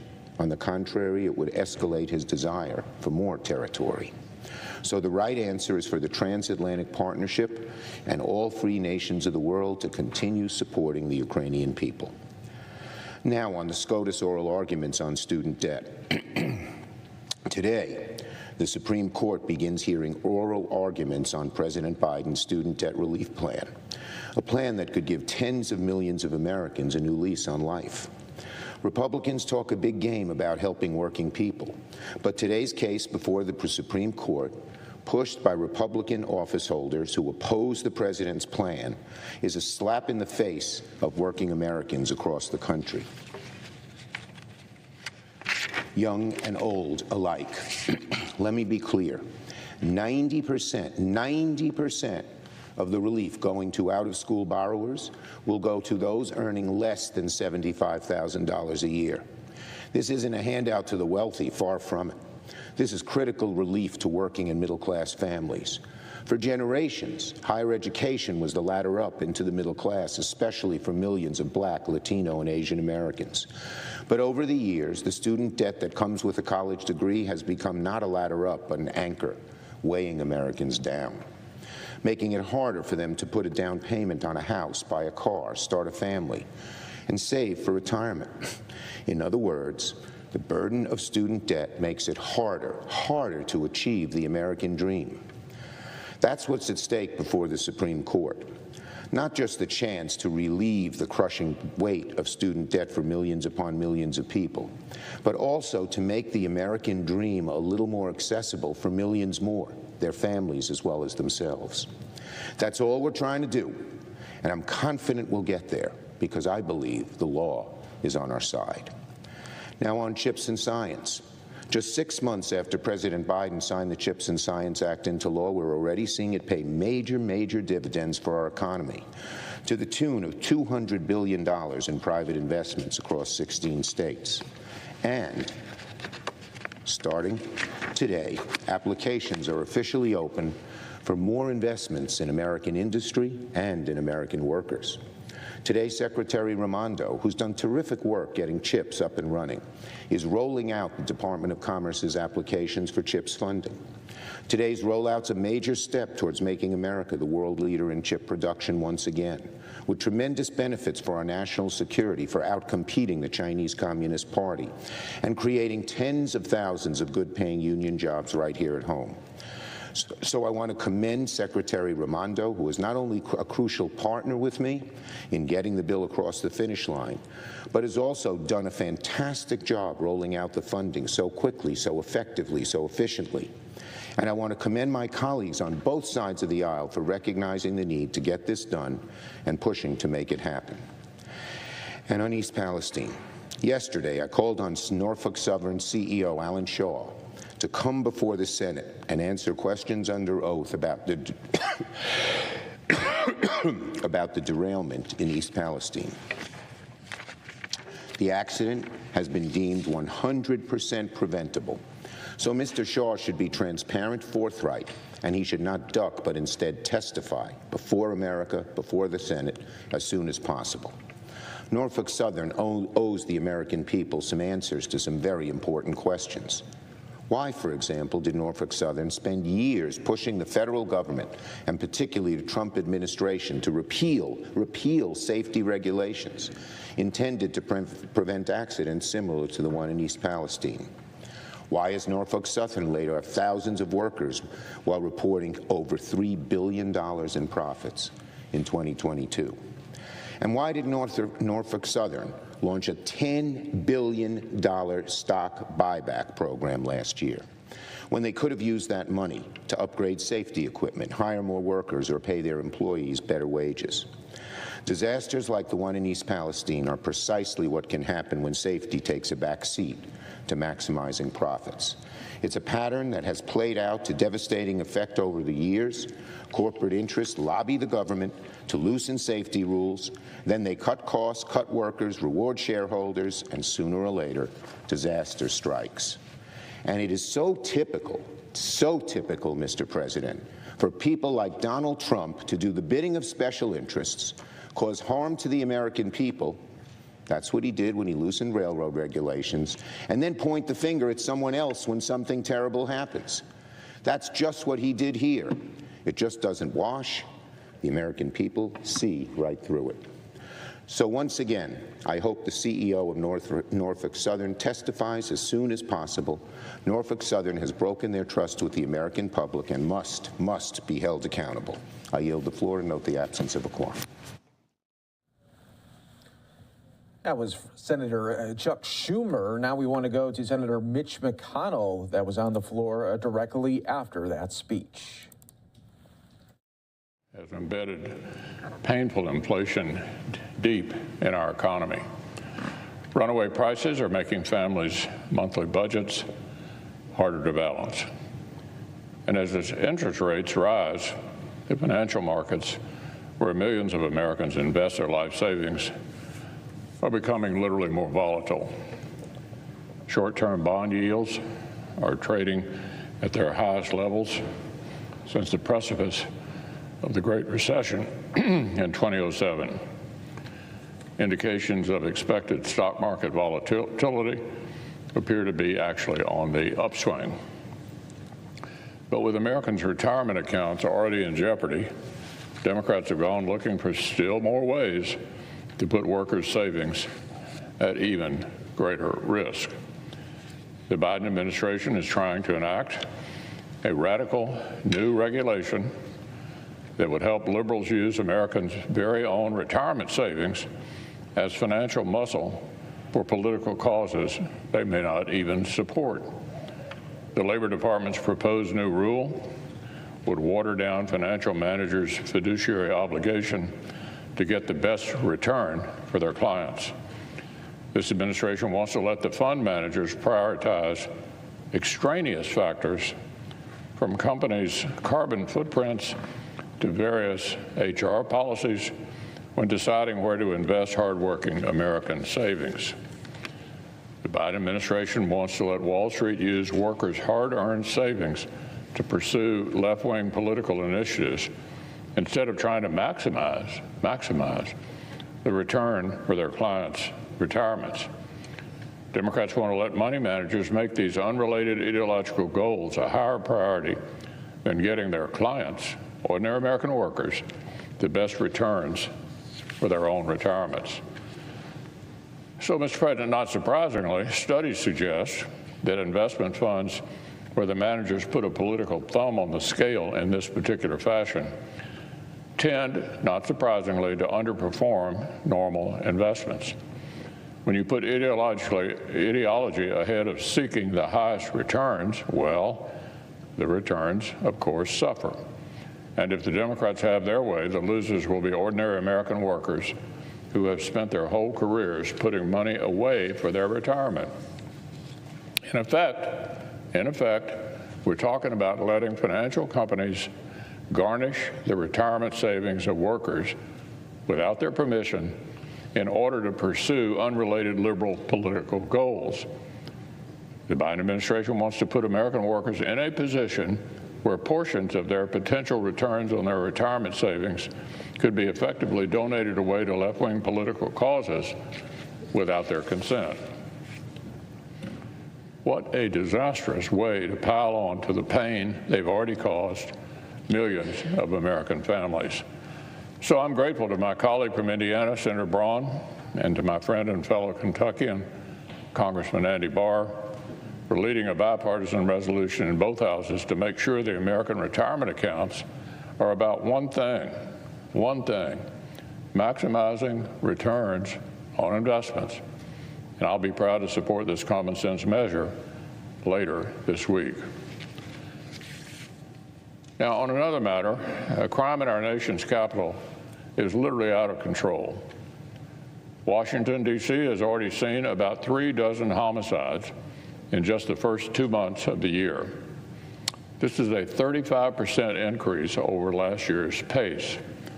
There have been more than 1,300 thefts from autos, a 25% increase over last year's pace, and more than 1,100 thefts of motor vehicles, including carjackings, more than doubling last year's pace for a shattering 109% increase.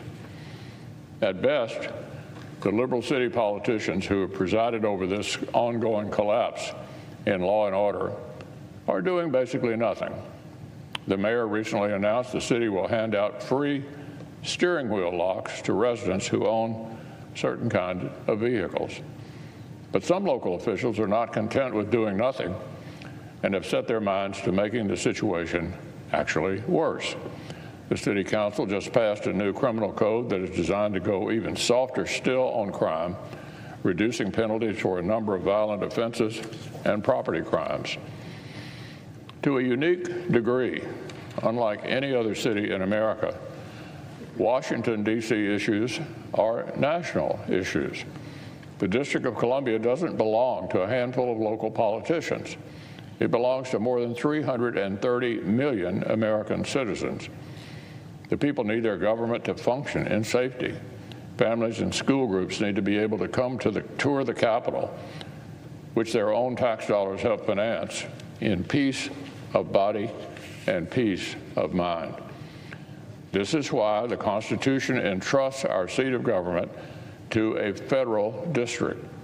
It is why federal law gives Congress the ability to step in and help govern our nation's capital city if local politicians fail to take care of basic business. Now, amazingly, the same Washington Democrats who have spent the last several years trying to steamroll localism and federalism in every way possible are now all of a sudden indignant at the notion that Congress might toughen up penalties for violent crime here in the district. Just last year alone, Democrats right here in this chamber tried to break the Senate rules so they could micromanage every county in America's election laws. They tried to ram through a bill that would have swept away state and local laws and forced every community in America to adopt a radical abortion laws on par with China and North Korea. And over the last 2 years, Democrats have passed bill after bill that spent trillions of dollars to interfere in American families' lives and to put more of our society under the thumb of federal bureaucrats. So, when it comes to radical far-left priorities, Washington Democrats have no qualms whatsoever about this city steamrolling 50 states and local communities. They vote for that outcome 8 days a week.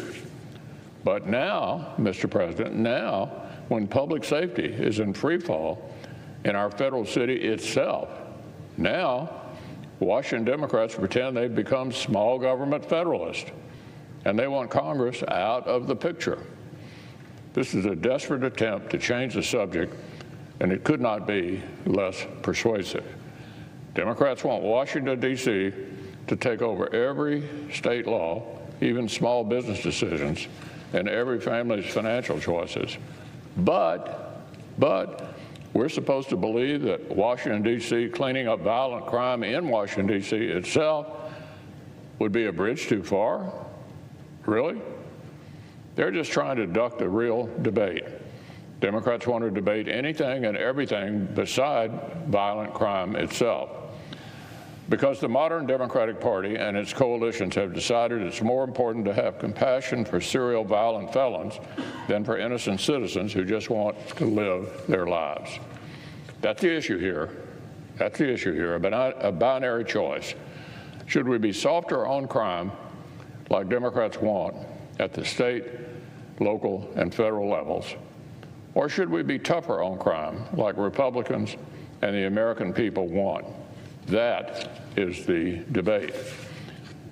I want to thank Senator Hagerty for spearheading the common sense resolution that would nullify the D.C. Council's insane pro-criminal legislation and bring at least an ounce of common sense back to the American people's federal city.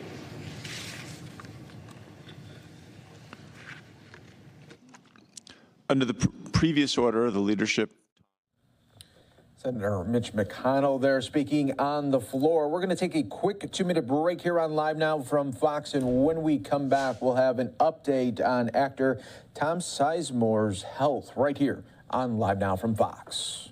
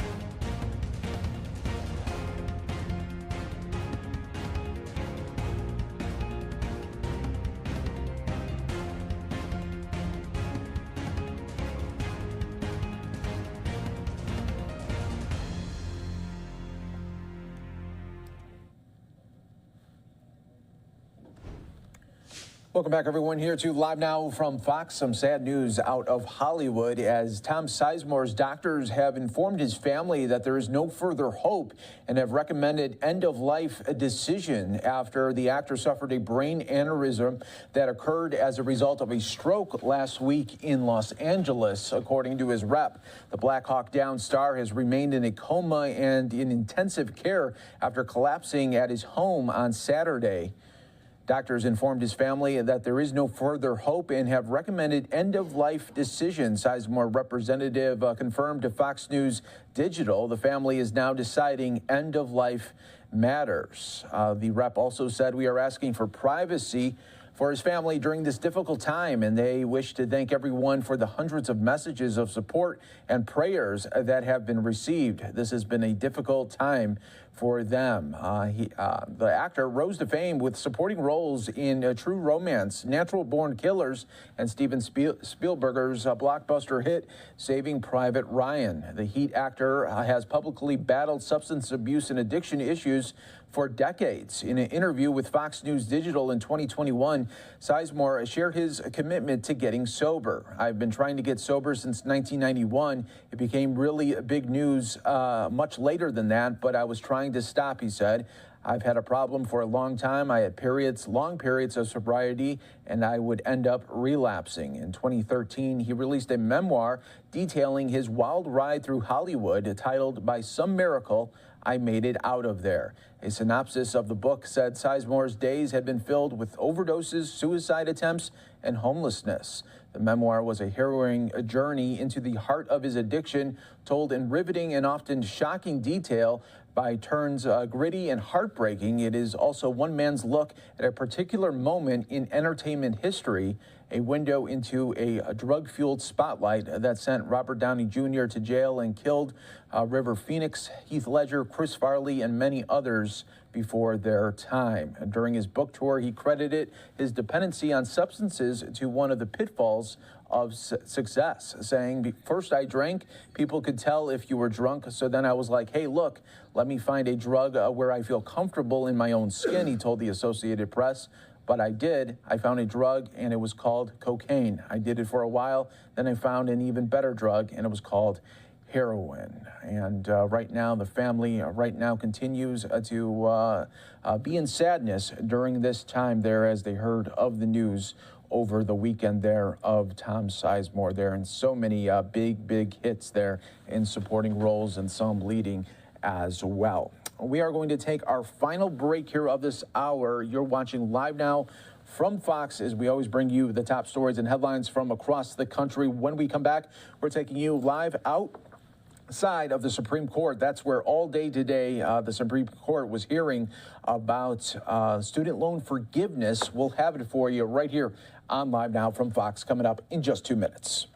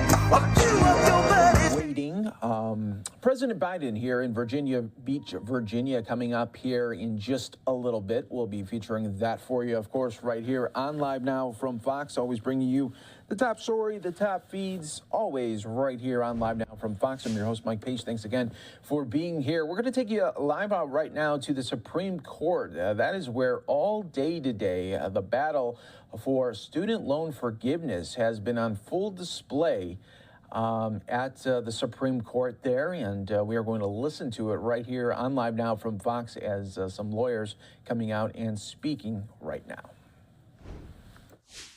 General and their team thought it was a well-argued case, and I certainly appreciate the work and the questions of the justices here today. Nebraska brought this case primarily as a separation of powers case to be able to protect the Constitution. It wasn't about just student loan borrowers or people who didn't receive the relief. At the end of the day, it's about the citizens of this country being able to have their voices heard through their elected representatives. And ultimately, this is a protection of the power of Congress, and our state was proud and pleased to be able to bring this case, and we're very grateful for the Supreme Court for hearing it, and we understand they'll take this under advisement, and we're hoping for a very good result. With that, I will hand over to General Bailey. Thank you. And I just want to echo my thanks to my colleagues from Nebraska, Iowa, and the other states that joined in this suit to fight back against Biden's crooked bailout. It's illegal, it's unconstitutional, it's wrong for working families across the nation, and especially in the state of Missouri. Missouri is integral to this case because of the state program that's a creature of state statute that administers student aid financing under state law. And so we feel confident that the justices latched on to the right issues during oral arguments. Specifically, they identified the lack of fairness in the process. And as someone who paid for my school in blood, sweat, and tears in service to my nation, that's an issue that's near and dear to my heart. I'm confident the court will reach the right decision and render this the Biden's action as illegal and unconstitutional. And with that, I'll turn it over to the Solicitor General of the state of Nebraska. Just want to echo what everyone else has said. It was a good argument today. I think the justices were really focused on the issues of separation of powers. If a program like this is going to happen, if nearly $500 billion is going to be canceled off the federal government's balance sheet, that's something that should come through Congress. One of the other themes that the justices picked up on and emphasized is the fairness about this program. Is it fair for someone that paid off their debt to not have the opportunity to have similar relief? Is it fair for someone that decided not to go to school because they didn't want to undertake the debt to be excluded? And so I think those are important questions, and they simply highlight the fact that these are issues for Congress. They're not issues for one executive branch official to take in order to spend nearly $500 billion of the taxpayers' dollars. With that. All right, thank you. Maybe 2 or 3 questions if there are any. Justice Barrett asked you a number of pretty tough questions on the standing frog. How confident are you that when the decision comes down that she'll believe that you do have standing? Well, certainly there is standing in this case. Justice Barrett's questions, I think we fully resolve them in our responses. The state of Missouri can speak for MOHELA. MOHELA is a state-created and state-controlled public instrumentality, and everything it does is an essential public function in the words of the state legislature. So we feel confident that in the end, the court's going to find standing, the court's going to reach the merits, and ultimately the court's going to say that this program exceeded the Secretary's authority. Okay, thank you. Thanks, everyone. And that was just moments ago, right outside of the Supreme Court there, as those lawyers against the student loan forgiveness. Let's show you what President Biden said just a little bit earlier this morning, saying today, my administration argues our case for student debt relief in the Supreme Court. This relief is critical to over 40 million Americans as they recover from the economic crisis caused by the pandemic. We're confident it's legal and we're fighting for it in court there. And in just moments, we will hear from President Biden on health care. We'll see if he says anything about also student loan forgiveness there today. And we'll bring it to you, of course, when he does make his remarks in a little bit. Then an hour from now, we'll be featuring that for you, as always, right here on Live Now from Fox, bringing you the top stories and headlines from all over the country. Let's now show you right outside of the Supreme Court earlier today as those in favor of canceling a student debt speaking at a rally right outside of the Supreme Court. Crippled people, we say not on our watch. This is about freedom, it's about economic justice, it's about racial justice. 90% of black students and 72% of Latino students are in debt. Not because they deserve to be in debt, but because their wages are lower, because they don't have the same opportunities, because we have institutionalized racism in our systems that prevent people from earning what they need to earn. And they are more likely than their white classmates to still have that debt 12 years later. Now, if the court strikes down canceling debt for Pell Grant recipients, they are upholding the racial justice wealth gap that is tearing this country apart. That's going to be the legacy of this Supreme Court. And that's why I'm honored to chair the Congressional Progressive Caucus. We have 103 members. It was founded originally 20 years ago by Senator Bernie Sanders. And now we have 103 members. That's almost 50% of the Democratic caucus. We have made this our priority with you. And I am so grateful to this diverse, amazing coalition of groups that has come together to make sure that we cancel student debt. And when you feel uncertain about the future, when you wonder if what you have done, what you've been fighting for, what you've been organizing for is making a difference, let me tell you that 5 years ago, this wasn't even on the main stage. There was no chance that we would have a president that was going to cancel student debt. But it is because of you. Because of you, the movement outside Congress and inside Congress, that we have been able to get to a point where President Biden understood the need to cancel student debt and move forward this executive order that would help tens of millions of people. Now, we're not done yet, but I want you to think about the consequence of your organizing and to be sure that you know how important it is that we continue to fight for this. The very last thing I want to say is the Republicans are saying that they don't want this debt canceled, that somehow it's a handout. Well, let me tell you this. There are Republicans who have individually had over $1 million, over $2 million, over $3 million in government PPP loans. So how hypocritical is that? They're fine with canceling their loans, but they don't want working people and poor people and black and brown and indigenous people to have student debt canceled, which is something that we do to invest in our young people. So let me just say, this is about justice. Say it back to me. This is about justice. This is about freedom. This is about economic security. This is about our future. Let's cancel this student debt. Let's keep the movement going, and let's bring justice to everyone. Thank you all so much.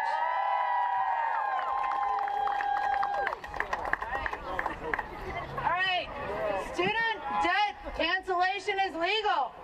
Student debt cancellation is legal. Say it with me. Student debt cancellation is legal. All right, I'm Natalia Abrams. I'm the president at Student Debt Crisis Center. It is our goal to uplift borrower voices, your voices, to make sure that we once and for all end the student debt crisis. And I want to thank all the groups here, especially my wonderful team that's behind me, NAACP, Young Invincibles, Student Borrower Protection Center. It's amazing to see you all here. And just to get into legal, beyond legal, it is moral, it is just, it is the right thing to do. And at Student Debt Crisis Center, when we started over 10 years ago, we asked you to share your story. And thousands of you shared your story. And I can remember being in a hotel room in New York in 2011, just reading the countless stories that were heartbreaking and gut-wrenching. And I knew that I had to dedicate my life to this. And I just want to say that, like, this, we knew this was the moral thing, and we had to fix this broken system and cancel that damn debt. And for years, advocates and borrowers have been demanding that people with student debt get a seat at the table. And millions of you have spoken up. You've signed petitions, you've shared stories, you've attended town halls. You have gotten loud and made sure your voice has been heard. And it's because of you that we are all here to fight for student debt cancellation. And let's fast forward to last August 2022, the year that the President of the United States canceled student debt, the year that borrowers finally got to see their government fight for them. But now, because of partisan influences, we are here at SCOTUS, and we shouldn't have to be here. And yet again, we are seeing dreams deferred and the President's plan on hold. And the biggest difference between when I started and today is how many leaders and advocates and borrowers are on our side. The President of the United States is on our side. Right now behind me, the Department of Justice is fighting for you all, is fighting for borrowers. I never would have expected that a decade ago. 40 million people, 40 million will benefit from this plan. People from big cities, from rural communities, young and old, black and brown, will benefit from this plan, and it shouldn't be held up. Let's be clear, all Americans will benefit from student debt cancellation. It should have been done. This should be over. Borrowers should have already received their debt cancellation. But alas, we're here in front of the Supreme Court because winning is not always linear. And for those borrowers who are concerned, scared, and frankly just sick of it all, I say look around. Look at all these people here. You are supported. You are supported by lawmakers, by advocates, and most importantly, by your fellow student loan borrower. We are here because of you, and we will never stop fighting until we cancel all student debt. And now, it's just such a huge honor to introduce our next speaker, who really needs no introduction. And it's because of our next speaker that we have gotten here. She was one of the first people that I met a decade ago. She's been on the front lines for over 10 years. And I just want to say how amazing it is for me to introduce Senator Elizabeth Warren. And it's because... Yes, and it's because of her. She's always showed up. She's always had the perseverance. She never gives up. And with that, Senator Warren, yes.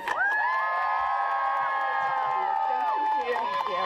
Good morning. Thank you, Natalia. I am fired up.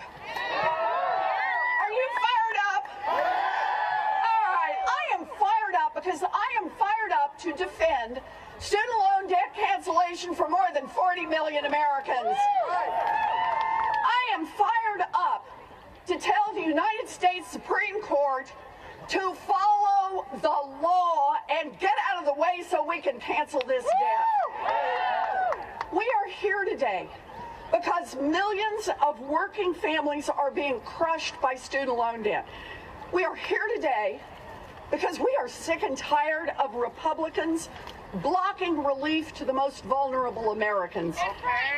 And we are here today, and let me be very clear about this, we are here today because President Biden has the legal authority to cancel student loan debt. In fact, let me say that one more time and make them hear it inside. President Biden has the legal authority to cancel student loan debt. Now, you know how I know that? Well, I know it partly because I've actually read the HEROES Act that authorizes the president to take this action. Law. But I also know it because it is exactly what Donald Trump did. He canceled billions of dollars of interest payments that were coming due. He canceled them for poor people and for middle class people, but most definitely for rich people. And not one Republican, not one, raised an objection. He canceled for rich people, and not one court raised a single question about his legal authority to do that. It is time for the Supreme Court to stop playing politics and just apply the law and let us cancel this debt. Now, in the last few weeks, we've heard from families all across this country who are struggling with debt. And I want to say a very special thank you to people who have their own debt who've shown up to raise their voices for millions of people across this country that we don't usually hear from. We hear from people now who borrowed money when they were in school 5 years ago, 15 years ago, 25 years ago. They've made payments and payments and payments, and today they owe more money than they originally borrowed. That's not right, and that is why we are in this fight. We've heard from the people who are paying and paying and paying, and they've done the numbers. They believe that they will be paying student loan debt until they die. That is not right, and that is why we are in this fight. And we are hearing from people who were not born rich, but whose big sin was to try to get an education. It is not right to deny people education because they were not born into rich families, and that is why we are in this fight. We will fight back. We will help these people. President Biden has issued the order. We just need the Republicans and the Supreme Court to stop playing politics with people's lives so that debt cancellation can go through.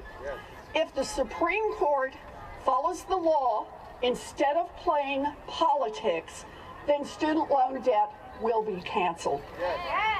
We have come a long way, and I am grateful to all of you for your hard work getting us to this point. Without you, the idea of debt cancellation would have died a long, long time ago. But you, every one of you, you fought for what is right. So I'm here with one big ask, and that is no matter what happens, stay in this fight. That's right. This is a righteous fight, and we cannot let a Supreme Court that is an extremist court take away the opportunity for millions of Americans to have a little racial justice, a little economic justice, a little opportunity to build more secure futures going forward.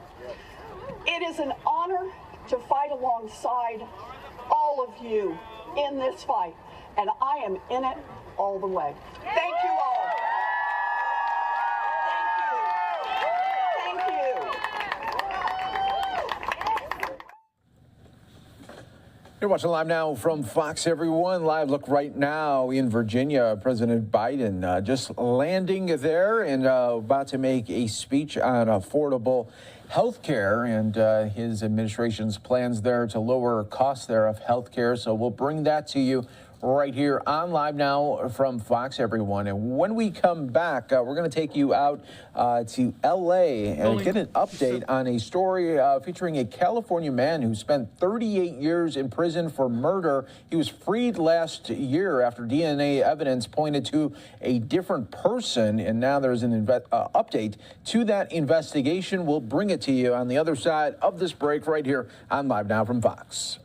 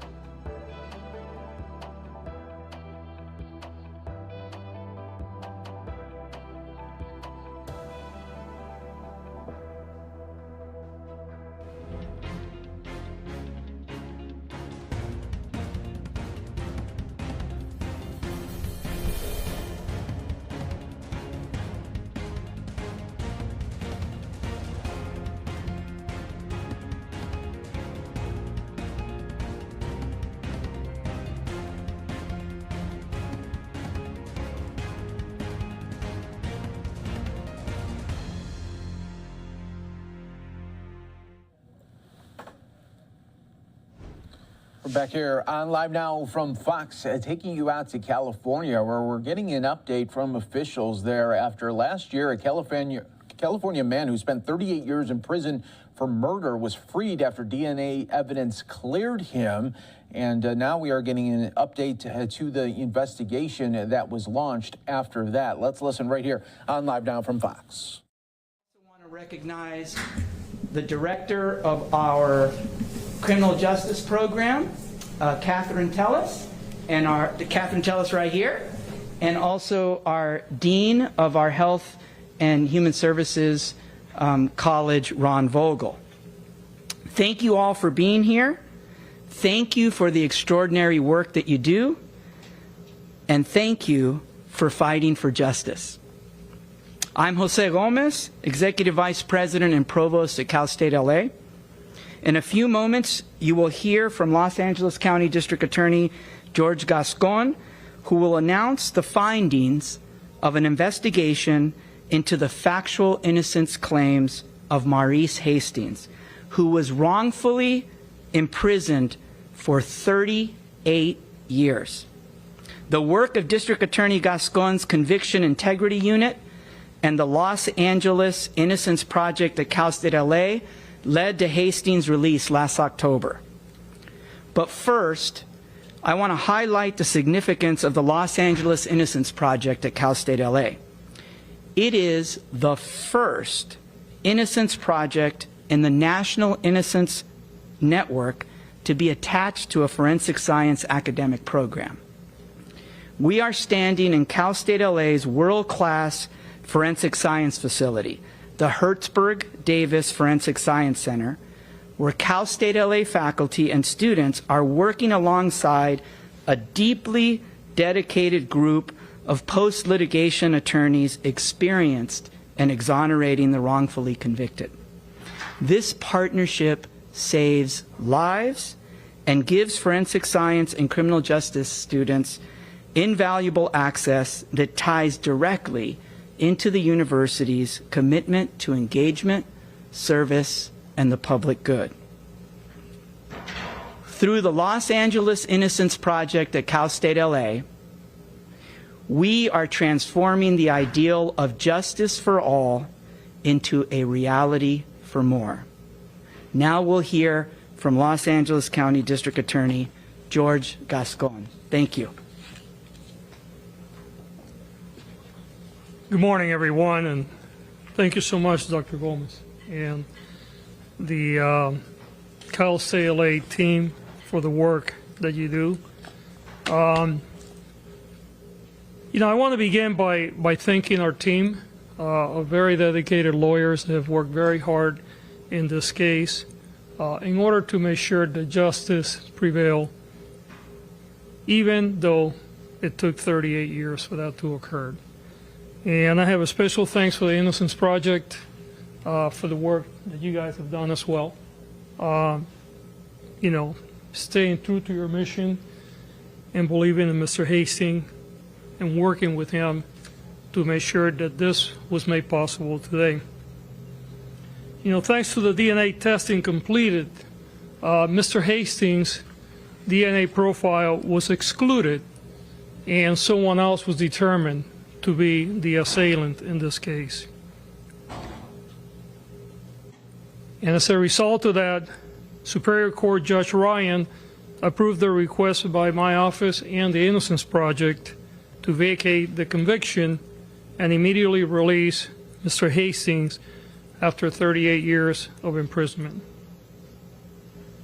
Tomorrow, my office will join Mr. Hastings in asking Judge Ryan to grant him a legal finding that he is factually innocent, which will clear his name and pave the path for possible relief. And I want to pause for a moment because I think it's important to understand the import of this on two different areas. Number one, we had an innocent man that was convicted, who was in prison for 38 years. That in itself was a horrendous fact. But secondly, And I think it often goes unsaid.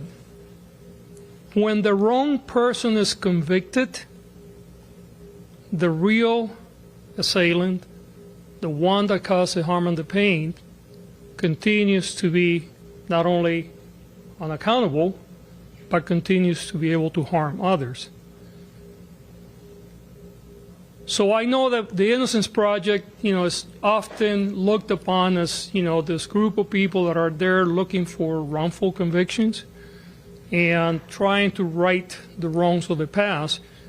But I think it's important to take it one step further and understand actually that if we really care about protecting victims, in the case the assailant went out to continue to harm other victims before he was arrested and prosecuted. This is a case that brings, for me, a tremendous amount of concern. And I hope that it does for everyone, both for prosecutors, for police, for the community, because when we send the wrong person to prison, we devalue, we take credibility away from our system. And I think that we must ensure that the culture of prosecutors continues to evolve and that we continue to seek the truth, regardless of where the truth takes us and regardless of whether we can obtain a conviction or not.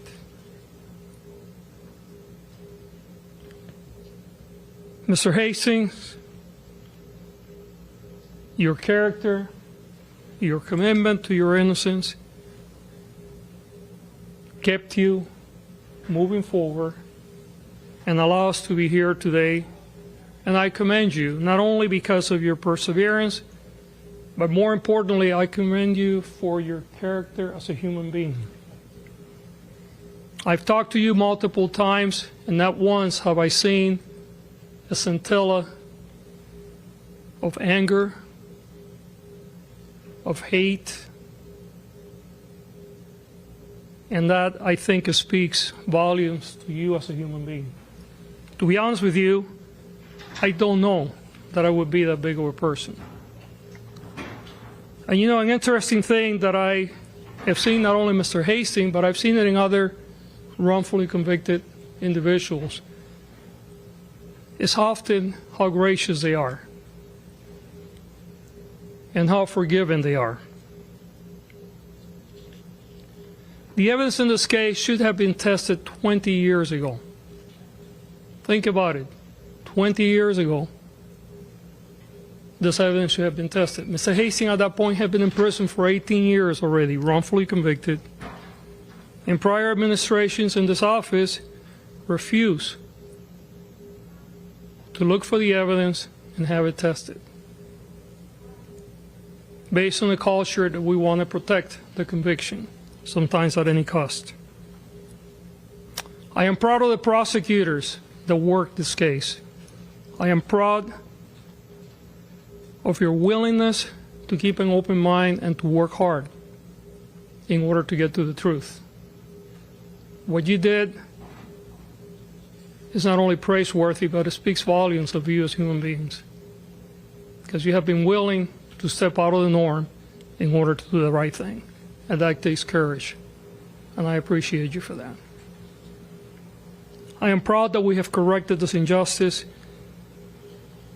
and I'm looking forward to working with Mr. Hastings and the Innocence Project to make sure that tomorrow we close this chapter and that Mr. Hastings is actually found factually innocent. And I look forward to continuing to work with those that seek justice regardless of where it lies. I want to say a few words in Spanish. Hoy estamos aquí para anunciar de que mañana vamos a ir a la corte a tratar de que el señor Hastings, que fue convicto equivocadamente, sea declarado inocente. Pero primero que nada quiero darle las gracias a los miembros de mi oficina que han trabajado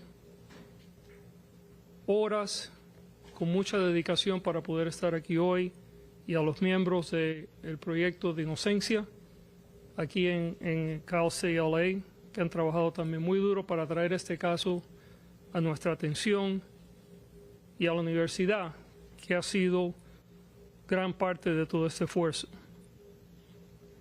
El señor Hastings fue acusado y fue convicto hace 38 años de haber cometido un asesinato que no cometió. Él trató varias veces de que esta oficina probara su ADA para confirmar que él no era el culpable. Desafortunadamente, administraciones pasadas de esta oficina negaron esa oportunidad, y a causa de eso el señor Hastings continúa en la prisión por 20 años más. Hoy estamos aquí para anunciar de que queremos empezar un nuevo capítulo y darle la oportunidad a que la Corte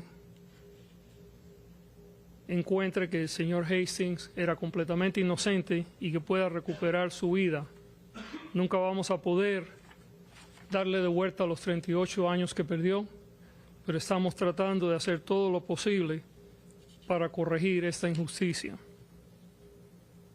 Es importante reconocer de que cuando una persona inocente es convicta de un crimen, no solamente hay una injusticia que se está cometiendo contra esa persona y contra la comunidad, pero también es un asalto a la seguridad pública, porque eso quiere decir que la persona que cometió el crimen continúa a estar libre y cometer otros crímenes. En el caso del señor Hastings, el individuo que cometió el asesinato continuó a victimizar a otras personas en nuestra comunidad hasta que fue arrestado años después.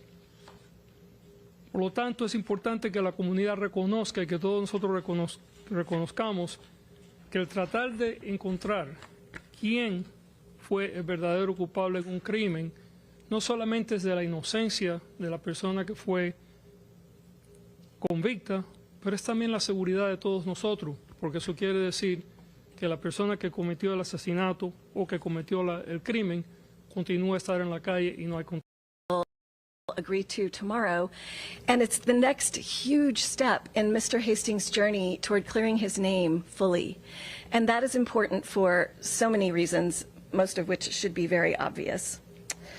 I want to thank DA Gascon for his leadership, and I want to thank the team, the hardworking team at the Conviction Integrity Unit under the leadership of Martha Carrillo. We really appreciate your efforts in this case. I know you all have been working very hard, and it means the world to us, our project, and to Mr. Hastings.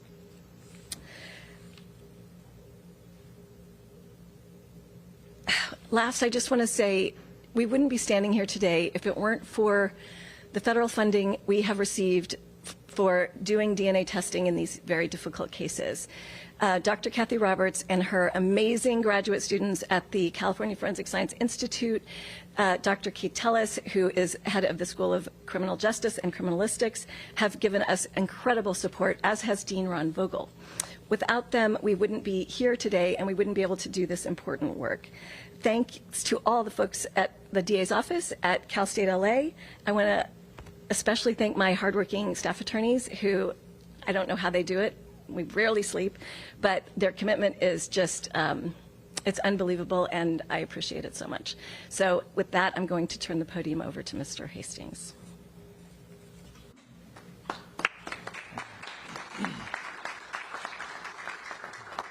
Good morning. First of all, I'd like to thank God for blessing me to stand before you this day. This is a wonderful time in my life to be cleared. I'd like to give a special thanks out to the Los Angeles Innocence Project, Paula Mitchell and her team. They worked tirelessly. They worked hard to bring this to pass. I'd like to give a special thanks to George Gascon and his colleagues. They worked, they collaborated with them, and they brought all of this to a head. And I give thanks to that. And also, I'd like to thank the people that work in the forensic department. for their hard work here at Cal State. And it's a blessing. I know it's going to bless others that are after me. There are a lot of men and women that are probably in my situation. It's important that we can start working on justice in this society, because we know we have some good men and women that are in leadership, and if it's not for justice, none of us will have a chance. And it's important that we continue to move forward. And I thank you all for being here today, and God bless.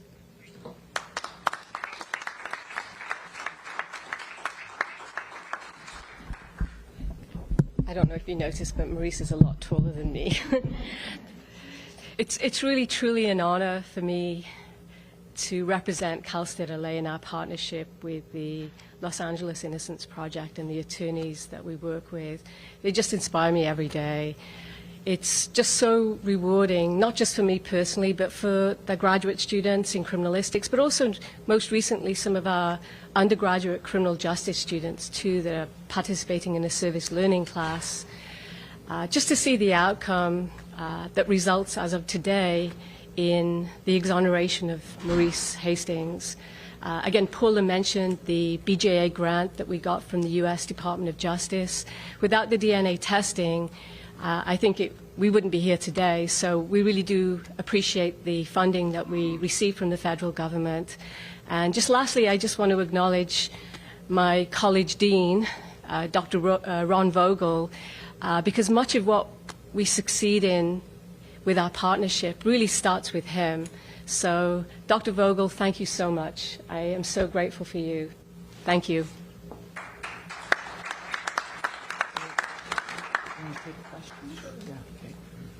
We're going to take questions now. Just let us know who you want to direct the question to. I'll just, anybody? Garrett. Mr. Hastings, can you tell us your reaction? Tell us where you were when you found out and who told you and what was your reaction? Well, I was real overwhelmed. It was kind of unreal. In a sense, you want it to be true, but then you don't want to be disappointed. I've been disappointed a lot of years. But I was incarcerated in Chino, California, and I was told on the phone that through the DNA testing and through collaboration with the George Gascon's office that they was taking me back to court to vacate the sentence. I had tears. It was, I asked myself, could this be it? Could this be the end? And it was very emotional. It was very emotional. So what now for you? What are you going to do? Well, certain things are a little rough. I'm still struggling with the tech, but I'm moving forward. Sometimes I feel a little overwhelmed, but I'm going to push forward. You know, that's important, you know.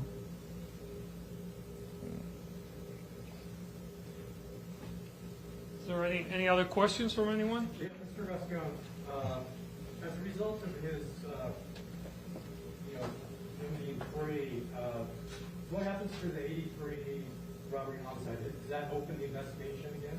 So the person that was identified through the DNA testing went to prison and he died in prison, so he's no longer with us. But he was identified as the assailant, well, the murderer in this case. Yes. He was already in prison when he was identified? Yes. He went on to commit other crimes after Mr. Hastings was arrested, but then he was arrested for other crimes, convicted, and went to prison. And he died in prison. Any other questions? All right. Thanks, everyone. Appreciate your time. Update to that story there, really 38 to 39 years in the making. You're watching Live Now from Fox, everyone. We are going to take a quick 2-minute break right here. We are still waiting for President Biden to make remarks. But coming up on the other side of the break, we'll take you live to the Capitol. That's where we have Senate Democrats speaking now.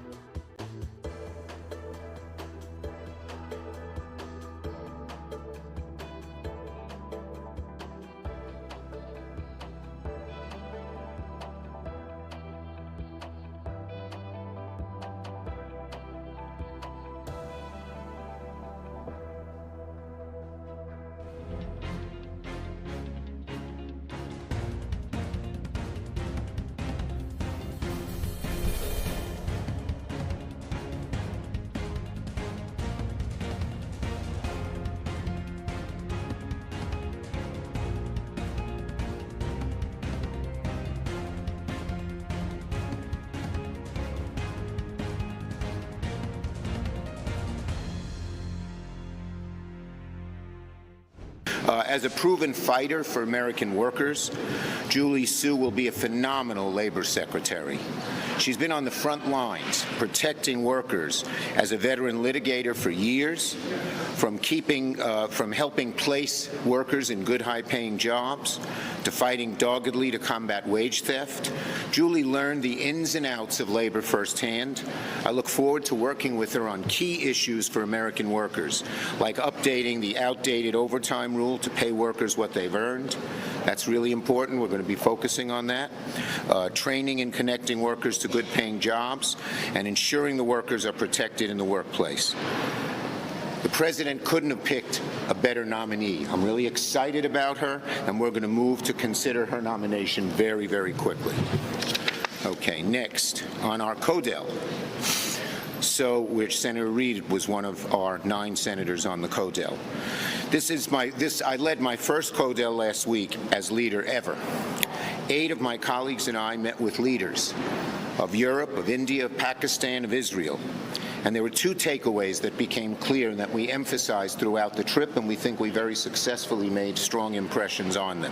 First, the United States and the West must continue to deepen our relationship with India if we want to outcompete the Chinese Communist Party in this century. India is the perfect counterweight to China, and when joined with the West, we can really outcompete with the Chinese.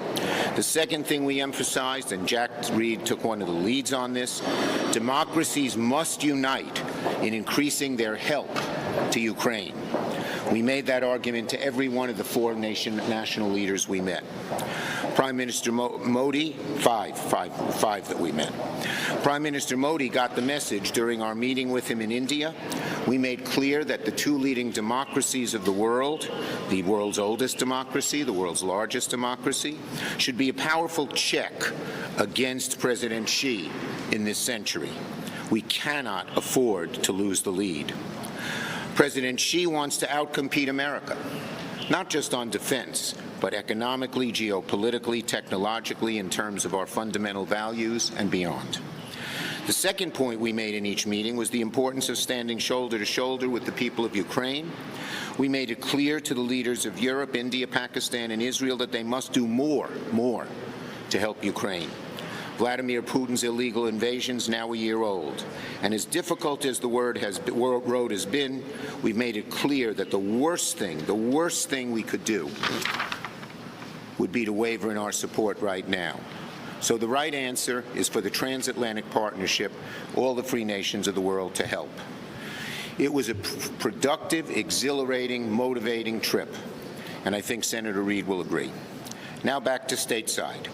Yesterday, I called on the CEO of Norfolk Southern, Alan Shaw, to testify before the Senate regarding the horrific derailment in East Palestine.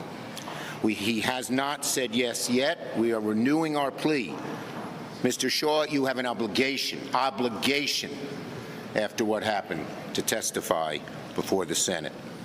The accident was awful, devastating to the community, worst of all, preventable, according to the NTSB. But just don't take the NTSB's word for it. We all knew. For years, Democrats have pushed and even successfully secured stronger safety standards for rail around the country. But rail companies spent years pushing the federal government, particularly the Trump administration, to repeal the safety standards intended to prevent accidents like the one that happened in Ohio. Was Norfolk Southern advocating for these rollbacks? Of course they were. Why, after reporting over $3 billion in profit last year, did they lay off thousands of workers in the same year? $3 billion of profits and worker layoffs all at the same time? More pointedly, why would Norfolk Southern launch a $10 billion stock buyback last year when they could have and clearly should have used that money to upgrade safety equipment? So again, I'm calling on him to testify, Mr. Shaw, as soon as possible.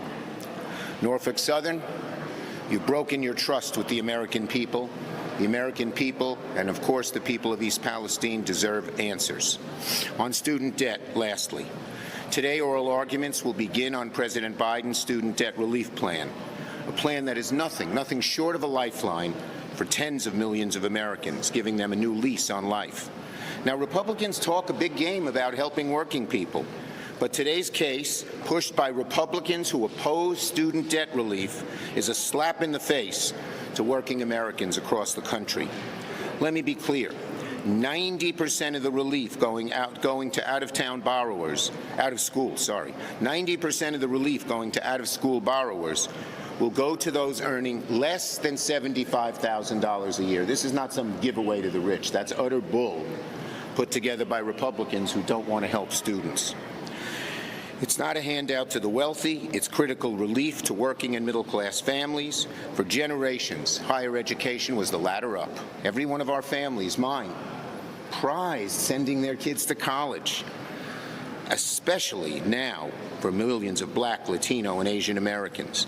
But over the years, the student debt that comes alongside a college degree has created not a ladder up, but an anchor weighing down Americans, making it harder to buy a house, start a car, start a family, move jobs. In other words, the burden of student debt has made it harder for Americans to achieve the American dream. That's what's at stake before the Supreme Court. Not just the chance to relieve the crushing weight of student debt for millions of Americans, but the definition of the American dream is on the line today. And wrapping it up. So, all this to say, the Senate's back. Here we are. I landed from Israel Saturday night. Sunday morning, I was opening up the brand new Long Island Railroad East Side Access in New York City, went to a swearing in Brooklyn, a WTC memorial, and the next day I got on the plane, went up to Buffalo and Rochester. Here we are. We're keeping the momentum going into this week and this work period with energy, determination, purpose. Senator Durbin. It's been 39 years since the United States Senate has had a hearing on the Equal Rights Amendment. We had one today. It was an important historic milestone. Why today? Because we realize with the Dobbs decision that the role and future rights of women across America is still at issue. We also realize from statements by Justice Clarence Thomas and others that other fundamental rights are also in danger today. Rights of family planning, rights of individuals in privacy, they're all at risk. And the third thing we realized is we have to step forward now and make it clear where we stand as politicians, both political parties. Do we want to enshrine in our Constitution equality for women in America? We know it's necessary after what we've been through in the last few weeks, but we also realize that it is something that we've been fighting to put in place for a century. 1 century since the first Equal Rights Amendment was introduced to the public 100 years ago. We believe now is the time for this party and this Congress to stand up for the rights of women under our Constitution clearly. The second issue I'll raise is judges, of course. 106 judges have been approved by the Senate so far. We're way ahead of the numbers of previous presidents, and we have another 30 or more on the calendar ready to be considered. I want to thank Senator Schumer for scheduling these votes. We've been able to keep up with the numbers produced by the committee, and we're going to continue to do so. What we're setting out to do is more than just fill vacancies. We want to make sure that these vacancies are filled with lifetime appointments that will balance the bench in America. We bring diversity to our ranks with the leadership of President Biden, and we bring talent to our ranks. Every single nominee of the Biden administration has been judged well qualified by the American Bar Association. The previous president cannot say that. We bring people of quality to come before the Congress, and the Senate has approved them, every single one of them so far, and I hope that continues. Senators Reid. Well, as the leader said, we had a very, very productive trip, beginning in Munich with the Munich Security Conference, and then going down to India, then to Pakistan, and then finally Israel, and then back home. In Munich, what we found was extremely strong, unified support for the people of Ukraine. This was an issue that united our allies in Europe particularly. And when you look at their contributions, not just military, but the whole spectrum, military, humanitarian, support to the government, and what is often overlooked, the absorptions of millions of immigrants our European allies are pitching in on a GDP basis as much as we are, and in some cases quite a bit more, particularly the Baltics and Poland. So we left there with a sense of real unity among our allies and commitment for the struggle ahead in Ukraine.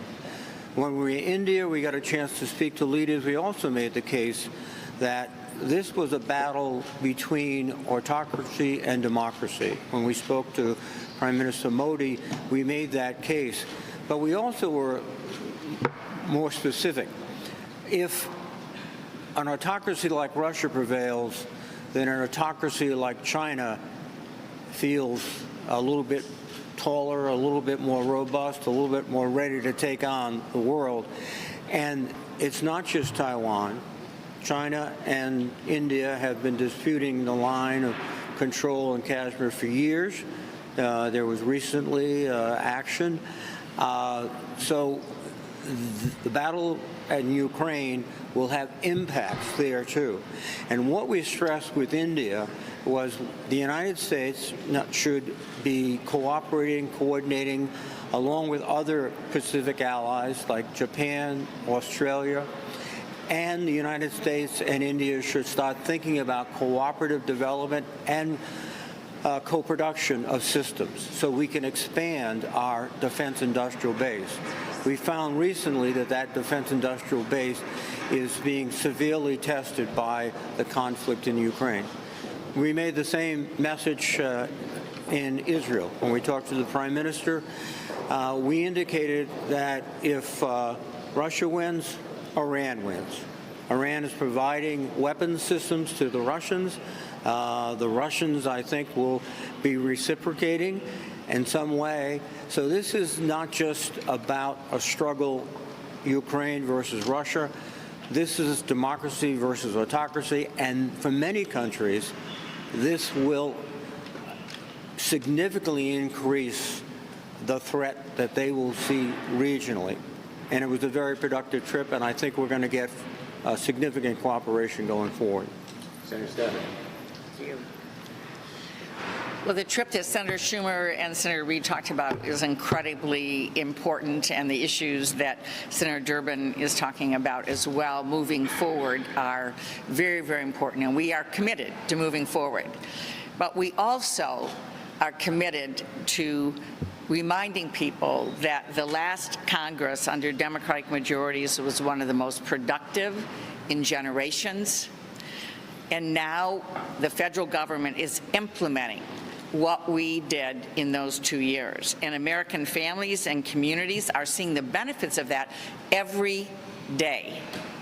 For instance, we're lowering the cost of health care. 2 examples. If you are 65 or older, if you're a person with disabilities on Medicare, you now are not required to pay any more than $35 a month for your insulin. This is hundreds and hundreds of dollars in savings and saving lives. And this is something we've already accomplished. The shingles vaccine is now free for people on Medicare, saving hundreds of dollars for our seniors. Second, we have the strongest economy in a generation, and we're bringing jobs home. This is very exciting to me as a Michigan manufacturing state when we see the renaissance in manufacturing and the fact that we are literally bringing jobs home. We have semiconductor plants and battery plants and other clean energy manufacturing that's opening across the country that's going to create literally tens of millions of jobs because of what we've already accomplished in the last 2 years. And we're investing in our rural communities with my chair of agriculture committee hat on. I'll just give one example. Affordable high-speed internet is now happening through investments through the U.S. Department of Agriculture, which are critical to connecting people at work, our schools, our hospitals, our small businesses, our farmers. In Michigan, I'm excited to say that homes and businesses and farms in the Upper Peninsula, the northernmost part of Michigan, will soon have access to high-speed internet thanks to the funding in the Reconnect program. This is about real people, real lives, making a difference in their success, their children's success, their health care every single day. That's what we are focused on. We are focused on making people's lives better, even as we tackle the issues now right in front of us moving forward.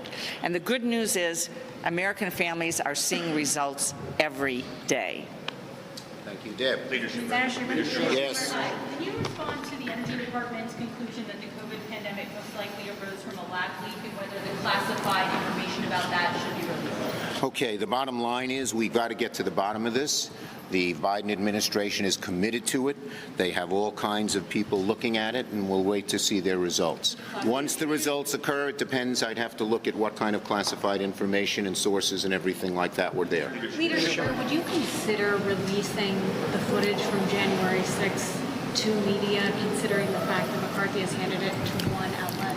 Look, I think what McCarthy did was despicable. It damaged our security, and certainly is something, you know, when he listens to a small group at the MAGA right, he's going to run into trouble himself. As for releasing it, security has to be the #1 concern. Yes. As soon as next week the Senate can vote on a resolution to block the new changes to the D.C. criminal code, how do you see that playing out, and will you be encouraging your fellow Democrats to oppose this? Okay, look, we Senate Democrats care about D.C. political autonomy. We also care a lot about safety and security of D.C. residents. As you know, it's a privileged motion. It ripens next week, and there'll be a vote shortly thereafter. Leadership, this Gang of 8 briefing later this afternoon. What is your #1 question and concern as you go into this briefing? What are you looking to?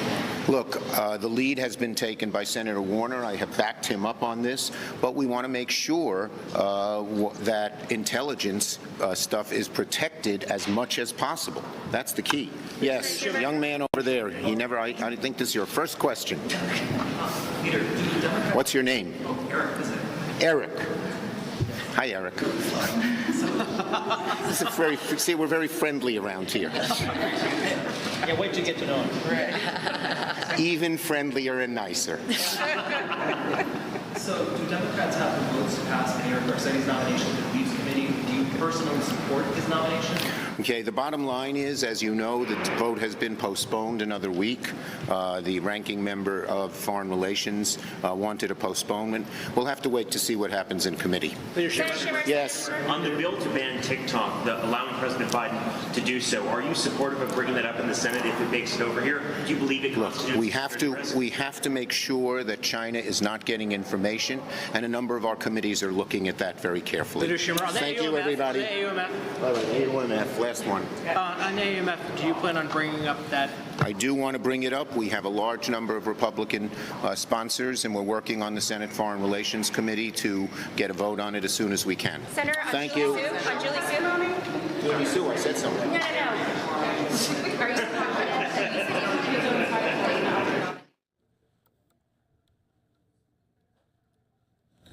Senate Democrats are wrapping up there on Capitol Hill. You're watching Live Now from Fox, everyone, as we still await President Biden to make remarks on affordable health care in Virginia. We're going to take a quick 2-minute break and then take you out to some Senate Republicans making speeches at Capitol Hill as well.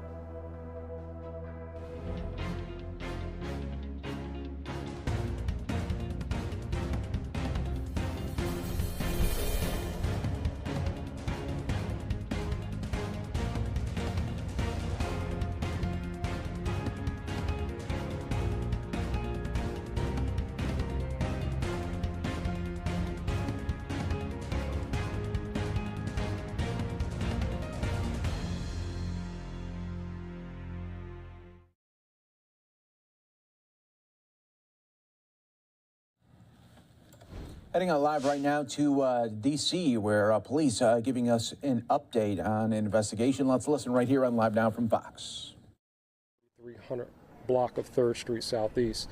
Today at about 1:00 p.m., members of the Metropolitan Police Department responded to this location to assist the U.S. Marshals, D.C. Superior Court Division. They were involved in an operation where an individual who was wanted on several warrants was in the area. They observed that individual. As they attempted to apprehend this person, there was a slight or a very short foot pursuit that occurred. As they were making apprehension of this person who was wanted, that person, as we've learned, produced a firearm. That person was then shot by U.S. Marshals. That person was rendered aid by the U.S. Marshals on the scene, and that person has ultimately been pronounced deceased. Right now, we're in the very preliminary stages of the investigation, so obviously some of the things that we're talking about and the things that we're learning could change here in short order. But this is what we know so far. Again, just to recap, at 1:00, MPD responded to assist our partners in the U.S. Marshals. U.S. Marshals were tracking an individual who was wanted on warrants. They observed that individual. After observing that person, they attempted to engage him. As they approached that person, he ran away. As he was running away, they began to make the apprehension of that person.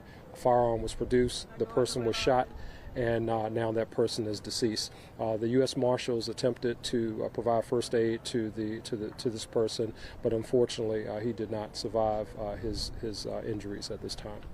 Yes. What warrants was he wanted for? I'll turn over to, we have the U.S. Marshal from D.C. Superior Court who can address any questions. Yeah, go ahead. The cluster of clothing on the hill that's between the two apartments back there, is that somewhat related? Yeah, as they were attempting medical interventions, some of the clothing on the side of the hill could very well be related to this. And I think there's a bag or something over there as well. The apprehension happened on the hill? Yes, in that area over there. Yes. Marshal Dixon. Good afternoon. My name is Robert Dixon. I'm the Superior Court for the District of Columbia, United States Marshal. The warrants that you asked about, there were various warrants. Particularly the one that we had was a legitimate warrant, and that's what basically led us to pursue the guy today. So I don't think it's particularly interesting or particularly value to go into specifics of the other warrants, but they were for the throughout the DMV area. Okay. Any other questions? How many times did the shoot? I don't know how many times they shot. What weapon was brandished by the wanted individual? Yeah, we'll be putting that weapon out to the public. We'll release it along with the press release on our social media, an image of the weapon that was recovered right over here. But we'll put that weapon out. It's a semi-automatic firearm, but we'll put that information out. So the suspect, was he outside and going into one of these apartments? Is that where he lived? So we don't know about exactly where he lived. Just a little further down the block, he walked up some steps. After walking up the steps, he was engaged by the marshals. The foot pursuit occurred along the walkway here, and then down to where that breezeway is. But we understand that he has some affiliations with a resident in the area, but we don't know if he in fact lives at the address over here. Any other questions? Last questions? Any information about the age? He's an adult male. I would say early 20s, but he's an adult male. What's the process for the investigation going forward from your end and from your end? So what happens at this point, the Metropolitan Police Department is responsible for any deaths in the District of Columbia, the investigation of those deaths, even if, like in this case, if those deaths involve another law enforcement agency. So our force investigation team, under the leadership of Assistant Chief Man Lopez, they're all here, and they will go through the process as if it was MPD involved, obtaining statements from non-involved marshals, getting all that information together, and then that package will be then presented to the U.S. Attorney's Office for their independent review of this shooting, and then final determination obviously made about what will happen after that point. If there are no criminal charges or anything like that, then it will be referred back for any administrative review that needs to happen through the U.S. Marshals for any policy violations or that kind of thing. All right. Confirming that the individual did not fire shots? I can't confirm that he didn't fire shots. I don't know that. I know that we have a firearm located on the scene, but I don't know if he fired any shots. Just one U.S. Marshal fired? 2 U.S. Marshals, yes. All right, thank you very much. You're just listening in there to officials in Washington, D.C. D.C. police talking about this shooting of a suspect, an officer-involved shooting right there. So as we follow this here on Live Now from Fox, we have quite a few Live Now looks around the country as President Biden expected to speak momentarily in Virginia. Of course, Supreme Court hearing those arguments relating to student loan debt and student loan forgiveness. So we're following that here on Live Now from Fox, and we were hearing from people outside of the Supreme Court talking about how they feel that these student loan forgiveness plans that the Secretary of Department of Education, they do have it, and they feel like it is legal to do so.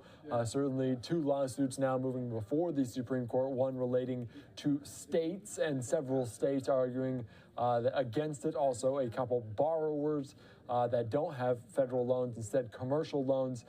So we'll hear that and much more on that in the coming moments. We're going to wait for President Biden here on Live Now from Fox as soon as it gets going. We're going to take you out, though, to more remarks as the Supreme Court continues to hear those cases from earlier. Let's listen in to some remarks from officials there on the ground in Washington, D.C.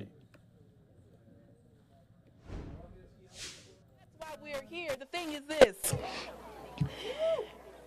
The Supreme Court has this obligation and supports the many Americans rushed by the weight of this debt and stands with all of us as we demand the promised cancellation. Let's have a warm welcome for Kiera. Doing well, thank you. All right, let's do this. It's unconstitutional. It's an abusive use of the executive pen. It's illegal. That is what our opponents tell us about student debt cancellation. But what did they not tell us? It's a lifeline for many Americans on a financial deathbed. It increases wealth and the ability to include major milestones for all of us. It allows advancement for people of color and equity for those of gender disparities. It provides relief for borrowers of all age groups. And lastly, say it with me, it is legal. Good morning, trailblazers. Good morning, supporters. Good morning, waymakers of debt cancellation. First of all, thank you for your support, for your work and your efforts. My name is Kiera Palmer, and I am a student loan borrower. I have $53,000 in student loans for a master's degree. But I'm also the proud daughter of Kimberly, a single mom, a first-generation college student, and a student loan borrower as well, with more than $100,000 in loans. Let's take a look at my journey, but before I can do that, I have to look at my mom's journey with student loans. As a single mom, an educator, and a first-generation college student, my mom risked it all to get a better life through education. While student loans have their cons, it had an upside for both of us. My mom took out loans to fund her degrees in education and to fund our lives as she pursued unpaid student internships. These loans put food on the table, they paid the mortgage, and they put me through grade school. Fast forward to 15 years later, my student loans helped me pursue a career that I love. It helped me build a future. But of course, it was at a cost. That cost comes with high interest. It comes with a cost of our own freedom of being debt-free. It comes at a cost of not having a home or building a family. Looking at my mom as she nears retirement, she must think about how she's going to pay her student loans, as she should be enjoying the years that she shouldn't be working. But I also have to think about how can I help her, but also pay my student loans down. But thanks to the student payment pause, we envisioned and pursued a life debt-free without college debt. During that time, we paid off credit cards, we paid off some student loans, we even paid off our car. I was even fortunate enough to save and buy a house. Thank you.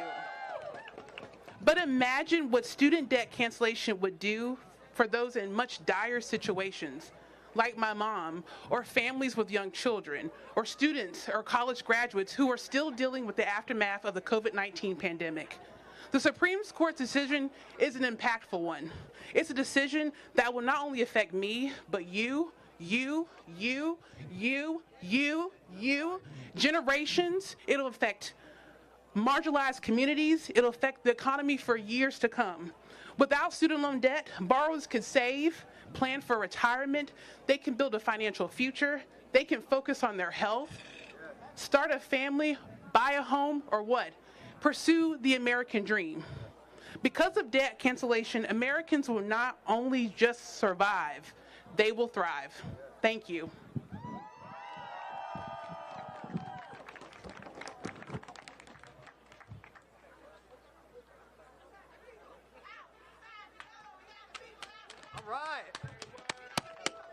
All right, let me hear some noise, guys. I've been here since 6 a.m. My back is killing me. It's cold. So can you help me out? Let's just make some noise for everyone that spoke. Come on, come on, come on. All right, so my job is usually to come up here and talk about why we should cancel student debt. I got a bunch of wonderful speakers who are going to come up and do that for me. So today, I'm here to just hype the crowd up, get y'all energized, so make it easy for me, okay? My name is Cody Hunanian. I am the Executive Director of the Student Debt Crisis Center. I'm here because I am an advocate to end student debt, and I'm also a borrower, just like many of you here today. I'm rocking my number right here on my chest because part of us showing up here today is to break the stigma, to not run away from our debt, to own it, and to use it as a source of strength. We are here today because student debt is a crisis. And when there's a crisis, you take action. And the president has taken action, and the only thing that's in our way are the folks in that. You're just listening in there outside of the Supreme Court as now we see walking up to the podium of President Joe Biden talking in Virginia. Let's listen into his remarks here on Live Now from Fox.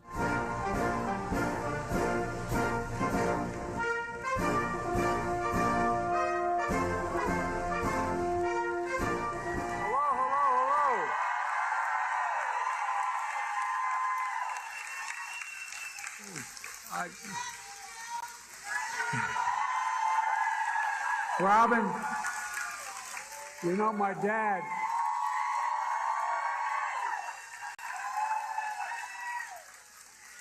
By the way, you docs are good. If there's any angels in heaven, they're all nurses, male and female. You know why? You guys allow us to live. Nurses make you want to live. I'm not joking. You lie there in the ICU, which I've done for a long time, and you look at those machines, and you know the line goes flat, that it's over. But you just get tired. You don't care. When I was at Walter Reed all that time, after a couple craniotomies, I was lying there, and I had a nurse named Pearl Nelson, military. She'd come in and do things that I don't think you learn in medical school, nursing school. She'd whisper in my ear. I couldn't understand it, but she'd whisper, she'd lean down. She'd actually breathe on me to make sure that there was a connection, a human connection. She even went home and brought back her pillow from her own bed because she knew the one I had, the one comfortable. But I'm not joking. My son Bo came back from Iraq after being all that time within shouting distance of a burn pit. He had stage 4 glioblastoma. He went as an incredibly healthy guy, came back, and for 18 months he fought. And the nurses, the docs were incredible, but the nurses would say toward the end, he'd come in to look at him and say, no, not now, doc. And the doctors knew enough to know that it wasn't the time. The nurse didn't think it was there. You're so underestimated. You really are. And in no way is to diminish doctors, but I want to tell you something. Nurses, single most underestimated profession in the world. Thank you. Thank you.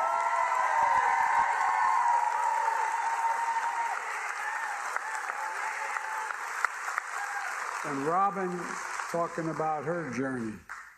My dad, if you have a seat, please take it. If you don't, come on up on stage with me. You know, and Robin, thank you for the introduction. Robin, my dad used to say it a little differently. My dad used to say everybody needs a little bit of breathing room. Just a little bit of breathing room. At the end of the month, can you, in fact, pay your bills and still be certain your family's going to be okay?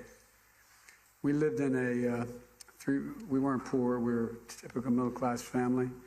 4 kids, we lived in a 3-bedroom split-level home with a grandpop. And my headboard was up against the wall where my dad's on the other side, my dad and mom. One night I remember my dad, you could hear how restless he was. I got up the next morning, I was in high school, my senior year. I said, what's the matter, Mom? What's the matter with Dad? He said, his company just dropped health insurance. Well, you know, a lot of people face that. A lot of people worry about it right now. But he said, just a little breathing room, a little bit of certainty. Just a little bit of certainty, it matters. So Robin, thank you for the introduction. And Mayor Bobby Dyer, the mayor came out, I told the mayor, he was very gracious with me, even though I'm one of those Democrats. Bobby, where are you? There you are. He came out to the airport to greet me, and I said, you know what the worst sentence in the English language is? I'm at the airport. Thank you again for your graciousness, Mr. Mayor. I appreciate it very much. And to all the mayors stand up. Come on, all the mayors stand up.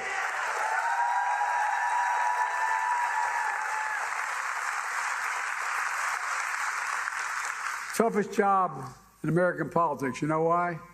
You all know where they live. No way to go to the Dunkin' Donuts or the local store without, Mr. Mayor, what about this? But anyway, thank you for what you do. I really genuinely mean it. And it's great to be back in Virginia Beach, home of so many brave women and men who served our armed forces and make this nation so strong. I really mean it. Although they couldn't be here today, you have two amazing senators. You know that, Tim Kaine and Mark Warner. They are true champions of this great state. And Representative Bobby Scott, a lifelong fighter for Virginia workers and families, who's back in D.C. introducing what we call the PRO Act to make sure unions have an equal right to organize if they want to organize. I want to thank all the healthcare workers here today. I really mean it. Thank you, thank you. By the way, you care for people when they need it most. But the most important thing is, you know what you do when you help someone in trouble and need? You provide them the dignity they're looking for. The dignity. Just to be treated with dignity. That's what all Americans deserve. Peace of mind that comes from knowing that an illness, if it strikes or an accident occurs, you can get quality medical care and recover and heal. But we all know that too many folks don't have that peace of mind. Too many folks lie in bed at night staring at the ceiling, wondering what will happen if their spouse gets cancer, their child gets sick, or something happens to them. Well, they have the money to pay the medical bills. They'll have to sell the house. I get it. That's why, since I was sworn in as president 2 years ago, my administration has focused intensely on getting more people affordable health care and bringing down medical costs so you have a little bit of breathing room again, just breathing room. And that's exactly what happens when we protect and strengthen programs like Medicare and Medicaid, which millions of Americans rely on, millions. And it's been my focus, and I believe we've made significant progress. Now we need to finish the job. And that's what I'd like to talk about a little bit about today. My plan that's in stark contrast to, by the way, there's an awful lot of really good Republicans, but the MAGA Republicans are a different breed of cat. No, they're not bad or good. They're very different. There's kind of like, in my view, sort of two Republican parties. And I've served a long time. Some of my closest, as that joke goes, but not a joke, my closest friends in government have been my Republican colleagues in the Senate. And folks in Congress, they want to eliminate a lot of health care coverage, those MAGA Republicans, increase costs for millions of Americans, and make deep cuts in programs that families and seniors depend on. And that's what's at stake now. 2 years ago, when I was sworn in, the economy was reeling and the pandemic was raging. We lost over 1 million people. Hard to believe, but over 1 million people. And our healthcare system was at the breaking point. And all the healthcare workers here remember, better than anyone, those dark, dark months as the number of COVID deaths kept rising. Hospitals had to have patients in hallways, literally setting up tents in their parking lots, in a situation where, because everything was full, every bed was full. That's what we're up against when I took office. We immediately got to work. We turned it around. I signed into law the landmark American Rescue Plan, which provided the resources to get COVID-19 under control. our economy back on its track. And many of you worked around the clock to get people vaccinated against COVID-19. We went from 3.5 million people vaccinated when I took office to 230 million fully vaccinated today. We made vaccinations available to all Americans with a plan based on equality. Many of you went into communities that have been ignored in the past. When you went into public housing areas, you went to places where they didn't usually go to make sure that everyone had equal access to this life-saving shots. And it worked. We came through, but with a terrible cost. As I said, over 1 million people died from the virus. In addition, we expanded health insurance for millions under the Affordable Care Act by making it easier to sign up and by making it cheaper to get better health care and affordable care, saving families $800 a year. Where I come from, $800 matters. The result is more than 3 million people have newly signed up to the Affordable Health Care Act. Today, more Americans have health insurance under the Affordable Health Care Act than ever before. And folks, it didn't stop there. Americans pay more for prescription drugs than any nation on earth. Let me say that again. The United States of America, we pay more for prescription drugs than any nation on earth. And I've been fighting for years as a senator, then as a vice president, to get Medicare to be able to negotiate lower drug prices for these companies. Guess what? The only outfit they couldn't negotiate with, but that's how the VA works, and it should work. They negotiate, so we're only going to pay X amount of dollars for that particular treatment. And if you wanted any help from the VA system, you pay that, you charge that, or no more. Well, finally, we got it done. I signed the historic Inflation Reduction Act. We took on powerful interests, bring down health care costs so you can sleep better at night. And it's had profound impact. For example, 1 in 10 Americans has diabetes.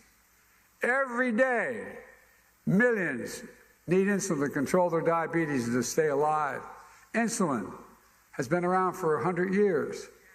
The cost to make that drug and package it is make it $10 and package it $13. But you've been paying $300, $400, $500 a month for that. But Big Pharma's been unfairly charging you that much. Record profits. Not anymore.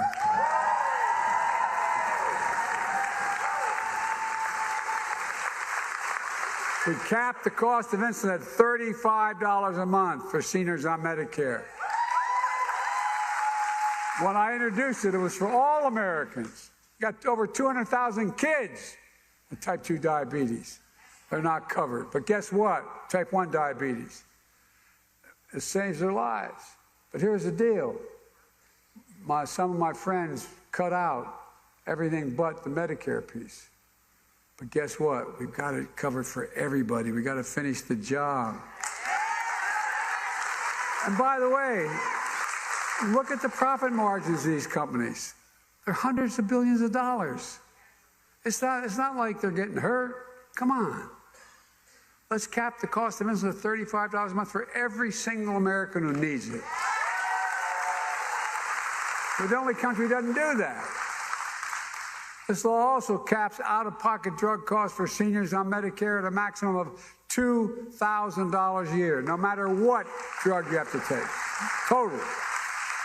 And a lot of you know we're making real progress in my cancer initiative. Cancer drugs, though, can cost up to $10,000, $12,000, $14,000 a year. But you're never going to have to pay next year more than $2,000 a year for all the drugs you can take. Plus, if drug companies raise prices faster than inflation rises, they'll have to pay Medicare back the difference. And guess what? It's not only fair, it reduces the deficit when you do that. Folks, we're really giving Medicare the power to negotiate lower drug prices, just like the VA has done for years for veterans. Bringing down prescription drug costs doesn't just save money for seniors and Medicare. It's going to have a significant effect on the federal deficit. It's going to lower the debt by $159 billion. And you say, well, how can that be, Joe? Well, right now, the government, our tax dollars pay out through Medicare the help for the prescription drugs. If they have to pay out $159 billion less for prescription drugs, then it reduces the deficit. So, folks, it's a win-win. It saves taxpayers money, it makes Medicare stronger, and it reduces government spending overall. For years, we've been trying to make that happen, Democrats and Republicans. For years, Big Pharma has been able to block it. But at long last, we got it done. This is historic progress. And I wish I could say my friends on the other side, all of my friends on the other side, are there to protect and defend and build on it like I am. Again, sadly, the mega Republicans, the Congress, those in Congress who threaten to undo the gains, they want to do away with the Affordable Care Act. Some threaten to default on the national debt unless I accept certain economic plans. Now, let me explain the national debt you all know. We think we all know it. It's the accumulated debt over 200 years. Every year it's accumulated over 200 years. The federal government has never, ever once reneged on that debt. We've never questioned our credit. And guess what?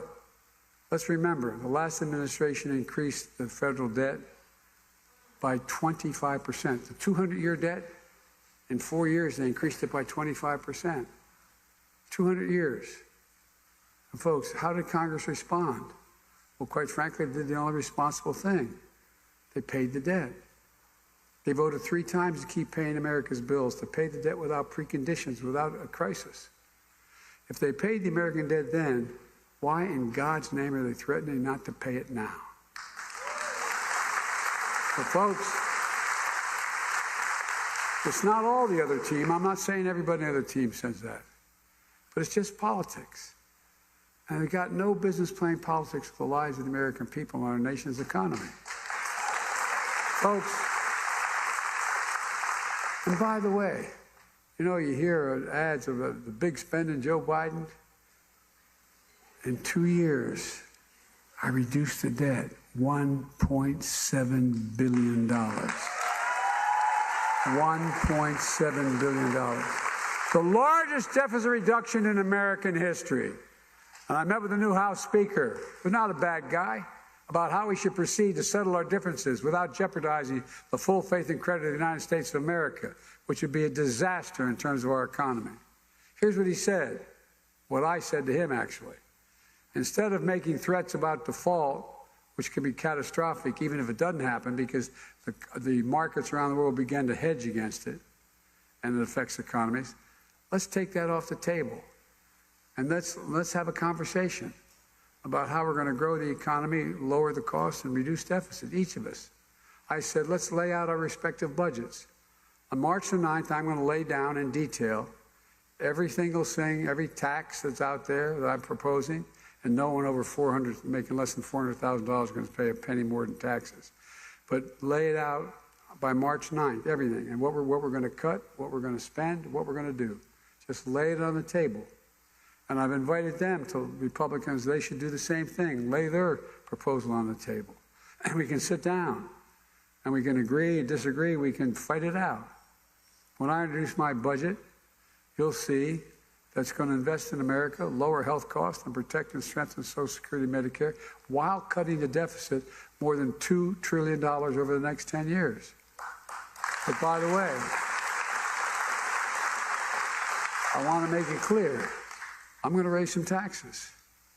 If any of you are billionaires out there, you're going to stop paying at 3%. Not a joke. The idea that a billionaire, we used to have 600 or so in the United States of America, now there's 1,000. The idea that they pay at a rate that is lower than the rate of a police officer, a school teacher, a nurse, is bizarre. You're going to see that people making less than $400,000 a year, as I said from the very beginning, will not pay an additional single penny in any tax. If I can hold a second, one of the reasons I was able to keep the debt down this time around, they're the Fortune 500 companies. They're good companies. By the way, I come from the corporate capital of the world, Delaware. More corporations are incorporated in the state of Delaware than every other state in America combined. I got elected 36 years worth of that.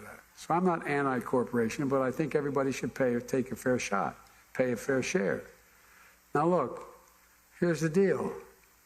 Reason why I was able to lower the deficit and still expand programs like health care was there were 55 corporations in 2020 when I came to office who made $40 billion and didn't pay a single penny in tax, not one penny. Well, guess what? I did a terrible thing. I got passed overwhelmingly with just my team's vote. I got passed a 15% tax. My God, 15%. Raise your hand if you'd accept a 15% tax. No, I'm not joking. Well, it raised enough money to allow me to do the things I've been able to do. 15% minimum tax. Like I said, $40 billion in profit. That's just 55 corporations. We're paying zero. As for my mega Republican friends, they say they want to reduce the deficit. We did the math. Based on what we know so far, they could change their minds. Their plans would explode the deficit, increasing it more than $3 trillion over the next 10 years. As they want to do, they want to cut taxes for the very wealthy, again. They want to cut taxes for large corporations. They want to take back the power we just gave Medicare and Medicaid to negotiate, which would raise prices. And they would have a huge giveaway to Big Pharma and cost taxpayers billions of dollars. And if they say they want to cut the deficit, but their plans actually would explode the deficit, how are they going to make the numbers add up? What are they going to cut? That's the big question. For millions of Americans, health care hangs in the balance.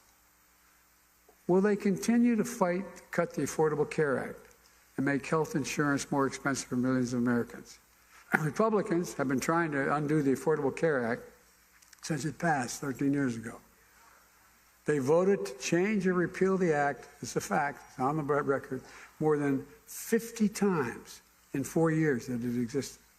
50 times. And they made repealing it part of virtually every Republican budget since the law was passed, from the Trump administration budgets to congressional budgets to their budget plans for just this past year. So let's be clear about the consequences. If you get rid of the Affordable Care Act, it would mean that more than 100 million Americans with pre-existing conditions would lose the critical protections they have now. The only reason people with pre-existing conditions who are on a private insurance are able to pay is because they have the Affordable Care Act. But by the way, you cut the Affordable Care Act, millions could lose free preventive care like cancer screenings. Millions could lose basic services like maternity care, which insurers would no longer have to cover. Up to 3 million young adults will lose access to their parents' health insurance, which they're on right now, if the Affordable Care Act goes. They're the facts. Not making any of that, as they used to say, is no longer relevant. But Google it, you'll see. And nearly 40 million Americans would be in danger of losing health coverage completely. That includes millions of low-income Americans who currently get their health insurance through Medicaid, which the Affordable Care Act expanded in 39 states. And it includes millions of middle-class and working-class families who currently are covered by the ACA marketplace.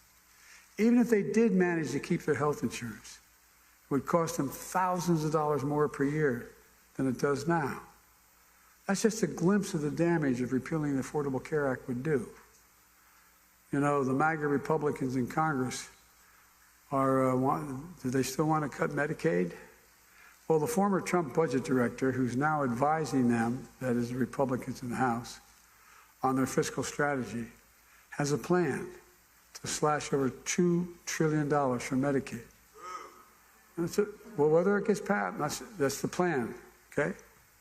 He wants to end Medicare expansion under the Affordable Care Act. And then additional deep cuts that could lead to nearly 70 million people losing critical services. Most of them are seniors, people with disabilities, and children.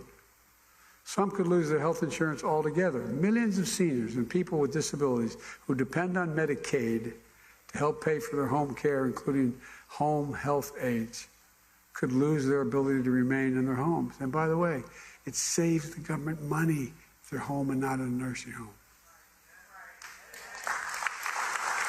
And those long waiting lists for home care, which has gone down under the last 2 years, last 5 years, 20%, would likely rise again in states with no waiting lists, would likely have them again. Medicaid also pays for nursing home care for about 2/3 of all Americans who live in nursing homes. Cut Medicaid, and the quality of care in nursing homes goes down because the help goes down, the salaries go down, access goes down. Rural hospitals across the country that depend on Medicare to cover uncompensated care could close their doors. Already more than 500 rural hospitals across the country are at risk of closing. You know what the statistics show? If in fact you have a serious accident and you're in a rural community, you have a 4 times greater chance of dying than if you had the same exact accident in a community that is more populated. Because you can't get to the hospital. You can't get many places throughout the Midwest. You have to drive 30, 40 miles to get to a hospital. By that time, you're dead. Not a joke. It's not hyperbole, it's a fact. And so folks, look. In fact, from 2010 to 2021, over 130 hospitals did close. Entire communities depend on these hospitals. Getting Medicaid would shut many of them, not getting Medicaid would shut many of them down. Studies show further that the more likely you are to pass or have serious injury, the further you are from access to a hospital. The time when so many of our kids are dealing with painful mental health challenges, millions could lose access to mental health care as well. At a time when so many of our loved ones and neighbors are struggling with opioid and epidemic, and the millions could lose access to drug treatment facilities. It would be devastating. What about Social Security and Medicare? Well, are they safe? During the State of the Union, as some of you may have seen,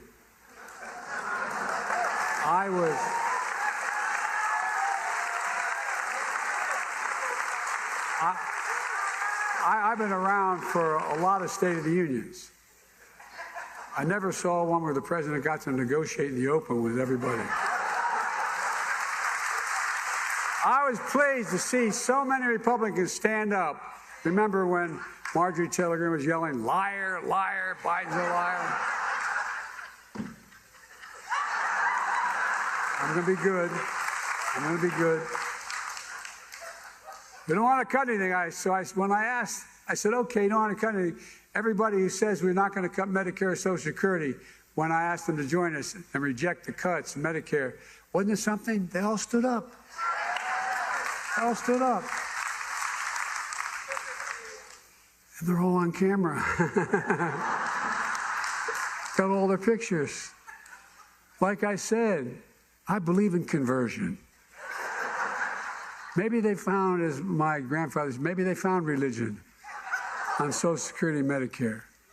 I sure hope so, all kidding aside. But I'll believe it when I see it. For example, Senator Rick Scott of Florida, the guy's been saying for a year, for a long time, that he wants to sunset Social Security and Medicare every 5 years.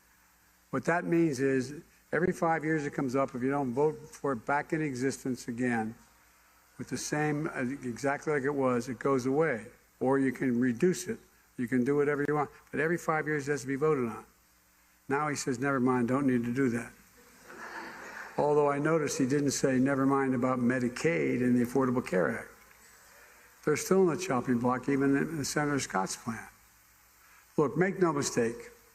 If mega Republicans try to take away people's health care by gutting Medicaid and the Affordable Care Act, I will stop them.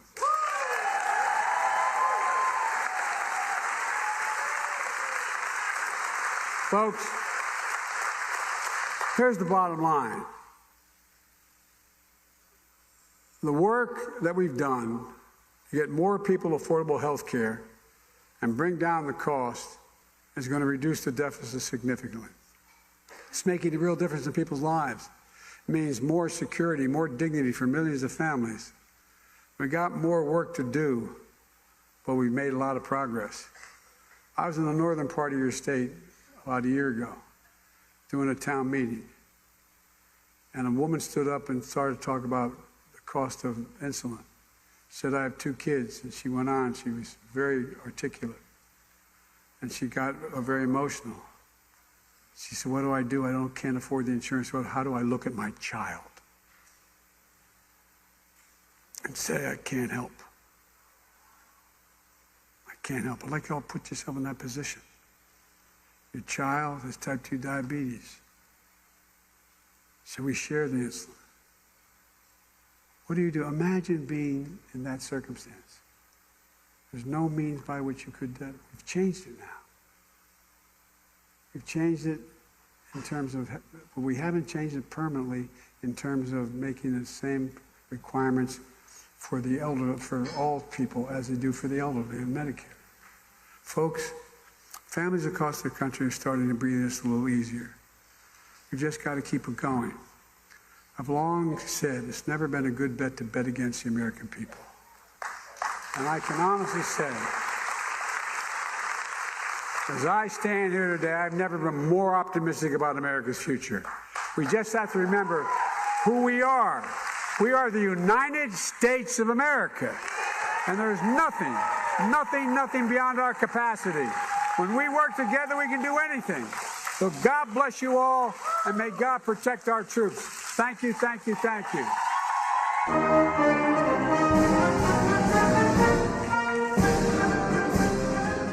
You're just listening there. President Joe Biden talking about health care and a variety of other topics in Virginia, just down the way from Washington, D.C., where a lot of talk is around the Supreme Court. Not a ton of remarks on that as of yet, but President Biden making those remarks in front of some health care workers, in front of mayors in Virginia, talking about that, talking about Social Security, talking about Medicare, Medicaid, talking about the State of the Union and that moment there with sitting members of the House and the Senate. You can see they're meeting with some representatives from Virginia as well. We're going to take a quick 2-minute break here on Live Now from Fox and get into many of the other top stories of the day coming up next.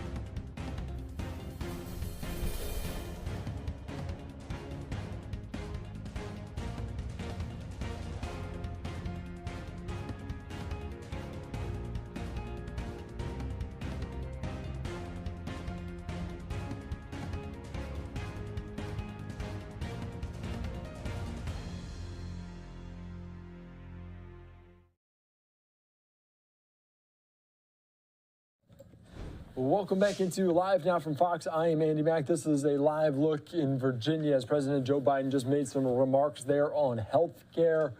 Certainly a very busy day here on Live Now from Fox, covering all the top headlines.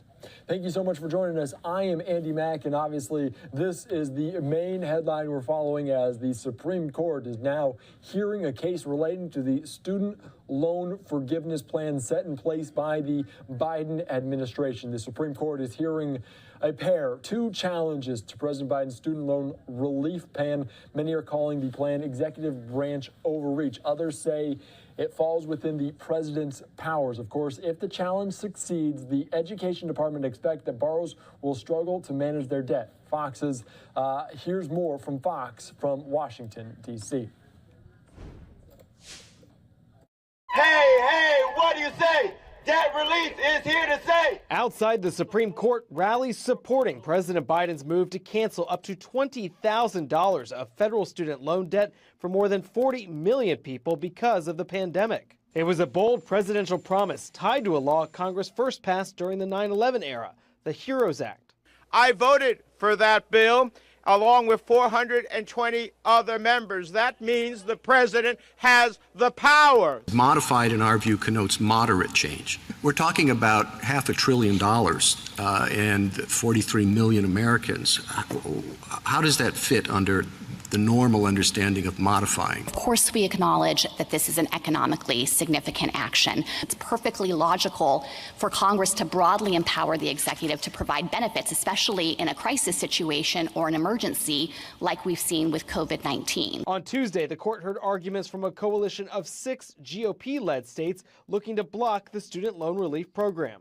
Those states say they'll lose tax revenue if the debt is wiped out.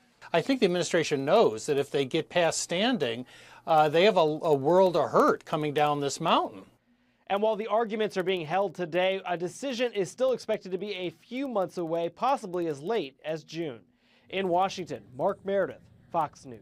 Thank you so much for that latest report. We'll keep our eyes on it and take you back out to remarks from many different people, including Elizabeth Warren, including Bernie Sanders there outside of the Supreme Court. Of course, a decision could be months away in these 2 separate lawsuits that were brought before the Supreme Court there. Well, we want to turn our attention to some international news as the Ukraine and Russia war goes past that 2-year mark. For more on this, let's head out to Fox with an update.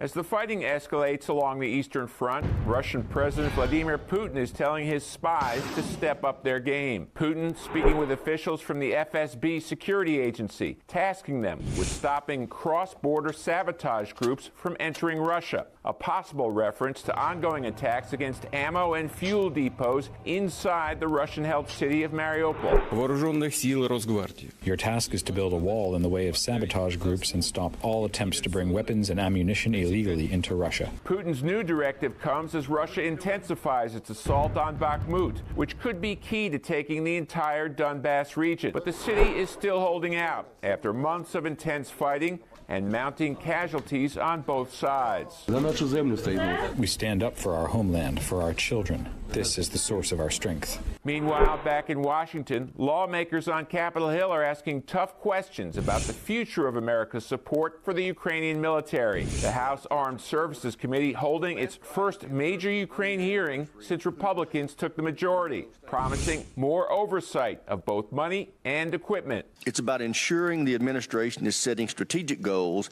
and implementing a policy to achieve them. That's why we all are here with very real concerns. Cross-border attacks continue Tuesday, Russia reporting a number of drone strikes within their territory.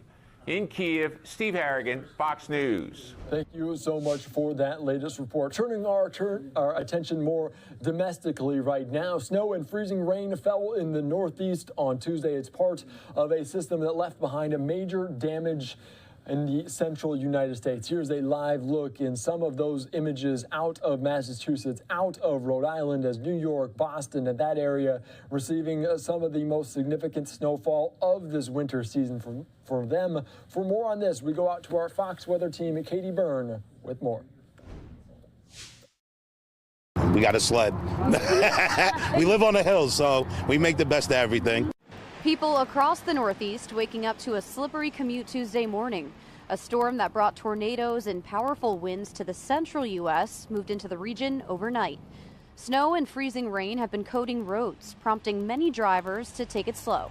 It helps that the establishments clean the sidewalks. The roads honestly are slippery. I would not drive on the scooter on that, no way. Nearly 50 million Americans are under winter weather alerts through Tuesday. For much of the Northeast, this storm is their first taste of snow this winter. It's been kind of slow, but hopefully something good coming. I know a lot of people don't like it, but I love it. The National Weather Service expects Boston to see up to 6 inches of snow, while parts of Connecticut could see up to a foot. The state closed schools and deployed hundreds of plow trucks ahead of the storm. Give them room. Stay safe, stay home, let them do their job. Meanwhile, a new storm system is pummeling parts of the West Coast with more snow and blizzard conditions. Snowfall rates topping 2 inches per hour will impact Northern California and Sierra Nevada this week. I've got a 35-ton stuck in my yard. I've got a 33,000-pound road tractor stuck in my yard.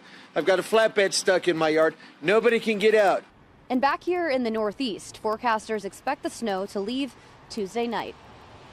In Worcester, Massachusetts, Katie Byrne, Fox Weather. Thank you so much for that. And here is again some weather images from the Northeast, from Massachusetts, from Rhode Island, as the snow continues to fall in areas there in that Northeast corridor. Certainly the most snow they've seen this year for some parts. Other parts of the country have seen quite a bit of precipitation this year in this winter. Thank you so much for joining us here on Live Now from Fox. I'm Andy Mack. Let's give you a few Live Now looks from around the country. We want to take you right back out to the Supreme Court. This is a live picture right there as we just almost approach the 4 o'clock hour on the East Coast. Of course, President Biden still shaking hands there in Virginia at these remarks for health care, with healthcare workers on his side there as well. We also want to put up the Dow Jones, the New York Stock Exchange, down some 200 points today. It was fluctuating quite a bit yesterday, but now a lot in the red today. So down some 200 or so points here on this Tuesday. We want to continue on here on Live Now from Fox and take you back out to South Carolina and the Alec Murdaugh trial, the double murder trial there, as we are hearing now more testimony. The defense did rest their case yesterday, but now we're getting some more testimony on this Tuesday, and potentially the jury will go out to Moselle, that area where the crime scene happened. So let's listen into just some of this testimony from experts here on the stand in Waterboro, South Carolina. And so let's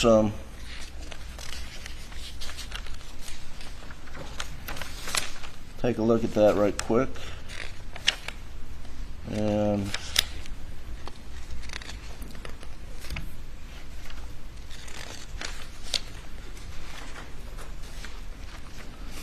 Doug, if you'll go to time. Please go to the jury room. Please do not discuss the case.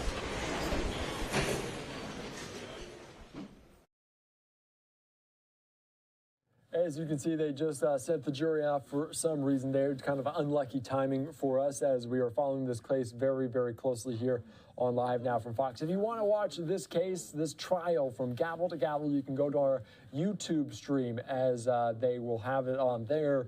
Live Now Fox. You can watch it in its entirety. Certainly the curious case of Alec Murdaugh there in South Carolina, the disgraced South Carolina lawyer. They are moving on as they are now taking just a little bit of a break there. So, of course, you can watch the full thing on our YouTube stream. We might jump back into it in just a little bit. Another story we are following, though, here on Live Now from Fox is out of Ohio, and the EPA continuing to step in after that train derailment and the toxic hazardous waste that is going into potentially the soil and the water. For more on this, we want to take you out to what is going on this Tuesday for an update. After a brief pause, the cleanup has resumed at this toxic spill site in East Palestine, Ohio. And on Tuesday, the head of the EPA took another look at the cleanup. This is now the third time EPA Administrator Michael Regan has been on the ground in Ohio. Last time he was in town, he drank the tap water to try and show residents it was safe. Now at the site of the crash itself, which is still covered in dangerous debris. I can promise that as this community continues to look forward, we're going to be here every step of the way for as long as it takes. We aren't going anywhere. It's been almost a month since the Norfolk Southern freight train derailed, contaminating the area with toxic chemicals. The EPA claims both the air and water are safe, but some locals are still complaining about chemical smells and ongoing health issues. I do question, the people getting rashes and stuff like that, what is causing it. They are saying everything's safe, and, we're taking them at their word, but we need to get to the bottom of what's happening. Federal officials are now sending the contaminated soil to EPA-approved dump sites in and around Ohio. The EPA is going door to door to test the air quality in town. Right now, the agency insists that the air quality here is normal. This is new. This is not normal. This is not something that was there before. So we're concerned that that is what is making its way into our wells. Congress is now planning hearings on this spill, and the CEO of Norfolk Southern will be asked to testify. Reporting in East Palestine, Ohio, I'm Alexis McAdams, Fox News. Thank you so much, and it's certainly new developments there each and every day as they will provide updates each and every day out there as the EPA. You saw Michael Regan there on the ground surveying some of the situations that were going on. We saw the Secretary of Transportation, Pete Buttigieg, there last week. Former President Donald Trump was there last week. President Biden notably hasn't been there. People saying that he should go, others saying it's not really a huge impact to see President Biden on the ground there as well. But we want to continue to cover this major story. As you can see, trains in the background there passing by as the cleanup is ongoing. Let's take you back out to the press conference from earlier today with the EPA Administrator Michael Regan, along with the East Palestine Mayor and other officials, providing yet another update on this train derailment. Thank you, Mayor Conway, for being here today and for welcoming me back to East Palestine. I want you to know how much your partnership means to EPA, especially as we work to earn the trust of the community.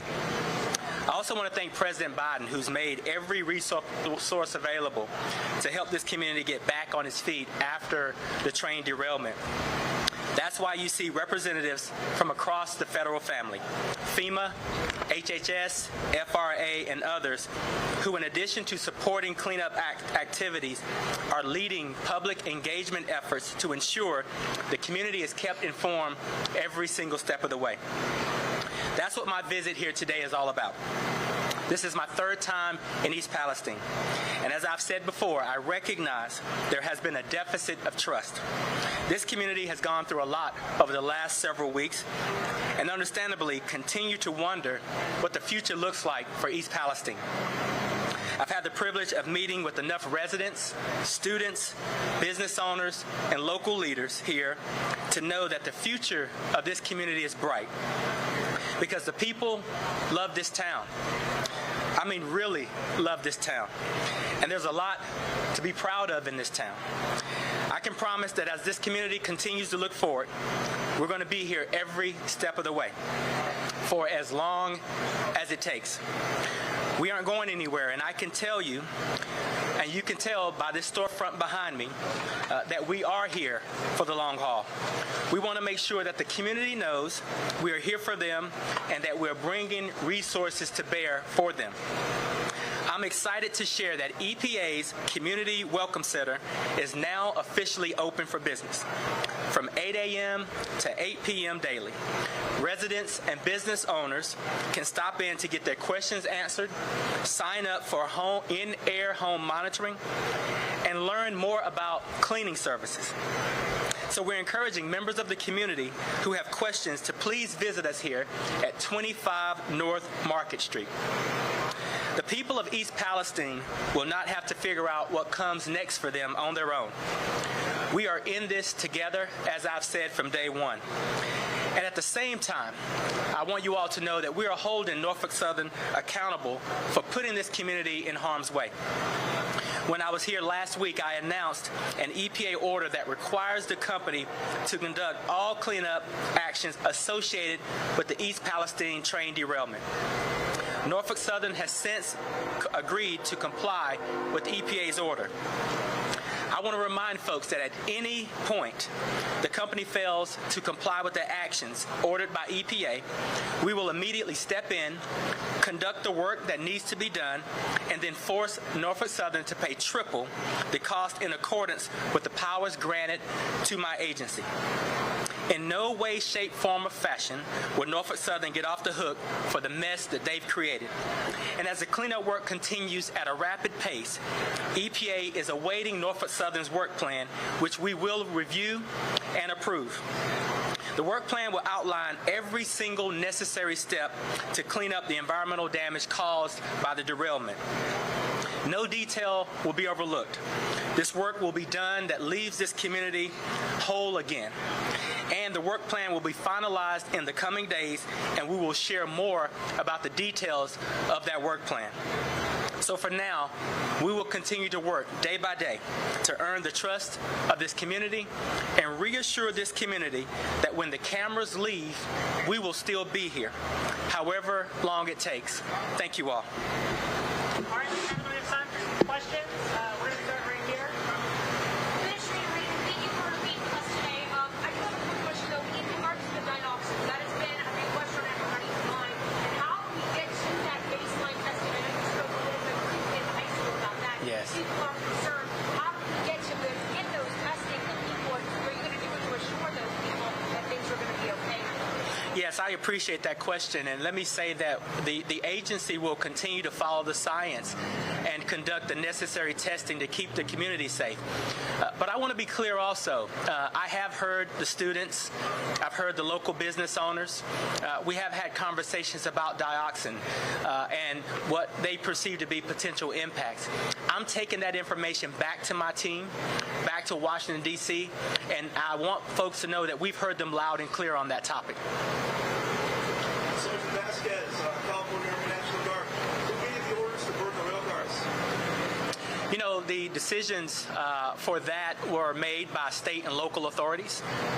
And when the actions were taken, we were there to monitor the air quality impacts and provided them the information needed to determine what impacts were happen in terms of air quality. And so those decisions were made at the local level. Mr. Mayor, I don't know if you want to say anything about that.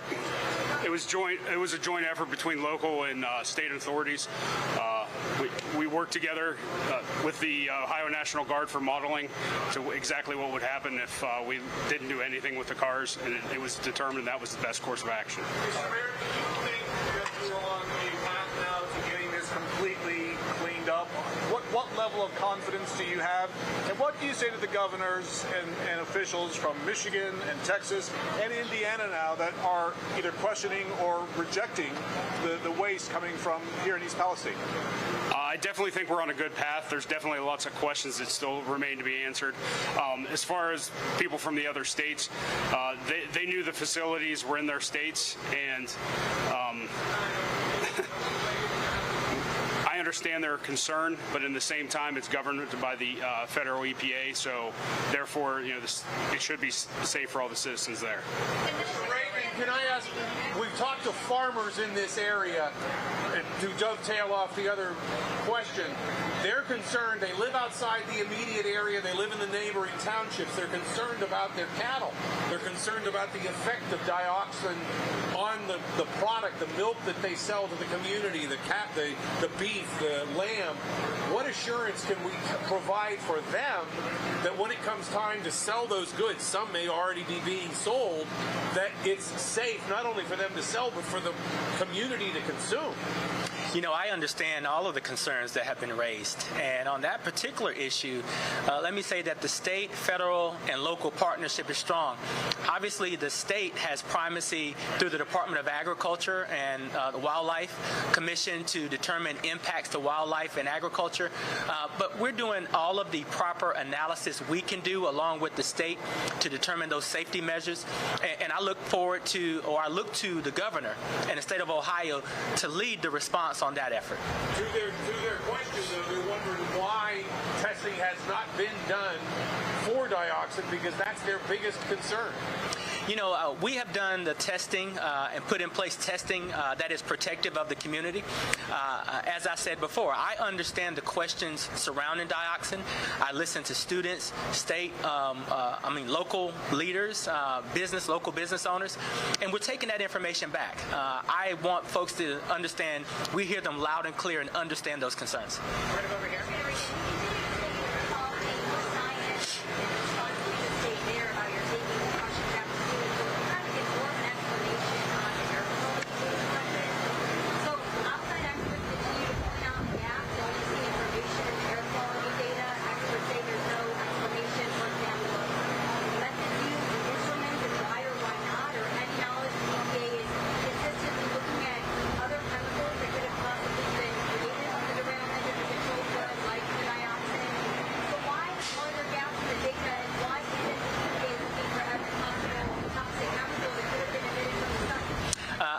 Let me be clear, EPA is testing for all toxic chemicals.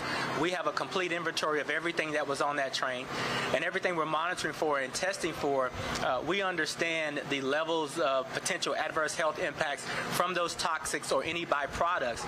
There are no gaps in the testing.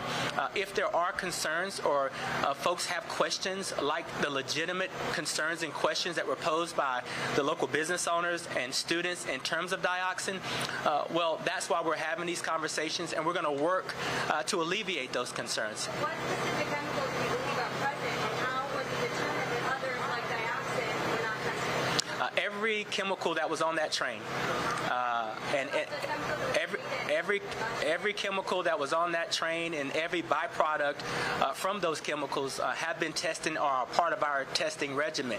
And so we believe firmly that our testing regimen is protective. We believe that the technology is sound.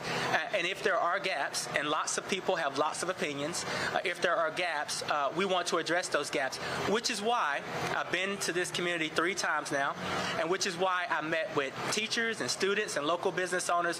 What we want to do is close the information gap and be sure that we are addressing the community's needs, and that's what we're going to focus on. How are you going to do that?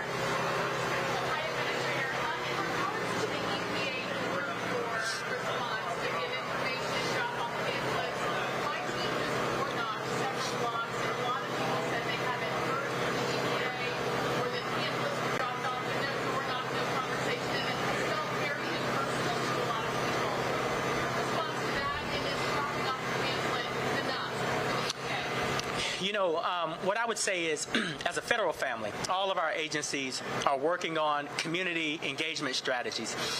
And as we've taken information from local leaders, we've been encouraged, in addition to the federal government knocking on doors, which may or may not be welcomed, that we're working with local volunteers and community organizations to get this information out. One of the reasons we've opened this storefront is so that people can feel comfortable coming in and getting this information. And we're continuing to work with the community to develop strategies on how best to engage the community and get them that necessary information.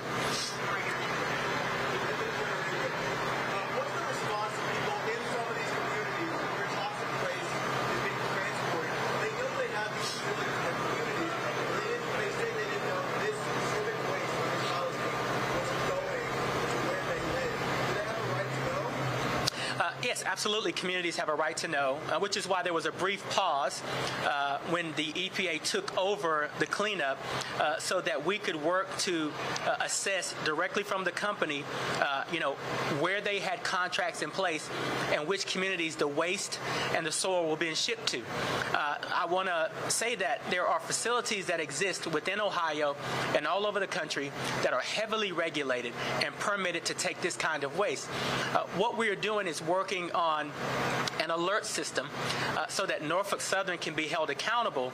And as this material is moving, the appropriate authorities have the appropriate information so that the communities are not alarmed and that communities know that their safety is being taken very, very seriously.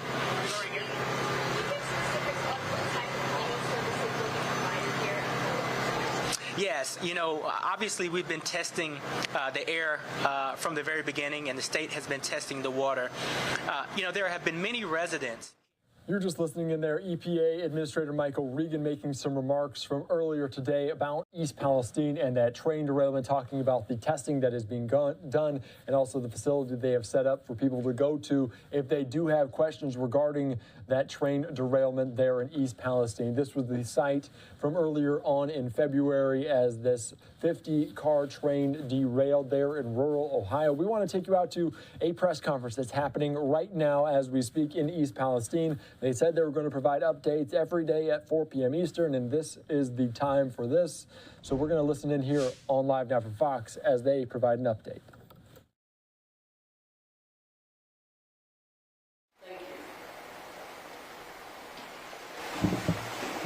Regional Administrator Shore. My name is Tom Seebeck. I'm the Regional Administrator for FEMA Region 5, and I'll offer a few updates. As of today, we had 66 FEMA team members engaged in the interagency effort throughout the community.